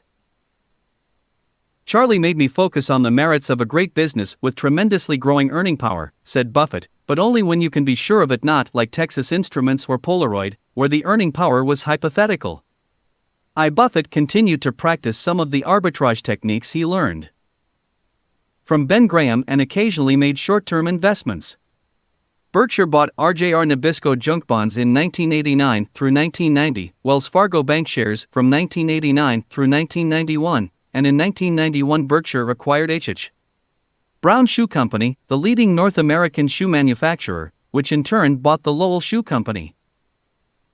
In 1992, Buffett acquired 14% of the stock of General Dynamics, a company largely owned by his longtime friends, the Crown family of Chicago. General Dynamics' military business was badly wounded when the Cold War ended, and the management was drastically restructuring GD for its new, smaller book of businesses. Several things then happened in the world, including a civil war in Eastern Europe and a company-sponsored Dutch auction to buy back shares. GD's stock shot from Buffett's $11 purchase price to $43.50, and he later sold his shares at a substantial profit. The same year, Berkshire bought 82% of Central States Indemnity, a credit insurance company. In 1993, Berkshire got FTC permission to raise its existing stake in Salomon Brothers to 25%, and the same year Berkshire expanded its shoe holdings by purchasing Dexter Shoe in a stock swap. In 1995, Berkshire added to its home furnishings and jewelry store business with the purchase of R.C. Wiley Home Furnishings and Helzberg's Diamond Shops. About this time Buffett and Munger began to draw fire from critics, the Wall Street Journal especially, for getting better deals on their investments than other investors would. The terms of the deals were particularly attractive in cases such as Salomon and U.S. Air, where the investment was not acquired on the open market. In these situations, Berkshire was summoned by management as a white knight, either to save the company from a hostile takeover or to provide a desperately needed cash infusion. The deal was negotiated, often taking the form of preferred stock that had an interest rate component and a feature that allowed conversion to common stock at a specified price. Munger defended such arrangements, saying that it is appropriate that Berkshire get terms not available to others, because Berkshire brings more to the party than just our money. Munger said Buffett provides advice and expertise, in addition to patient capital that allows management to pursue long-term strategies. And, pointed out Munger, other shareholders also benefit when the stock in these companies rise. 3 This acquisition list includes only some of Berkshire's purchases during the early 1990s, but they demonstrate a pattern. Berkshire was sticking to the admittedly broad range of industries Buffett and Munger knew best, but with a particular emphasis on the insurance field. Perhaps even more important, during the last decade of the century, Munger and Buffett were able to pursue their preferred strategy of swallowing companies whole whenever possible. When Berkshire owns a company entirely, the two are free to allocate the company's profits as they see fit. The structure of Berkshire's holdings made a dramatic transition. At the beginning of 1996, Berkshire's stock portfolio accounted for 76% of its $29.9 billion in assets. By the end of the first quarter of 1999, the stocks represented only 32% of assets, which by then had reached $124 billion. During those 3 years, Berkshire spent $27.3 billion to buy 7 companies. 4 At the 2000 annual meeting, Munger and Buffett explained that by owning companies in their entirety, they could minimize the impact of a whimsical stock market or Berkshire's share price. Berkshire's approximately $36.6 million holdings in cash and equivalents and its AAA credit rating gave Munger and Buffett enormous buying power. PaineWebber insurance analysts Alice Schroeder and Gregory Lappin point out that Berkshire has become the buyer of first resort for business owners who want to continue to operate their companies, while at the same time freeing themselves from raising and allocating capital. The sellers also include privately or closely held corporations where the major investors want the option of cashing out all or part of their equity at will. This is made possible when the owners swap their ownership for Berkshire shares with limited tax consequences, then later sell Berkshire stock when it meets their needs. Berkshire prefers to pay cash, but when necessary, we'll do a stock swap. Many families with a large stake in a company insist on a tax-free transfer, lest they lose a large portion of their wealth to the Internal Revenue Service. It's not by accident that recent acquisitions at Berkshire Hathaway have been with stock. It's hard to make cash transactions in this market, said Munger. Berkshire's ability to instantly commit capital to ideas no committee process or elaborate prospectus required means that good investment ideas go to Omaha first, wrote Schroeder and Lappin. We believe that, 1. Berkshire generally approaches businesses it wants to buy only once, and 2. No one ever gets a better price from Berkshire the second time around. This also gives the company a strong advantage in buying businesses. 5. High-quality insurance IHCnesses with massive float continue to be the rocket fueling Berkshire's vertical ascent. As mentioned earlier, Buffett first started learning about insurance at Columbia University when he discovered that his professor, Ben Graham, was chairman of Geico. Berkshire first entered the insurance business in 1967 with an investment of $8.6 million. By the late 1990s, the insurance capital had topped $10 billion. Munger said the insurance companies have done well because of a conservative business approach. Asked at Wesco's 1993 annual meeting why Berkshire didn't write more insurance policies, considering its size, Munger replied, "People are always saying to Berkshire, gee, why don't you write a lot more volume in relation to capital? Everyone else is doing it. The rating agencies say that you can write twice as much in annual volume as you have capital. And they look at our $10 billion in insurance capital and say, that's $20 billion a year. What are you doing writing only $1 billion? But then somebody else comes in and asks, why did everybody get killed last year but you? Maybe the questions are related." Munger admitted that Berkshire's huge supercat, or catastrophic event insurance unit, makes the company somewhat vulnerable, but he thinks they've become experts at evaluating the risk and dealing with it appropriately. A big loss from a California earthquake might cause an insurance loss as high as $600 million for the company, and that would be irritating, Munger said. The 1994 Northridge, California, earthquake produced a significant loss, though the company didn't say how much. Nevertheless, that year Berkshire's insurance division reported earnings of $129.9 million from insurance plus $419.4 million from investments. If we have a real disaster, if you had Hurricane Andrew followed 1 week later by another one just like it, Berkshire would have a very unpleasant year, said Munger. Both Munger and Buffett have repeatedly warned shareholders that as the company grows in assets, it will have more difficulty maintaining an earnings growth rate, and thus share price growth, at the levels of the past 2 decades. Size, at a certain point, gets to be an anchor, which drags you down, explained Munger. We always knew that it would. You get $10 billion in marketable securities. Show me unbelievable compound rates when people get $10 billion. They did, however, find places to put their money.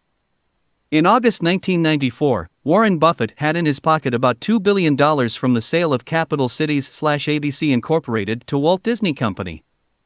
He began negotiating that same month with Louis A. S. Simpson, Geico's co-chairman, to buy the 50% of the insurance company Berkshire didn't already own. There were several thorny issues to be resolved, including how to fairly manage a stock trade when Geico paid a dividend and Berkshire did not. Negotiations continued for 7 months, and the New York investment banking firm Morgan Stanley was brought in to help set a fair price for Geico. Using cash flow and other yardsticks, Morgan Stanley said Geico's value could be as low as $50.80 or as high as $73.43 a share. Ultimately, Morgan Stanley suggested $70 as a fair price. Buffett said he wanted to talk to Munger about the deal. Later the same day, he offered $70 per share in cash to Geico shareholders. It cost Berkshire $2.3 billion to buy the second half of Geico at that price. With Geico, Berkshire got the full-time services of Lou Simpson, who was believed by many to be Buffett's heir apparent. The shy, Princeton-educated Simpson had been in charge of investing Geico's float and continues to do so after the acquisition. Geico's fixed income portfolio is now managed from Berkshire headquarters. Simpson had been beating the market since at least 1980 and has an investment record nearly as good as Buffett's. In 1997, 1998, and 1999, however, Simpson's return failed to match the return on the Standard & Poor's 500, which meant that instead of earning a bonus, Simpson owed Berkshire money. Simpson became known to investors in the mid-1990s when shareholders pressured Buffett, then in his mid-60s, to reveal his succession plan. Warren mentioned somewhat casually that there was plenty of backup, including Simpson. However, Munger says Buffett did not mean to imply that Simpson would replace him, merely that Simpson was immediately available if necessary. "We could have cloned the job of naming a replacement directly and not in some crazy, indirect way," Munger insisted. A few years after the Geico purchase, Berkshire surprised the insurance world and nailed down its position as an insurance leader with a $22 billion acquisition of General Reinsurance, Gen Re. This huge acquisition was described as a watershed event in Berkshire's history by some analysts, and Buffett himself said, "We are creating Fort Knox." Berkshire Hathaway's stock was trading near an all-time high when in 1998 Buffett acquired the reinsurance giant in a stock swap deal. "Warren's timing is uncanny," said Otis Booth. He bought out Gen Re when Berkshire's stock was trading at around $80,000 in a stock-for-stock merger. Munger points out, however, that Gen Re's stock, too, was trading at a high price. These overall high valuations in the market, however, were about to go through some adjustments. In the Gen Re transaction, a substantial number of institutional investors were added to Berkshire's mix of shareholders, since 70% of Gen Re was held by mutual funds, insurance companies, and pension plans. Berkshire had trending in that direction, but now it was primarily a property casualty insurer, with 79% of its revenues and operating earnings from insurance. Based on premiums, it is the fourth largest U.S.-based casualty insurance company. With revenues of $4 billion, Geico is the seventh largest auto insurer in the United States, and the 18th largest insurer overall. But Gen Re focuses on insuring the risks on insurance companies themselves, thus its name, General Reinsurance. Based on premiums and surplus, Gen Re is the largest direct writing reinsurance provider in the United States and third largest in the world, with 1997 revenues of $8.3 billion.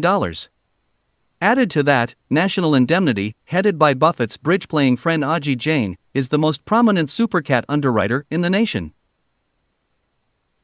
The purchase of Gen Re gave Berkshire a net worth of $56 billion, the highest of any company in the United States, and a stock market capitalization of $120 billion.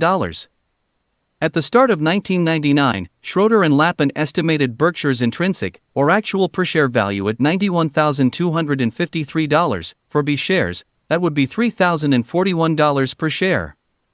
And of course, Berkshire's insurance float kept growing. It is estimated that Berkshire's float from all of its insurance operations in 1998 was just under $23 billion, and would escalate to nearly $53 billion a year by 2008. However, there was a setback. Almost immediately after Berkshire acquired Gen Re, it was discovered that the insurance company had made an underwriting error that would affect its short-term profits. But Munger and Buffett were undaunted. Their experience told them that long-term, the reinsurer remained an excellent purchase. The public holds Munger and Buffett to exceptionally high standards. They get more attention for their difficult deals than they do their trouble-free deals. Such was the case when in 1990, Buffett and Munger bought a $358 million stake in U.S. Airways preferred stock that could be converted into a 12% ownership of the airline. Both men joined the airline's board of directors. U.S. Air's motive in selling the shares to Berkshire was to bring much-needed funds into the company and at the same time make itself less vulnerable to an unwelcome takeover by someone else. U.S. Air, cobbled together from mergers over time of Lake Central, Mohawk, Piedmont, and Pacific Southwest Airlines, had made itself a contender for top national carrier. Then, after an impressive start, U.S. Air ran into serious problems. Munger and Buffett had stepped into a real mess. At Berkshire's 1991 annual meeting, Munger described an airline as marginal cost with wings. Charlie's gripe was against the now defunct Eastern Airlines, which brought other carriers down with it as it fought for survival. He believed a bankruptcy judge should have shut Eastern down earlier than he did. Munger explained that once an airline files for bankruptcy, it is then operating debt-free, thus it can be more competitive than a solvent one. Just as S&L deregulation had unsettled that industry, airline deregulation was underway, leading to a scramble for industry dominance. In addition to competing with Eastern's low fares, U.S. Air suffered a series of fatal crashes between 1991 and 1994 which devastated both employee morale and passenger loyalty. In its eerily scientific objectivity, the National Transportation and Safety Board described a 1994 U.S. Air accident in Pennsylvania in which 132 people died as an uncontrolled descent and collision with terrain. In 1994, U.S. Air stopped paying dividends on preferred shares. That same year, Berkshire wrote down its investment in the company, taking a $269.50 million pre-tax charge on the books. In 1995, Berkshire's stake, which was acquired for $358 million, was valued at only $86 million. Lawsuits, operating problems, and especially labor union troubles were so intractable that the pair resigned from the hoard after 2 years. Munger and Buffett stepped down in 1995 after the airline failed to win cost-saving concessions from its unions. When an investor asked Munger to explain the economics of Berkshire's involvement in U.S. Air, Munger replied, "I'm glad you've given me the opportunity to display my small share of humility. We did not display our greatest brilliance." In 1996, Buffett tried to sell the U.S. Air shares, but luckily, Lowe was unsuccessful. The very next year, U.S. Air reported the best quarterly profits in the airline's history, and, although it was as difficult as turning the Titanic away from the iceberg, TIS Air made a reverse of 1-3. "When Charlie and I left the board, the fortunes of U.S. Air went abruptly upward," quipped Buffett, suggesting that things work better if they stay away. U.S. Air finally was able to pay preferred dividends in arrears, and on February 3, 1998, U.S. Air redeemed Berkshire's $358 million in preferred stock. It was a humbling experience. To sit there and watch the net worth melt away $150 million, $200 million to watch a lot of lovely money that used to be yours and see it melt away.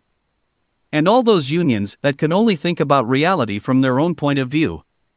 And the idiot competition, including bankrupt competitors who stiff-armed their creditors while they lost money ruining our business. It was a very unpleasant experience, Munger recalled. All that said, it's a very leveraged business. So when the industry turned, it turned beautifully for U.S. Air included. It worked out fine for Berkshire. But we're not looking for another experience like it. Buffett has always said that the airline industry has been great for travelers, but a disaster for investors.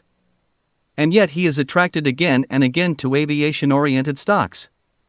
The Berkshire investment that has puzzled people the most is its 20% stake in PS Group Holdings. The relationships surrounding this investment go back to when Munger was operating out of the old Pacific Coast Stock Exchange and he introduced Buffett to his friend Rick Guerin. Guerin had participated in the acquisition of Blue Chip Stamps, See's Candy, and other investments with Munger and Buffett. Guerin was a major shareholder and a director of Pacific Southwest Airlines. PS Group is the residual company from PSA after it was sold to U.S. Air in 1987. With assets of $700 million, PS Group's main business was leasing out the airplanes that U.S. Air would not buy when it acquired the airline. Some of those aircraft were leased back to U.S. Air.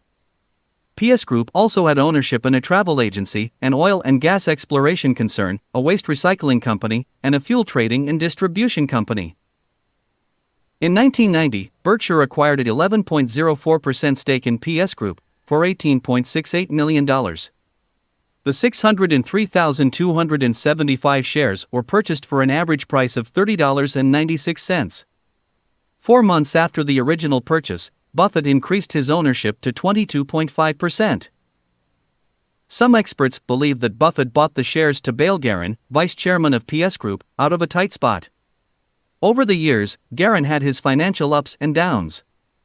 At one point he was forced to sell 5,700 shares of Berkshire at a relatively low price to pay off bank debts. Warren bought his shares about 20% of PS Group because a broker called from New York and said he had them, said Guerin. They looked cheap. He trusted me to be sensible. But PS Group is a meaningless asset to Berkshire, only about $20 million on the books. You can't even find it. It's been one of his worst investments, and mine, for various reasons. Munger's former law partner Chuck Rickershaw also was involved in PS Group. We took money from the sale of the airline and invested it in things that ranged from had to terrible, said Rickershaw. Berkshire still owns the shares, and though business started looking up for PS Group when US Air recovered its health, many of PS Group's problems are unresolved. Earnings for PS Group have been spotty, following several disappointing attempts to diversify by investing its cash. 18 In 1999, one PS Group board member and major shareholder, Joseph S. Piranha, resigned and protested the company's management policy. Piranha suggested the board put the company up for sale. Just look at the company's book value per share $13, said the Seaford, New York, accountant. The stock sells for $8. When Buffett acquired a private jet to ease the burden of business travel, Munger continued to take commercial flights and chided Buffett for his extravagance. Buffett dubbed his business jet the Indefensible in reaction to Munger's jabs, but said he had been seriously considering naming the plane the Charles T. Munger. After Berkshire became the owner of the pilot training company Flight Safety International in 1997 for $1.5 billion in stock and cash, Munger changed his tune. He told shareholders, prompted by Al Uelchi, the company's founder, "We are changing the name of the company plane from the Indefensible to the Indispensable." 19. Flight Safety International, which gained notoriety in 1999 as the school from which John F. Kennedy, Jr. took flying lessons, is Berkshire's largest non-insurance business. The company was founded in 1951 by Uelchi, a pilot who mortgaged his home to start the business. Based in Flushing, New York, Flight Safety provides high-technology training to operators of aircraft and ships, using sophisticated simulators and other training tools. With 500 employees across the country, Flight Safety has about 90% of the training market, secured by long-term contracts. Customers generally are airlines, corporations, and the government. Those clients include Airbus, Bell Helicopters, Boeing, British Aerospace, Raytheon, Sikorsky, Learjet, Lockheed, Cessna, Gulfstream, and other aircraft companies. With 1997 net income of $84.4 million, Flight Safety represented 28% of Berkshire's after-tax earnings from businesses other than insurance. The 1990s were a muscle-building time for Berkshire, and while some of the investments the company has made are brilliant, many of them also seem predictable. The exception came in 1998. Buffett showed that he was still on the prowl for undervalued assets when it appeared that someone was making a move on the silver market. Speculation ran rampant, accusations flew, but nobody suspected that the orders for silver were originating in Omaha. Berkshire never discloses its investments until required to by law, but turmoil was swirling in the silver commodities market, including threatened lawsuits against some silver traders and complaints to regulators that certain traders were manipulating the market. Buffett and Munger stepped forward and admitted that they'd been accumulating a large stash of the precious metal. Buffett revealed that the company had purchased 129,710,000 ounces of silver between July 25, 1997, and January 12, 1998. Over 30 years ago, said the company press release, Warren Buffett, CEO of Berkshire, made his first purchase of silver in anticipation of the metal's demonetization by the U.S. government. Since that time he has followed silver's fundamentals, but no entity he manages has owned it. In recent years, widely published reports have shown that bullion inventories have fallen very materially, because of an excess of user demand over mine production and reclamation. Therefore, last summer, Mr. Buffett and Mr. Munger, vice chairman of Berkshire, concluded that equilibrium between supply and demand was only likely to be established by a somewhat higher price. At the 1998 Berkshire shareholders meeting, Munger explained that the company's $650 million purchase of about 20% of the world's supply of silver may have had an impact on the silver market, and it represented an uncharacteristic Buffett investment, but it meant very little to Berkshire's bottom line. This whole episode will have about as much impact on Berkshire's future as Warren's bridge playing. It is close to a non-event. Munger issued his usual warning that just because Berkshire bought silver, or convertible preferred shares of airline stock, or did anything at all, didn't mean everyone else should do it. It would be a huge mistake to assume that Berkshire Hathaway is the right model for all America. It would be an absolute disaster if every single corporation in America suddenly tried to turn itself into a clone of Berkshire Hathaway. 20. They paid around $4.60 to $4.80 per troy ounce for the silver in the summer of 1997. By February 1998, the price was up to $7 per ounce, its 9-year high, but by the end of the year it was trading at around $5 per ounce, and the price has been relatively flat since then. Munger would not say what Berkshire's position in silver was at that time, but said that based on the current price, it was perfectly obvious that their expectations of silver price performance had not yet been realized. Munger and B. Buffett can still startle the investment world now and then, and as he did in the past, Munger sometimes goes forward with his own ideas, even if Buffett isn't fully aboard. Such was the case with Costco, the Issaquah, Washington-based warehouse store. "I admired this place so much that I violated my rules against sitting on outside boards," said Munger. "It's hard to think of people who've done more in my lifetime to change the world of retailing for good, for added human happiness for the customer." Munger contends that by selling quality merchandise very close to cost, the stores built such a loyal customer base that it qualifies as a franchise. "If you get hooked on going to Costco with your family, you'll go for the rest of your life," he said. One of the reasons Munger likes Costco is because of Jim Sinegal, the company's president, whose office has no walls separating him from passing employees. Sinegal, chairman of Costco, studied at the feet of Sol Price, the San Diego, California, entrepreneur who originated the warehouse store concept. Price first opened the California-based FedMart stores, then sold the chain to a German company, who apparently didn't understand the concept and couldn't keep the stores going. Price then took the plain wrap shopping concept a level higher with his Price Club warehouse stores. Price Club eventually was acquired by Costco, which now is the second largest warehouse store chain behind Walmart's Sam's Clubs. Charlie absolutely crows at the story of Costco's paper towels, a story that to Munger represents an admirable example of business ethics. Costco produces its own line of Kirkland products, which it guarantees to be as good or better than the top-selling product in its field. When Costco's paper towels didn't live up to the promise, they were withdrawn until a suitable towel could be sold. "He truly believes in our business," says Sinegal, adding that the 76-year-old Munger has never missed a board meeting. He loves it. Buffett was asked why he hadn't bought more Costco shares, considering that Munger owns shares and is on the board of directors. "Yeah, you hit on a good one here," Buffett replied. "We should have owned more Costco, and probably if Charlie had been sitting in Omaha, we would have owned more Costco. Charlie was constantly telling me about this terrific method of distribution, and after 10 years or so I started catching on to what he was saying, and we bought a little of Costco at Berkshire. We actually negotiated to buy more. I made the most common mistake that I make.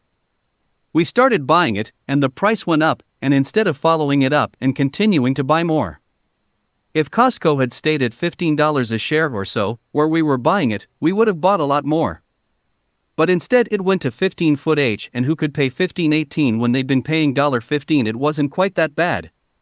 But I have made that mistake a lot of times, and it's very irritating. 23 In February 1999, Munger made a related investment when he and several family members bought 8 to 9% of San Diego-based Price Enterprises Incorporated. Price Enterprises is a real estate investment trust formed with real estate retained from the old Price Club retail empire.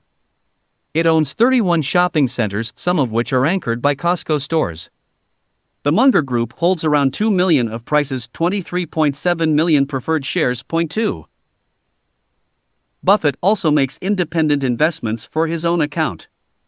Such was the case in the summer of 1999 when he bought a 5.3% stake in Bell Industries, a small California electronics business. In January 2000, a month after it was disclosed that Buffett bought shares in the company, he quietly sold for a profit of $1 million, a 50% return on investment. Buffett and Munger have warned that Berkshire Hathaway, like so many other businesses, could go through a negative cycle. They've said this for so long that shareholders and analysts alike stopped believing them. They were, however, telling the truth. In 1998, Berkshire reported that its earnings slipped 24% from 1997, as gains from investments fell by more than half. That didn't mean Berkshire actually lost money. Net earnings were just down $1.902 billion or $1,542 per share in 1997, compared to $2.489 billion or $2,065 per share for the previous year. 25.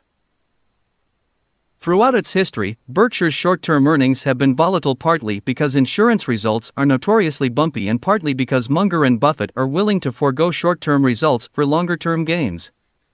At the end of the century, Gen Re was being reorganized to better fit the Berkshire philosophy, and Geico was being primed for a growth spurt. Berkshire's share price declined 19.9% in 1999, the first time in nearly a decade, and the price kept falling in the early part of 2000. But so be it.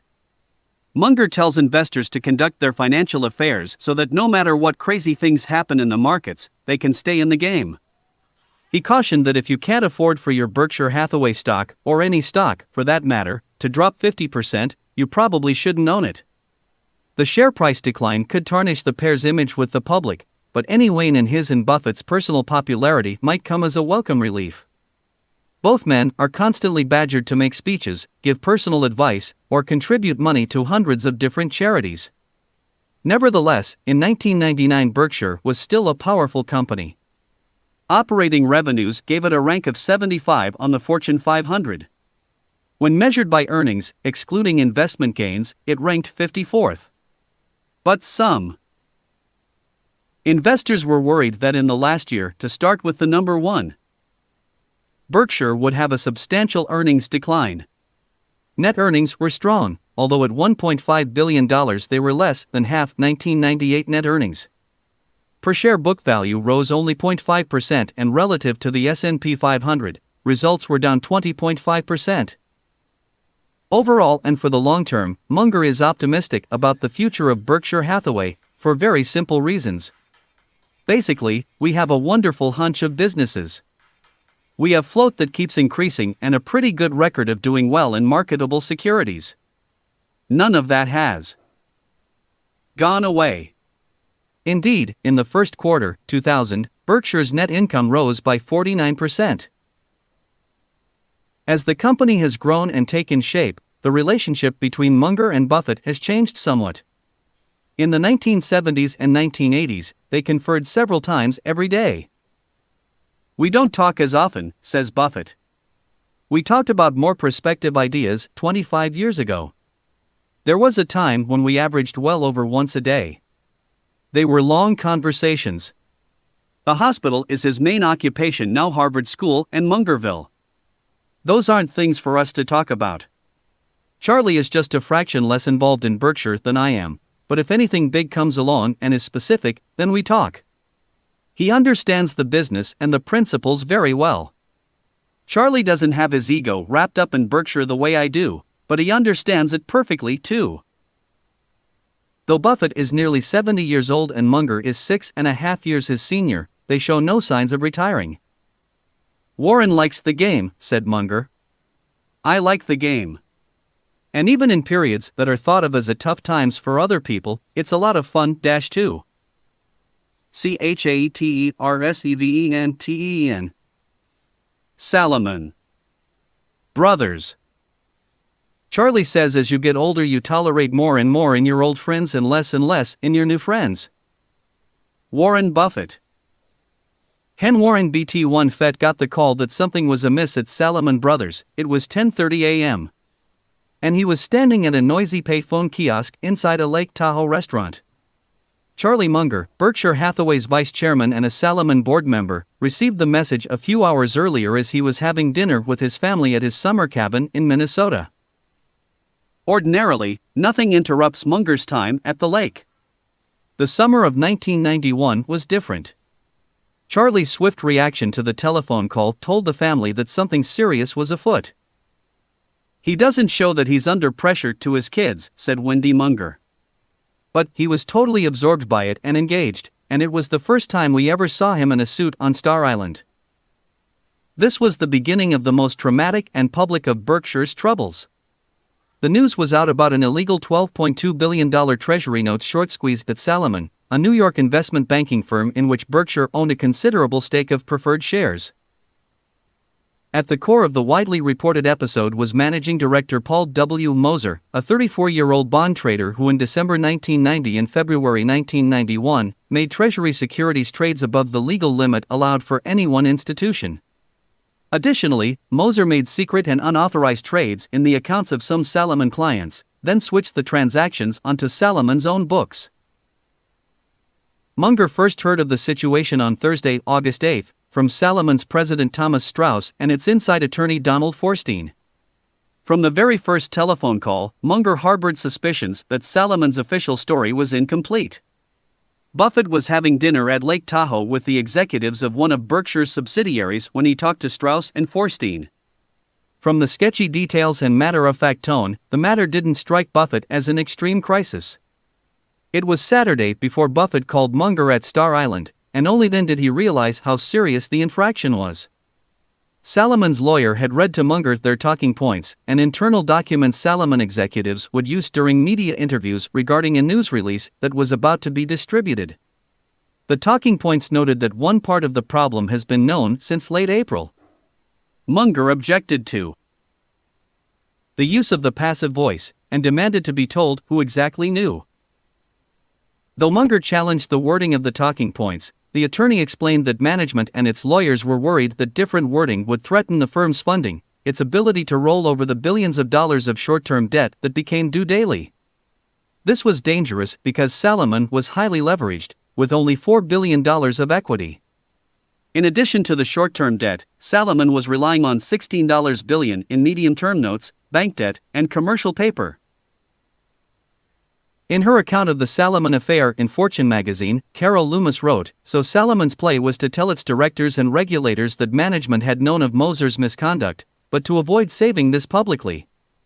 Munger didn't like it, finding this behavior neither candid nor smart. But not considering himself an expert on funding, he subsided." Munger was indignant at the attempt to brush over personal culpability, but perhaps because Charlie and Warren thought highly of Salomon's chief executive officer John Gutfreund and had a congenial relationship with him, Munger admits that Warren and I didn't see John's downfall that first evening. Nevertheless, Munger was certain from the very outset that Salomon had stepped in a pile of horse manure.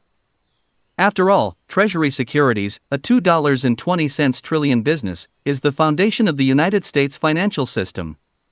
Salomon is a primary dealer in U.S. government Treasury securities, one of only about 40 companies with the privileged status that allows them to buy bills, notes, and bonds from the federal government and resell them to customers. Individuals in America and abroad, businesses, and other governments invest in U.S. Treasury securities because they trust the U.S. government and its public finance system. However, the system itself operates on a delicate balance of trust, and some experts feared that the Salomon breach of conduct would ruin the reputation of American securities markets worldwide and raise the government's cost of debt financing. Munger and Buffett continued to communicate about the problem, and planned a board meeting by conference call the next Wednesday, August 14. During that conference call, the board was read a second press release, which included 3 pages of details. The board members exploded in unified objection to a phrase stating that management had failed to go to the regulators for nearly 4 months due to the press of other business. That lame excuse, the board felt, would not fly. The wording was changed, and in time, Munger and Buffett learned that management had met the previous April and agreed that something criminal had occurred and it should be reported to regulators immediately. For some inexplicable reason, nobody in the group did so. By late summer, the New York Times and the Wall Street Journal were broadcasting the story on their front pages and tension escalated. The securities markets reacted with a run on Salomon's own corporate securities. On Friday, Charlie donned a suit and caught a flight from Bemidji to New York for one of the most hectic episodes of his life. Salomon was FOINDSLL in 1910 and became one of the largest, most profitable, and most admired brokerage houses in the United States. Buffett and Munger's connection with Salomon went back many years, during which Salomon performed investment banking and brokerage services for Berkshire. Berkshire bought into Salomon in 1987, when the firm became the target of a hostile takeover by corporate marauder Ronald O. Perelman, chairman of Revlon Incorporated. Gutfreund dodged that bullet by approaching Buffett and asking that Berkshire take a financial position to stave Perelman off. Bob Denham, Berkshire's main lawyer, remembers the weekend in September when he first became involved with Salomon. Denham got a telephone call on a Saturday morning. "I walked in the door from coaching a soccer game when they called to say they'd struck a deal to buy," said Denham. "They asked if I could work on it right away. I went to the office and got others in to work with me. An agreement was signed on Monday." That deal was more compressed than usual, but it is typical of working with Charlie and Warren, because they work so closely together. They're two of the smartest and most creative businesspeople America has produced. They are always thinking of novel ways to slant investments. There is a high level of trust. They never try to undercut. They seldom disagree. If they do, they talk it out. In the fall of 1987, Berkshire allocated $700 million of Berkshire's cash, the company's biggest investment to that time, to Salomon redeemable convertible preferred stock. The preferred securities paid 9% and were convertible after 3 years into common shares at $38. At that time, Salomon's common stock was trading at around $30. If not converted, the shares would be redeemed over 5 years beginning in 1995. The deal also provided for a 7-year standstill during which Buffett agreed not to purchase any more Salomon shares. In effect, Berkshire got a 12% stake in Salomon and became the company's largest shareholder. The deal was structured so that Berkshire's $700 million would be used to buy out a 12% stake in Salomon owned by Minerals and Resources Corporation, Limited, Minorca, a subsidiary of the giant South African conglomerate Anglo-American Corporation. Gutfreund worried that the Minorca interest would fall into the hands of Perelman or some other unfriendly takeover artist. The move angered some shareholders, who thought they should have had the opportunity to consider Perelman's proposition. Furthermore, some Salomon officers considered Berkshire's deal a sweetheart arrangement that took advantage of Gutfreund at a vulnerable time. But shareholders also got considerable benefits from the deal between Gutfreund and Buffett. The transaction increased Salomon's capital, provided a financial cushion for losses, and put Gutfreund into a relationship of his own choosing. As part of the deal, Buffett and Munger got seats on Salomon's board of directors. "We had some pretty good foresight," said Munger. "When we bought big positions in ABC and in Salomon, Warren suggested I go on ABC's board. I said, you never will need me there.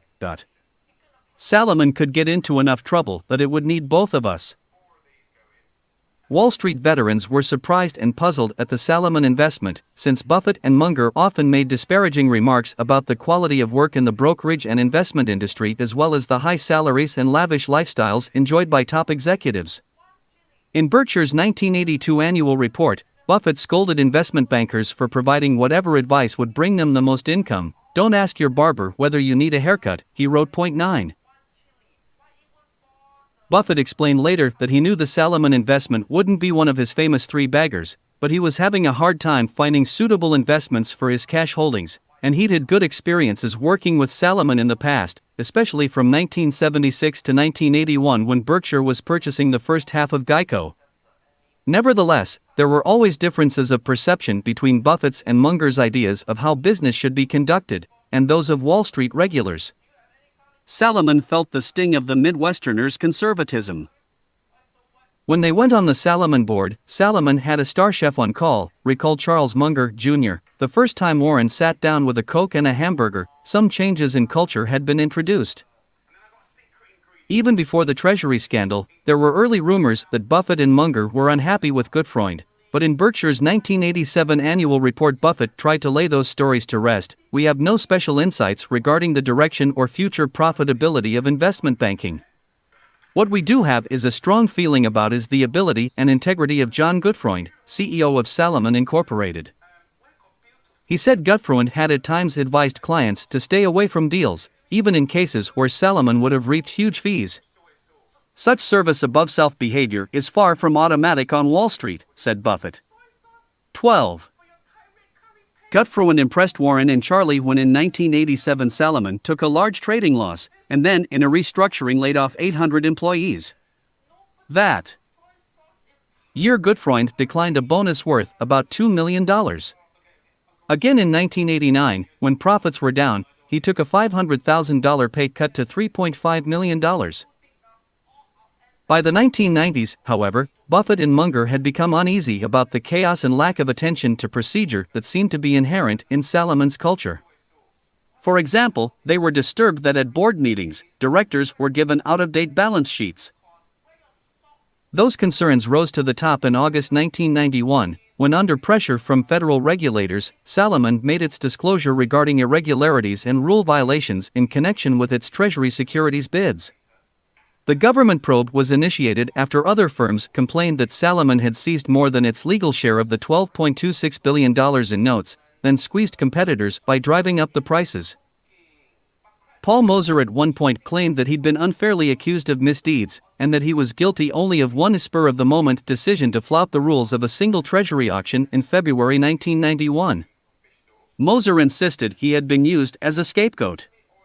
He told the Wall Street Journal that when he made the trades he was just trying to accommodate a request by Salomon's government arbitrage trading desk to bid for $1.5 billion worth of notes, even though Salomon would be bidding for much more than government rules allowed. 15 To prevent big players like Salomon from cornering the market, the Fed had issued a rule in 1990 barring a single firm from bidding for more than 35% of the Treasury securities offered in any one auction.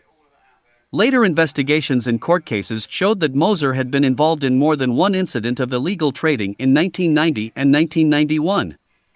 Apparently afraid that he was about to be found out, Moser disclosed some trading infractions to Salomon's vice chairman John Meriwether as early as April. The reactions of Gutfreund and Salomon's president Thomas Strauss, when they learned of the problems, dug Salomon in even deeper. What happened was Meriwether came to Gutfreund and said, "Hey, I have this problem, and it's my responsibility to report it to you," said Munger. Meriwether, the supervisor, in essence was washing his hands of it, protecting himself by disclosing it to Gutfreund, handing the problem up. But Meriwether also added, "I hope you can figure out a way to save this fine young man, Paul Moser." Gutfreund talked to the general counsel, who told him to immediately report to the feds and throw himself on the mercy of the Federal Reserve Bank of New York. Gutfreund was indecisive. How can I save my profit center, this employee, etc., etc. He procrastinated and didn't level with the board until the Fed threatened him, and then he still didn't fully disclose.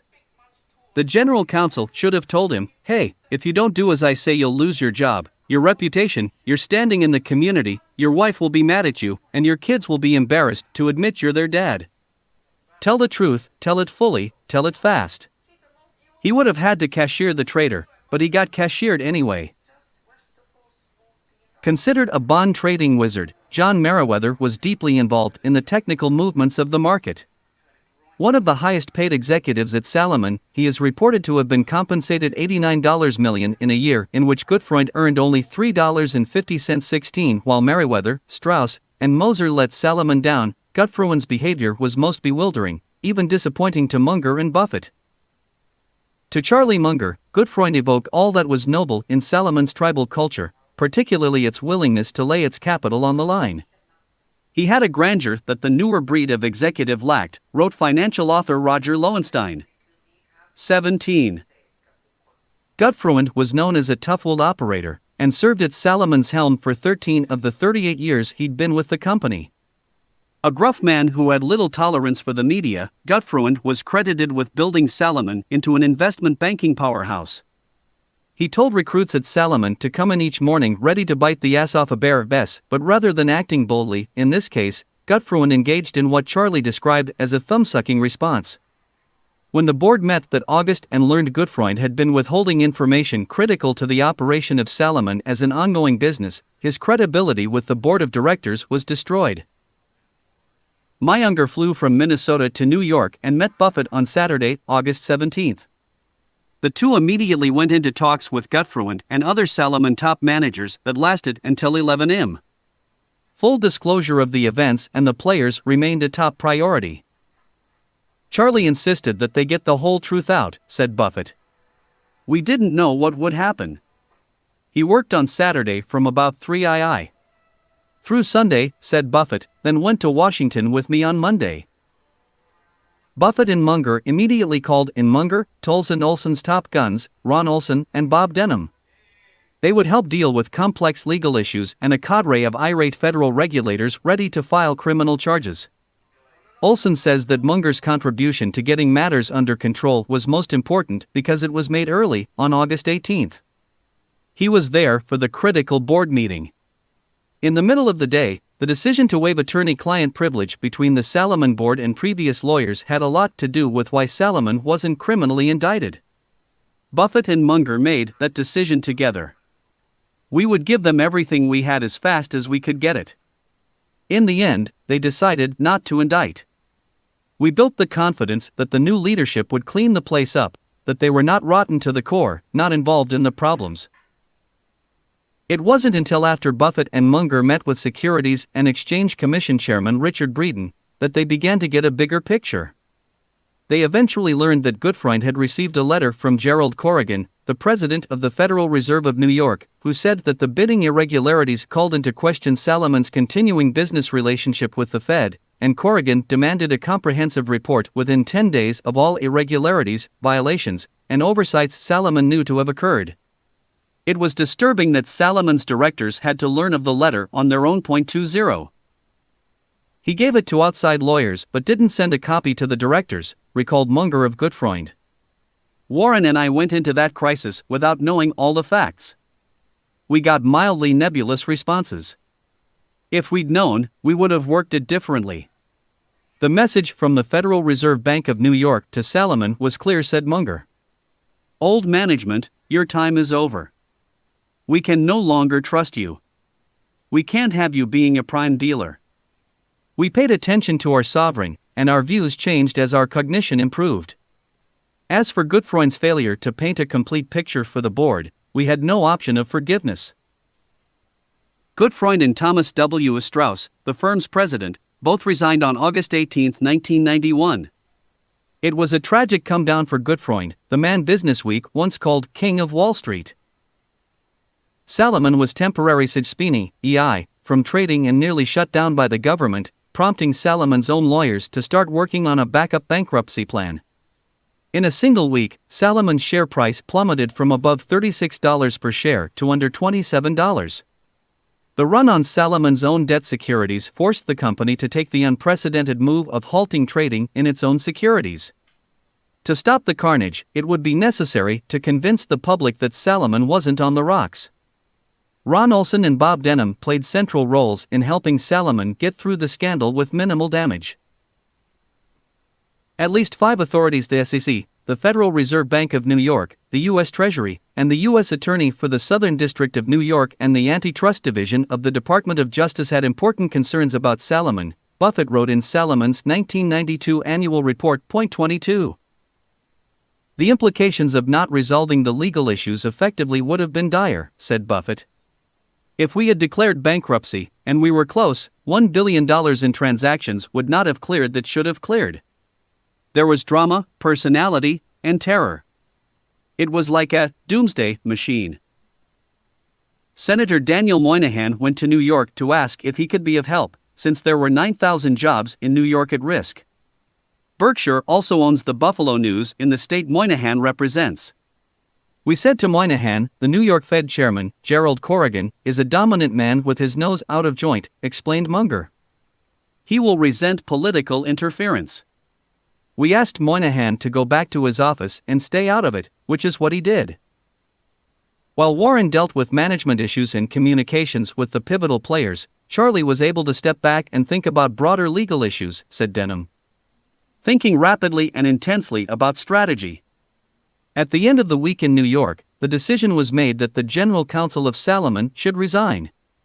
Saturday morning Warren called and asked if I could be the general counsel.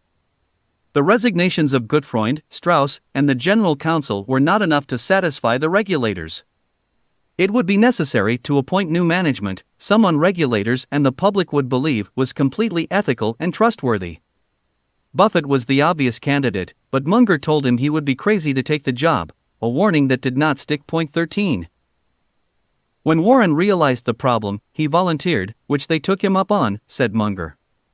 He had a good reputation. Nick Brady, Secretary of the Treasury, backed off a little, enough of a signal. Based on Brady's backing off, we know it gave us credibility. After Buffett and he traveled to Washington, D.C. to testify before Congress about the scandal, Munger decided to go home and thereafter served as a long-distance advisor, except when he needed to be present as a Salomon board member. Charlie thought I was doing what I could, said Buffett. It was sort of out of our hands. We sort of behaved and hoped they wouldn't kill us. Even after he returned to California, Munger stayed connected, said Denham. Afterward, we talked about issues and strategy. Charlie was a very involved director. He had real ideas about the best way to approach things. Serving on the Salomon board was an intense experience, but the fact that Munger was in his late 60s did not seem to matter, explained Lou Simpson, who also was a director. Health and age do not slow Charlie down at all, observed Simpson. He got off the plane from Los Angeles and came directly to Salomon meetings and was sharp as a tack. The Salomon meeting was an afternoon meeting, then another meeting the next morning, then the next day Charlie was on his way home. A lot of the time we would all stay at the Millennium on the West Side. We'd have a board dinner and walk back, recalled Simpson. Occasionally Nancy Munger would come along and she and Charlie visited their son Barry, a freelance photographer who lived in Manhattan's Tribeca neighborhood. When Nancy made the trip, the Mungers stayed at the Carlisle on the Upper East Side. There was not a lot of socializing at Salomon, said Simpson. It was pretty businesslike. There were lots of problems and considerations we had to deal with.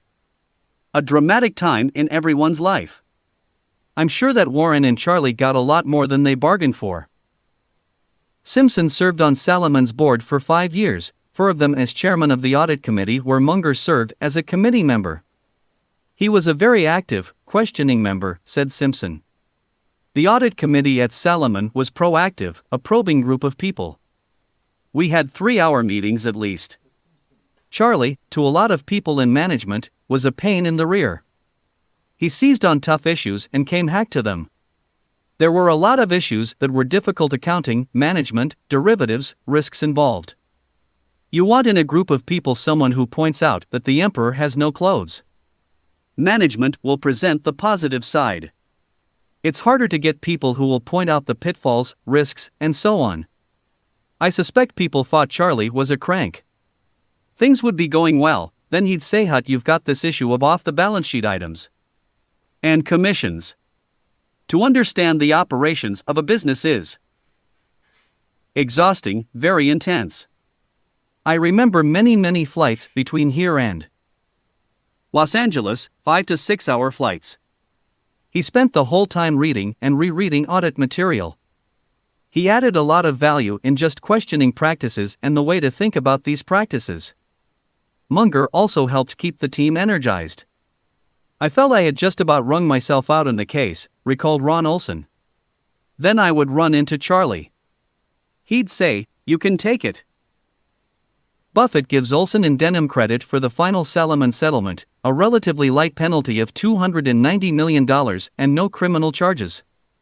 Salomon also was allowed to keep its prestigious and lucrative status as a primary dealer in government securities.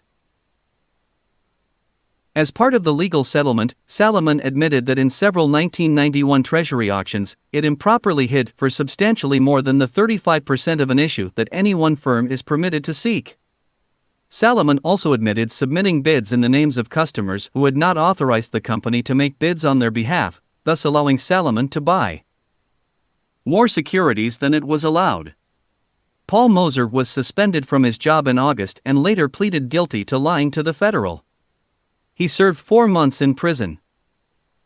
As for the final resolution, the shareholders came out very well in that situation, better than they had any reason to expect, if they knew the real facts, said Simpson. Though many at the company thought the settlement was a near miracle, Salomon wasn't out of trouble yet.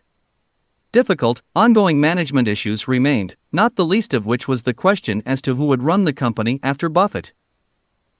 Buffett and Munger, who are among the lowest paid top corporate executives in the United States, were displeased with Salamon's compensation system. Buffett pointed out that 106 people in the securities unit had each earned $1 million or more in 1990, even though the division's overall results were below average that year. Employees producing mediocre returns for owners should expect their pay to reflect this shortfall, Buffett wrote in the company's quarterly report. When Buffett took the helm at Salomon, however, Munger became even more tolerant of his use of a corporate jet, the indefensible. Munger said that if any CEO is entitled travel by private airplane, it is Buffett. It's the most deserved jet in corporate America, too. Buffett stayed on the job at Salomon Brothers for 9 long and exhausting months, but he didn't intend to do the job indefinitely. There were rumors that a Wall Street insider such as Fund America's CEO John Byrne or former Federal Reserve Chairman Paul Volcker would be named to the post when he stepped aside. In 1992, Buffett caught the financial community off balance when he named the Texas-born Bob Denham as chairman and chief executive officer. When the Salomon story first broke, Denham had moved to New York on 3 days' notice to serve as an outside counsel. When it was necessary to replace Salomon's general counsel, Denham took the job. Finally, he realized it would be a very long haul and purchased an apartment in Battery Park City. It was not an easy assignment for Denham, whose wife was a high-level academician in California. Rebuilding Salomon was a daunting task, and some issues, such as the granting of excessive bonuses, were never resolved to Munger's and Buffett's full satisfaction. The problems at Salomon proved more difficult, and it was a closer call than I thought going in, said Denham. It became clear to me that this is hard enough working away from home, and it could have had ending not career-enhancing. But after government issues were resolved, it was clear the company would survive.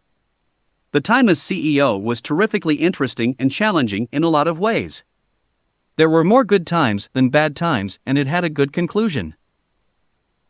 Denham's wife moved to New York to join him, and in 1997, Denham's job was finally completed. Salomon was sold to Travelers Group Incorporated for $9 billion, and Denham went hack to Munger, Tolles and Olson. When he returned to Los Angeles, his wife, who had been a faculty member at Fordham University in the interim, was named president of Pacific Oaks College and Children's School.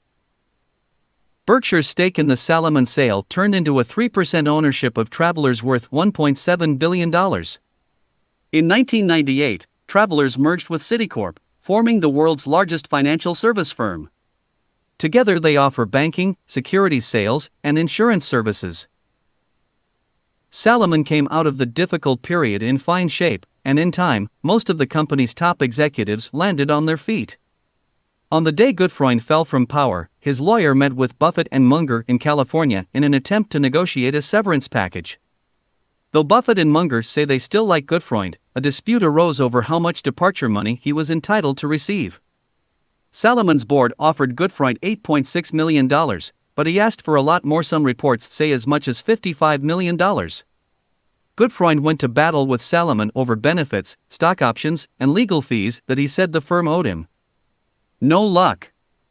An arbitration panel ruled against him, leaving him with no severance, options, or bonuses. Nothing at all. 31.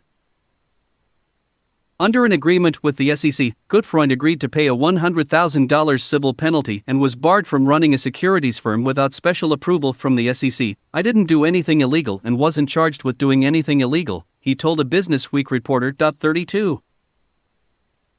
After leaving Salomon, Gutfreund established his own office, where he became an advisor and investor in companies with capitalizations of $50 million or so.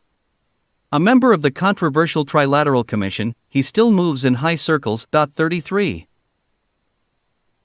As for John Meriwether, he eventually was suspended from the securities industry for 3 months and was fined $50,000 for his role in the Salomon incident. 3 foot. When Meriwether was ready to return to Salomon, Derek Malm, whom Buffett tapped to run the investment banking business, offered him a job with less responsibility than he'd previously had.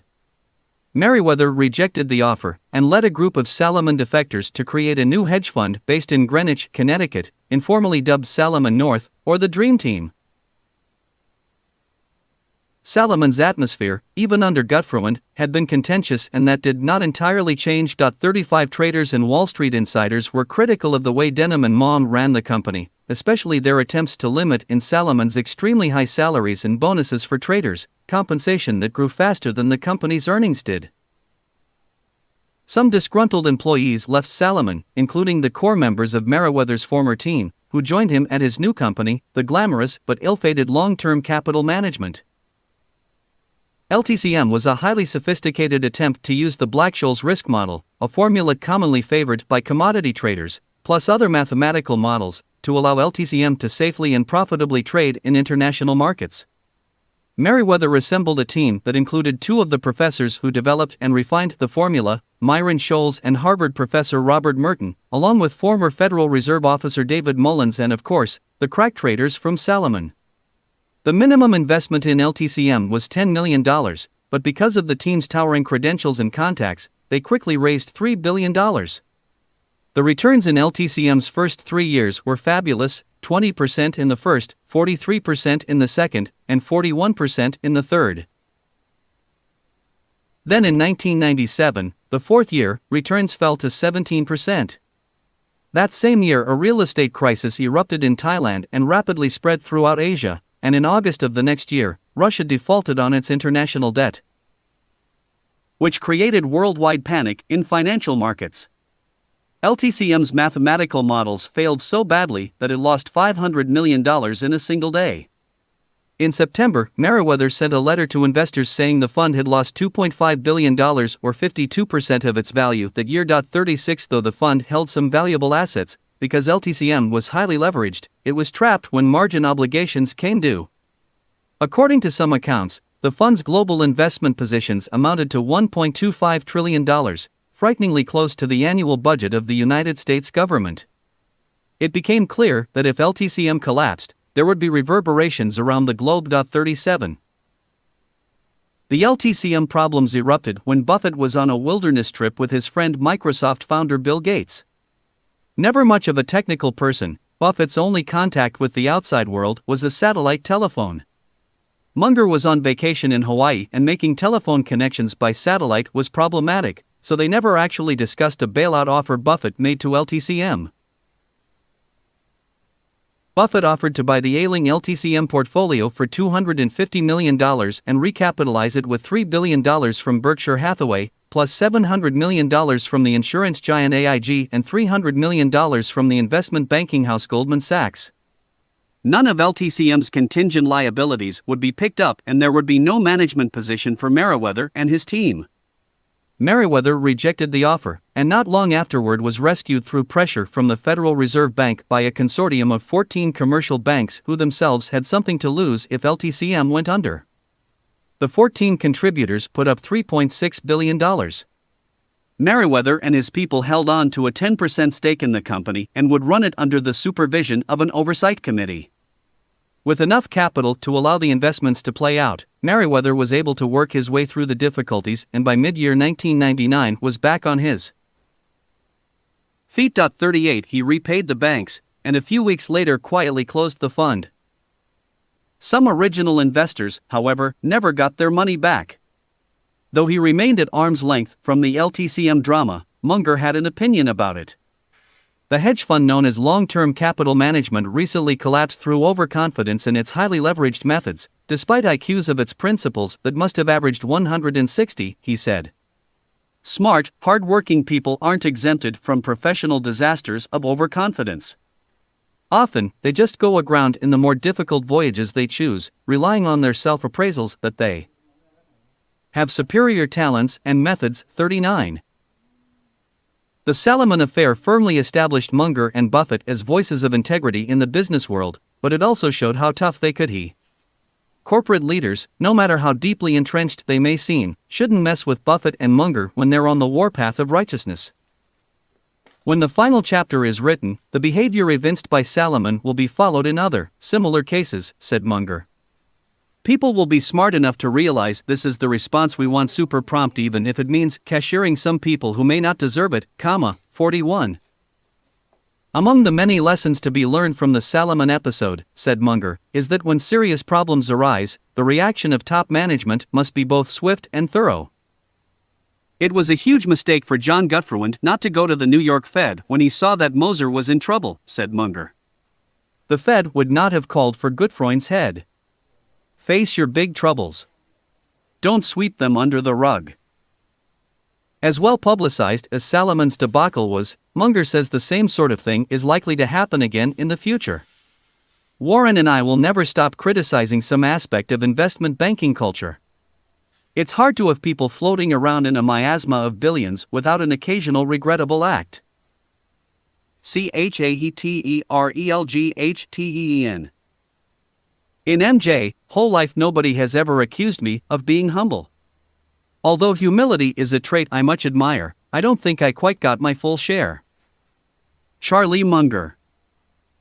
He Los Angeles FE, the IRL courthouse, across the street from the Dorothy Chandler Music Center, is a famous edifice. It often is used as a movie or television backdrop and was seen daily on television during the O.J. Simpson murder trial. In the summer of 1999, the Daily Journal Corporation, publisher of the legal newspaper The Los Angeles Daily Journal, was in court there facing an unfair trade practices suit brought by the tiny Los Angeles Metropolitan. On most days of the trial, an artfully dressed older man wearing extremely thick glasses sat in the spectators' gallery watching the proceedings. Finally, Charles T. Munger, chairman of the Daily Journal Corporation, was called to the witness stand. Ronald Olson, Munger's attorney, knowing Charlie's personality, had warned his client to limit his testimony to simply answering the questions. At first Charlie did fairly well, but gradually he slipped into the persona he occasionally displays at the Berkshire Hathaway annual meeting and shares every year at the Wesco Financial Corporation gathering. Charlie began to wax philosophical about his life, his work, and his fascination with newspapers and the news business. The plaintiff's attorney, Thomas Girardi, objected, asking the judge, and what would the court think about asking Mr. Munger if he could reply directly to Mr. Olson's questions? This is beyond the pale. Girardi insisted that he'd practiced law long enough to know what was going on. This obviously is an orchestrated attempt. Munger has his chair turned toward the jury, trying to be cute. I lost money here, I lost money there. This is totally wrong. The judge instructed Olson to keep his client strictly to the business at hand. I'll do the best I can, said Olson. Point 2. About an hour later, the plaintiff's attorney again had enough of Munger and complained to the judge. He's a real smart guy, I know it, Ron knows it, the court knows it.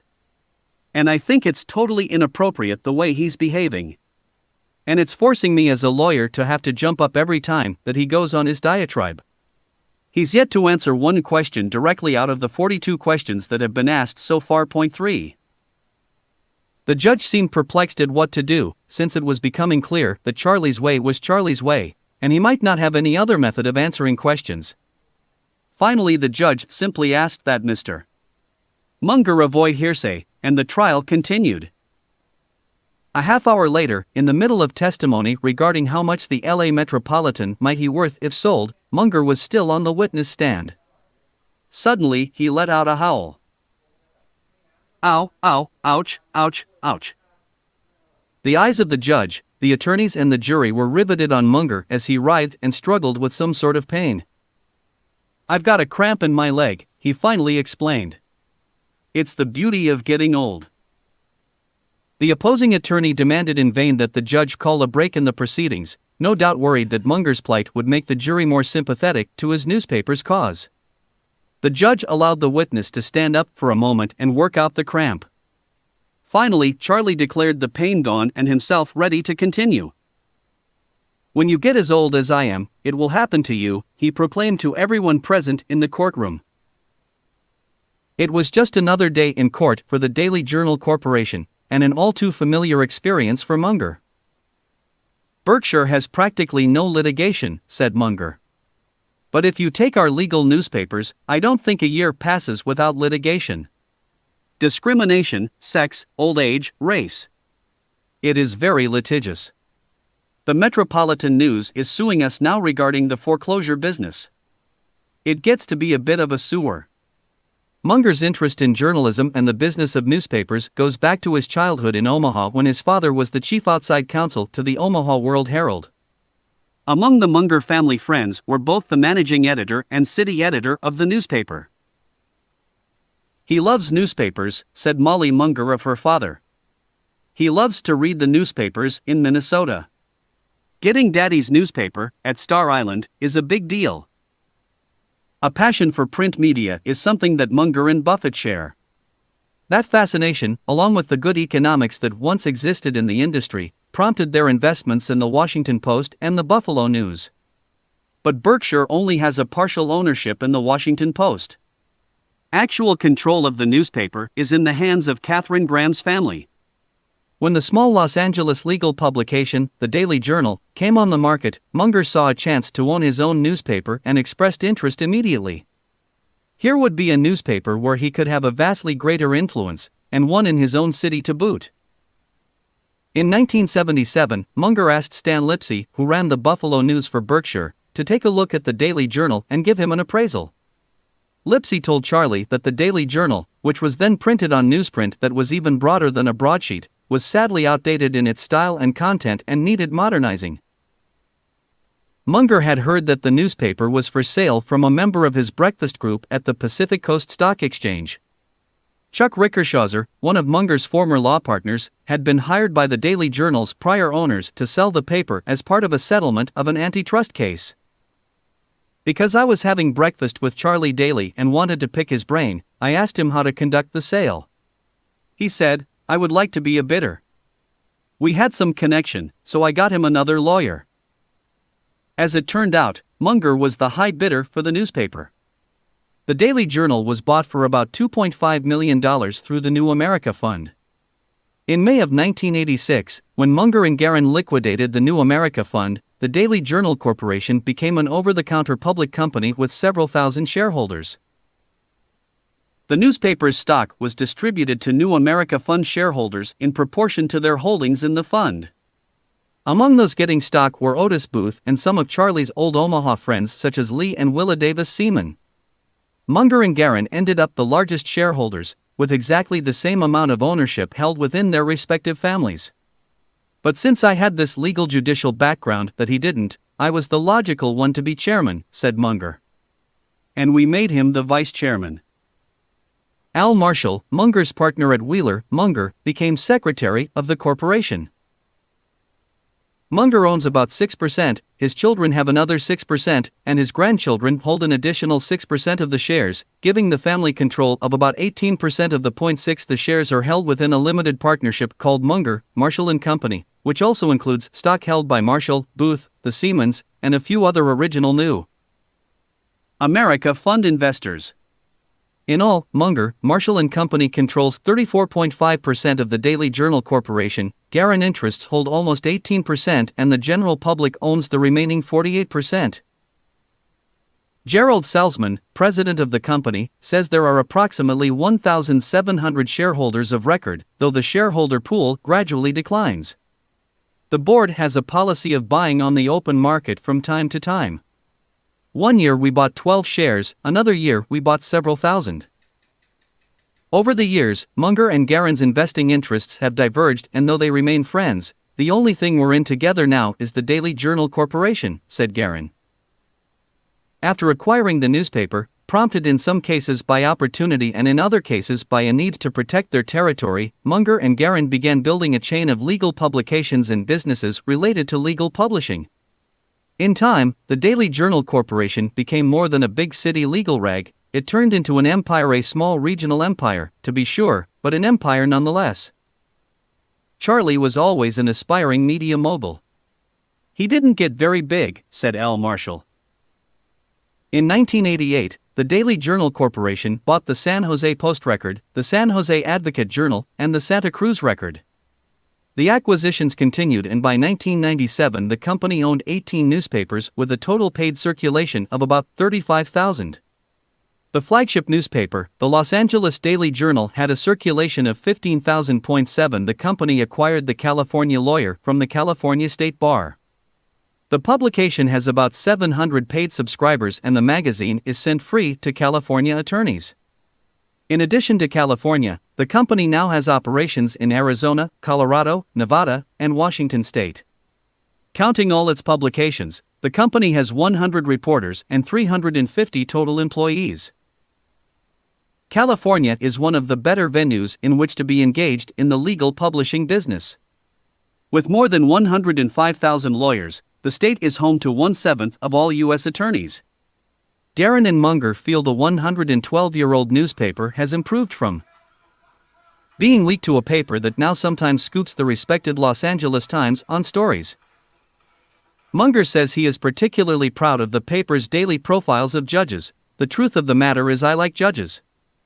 If judges don't do their work well, then civilization doesn't work well. Despite the improvements, the Daily Journal remains a paper that only an attorney could love.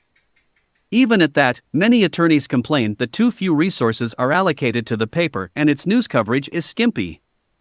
Another small Los Angeles newspaper, the New Times, described the paper as the embodiment of journalist sobriety. It prides itself on being a local newspaper of record, even if, to some, that also means being hopelessly dull.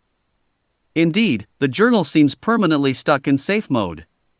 The newspaper, groused the New Times, doesn't even write its own editorials, but rather reprints editorial material from other publications. A reporter who jumped ship to join a competing paper described Munger and Salzman as aloof, and wanting to forge closer relationships between advertising and editorial, an alarming prospect to dedicated journalists. They have a trade rag mentality. They don't want to publish anything controversial or anything negative about law firms. Compared to the mainstream Los Angeles Times or the entertainment-oriented alternative newspapers in its circulation areas, the Daily Journal and its sister newspapers do on many days seem bland.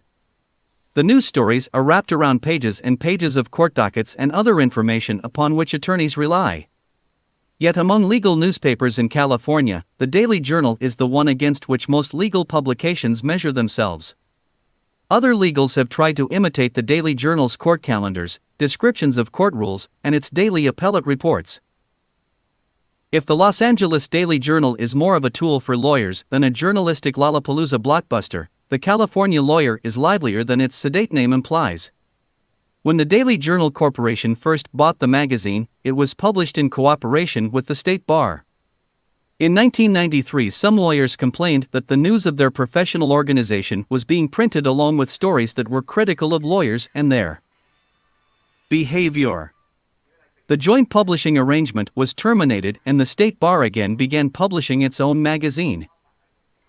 The California Lawyer prints stories related to all aspects of law and law enforcement in California, a state in which there are plenty of knock-your-socks-off stories. The magazine's cover frequently splashes titles such as Bienvenidos, Felons, It's a Good Time to Be a Fugitive in Mexico, a page-turner about the crackdown on U.S. bounty hunters across the Mexico-California border, accompanied by an eye-popping photo essay of Tijuana's notorious La Mesa prison. Another 1999 issue recapped a sex and favors for testimony scandal in the San Diego District Attorney's much-heralded gang unit. A writer of lurid true crime tales would be wise to subscribe to the California Lawyer for story leads. As far as the business aspects of the Daily Journal Corporation go, Al Marshall, the corporate secretary, says they are frightful. Nobody else could stand the heat. It's not that profitable, and he's always being sued. Marshall pointed out that neither Munger nor Buffett like investing in newspapers as much as they once did. While the Daily Journal has been a source of satisfaction, it continues to be an irritation. Competition among the legal newspapers in California is intense for the lucrative legal advertisement business, and, as noted earlier, the Daily Journal has had to defend itself in one lawsuit after another. While Munger concedes that he is in the newspaper business more for personal satisfaction than for profit, he is keenly competitive and hangs on tenaciously when he thinks his company's economic base is threatened or being unjustly attacked. Challenges have come from every direction for Munger's chain of newspapers. One of the most alarming threats came in 1986, shortly after the Daily Journal Corporation became public. That fall, Stephen Brill, a chubby, suspendered young man who had accumulated a group of Eastern legal publications, thus earning the title of the Rupert Murdoch of the legal publishing world, called at the offices of the Daily Journal Corporation. 12 Brill, who later made a national name for himself in television and magazine publishing, sauntered into the business offices and asked if the business was for sale. "He'd like to buy it. We have no intention of selling at any price," declared Munger III. Brill, who was 36 at the time, moved north and acquired the stodgy 3,200 circulation San Francisco Recorder for around $9 million. Since 25% of the Daily Journal's subscribers were in the Bay Area, the move brought Munger to full attention. Brill then began raiding the Daily Journal's newsroom. After pumping up his writing staff, Brill sent them out to dig up stories of dissatisfaction and misconduct, or other juicy tidbits in the legal community. He also promised readers he would expand coverage to Los Angeles and the southern regions, and hinted that he might start a Southern California paper within 3 years so that you won't have to look anywhere else for all the California legal news you can use. 14. A newspaper war was underway. The Daily Journal Corporation garnered forces by snapping up smaller San Francisco area legal newspapers, redesigning popular features and shoring up coverage in the northern part of the state.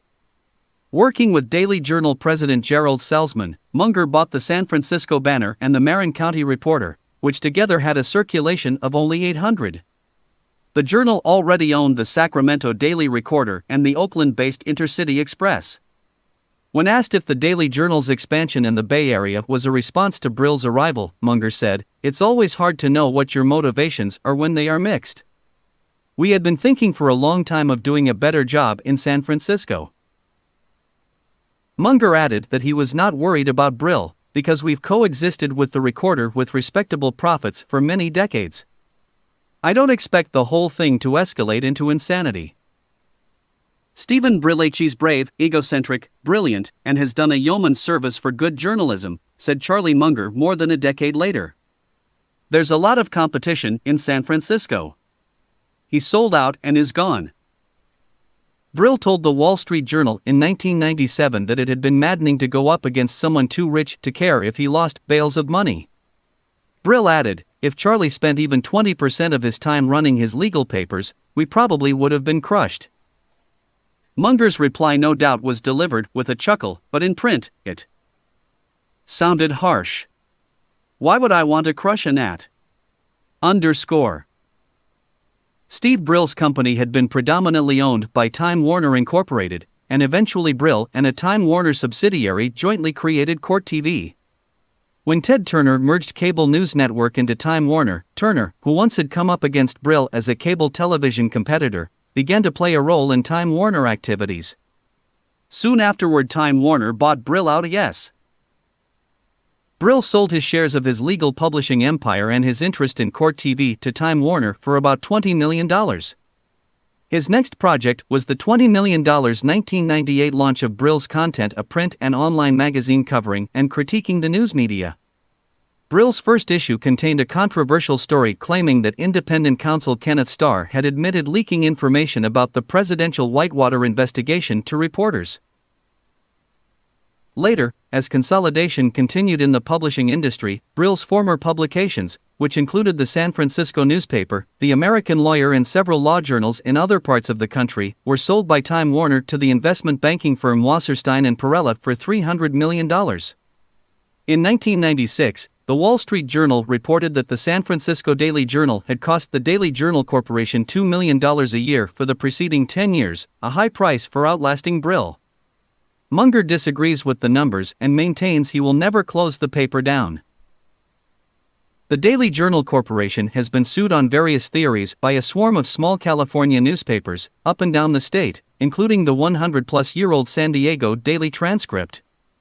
Jeff Barge, publisher of a startup Seattle newspaper, in 1996 claimed that Salzman traveled to Seattle and feigned an interest in purchasing his newspaper, Washington Lowe, but after obtaining its trade secrets, started a competing publication and engaged in predatory pricing.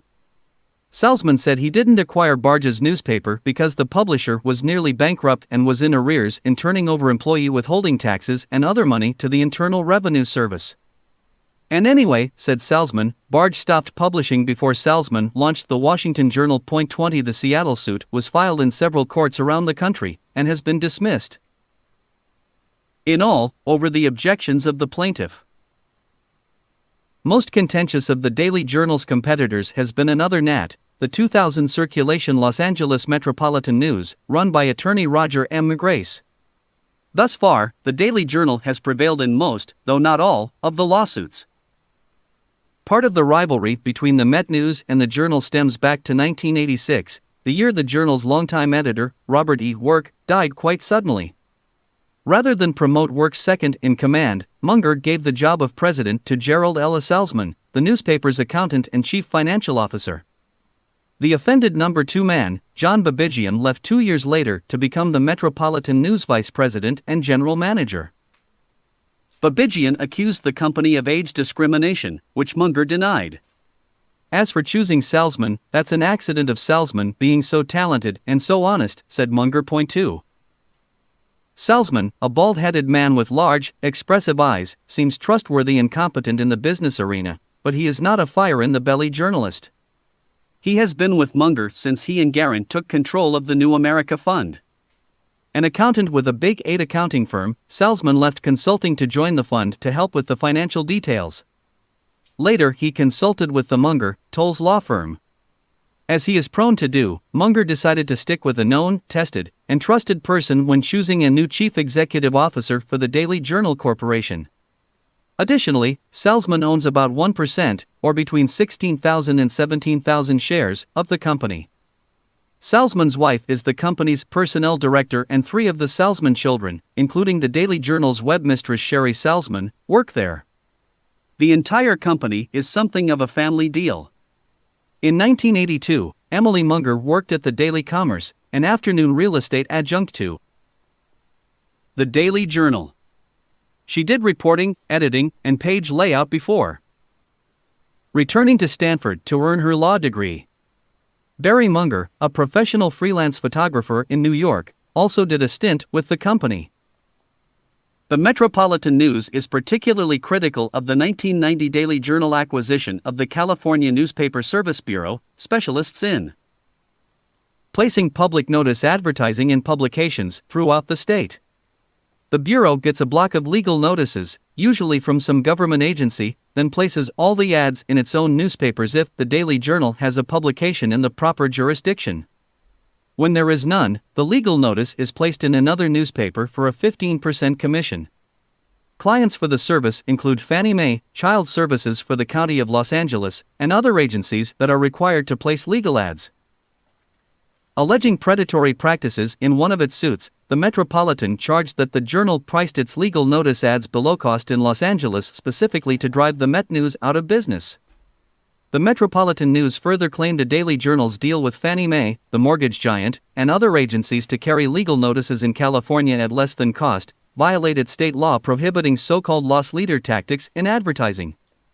Munger said the suit's charges were erroneous because the Daily Journal does not subsidize the profitable Fannie Mae account. Some of the offenses in the suit carry treble damages that legal experts said could have pushed the Journal's liability to more than $30 million.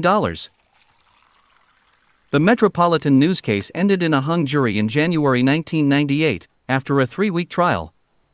Grace said Munger's arrogant and dismissive behavior on the witness stand was a great boon to his case. Nevertheless, Munger said he would testify again in the retrial. "We won't lose," he responded. The Daily Journal did nothing that violated any laws. 23. Still, reported the National Law Journal, Mr. Munger acknowledged that the paper beefed up its defense team when the case went to court for retrial in June 1999. Ronald Olson, the biggest name to come out of Mr. Munger's firm, will be overseeing partner Bradley S. Phillips, who was in charge the first time around too. The second time, the Daily Journal successfully defended itself against the charges. The jury voted 11-1 in favor of Munger's newspapers. However, within a few weeks, the Metropolitan News not only appealed the ruling but filed an additional suit. In the meantime, the Metropolitan News enterprise has made controversies between itself and the Daily Journal the subject of oversized headlines in its own newspaper and on its webpage. In most cases, the stories emphasize Munger's wealth and include a photograph of Charlie in which he seems to be smirking. Since the time in early 1997 when the Metropolitan News Company added Munger as a defendant in its action against DJC for unfair business practices, Munger has accumulated more than $1 billion, wrote publisher Roger Grace. And yet, the 75-year-old magnate seemingly has as his mission, if not obsession, the crushing of MNC, which, I regret to say, is considerably smaller than Munger's competing company. -25. The Met News did win a major victory in the newspaper war in 1998, when the city of Los Angeles put up for bid the bulk of its legal notice business, which for 50 years had gone to the Journal. The $450,000 annual contract went to the News. The Journal hired an attorney to try to overturn the council decision in court, but Superior Court Judge Robert H. O'Brien ruled in favor of the smaller paper, throwing out the Journal's suit. Judge O'Brien has since been reversed after an appeal by the Daily Journal Corporation.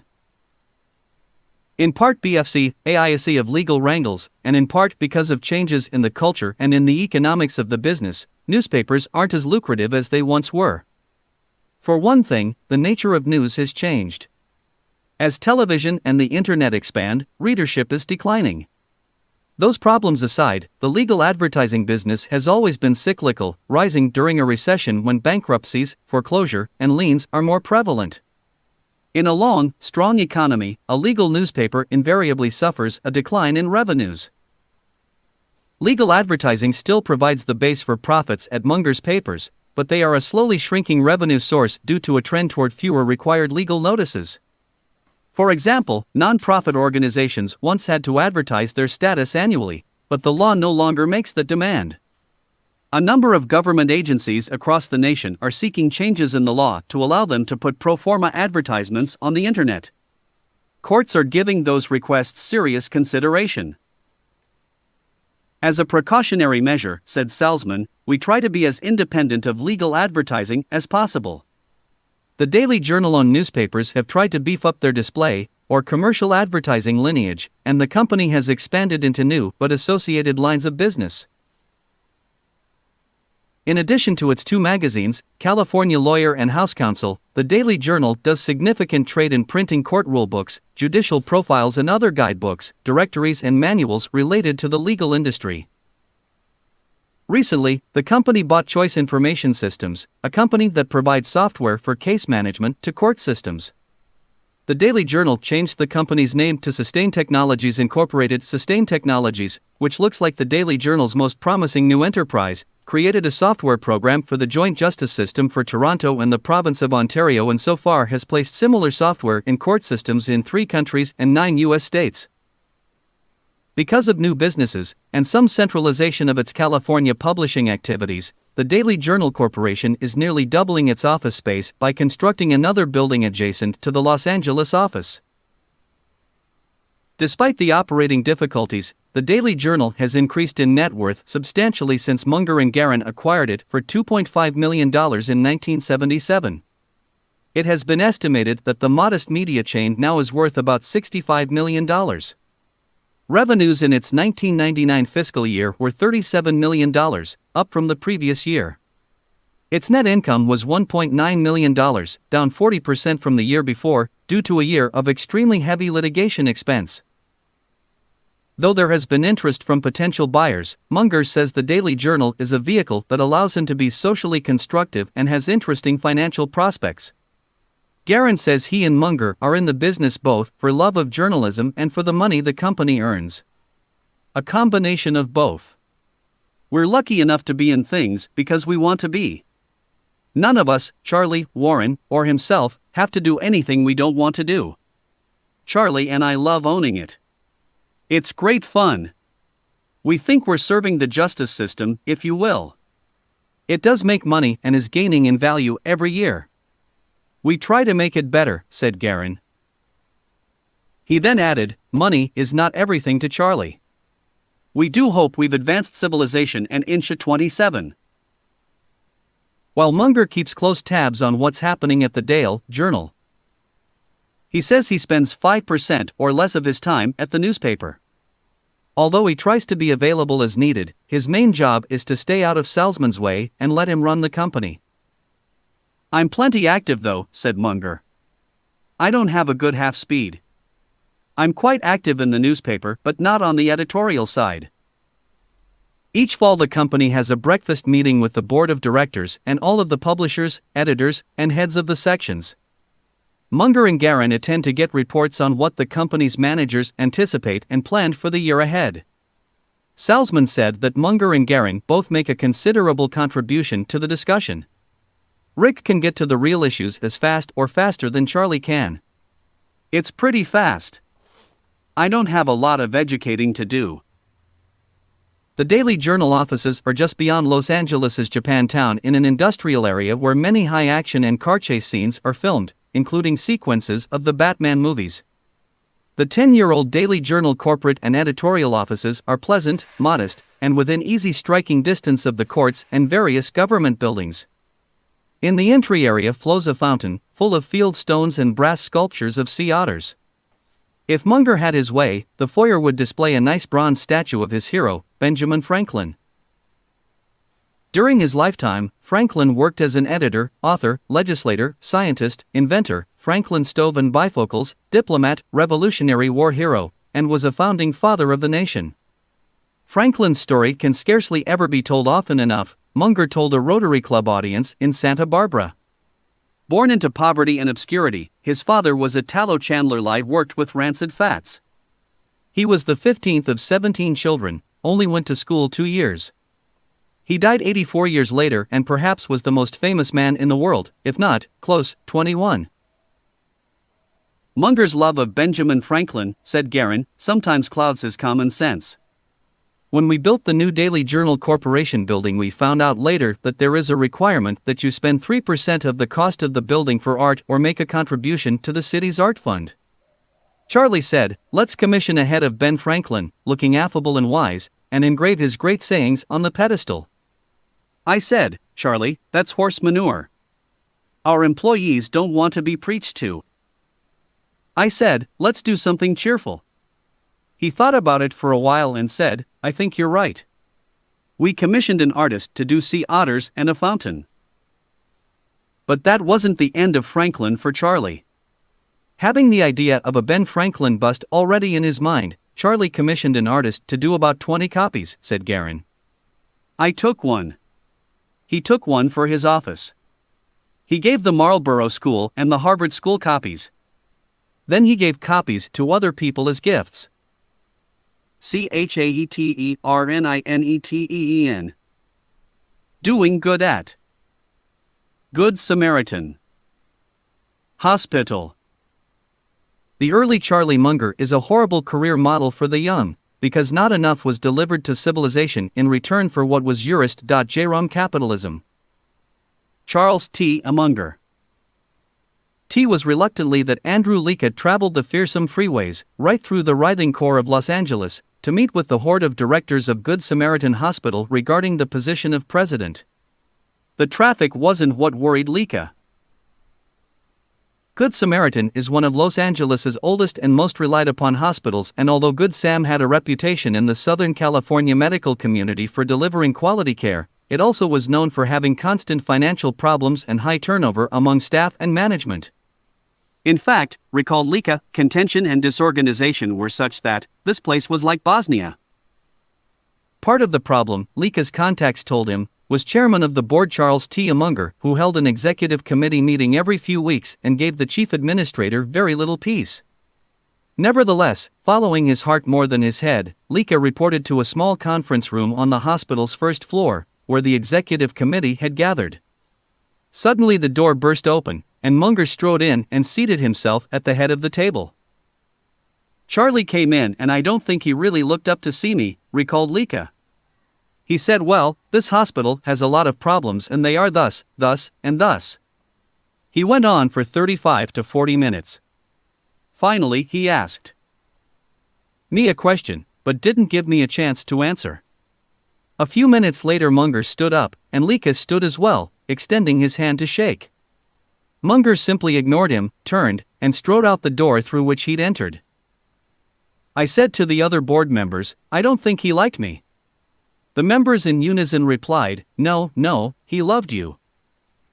Then why didn't he shake my hand? Asked Leaka.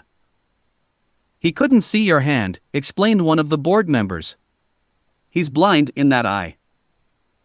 Despite that explanation, Lika felt sure he was out of the running, and remained doubtful about wanting the job anyway. It would seem that Lika and Munger had little in common. Lika could hardly be described as an Ivy League type. As an undergraduate, he attended a school near his home, the University of California at Riverside, a slightly scruffy but academically competent school on the smoggy eastern edge of the Los Angeles basin. Lika then earned an MBA and a master's in healthcare administration at California State University Northridge, and went on to spend 16 years in nonprofit hospital administration. He owns a show-quality Harley-Davidson motorcycle and holds a black belt in karate. The only apparent connection between the two men is that Lika also was born in the Midwest and knows and cares about hospitals. Lika had several other job interviews scheduled the week he went to Good Sam. But before he could leave that day, he was asked to stay and meet certain key staff members. Lika was pressed to cancel an afternoon appointment, then urged to return the next day for more interviews. Soon afterward, he met with Munger again, who got right to the point. He wanted to hire Lika, this would be the deal, the salary, and so forth. The offer was generous. What was Lika's answer? I said, usually something of this magnitude I like to discuss with my wife, Lika recalled. Munger said nothing, he simply stared at Lika. After an awkward silence, Lika relented. In this situation, I don't think I need to. Good, said Charlie. That's why I'm hiring you. Despite Munger's idiosyncratic behavior, Lika knew right away that he liked Munger, and felt that he could learn a lot from him. Healthcare is such a tough business, said Lika, you just have to believe in it. I fell in love with the hospital itself. I felt I belonged here. It didn't take long for them to agree that Munger would hold executive committee meetings less than once a month, after which Munger walked out and left Lika to do his job. Micromanaging, any more than he has to, isn't Munger's style, though he never hesitates to call employees at his various enterprises and share ideas as they occur to him. Munger was only holding bi-weekly meetings because he felt it was necessary. Munger was asked to join the board by the Episcopal Bishop of Los Angeles and by a personal friend, Dick Seaver. I had enough sense to know it would be like Tar Baby. Once you got in, you would become stuck, said Munger. But it is Charlie's philosophy that a first-rate man should be willing to take at least some difficult jobs with a high chance of failure. And just as he decries making money with lily-white hands, he believes that giving time, talent, and risking his reputation is just as important as contributing money. He involves himself in community causes to ease his guilt over having accumulated so much money, to clear his own conscience for having more wealth than he thinks he deserves. John Maynard Keynes atoned for his portfolio management sins by making money for his college and serving his nation, said Munger. One do my outside activities to atone, and Warren uses his investment success to be a great teacher. Munger has given some of his Berkshire stock, a few hundred shares each, to Good Samaritan Hospital, Planned Parenthood, Stanford University Law School, and the Harvard Westlake School. Both Charlie and Nancy Munger spend hours each month on community work, most of it in Los Angeles. In addition to his long stint with Planned Parenthood, Charlie has served on the boards of the Harvard Westlake School, the National Corporation for Housing Partnerships, and other groups over the years. The Housing Partnership was a 1980s private-public attempt to increase the inventory of low-income housing in the United States. But Munger grew impatient with the way the work was going and eventually resigned from the board. It is Munger's habit to choose just 2 or 3 public causes that seem important, then concentrate on making a difference there. Just as he and Buffett stay within their circle of competence, or areas that they truly understand when selecting investments, Charlie has developed its circle of competence in his charitable work. He has focused primarily on reproductive choice, healthcare, and education. Nancy Munger, who herself is a devoted watercolor painter, has added the arts to her circle. She serves on the board of the renowned Huntington Library, Art Collection, and Botanical Gardens in San Marino, about 10 miles from downtown Los Angeles. The Huntington specializes in Anglo-American civilization and contains an immense research library plus one of the most comprehensive collections in the United States of British and American art of the 18th and 19th centuries. The Huntington is home to the famous duo, Blue Boy by Thomas Gainsborough and Pinky by Thomas Lawrence. The Mungers have helped fund a major 1999 to 2000 exhibit commemorating the 150th anniversary of the gold rush and California's statehood. Munger takes seriously the obligation of the fortunate to support the needs of society that cannot be met by market capitalism. Moreover, he argues that it is unfair for top officers of a company to allocate money to their favorite causes, while the real owners, the shareholders, have little or no voice in the matter. In 1981, Munger came up with a novel corporate charity plan for Berkshire Hathaway. For each of its roughly 1 million shares, then trading at $470, Berkshire would contribute $2 to a charity of the shareholders' choice. For example, a person who owned 1,000 shares could designate $2,000 to go to the Salvation Army or the American Red Cross, or whatever other nonprofit the person selected. The plan was extremely popular with Berkshire shareholders, many of whom have much of their wealth tied up in the company. The charitable giving plan allows them to donate money without cashing in their stock, an anathema to many longtime Berkshire shareholders.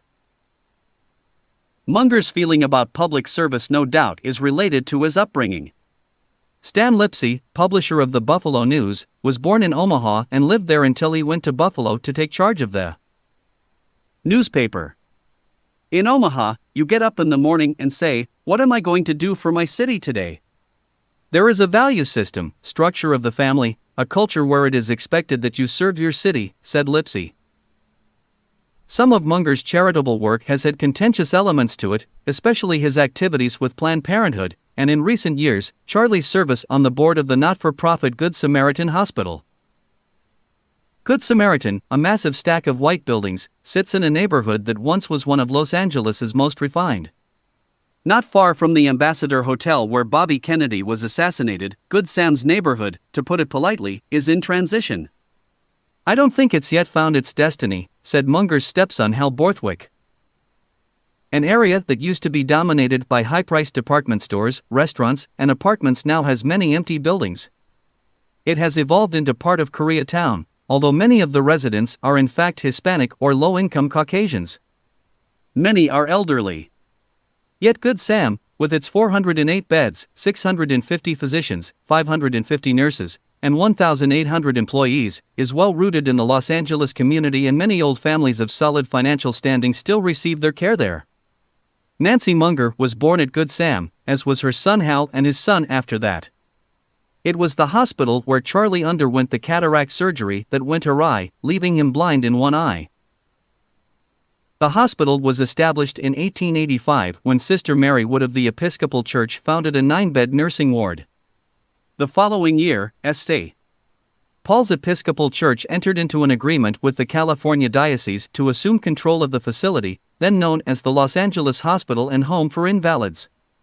From early on, Good Sam has trained nurses and interns studying at the University of Southern California, USC. Soon after he joined the board, Munger came to believe that the facility was mismanaged because the board always backed decisions of the medical staff, and these decisions frequently protected the economic interests of certain doctors, rather than that of the patients or of quality medicine. The existing chairman did not agree with me.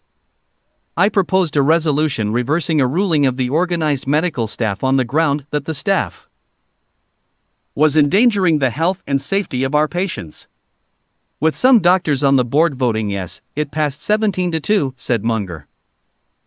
After the board vote, the chairman resigned.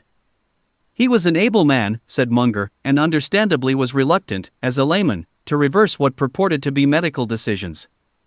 Because Charlie had started the trouble by pushing for reform, he felt obligated to accept the job of chairman.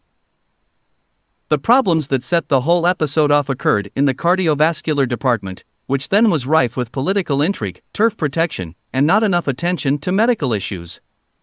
Before he took his contrarian position on the medical procedure that would be followed, Munger studied, with the help of a physician friend, the mortality and morbidity rates for different systems of surgical care. It seemed clear to him that the medical staff had made wrong decisions, choices Munger felt were motivated by old guard physicians against the more progressive staffers. Hospitals are not unlike universities in the sense that you have these tremendous struggles for ownership, possession and control, explained Hal Borthwick, whose wife now serves on Good Sam's board. Basically, Good Samaritan had kind of a community practice for a number of years with a number of people that. I'm not saying they were without ability, but there was no particular reason to go to Good Samaritan, other than your doctor practiced there. Charlie recognized that for the hospital to survive it had to have virtues of critical mass and of excellence.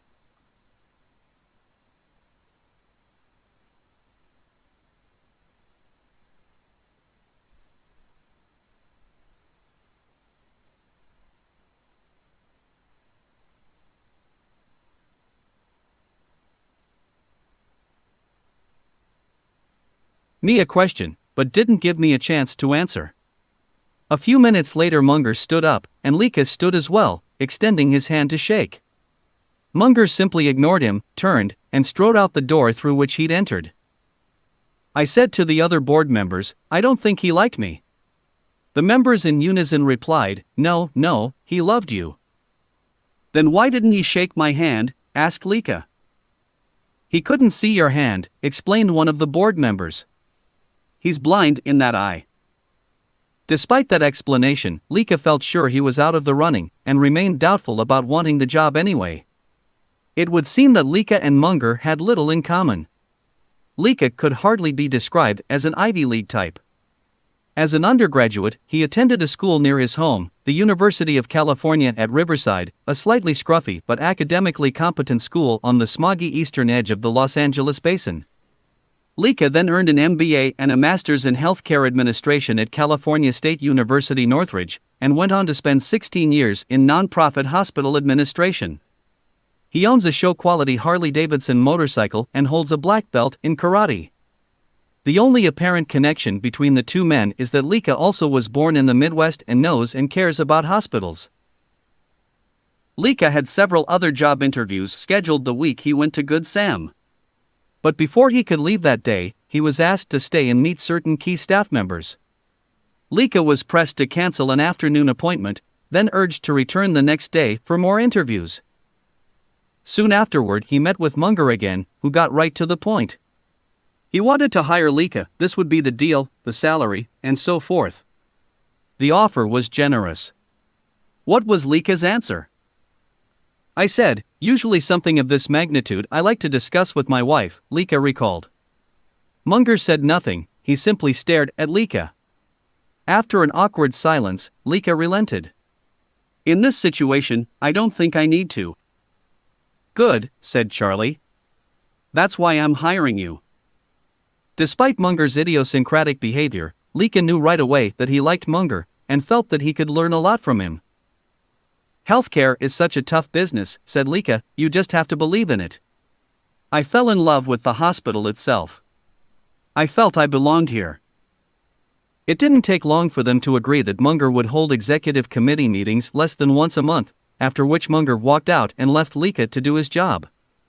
Micromanaging, any more than he has to, isn't Munger's style, though he never hesitates to call employees at his various enterprises and share ideas as they occur to him.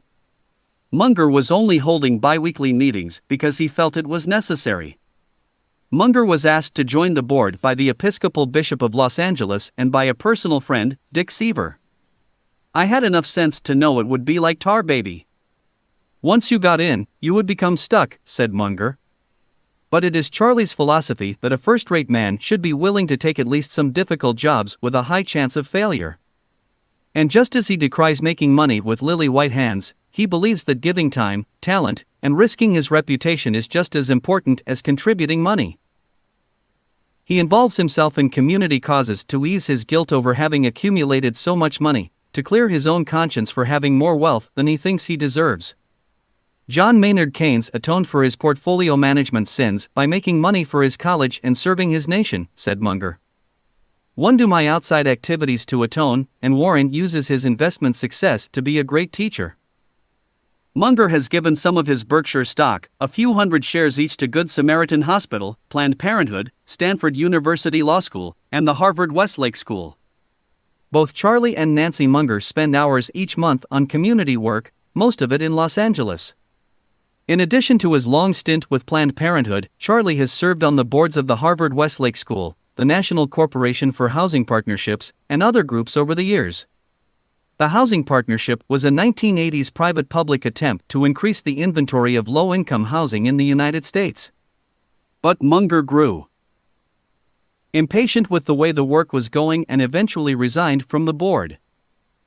It is Munger's habit to choose just 2 or 3 public causes that seem important, then concentrate on making a difference there. Just as he and Buffett stay within their circle of competence, or areas that they truly understand when selecting investments, Charlie has developed a circle of competence in his charitable work. He has focused primarily on reproductive choice, healthcare, and education. Nancy Munger, who herself is a devoted watercolor painter, has added the arts to her circle.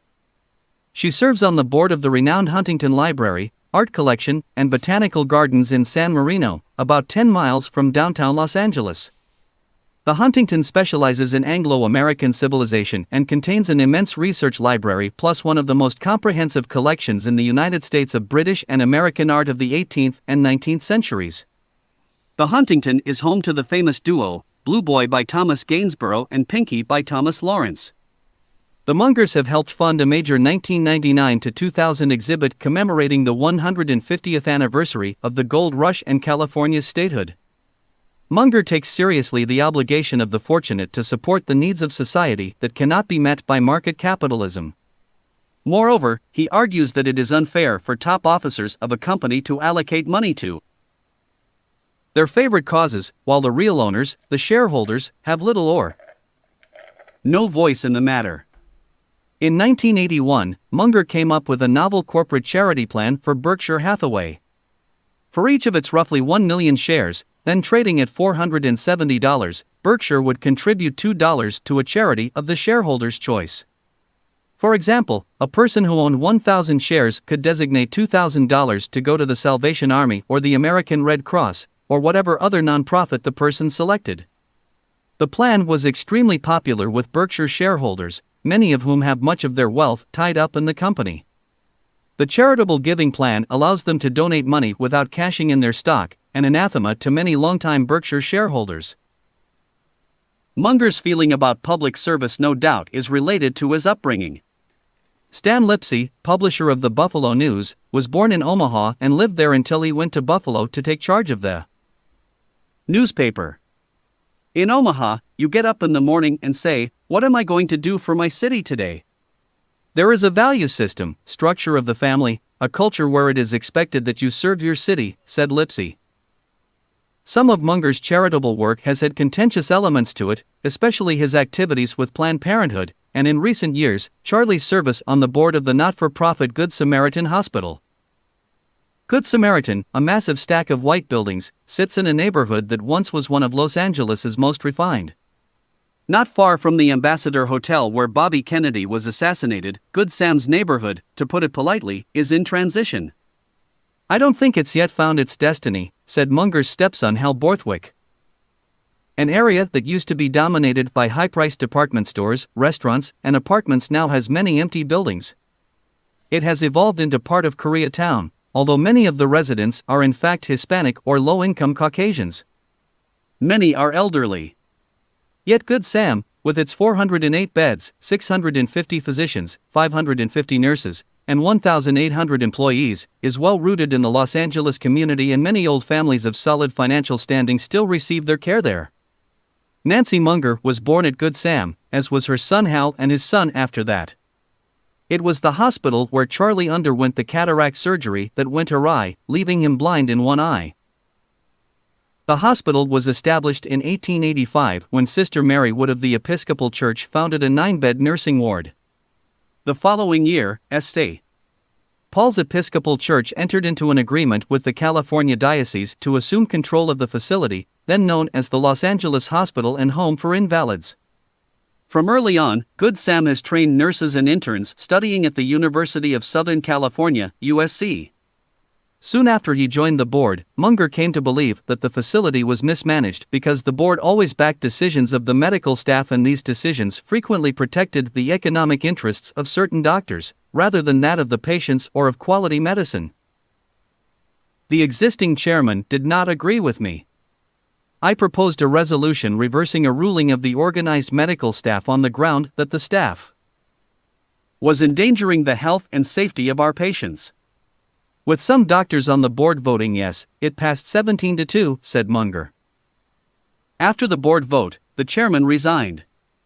He was an able man, said Munger, and understandably was reluctant, as a layman, to reverse what purported to be medical decisions. Because Charlie had started the trouble by pushing for reform, he felt obligated to accept the job of chairman. The problems that set the whole episode off occurred in the cardiovascular department, which then was rife with political intrigue, turf protection, and not enough attention to medical issues. Before he took his contrarian position on the medical procedure that would be followed, Munger studied, with the help of a physician friend, the mortality and morbidity rates for different systems of surgical care. It seemed clear to him that the medical staff had made wrong decisions, choices Munger felt were motivated by old guard physicians against the more progressive staffers. Hospitals are not unlike universities in the sense that you have these tremendous struggles for ownership, possession and control, explained Hal Borthwick, whose wife now serves on Good Sam's board. Basically, Good Samaritan had kind of a community practice for a number of years with a number of people that, I'm not saying they were without ability, but there was no particular reason to go to Good Samaritan, other than your doctor practiced there. Charlie recognized that for the hospital to survive it had to have virtues of critical mass and of excellence. As Munger pressed toward those goals, said Borthwick, there were bad feelings and damaged relationships. The breakage was not unlike the breakage that you get in a takeover of a company, and you do things differently from the previous management. A lot of people trained in their old ways can't adjust and they have to leave. After a long, bitter battle with other board members and some staff doctors, Munger and his supporters prevailed. 10 years later, I hate having had to go through the heartache and tragedy, but I love many of the people I now work with, said Munger. Munger personally has recruited many physicians to the hospital staff, which is unconventional for a lay chairperson of a large non-profit hospital. Charlie is intrigued by the technology of medicine and gets a big kick out of working with the doctors. By the time Leakett took charge of the medical center, good relations existed between the staff and the board, but the business side was still a mess. The hospital had such a large backlog of uncollected bills that in the first year of his administration, Good Sam took a staggering $20 million bad debt write-off. But from then on things got better. Leakett had become accustomed to Munger's personality, and they clearly were on the same team. I see people who just don't understand him, said Leakett. They think he's zoning out. He's not. He's sitting there looking at cash flow, return on investment 3 years out, then backfilling to see how he can make it work. Leakett says that Munger insists on running the hospital with one purpose in mind: serving the community in the best way possible. There are tricks a hospital can do to squeeze extra revenue from low-income and medical billings, but Munger won't allow that, said Leakett.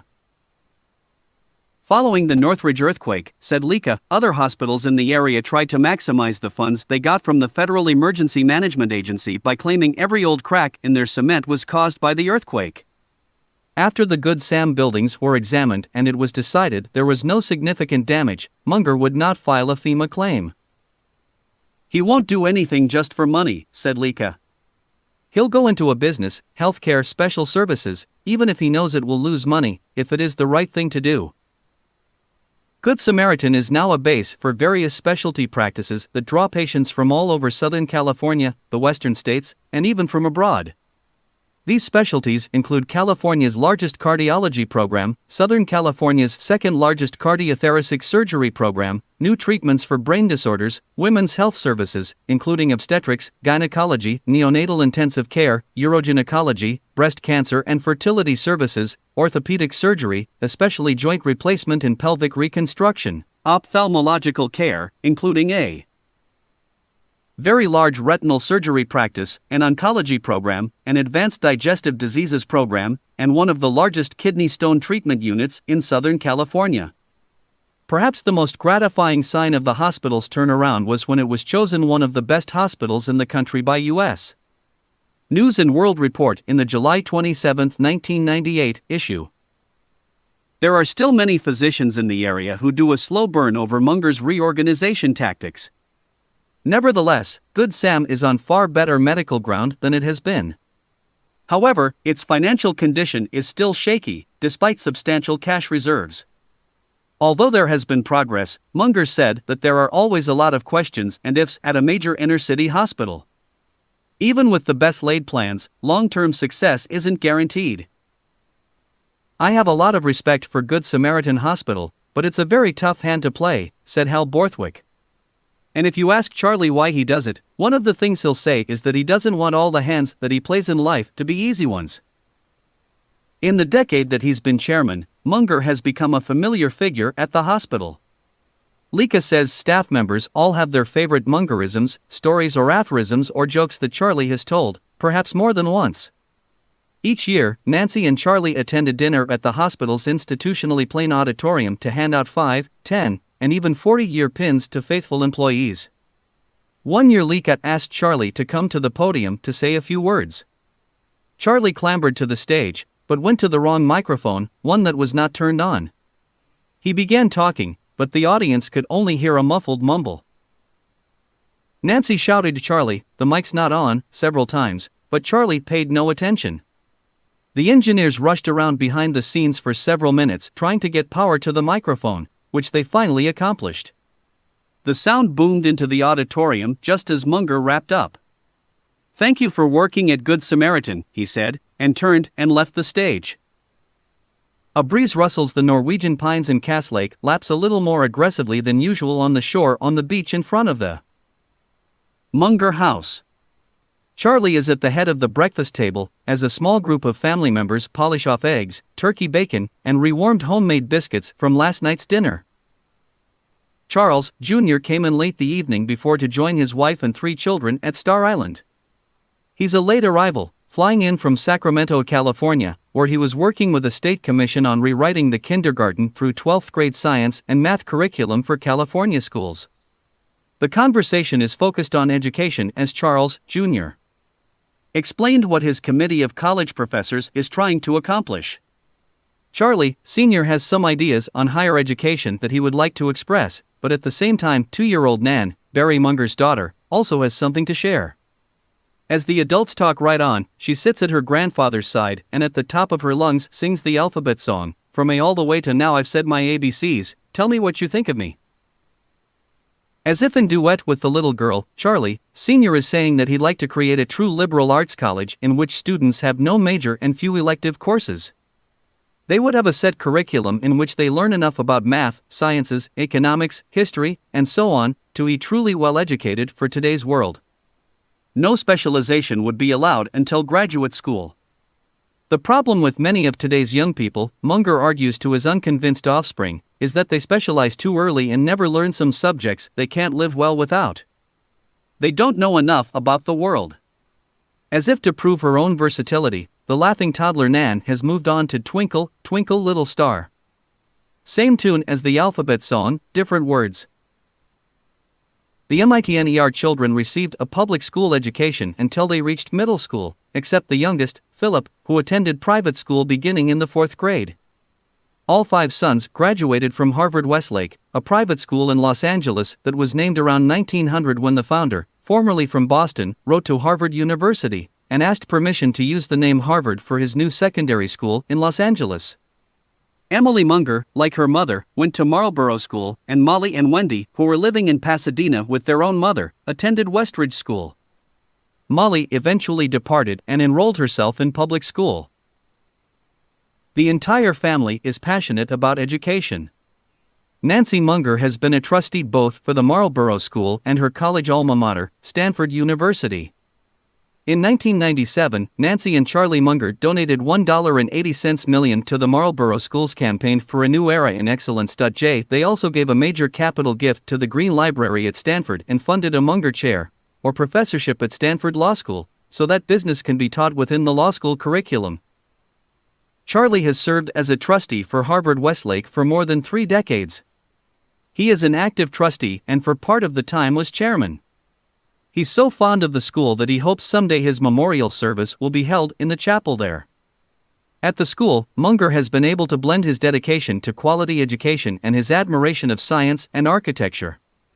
He and Nancy donated more than $7 million to build the Munger Science Building, and Charlie himself was involved in almost every aspect of the building's design. Before Harvard School and Westlake merged, Munger believed the science laboratories were too limited. After the merger, there were twice as many students studying science in the upper grades. Munger declared that it would have been educational malpractice not to have expanded the science facilities. The problem with most buildings is that they don't build enough flexibility into them. We tried to assure that the science facility will work, and work well, for the better part of a century.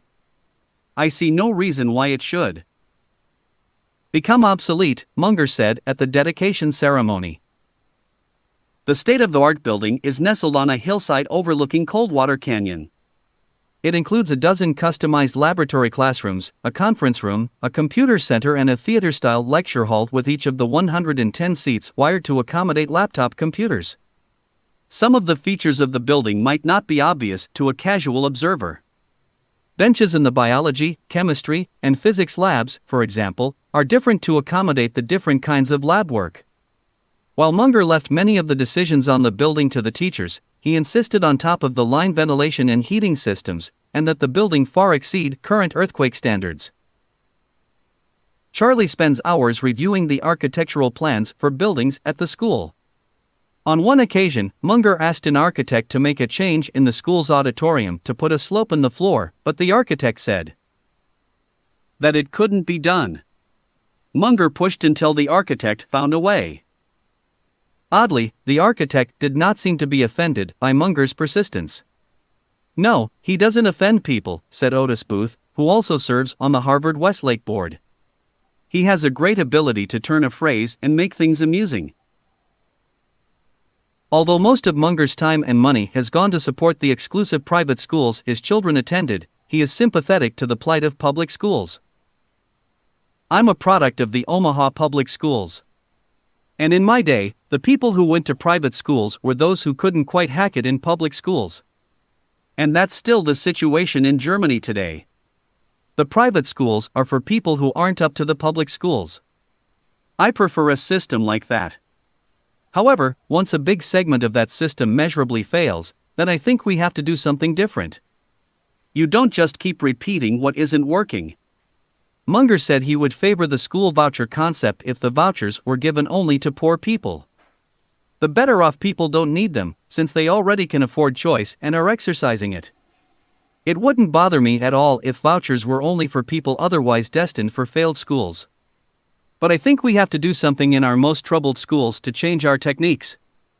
I think it's insane to keep going the way we are."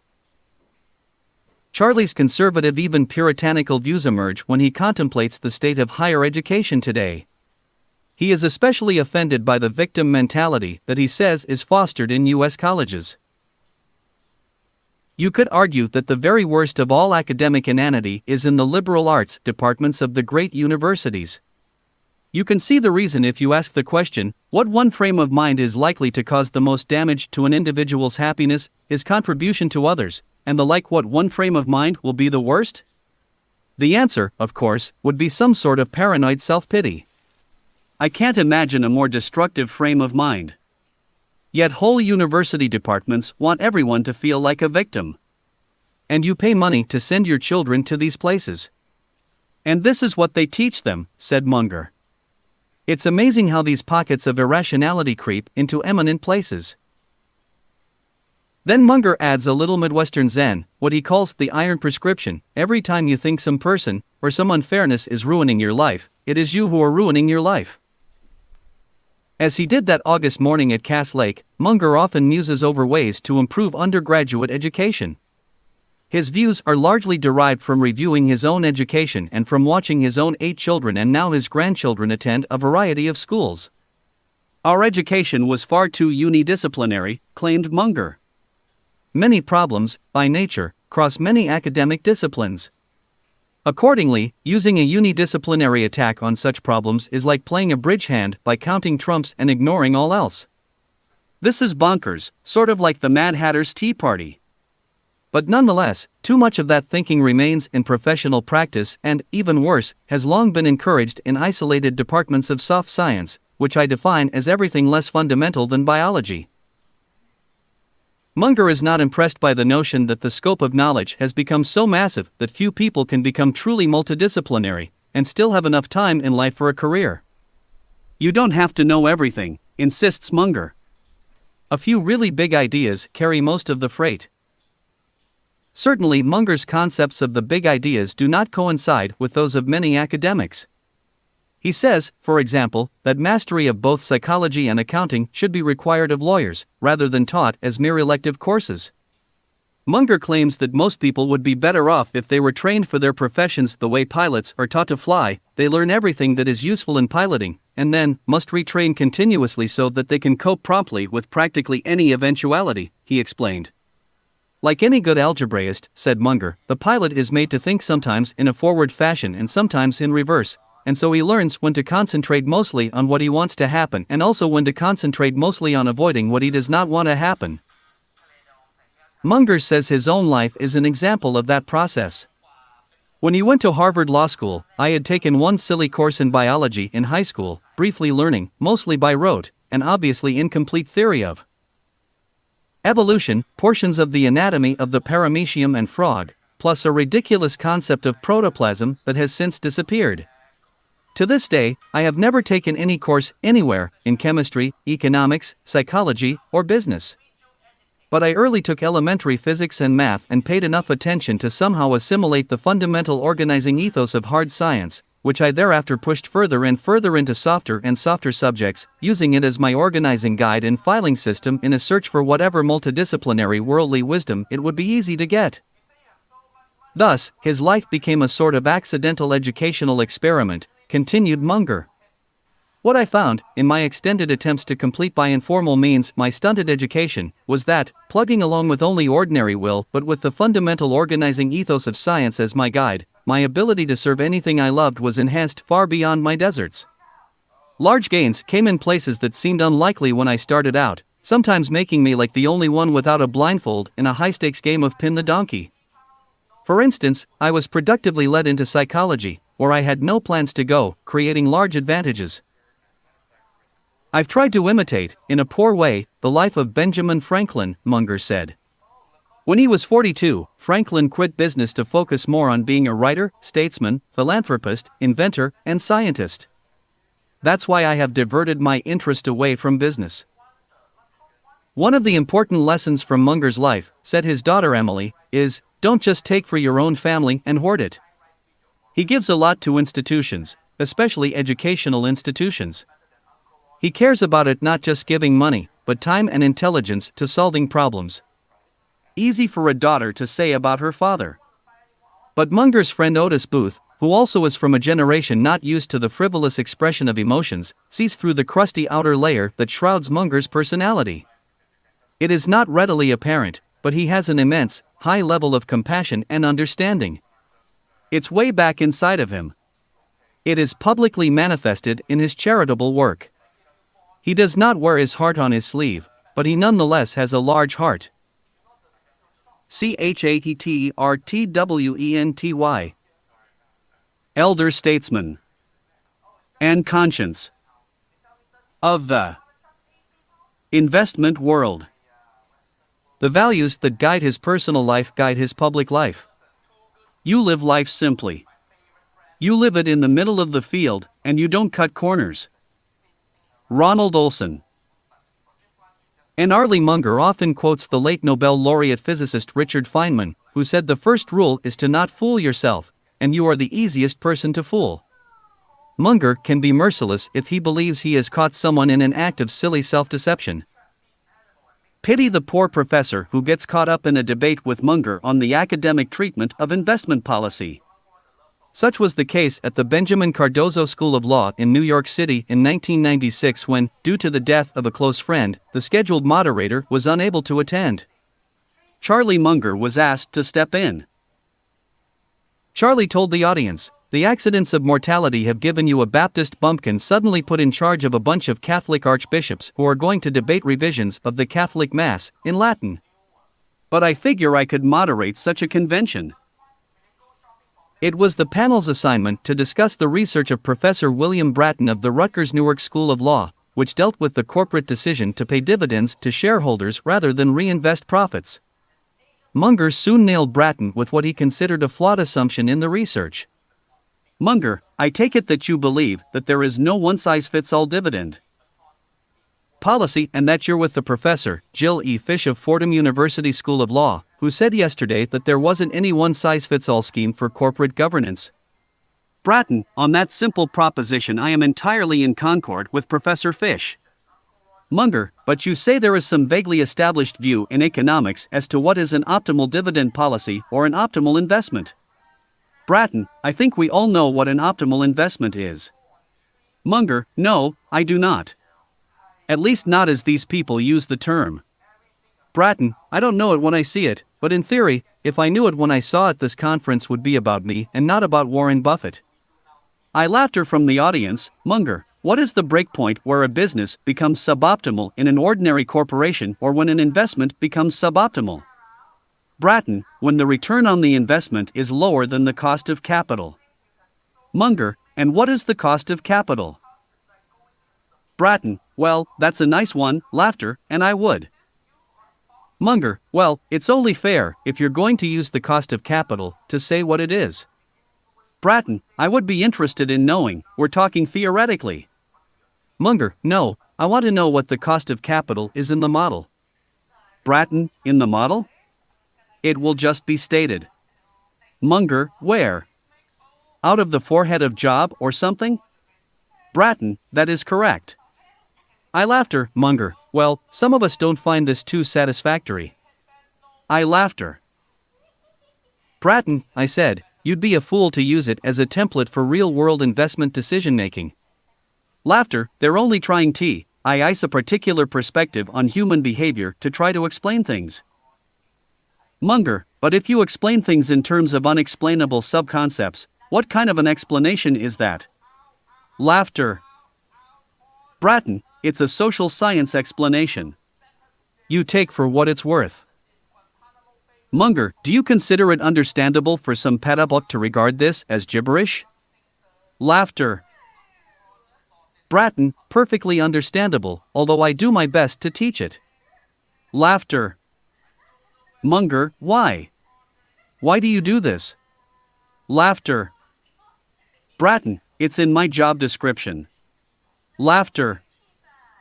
Munger, because other people are teaching it, is what you're telling me. Laughter, to the audience. Laughter points are essential in this exchange, lest it sound like a food fight at a junior high school cafeteria. The bantering was done in a good-natured tone, but the point of the exchange was quite serious.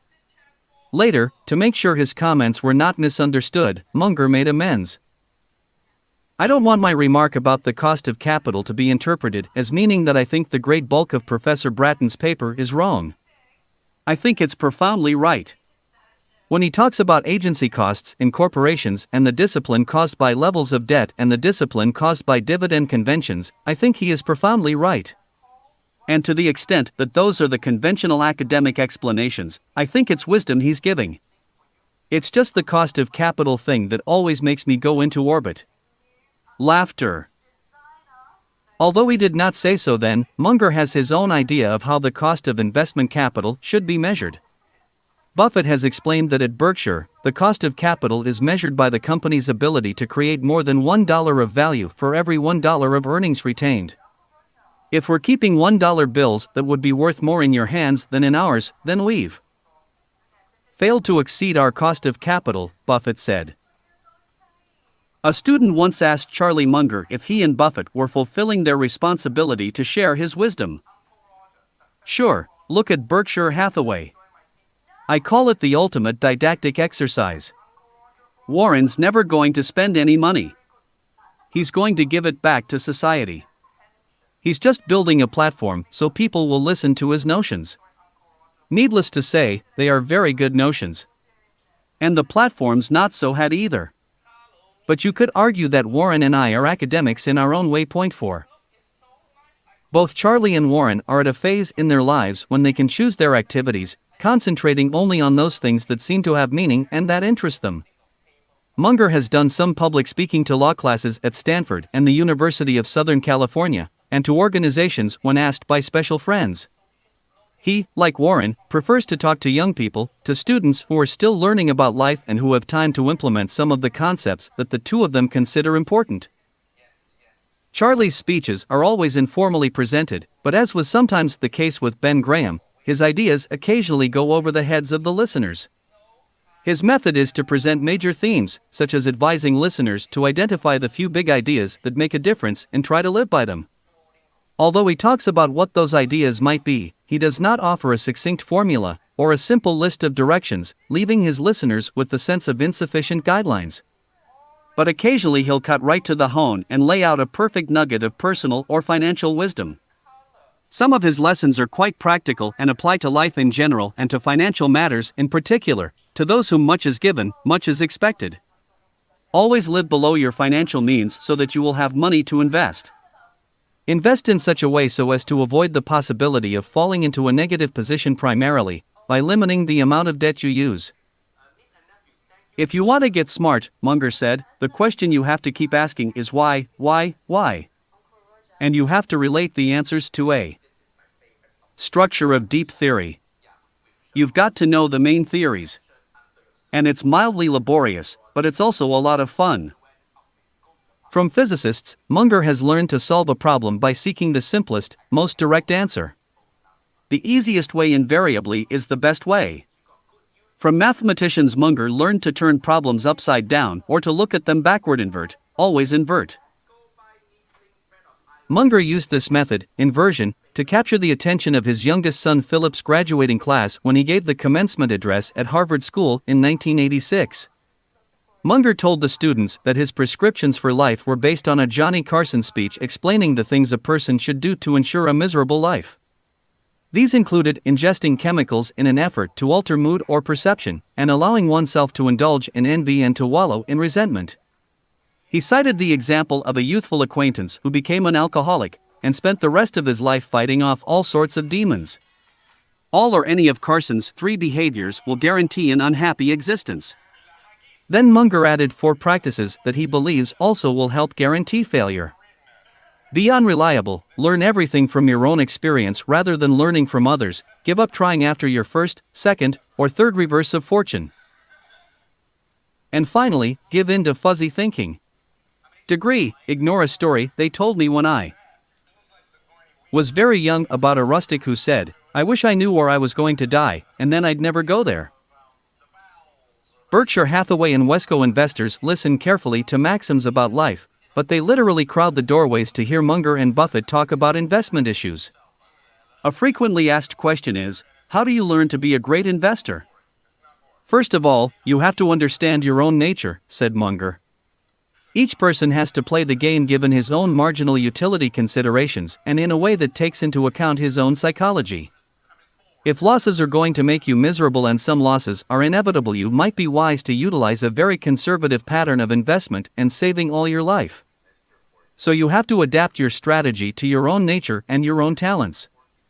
I don't think there's a one-size-fits-all investment strategy that I can give you. Then, says Munger, you have to gather information. I think both, Warren. And I learn more from the great business magazines than we do anywhere else, said Charlie. It's such an easy, shorthand way of getting a vast variety of business experience just to riffle through issue after issue covering a great variety of businesses. And if you get into the mental habit of relating what you're reading to the basic structure of the underlying ideas being demonstrated, you gradually accumulate some wisdom about investing. I don't think you can get to be a really good investor over a broad range without doing a massive amount of reading. I don't think any one book will do it for you. Each year at the Berkshire Annual Meeting, Munger recommends a wide range of reading material. These include Value Line Charts, Robert B. Cialdini's book Influence on How People Are Persuaded to Buy Products and Take Other Actions, and recently, Robert Hagstrom's book, The Warren Buffett Portfolio, Mastering the Power of the Focus Investment Strategy. Munger explained that a person's reading should not be random. You have to have some idea of why you're looking for the information. Don't read annual reports the way Francis Bacon said you do science, which, by the way, is not the way you do science, where you just collect endless data and then only later do you try to make sense of it. You have to start with some ideas about reality. And then you have to look to see whether what you're seeing fits in with proven basic concepts. Frequently, you'll look at a business having fabulous results. And the question is, how long can this continue? Well, there's only one way I know to answer that. And that's to think about why the results are occurring now and then, to figure out the forces that could cause those results to stop occurring. This is the method of thinking that helps Munger and Buffett spot a company that has a franchise on a certain product, a so-called moat around its business. There are several examples of companies that have such a strong name brand that they seem invincible. Coca-Cola has been such a company, though the challenges are relentless. Munger also uses the example of Wrigley's chewing gum. It's such a huge advantage to be by far the best-known gum company in the world. Just think of how hard it would be to replace that image. If you know you like Wrigley's gum and you see it there for 2 bits, are you really going to reach for Glott's gum because it's 20 cents and put something you don't know in your mouth? It's not worth it for you to think about buying an alternative gum. So it's easy to understand why Wrigley's gum has such a huge advantage. Once you grasp the value of a company, then you have to decide how much the company is worth if you were buying it outright, or as in the case of the typical investor, simply buying a portion of the company on the stock market. The trouble with the Wrigley gum type investments is that everybody can see that they're wonderful businesses. So you look at it and you think, my God, the thing's at 8 times book value or something. And everything else is at 3 times book value. So you think, I know it's wonderful, but is it wonderful enough to justify that big a premium? The ability to answer such questions explains why some people are successful investors and others are not. On the other hand, if it weren't a little difficult, everybody would be rich, Munger insisted. Observing business over time gives an investor greater perspective on this type of thinking. Munger said he remembers when the downtown department stores in many cities seemed invincible. They offered enormous selections, had large purchasing power, and owned the highest-priced real estate in town, the corners where the streetcar lines crossed. However, as time passed, private cars became the prevalent mode of transportation. The streetcar lines were taken out, customers moved to the suburbs, and shopping centers became the dominant shopping venues. Some simple changes in the way we live can completely alter the long-term value of a business. Munger is passionately opposed to certain economic theories and business practices and enjoys the freedom his status and wealth give him to express those opinions. For example, he is perpetually miffed at investors and academics who promote the harsh form of the efficient market theory of investing. If you think psychology is badly taught in America, you should look at corporate finance. Modern portfolio theory? It's demented, Munger proclaimed. The concept is taught in mainstream business schools and takes the position that all information on publicly traded companies is spread rapidly throughout the investing universe, dispelling any advantage one investor has over another. Nobody can really beat the market because adjustments to news are worked into the price of a security so quickly. Munger recalled one efficient market theorist who over the years made a career of explaining how Buffett's success was merely the result of good luck. As Buffett's performance held steady and even improved, it became more difficult to explain Buffett as a mere anomaly. This theorist finally got all the way up to 6 sigma 6 standard deviations of luck. But then, people started laughing at him because 6 sigmas of luck is a lot. So what did he do? He changed his theory. Now, he explains, Warren has 6 or 7 sigmas of skill. Refuting the claims of financial writer Michael Lewis, who also seemed to portray Buffett as a greedy manipulator whose success is mainly the result of happenstance, Munger says.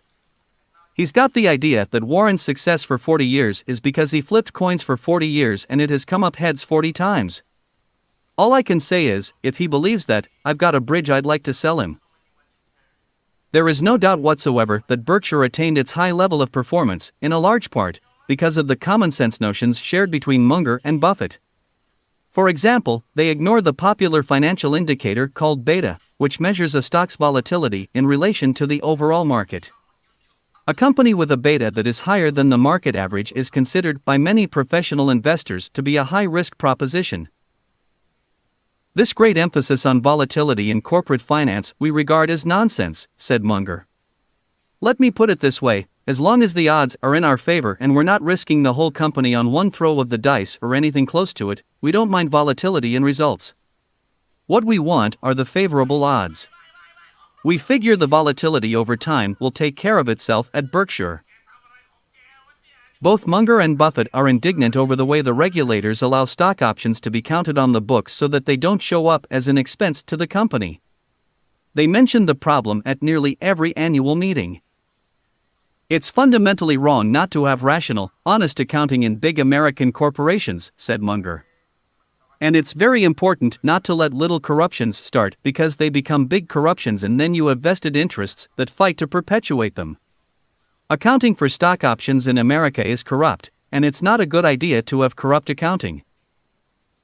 Buffett and Munger agree on most things, but they have a different opinion about who should be the decision-maker when an unsolicited tender offer is made to a corporation. Buffett says his heart is with the shareholders, but Munger says there is a social interest in some cases, making it okay to make laws to govern such transactions.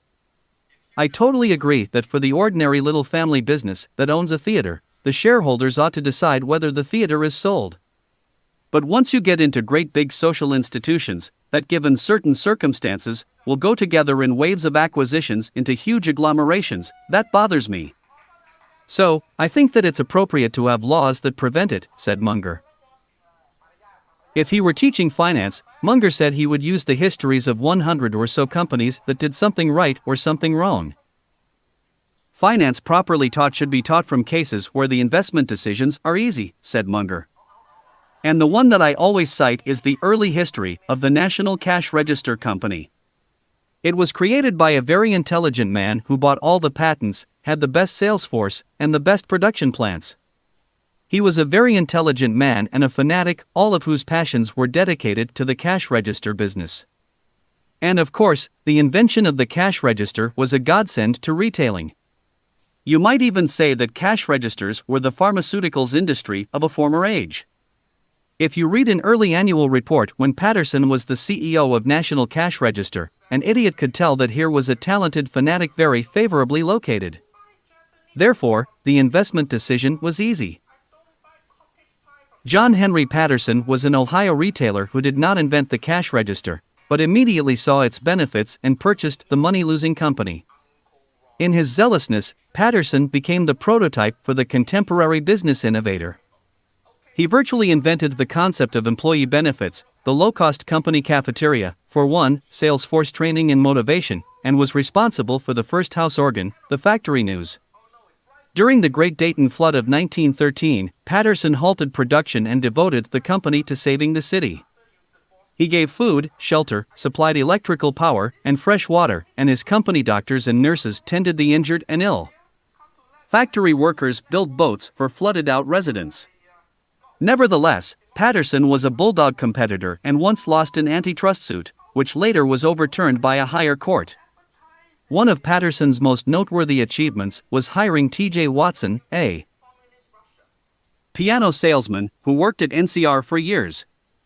After Patterson fired Watson, he went to work at Computer Tabulating Recording Company, which Watson transformed into IBM, using many of the business skills he'd learned at NCR. Patterson left a great business when he died, but he'd spent so much on social causes that his estate had very little money. Not that it mattered to him. Patterson was fond of saying shrouds don't have pockets. Though few companies last forever, all of them should be built to last a long time, says Munger. The approach to corporate control should be thought of as financial engineering. Just as bridges and airplanes are constructed with a series of backup systems and redundancies to meet extreme stresses, so too should corporations be built to withstand the pressures from competition, recessions, oil shocks, or other calamities. Excess leverage, or debt, makes the corporation especially vulnerable to such storms. It is a crime in America, stated Munger, to build a weak bridge. How much nobler is it to build a weak company? Americans are oversold on the benefit they receive from money managers, and particularly, from mutual fund managers, and that bothers Munger enormously. It is, to me, just amazing what's happened in the mutual fund business, he said. It just grows and grows and grows. And they get these fees just for maintaining shares in place 12b1 fees or whatever they call them. I am not charmed with the mechanics of that business. Addressing a group of charitable foundation executives in Santa Monica, California, in 1998, Munger especially criticized Yale University for investing its endowment in the equivalent of a fund of mutual funds. This is an amazing development. Few would have predicted that, long after Kornfeld's fall into disgrace, major universities would be leading foundations into Kornfeld's system. Bernie Kornfeld in the 1970s created the ill-fated fund of funds concept. An eminent scree of no less stature than John Bogle, founder of the Vanguard Funds, has taken up Munger's cudgel. When Munger made his comment, he was speaking to directors of nonprofit organizations and was attacking the practice of hiring consultants to hire money managers who in turn select mutual funds operated by other money managers. At each step, there is a commission to be paid, which schemes off the money that can be used in the work of the charity. Mr. Munger goes on to point out, said Bogle, the devastating impact of the cost of all this complexity on the return of foundations and endowments in a stock market with lower returns. Market returns 5%, total cost 3%, net return 2%. And, said Bogle, please don't scoff at the use of the 5% return on stocks. The long-term real returns on stocks has been 7%, so Mr. Munger's hypothetical future figure is far from apocalyptic. 12. Munger's recommendation to managers of the funds of not-for-profit foundations was simple: save yourself a lot of time, money, and worry. Just put your endowments into index funds. Alternately, the foundations could follow Berkshire's lead and simply buy high-quality stocks, if they are not highly overvalued in price, and hold on for the long-term. 13. It isn't even necessary to worry about diversification. In the United States, a person or institution with almost all wealth invested, long-term, in just 3 fine domestic corporations, is securely rich, said Munger. And why should such an owner care if at any time most other investors are faring somewhat better or worse? And particularly so when he rationally believes, like Berkshire, that his long-term results will be superior by reason of his lower costs, required emphasis on long-term effects, and concentration in his most preferred choices. In fact, Munger went so far as to suggest that investors could have 90% of their wealth in a single company, if it was the right company. Indeed, I hope the Mungers follow roughly this course. And I note that the Woodruff Foundations have, so far, proven extremely wise to retain an approximately 90% concentration in the founder's Coca-Cola stock. It would be interesting to calculate just how all American foundations would have fared if they had never sold a share of founder's stock. Very many, I think, would now be much better off. 15. Although Munger asserted that the vast majority of professionally managed money, after taking into account the impact of fees and transaction costs, would be better off in index funds, he ended by throwing out an alternate point of view. Does that mean you should be in an index fund? Well, that depends on whether or not you can invest money way better than average, or you can find someone who almost surely will invest money way better than average. And those are the questions that make life interesting. If everyone put their money in index funds, Munger conceded, the prices of index stocks would be forced beyond intrinsic value, and the process would become meaningless. It was this disenchantment with the management of money, in part, that led to Buffett and Munger's objection in the mid-1990s to the creation of mutual funds made up entirely of Berkshire Hathaway stock. Companies that wanted to establish the funds said it was a way to give average investors access to an exceptional investment. Phi Sigma Investment Partners LP of Bala Cynwyd, Pennsylvania, had filed with the Securities and Exchange Commission to sell Berkshire through a vehicle called the Affordable Access Trust. The trust would require an initial deposit as small as $300. Berkshire shares at the time were trading for about $35,000 each. Another group, Nike Securities of Lisle, Illinois, planned a similar unit trust. 16. Frankly, what we are doing is to make Berkshire available to average People, said Sam Katz, a principal at Phi Sigma. Just because someone is not wealthy doesn't mean they don't have the aptitude or sophistication for this business. 17. One broker involved in the deal declared, Buffett and Munger turned out to be control freaks. Berkshire submitted a 24-page memorandum to the SEC in December 1995, saying that the securities sale would mislead investors. The memorandum, which was prepared at Munger, Tolles, also was distributed to state regulators. I've been in one aspect or another of investment management for 44 years or so, and trying not to disappoint anyone, said Buffett. And in the process of not disappointing anyone, one of the key factors is having them have the proper expectations and being knowledgeable about what they're getting and what they're not getting. Neither Mr. Munger nor I would function as effectively if we had tens of thousands of people who were in one way or another disappointed with us. That's not Berkshire and 9. In addition to registering a complaint with the SEC and then coming up with an alternative of their own, Munger sent a stinging letter to Phi Sigma. Warren Buffett does not regard the current market price of Berkshire stock as a price that makes new investments in Berkshire attractive. If he were asked by a friend or family member whether he advised a new purchase of Berkshire shares at the current price, Mr. Buffett would answer, number 20. To make the investment trusts less attractive, Berkshire took the unusual step of creating a B-class share, which would represent 1/30 the value of the original shares, which now would be called A shares. The structure of the B shares, and the way in which they were presented, was unique. The deal was set up so that brokers could make very little commission money, thus discouraging them from pushing the shares onto their clients. Additionally, the underwriting syndicate for the shares included 2 discounter brokers, Schwab and Fidelity. By including discounters, initial shares would be more readily available to all investors. Critics claimed that Buffett and Munger created the B shares because they could not tolerate losing control of Berkshire's shareholder policy. This is a small problem that Mr. Buffett approached in a big way, said James K. Mulvey, an analyst with Dresner Securities in New York. 21. For starters, Buffett and Munger planned to offer 100,000 B shares, but said they would keep adding to the offering until the public demand was met. The number of shares in the public offering increased 4 times, until ultimately 517,500 shares were sold at $1,110 per share, doubling Berkshire's shareholder base to 80,000 individuals. The offering added $600 million to Berkshire's capital. Nike Securities went forward with its trust, but the Berkshire Trust never became the phenomenon that the originators had hoped it would. Michael Lewis, among others, has accused Munger and Buffett of spouting high moral standards for the investment world, while not holding their own investments to the same requirements. They particularly point to the fact that Berkshire once invested in the stock of a company that does not serve the public good, a tobacco seller. We have set ourselves up, to some extent, as a moral censor of our own activities, Munger agreed, but we have never had the attitude that when we buy a little piece of a company in an insurance portfolio, that we are a moral censor for the world. In April 1993, Berkshire took a sizable stake, approximately 5%, in UST, a leading maker of smokeless tobacco. The shares were trading at between $27 and $29 per share at the time.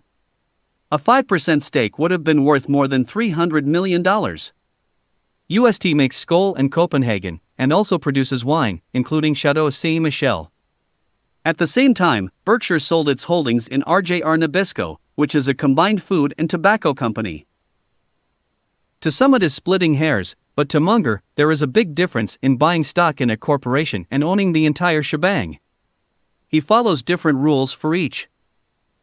If we're buying stock in major companies that are out there, Buffett doesn't make his judgment based on some moral overview of their whole business. We do that in judging and controlling our own behavior. 23. Munger said that though it once held tobacco company shares, Berkshire turned down a chance to buy a tobacco company outright. We don't want to be in the business of selling addictive drugs, with us being the controlling owners, Munger said. It's not the way we do the game. We'll own shares, because if we don't own them, somebody else will. But we'll never have Berkshire in a controlling interest. 1124. That said, Munger admits that he and Buffett have made many investment errors. If I were ordaining rules for running boards of directors, I'd require that 3 hours be spent examining stupid blunders, including quantification of effects considering opportunity costs. Despite his criticism and his insistence that there are corrupt practices afoot in the business world, Munger feels that overall, America and its businesses usually are honorable. I would not agree that things are generally going to hell, said Munger. Sure, we've got some pockets of social pathology in our big cities, and we've got pockets of social pathology in the high reaches of business, but averaged out, I would say it's pretty good. If you take engineering integrity in products, when was the last time your automatic transmission went out? We've learned to do a lot of things with enormous reliability.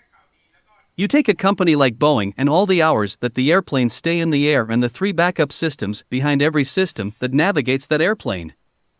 I would argue that there is a lot to admire in American business and a lot that's done right, and that these old-fashioned values, averaged out, are winning, not losing. It's too bad we have all that social pathology we have it in the high reaches of politics. Why shouldn't we have it in the high reaches of business? 25. A shareholder once asked Buffett how he spent his days. Warren said he mostly read and talked on the telephone. That's what I do. Charlie, what do you do? That question reminds me very much of a friend of mine in World War II in a group that had nothing to do, replied Munger. A general once went up to my friend's boss, we'll call him Captain Glotz. He said, Captain Glotz, what do you do? His boss said, not a damn thing. The general got madder and turned to my friend and said, what do you do? My friend said, I help Captain Glotz.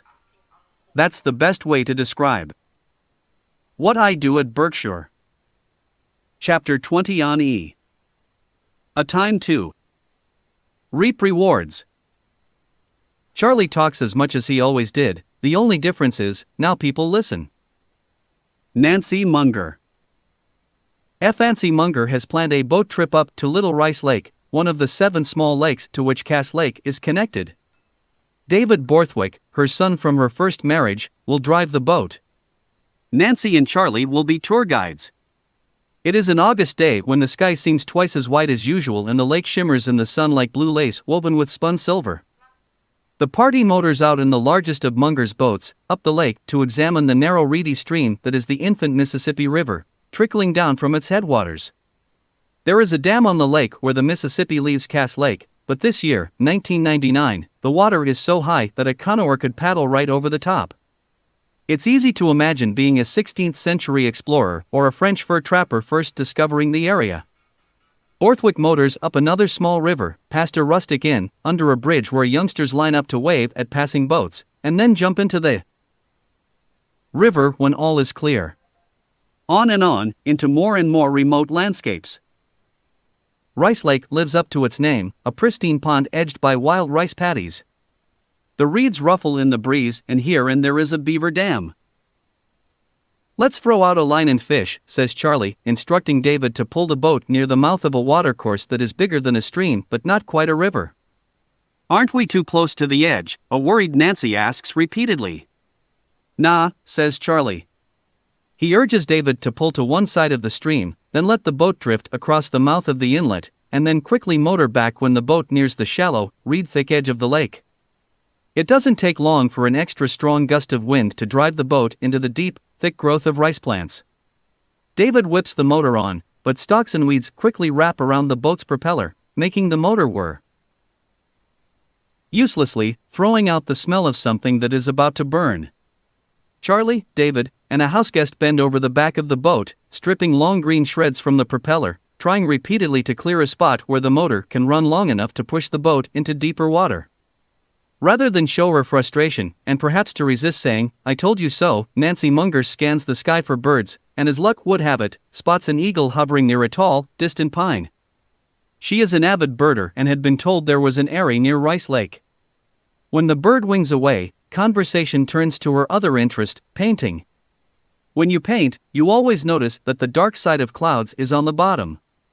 The sky is light near the horizon, and darker as you look higher, explains Nancy.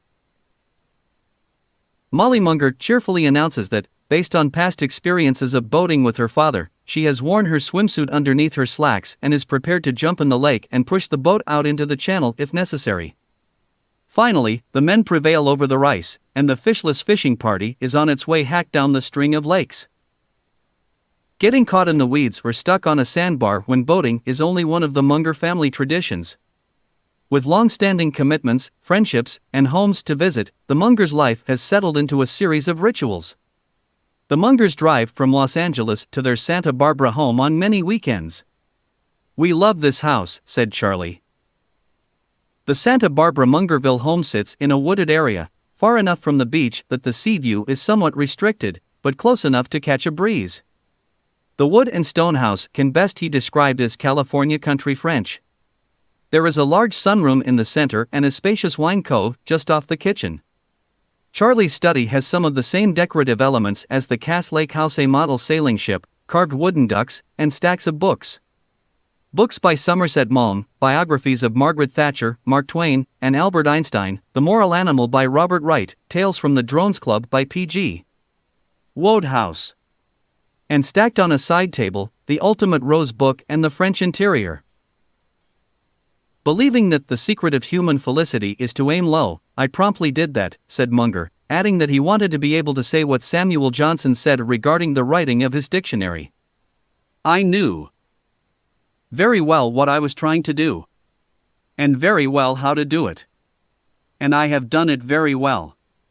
Of course, Munger means that as a bit of a joke, and he admits he overshot his mark somewhat. Although Munger may never have expected to be a billionaire and second in command of one of the most unique and closely watched corporations in the world, he aimed at a life of quality and strove diligently to bring that about. Buffett's life and his investment strategy seemed to unfold effortlessly before him, but Munger's course has not been as easy. Both personally and professionally, he has encountered repeated obstacles and heartaches. That is what most people experience in life, Munger would say. Anyone who struggles to make the box of his life larger discovers that the box has walls that must be burst open. It's necessary to accommodate a lot of failure, and because no matter how able you are, you're going to have headwinds and troubles, Munger told the employees at See's Candy on the company's 75th anniversary. The Sees who created this business had failed at least once, and had seriously failed. But if a person just keeps going on the theory that life is full of vicissitudes and just does the right thinking and follows the right values, it should work out well in the end. So I would say, don't be discouraged by a few reverses. By heeding basic principles and being alert for opportunities, Munger mapped the leap from a respectably successful lawyer to an individual investor who is known internationally for his expertise. His wealth has provided the independence he longed for as a young man. It was a number of ideas, not just one. A lot of ideas. In the nature of things, really wonderful ideas are virtually sure to win. You can be sure that if you master the wonderful concepts, you're going to get opportunities if you look for them. But you won't get an unlimited number of good ideas, so when they come along, seize them. Munger has said that accumulating the first $100,000 from a standing start, with no seed money, is the most difficult part of building wealth. Making the first million was the next big hurdle. To do that, a person must consistently underspend his income. Getting wealthy, he explains, is like rolling a snowball. It helps to start on the top of a long hill, start early, and try to roll that snowball for a very long time. It helps to live a long life. Warren Buffett is known for an extremely simple lifestyle, with very few hobbies aside from reading annual reports, regular games of bridge, and a little golf. In truth, Buffett does a fair amount of travel to spend time with his wide circle of friends and to attend various business meetings. Charlie Munger cannot be described as a lavish person, but he lives fully and even colorfully. True, he comes running when Berkshire has a crisis and needs him, and he tends to his duties at the Los Angeles Daily Journal, Wesco Financial Corporation, Good Samaritan Hospital, and Harvard Westlake School, but accompanied by Nancy, he also visits friends everywhere from Maine to Idaho, plays golf in Hawaii, and fishes on various continents and bodies of water for trout, bonefish, Atlantic salmon, or whatever may be present and biting. He has traveled with friends Ira Marshall and Otis Booth to the Australian rainforest and with family to England, Italy, and other places. He reads voraciously about everything, from dinosaurs to black holes to psychology. With 8 children who have families of their own, simply attending birthday parties, graduations, weddings, christenings, and holiday events gives him a busy social life. As he grows older and wealthier, Munger still avoids a showy life, but he is willing to accept a little ease. "Warren kids me about flying coach, which I used to do more often," said Munger. "Now, when traveling with Nancy, we usually go first class or business class." Finally, in 2000, Munger signed up for a timeshare private jet service through the Berkshire Hathaway-owned company Executive Jet. A Munger family gathering in England. While shareholders come to Berkshire and Wesco annual meetings seeking financial wisdom, they also ply Munger with questions on how to properly raise a family, another subject in which he has vast experience. "I am quite pleased with all my children in terms of morality, behavior, and such," said Munger, "but he's less certain about how to make them all hunger to work hard and become even richer than he has made them. I've had kids in both moderate and immoderate circumstances," he said, "and to be honest, my children that were raised when we had less money have worked harder." The Munger children, most of whom see through their father's curmudgeonly exterior, are unlikely to be ruffled by such comments. As for his gruffness, it's very much an act, it's self-parody, it's a joke on himself, said Molly Munger. "You know people who are stiff, ponderous. He's not. He doesn't expect you to believe it. He's utilizing that particular characteristic. He has a huge range. This was the one that suited him." The Munger children, despite their attraction to law as a career, are quite different from one another, yet each seems to have taken some characteristic from Charlie. Molly Munger is a vivacious, striking blonde whose face is shaped very much like her father's. Charles, Jr., like Charlie, Sr., is fascinated with science. Charlie, Sr. is famous for carrying a book and reading, no matter how wonderful the surrounding scenery might be. His daughter Emily is the same. Emily's husband once walked into their home and smelled smoke. When he checked around, he found smoke billowing from the kitchen, where food was burning in the oven. Emily was sitting in the kitchen, so involved in a book that she was unaware of the pending disaster. On another occasion, she was waiting for a flight at an airport and went into a shop. Emily found a book, sat on the floor, and began to read. She became so engrossed that she missed her airplane. Finally, the terminal was closed and Emily, still on the floor quietly reading, was locked in the store. She had to telephone for help to get out. Despite the fact that some of his children have adopted religious beliefs he doesn't embrace and others spend their life in activities that probably won't be highly financially productive, Munger swells with pride when telling of Charles Jr.'s work in science education or his wife Mandy's election to her local school board. "He thinks I'm an ultra-liberal, but part of that is for effect," said Molly, who spends an enormous amount of time on work her father would describe as left-wing and who as an adult converted to Catholicism. "He likes to play the curmudgeon, but I don't think he thinks I'm a crazy person." Munger has said that he and Buffett don't want to go down in history as shrewd, miserable accumulators. "We didn't want to be remembered by friends and family for nothing but pieces of paper. And so, Charlie has decided it's all right to be whimsical once in a while." "I'm building a boat," declared Munger in the fall of 1998. "We're within 60 days of finishing. Call it Munger's Folly. It's not an economic activity, but it's very creative. Nobody has built a boat exactly like it."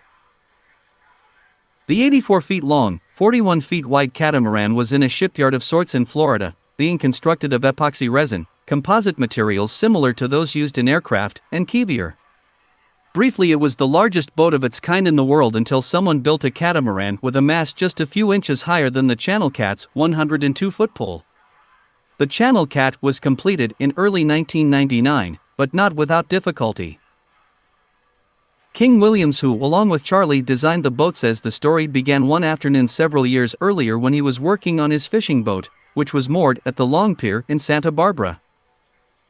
Williams is a former submariner and deep-sea diver, first for oil companies, then on his own. He made his living diving for sea urchins in the Channel Islands, where the best specimens in the world are found. The urchins were sold in Santa Barbara and shipped overnight to Japan, where they are a culinary delicacy. Unfortunately, Williams had spent too much of his career underwater and was beginning to suffer the bends when he was diving. Williams's old East Coast lobster boat attracted a lot of attention from tourists strolling along the dock. "These two older men were looking at my boat, admiring it," said Williams. They introduced themselves. Charlie Munger and a friend. I had no idea who they were. The two men asked all sorts of questions, and after a while Williams offered to take them out for a spin on the boat. After that, Charlie called occasionally and he and Williams went out for lunch and talked mostly about two subjects Munger finds ever fascinating: fishing and boats. Gradually, the two became friends. As he had done before, senior financier Charlie Munger found an unlikely ally, King Williams III, a deep-sea diver whose hobby is hang gliding off the Santa Barbara cliffs.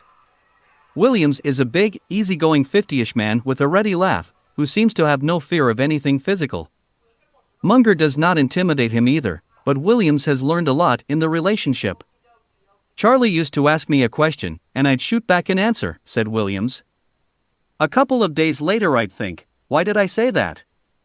That's not what he wanted to know. Now I think carefully before answering him. I like to say that now I'm up to just one day behind him. Their conversation occasionally took a philosophical turn.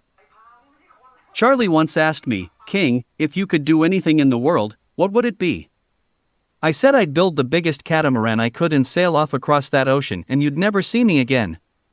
Munger then quizzed him about why he would build a catamaran, and they got to talking about that type of boat and what made it good and had.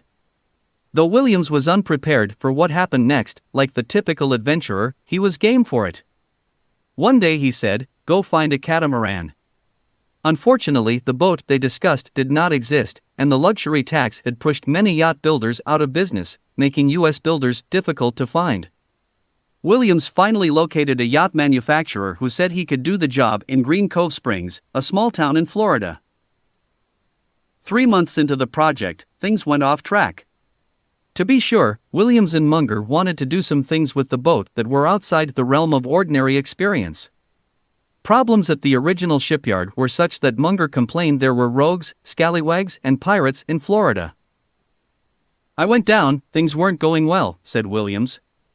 Charlie said, "Well, you can build a boat." So I fired the guys. Williams and his wife Rachel quickly packed up and went to Florida to take charge of the work. The unfinished boat was already so big that moving it would be awkward, but there was no other choice. Williams had to go into the shipyard with the sheriff, a warrant, and house movers. He arranged for a power company crew to drive down the road ahead of the boat, lowering power lines so that the boat would not snag them. Williams rented land along the St. Johns River, not far from the original boatyard. He leased several truck tractor trailers to be used as offices.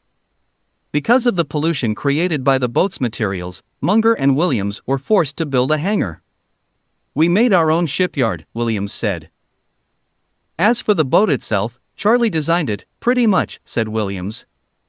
"Every week he'd send 2 to 3 drawings. I built it for him with help from a marine engineer and 46 other guys." Munger scrawled his notes, using a ruler and a black marker because they were easier for him to see. He drew a scale model of the main dining room, complete with tables and chairs, carefully measuring the exact space needed for comfortable seating. Williams saved all of Munger's instructions and deposited them among the ship's papers. "I cherish those drawings," he said. Munger often called Williams on the telephone, and the minute he had said what he needed to say, Munger would abruptly hang up. It has never been his habit to indulge in small talk. Williams learned not to be surprised or to take offense. Charlie went to Florida at one point to see how the boat was progressing. He took a barrel, placed it in the upstairs room, and after sitting there for a while looking out, insisted the windows were too high. Williams had installed relatively small windows for safety at sea. But he removed the windows and put in expansive windows that would allow people to sit in easy chairs or at tables in the main lounge and still take in a view of the water. Because local workers were unfamiliar with the high-tech materials and equipment being utilized, Williams trained them himself. He arranged for manufacturers' representatives to come to the yard and show the workers how to do things properly. Green Cove Springs is a rural area, and many of the workers had never held a job before that paid good wages and included employee benefits. Williams, with Munger's money, arranged for unemployment, health, and workers' compensation insurance. They all became very loyal, said Williams. The boat construction stretched out for 3 years. In that time, King and Rachel Williams became well acquainted with the workers and their families, and realized how important the job was to them. When the boat was finished, Rachel, who ran the office, called the large boat builders in the region in an attempt to find employment for the construction crew. When she called, they'd say, "Well, send a resume." I'd say, "Why don't you come out and see what these people can do?" We used the Channel Cat as a demo to get all of the workers' jobs before we left. Undeterred by the Titanic jinx, Williams claims the boat, which has a range of 1,500 miles, is unsinkable. The hull is composed of cells, and if a puncture occurs one place, the water will not spill into other cells. The Channel Cat has motorized sails, a global positioning system, autopilot, radar, and a weather fax. The boat has a customized computer system with compact discs containing the marine charts of all the seas and harbors in the world. In addition to the upstairs salon, below there are 2 staterooms, a crew bunk room, and a library/lounge. The boat can carry 149 passengers and 6 crew. Because it was built to seagoing standards, the Channel Cat is licensed to ply waters with paying passengers from Alaska to Cabo San Lucas, at the tip of Baja California. The boat has 2 350 horsepower Cummins diesel engines, plus 2 generators to provide electricity. The desalination system produces 500 gallons of water per day, plenty for the crew and guests to take regular showers. There is a 4-keg beer cooler in the bar, plus a 35-case cooler and an ice maker capable of producing 200 pounds per day. The boat carries a state-of-the-art audio-visual system and can pick up satellite television and telephone anywhere on the globe. The interior is fitted out with pale bird's-eye maple, leather furniture, and a soft green carpet from an imported material that allows even motor oil to be wiped up with a paper towel.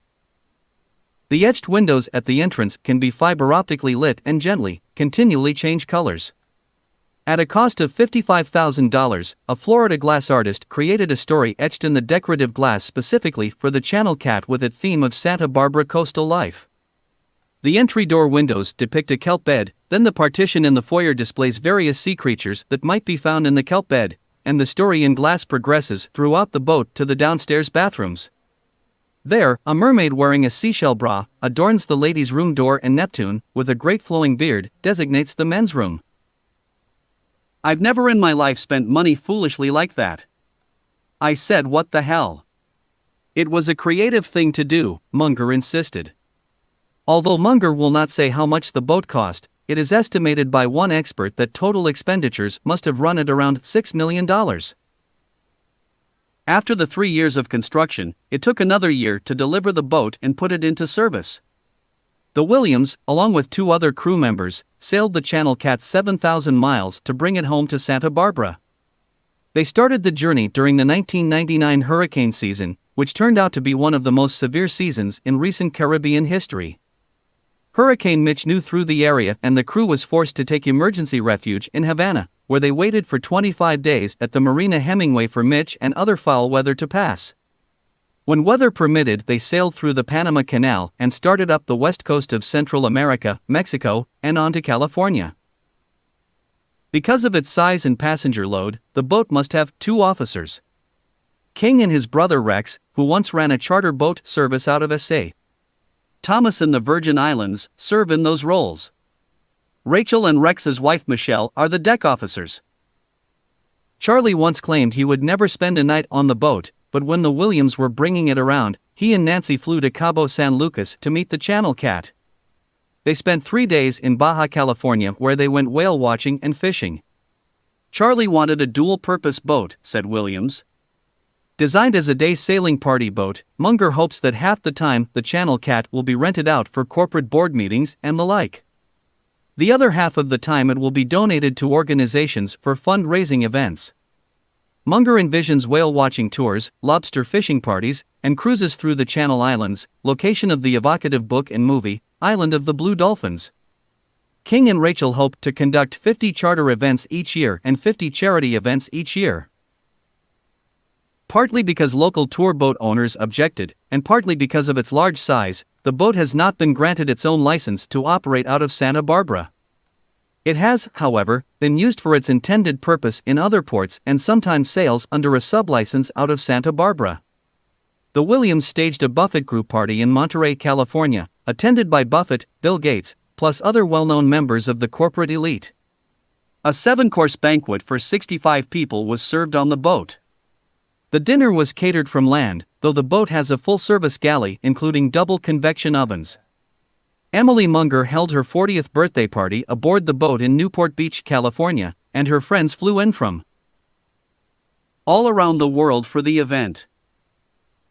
After the boat was finished, King, Williams and Charlie were walking through a parking lot at a boat marina when a car backed out of a parking space and shot toward them. Williams yelled at the driver, who slammed on the brakes just before hitting Charlie. Munger said to Williams, "You probably saved my life." Williams replied, "Charlie, I'd never let anything happen to you." Charlie snapped back, "Then you're walking on my wrong side," referring to his blind left eye. That MNNGR by a $6 million boat for the sheer fun of it seems remarkable, if not somewhat quirky, to his family and friends, even to King Williams. "Charlie is very practical," said Williams. "We were driving along one day and Charlie said, 'I've got to show you this house I built.'" Munger directed Williams to drive to the top of Hot Springs Road in Montecito, where he pointed out a mansion with a sweeping view of the Pacific, a lap pool, extensive gardens on so much land it took a golf cart to get around. I said, "Charlie, your retirement home." Charlie replied, "Nah, I'd never live in a place like that." "He is very distrustful of emotions," observed Molly Munger. "We heard a lot of messages about how emotions can lead you to do dumb things." "I'm trying to think of a time," he said. "Go with your gut, feel the vibes. Lose yourself in the moment." That's not where he is. Yet Molly says there always were signs that her father could be frivolous. At the same time, that dry of a person wouldn't have that spring in his step. After something is checked out and you can feel safe, he gets very devoted to people, said Molly. A good argument can be made that he's a very emotional person, that it is an achievement that he brought a large psyche under control. A unique mix of an emotional personality under wraps. A postscript. When they were younger, Warren Buffett often told inquisitive shareholders that if anything happened to him, Charlie Munger would take the helm at Berkshire Hathaway. As time passed and age crept up, Munger deflected questions of corporate succession in the standard Midwestern way, with humor. They asked George Burns when he was 95, "What does your doctor say about you smoking these big, black cigars?" And he said, "My doctor's dead." But now that Buffett is around 70 and Munger is passing his mid-70s, that reply doesn't work as well. "In due course this corporation will have a change in management," said Munger. "There is not a way to fix that." Both men say, however, that there is a successor, or possibly two, one for operations and one for investments, who will be revealed at the appropriate time. Furthermore, Berkshire Hathaway was built with a long tenure of effortless management in mind.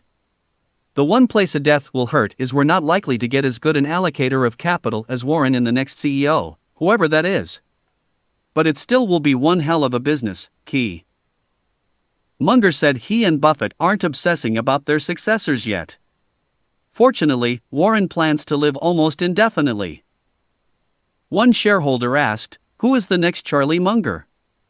"There's not much demand," declared a matter-of-fact Munger. Unable to resist a ghoulish joke, Munger said that when he dies people will ask, "How much did he leave?" The answer will be, "He left it all."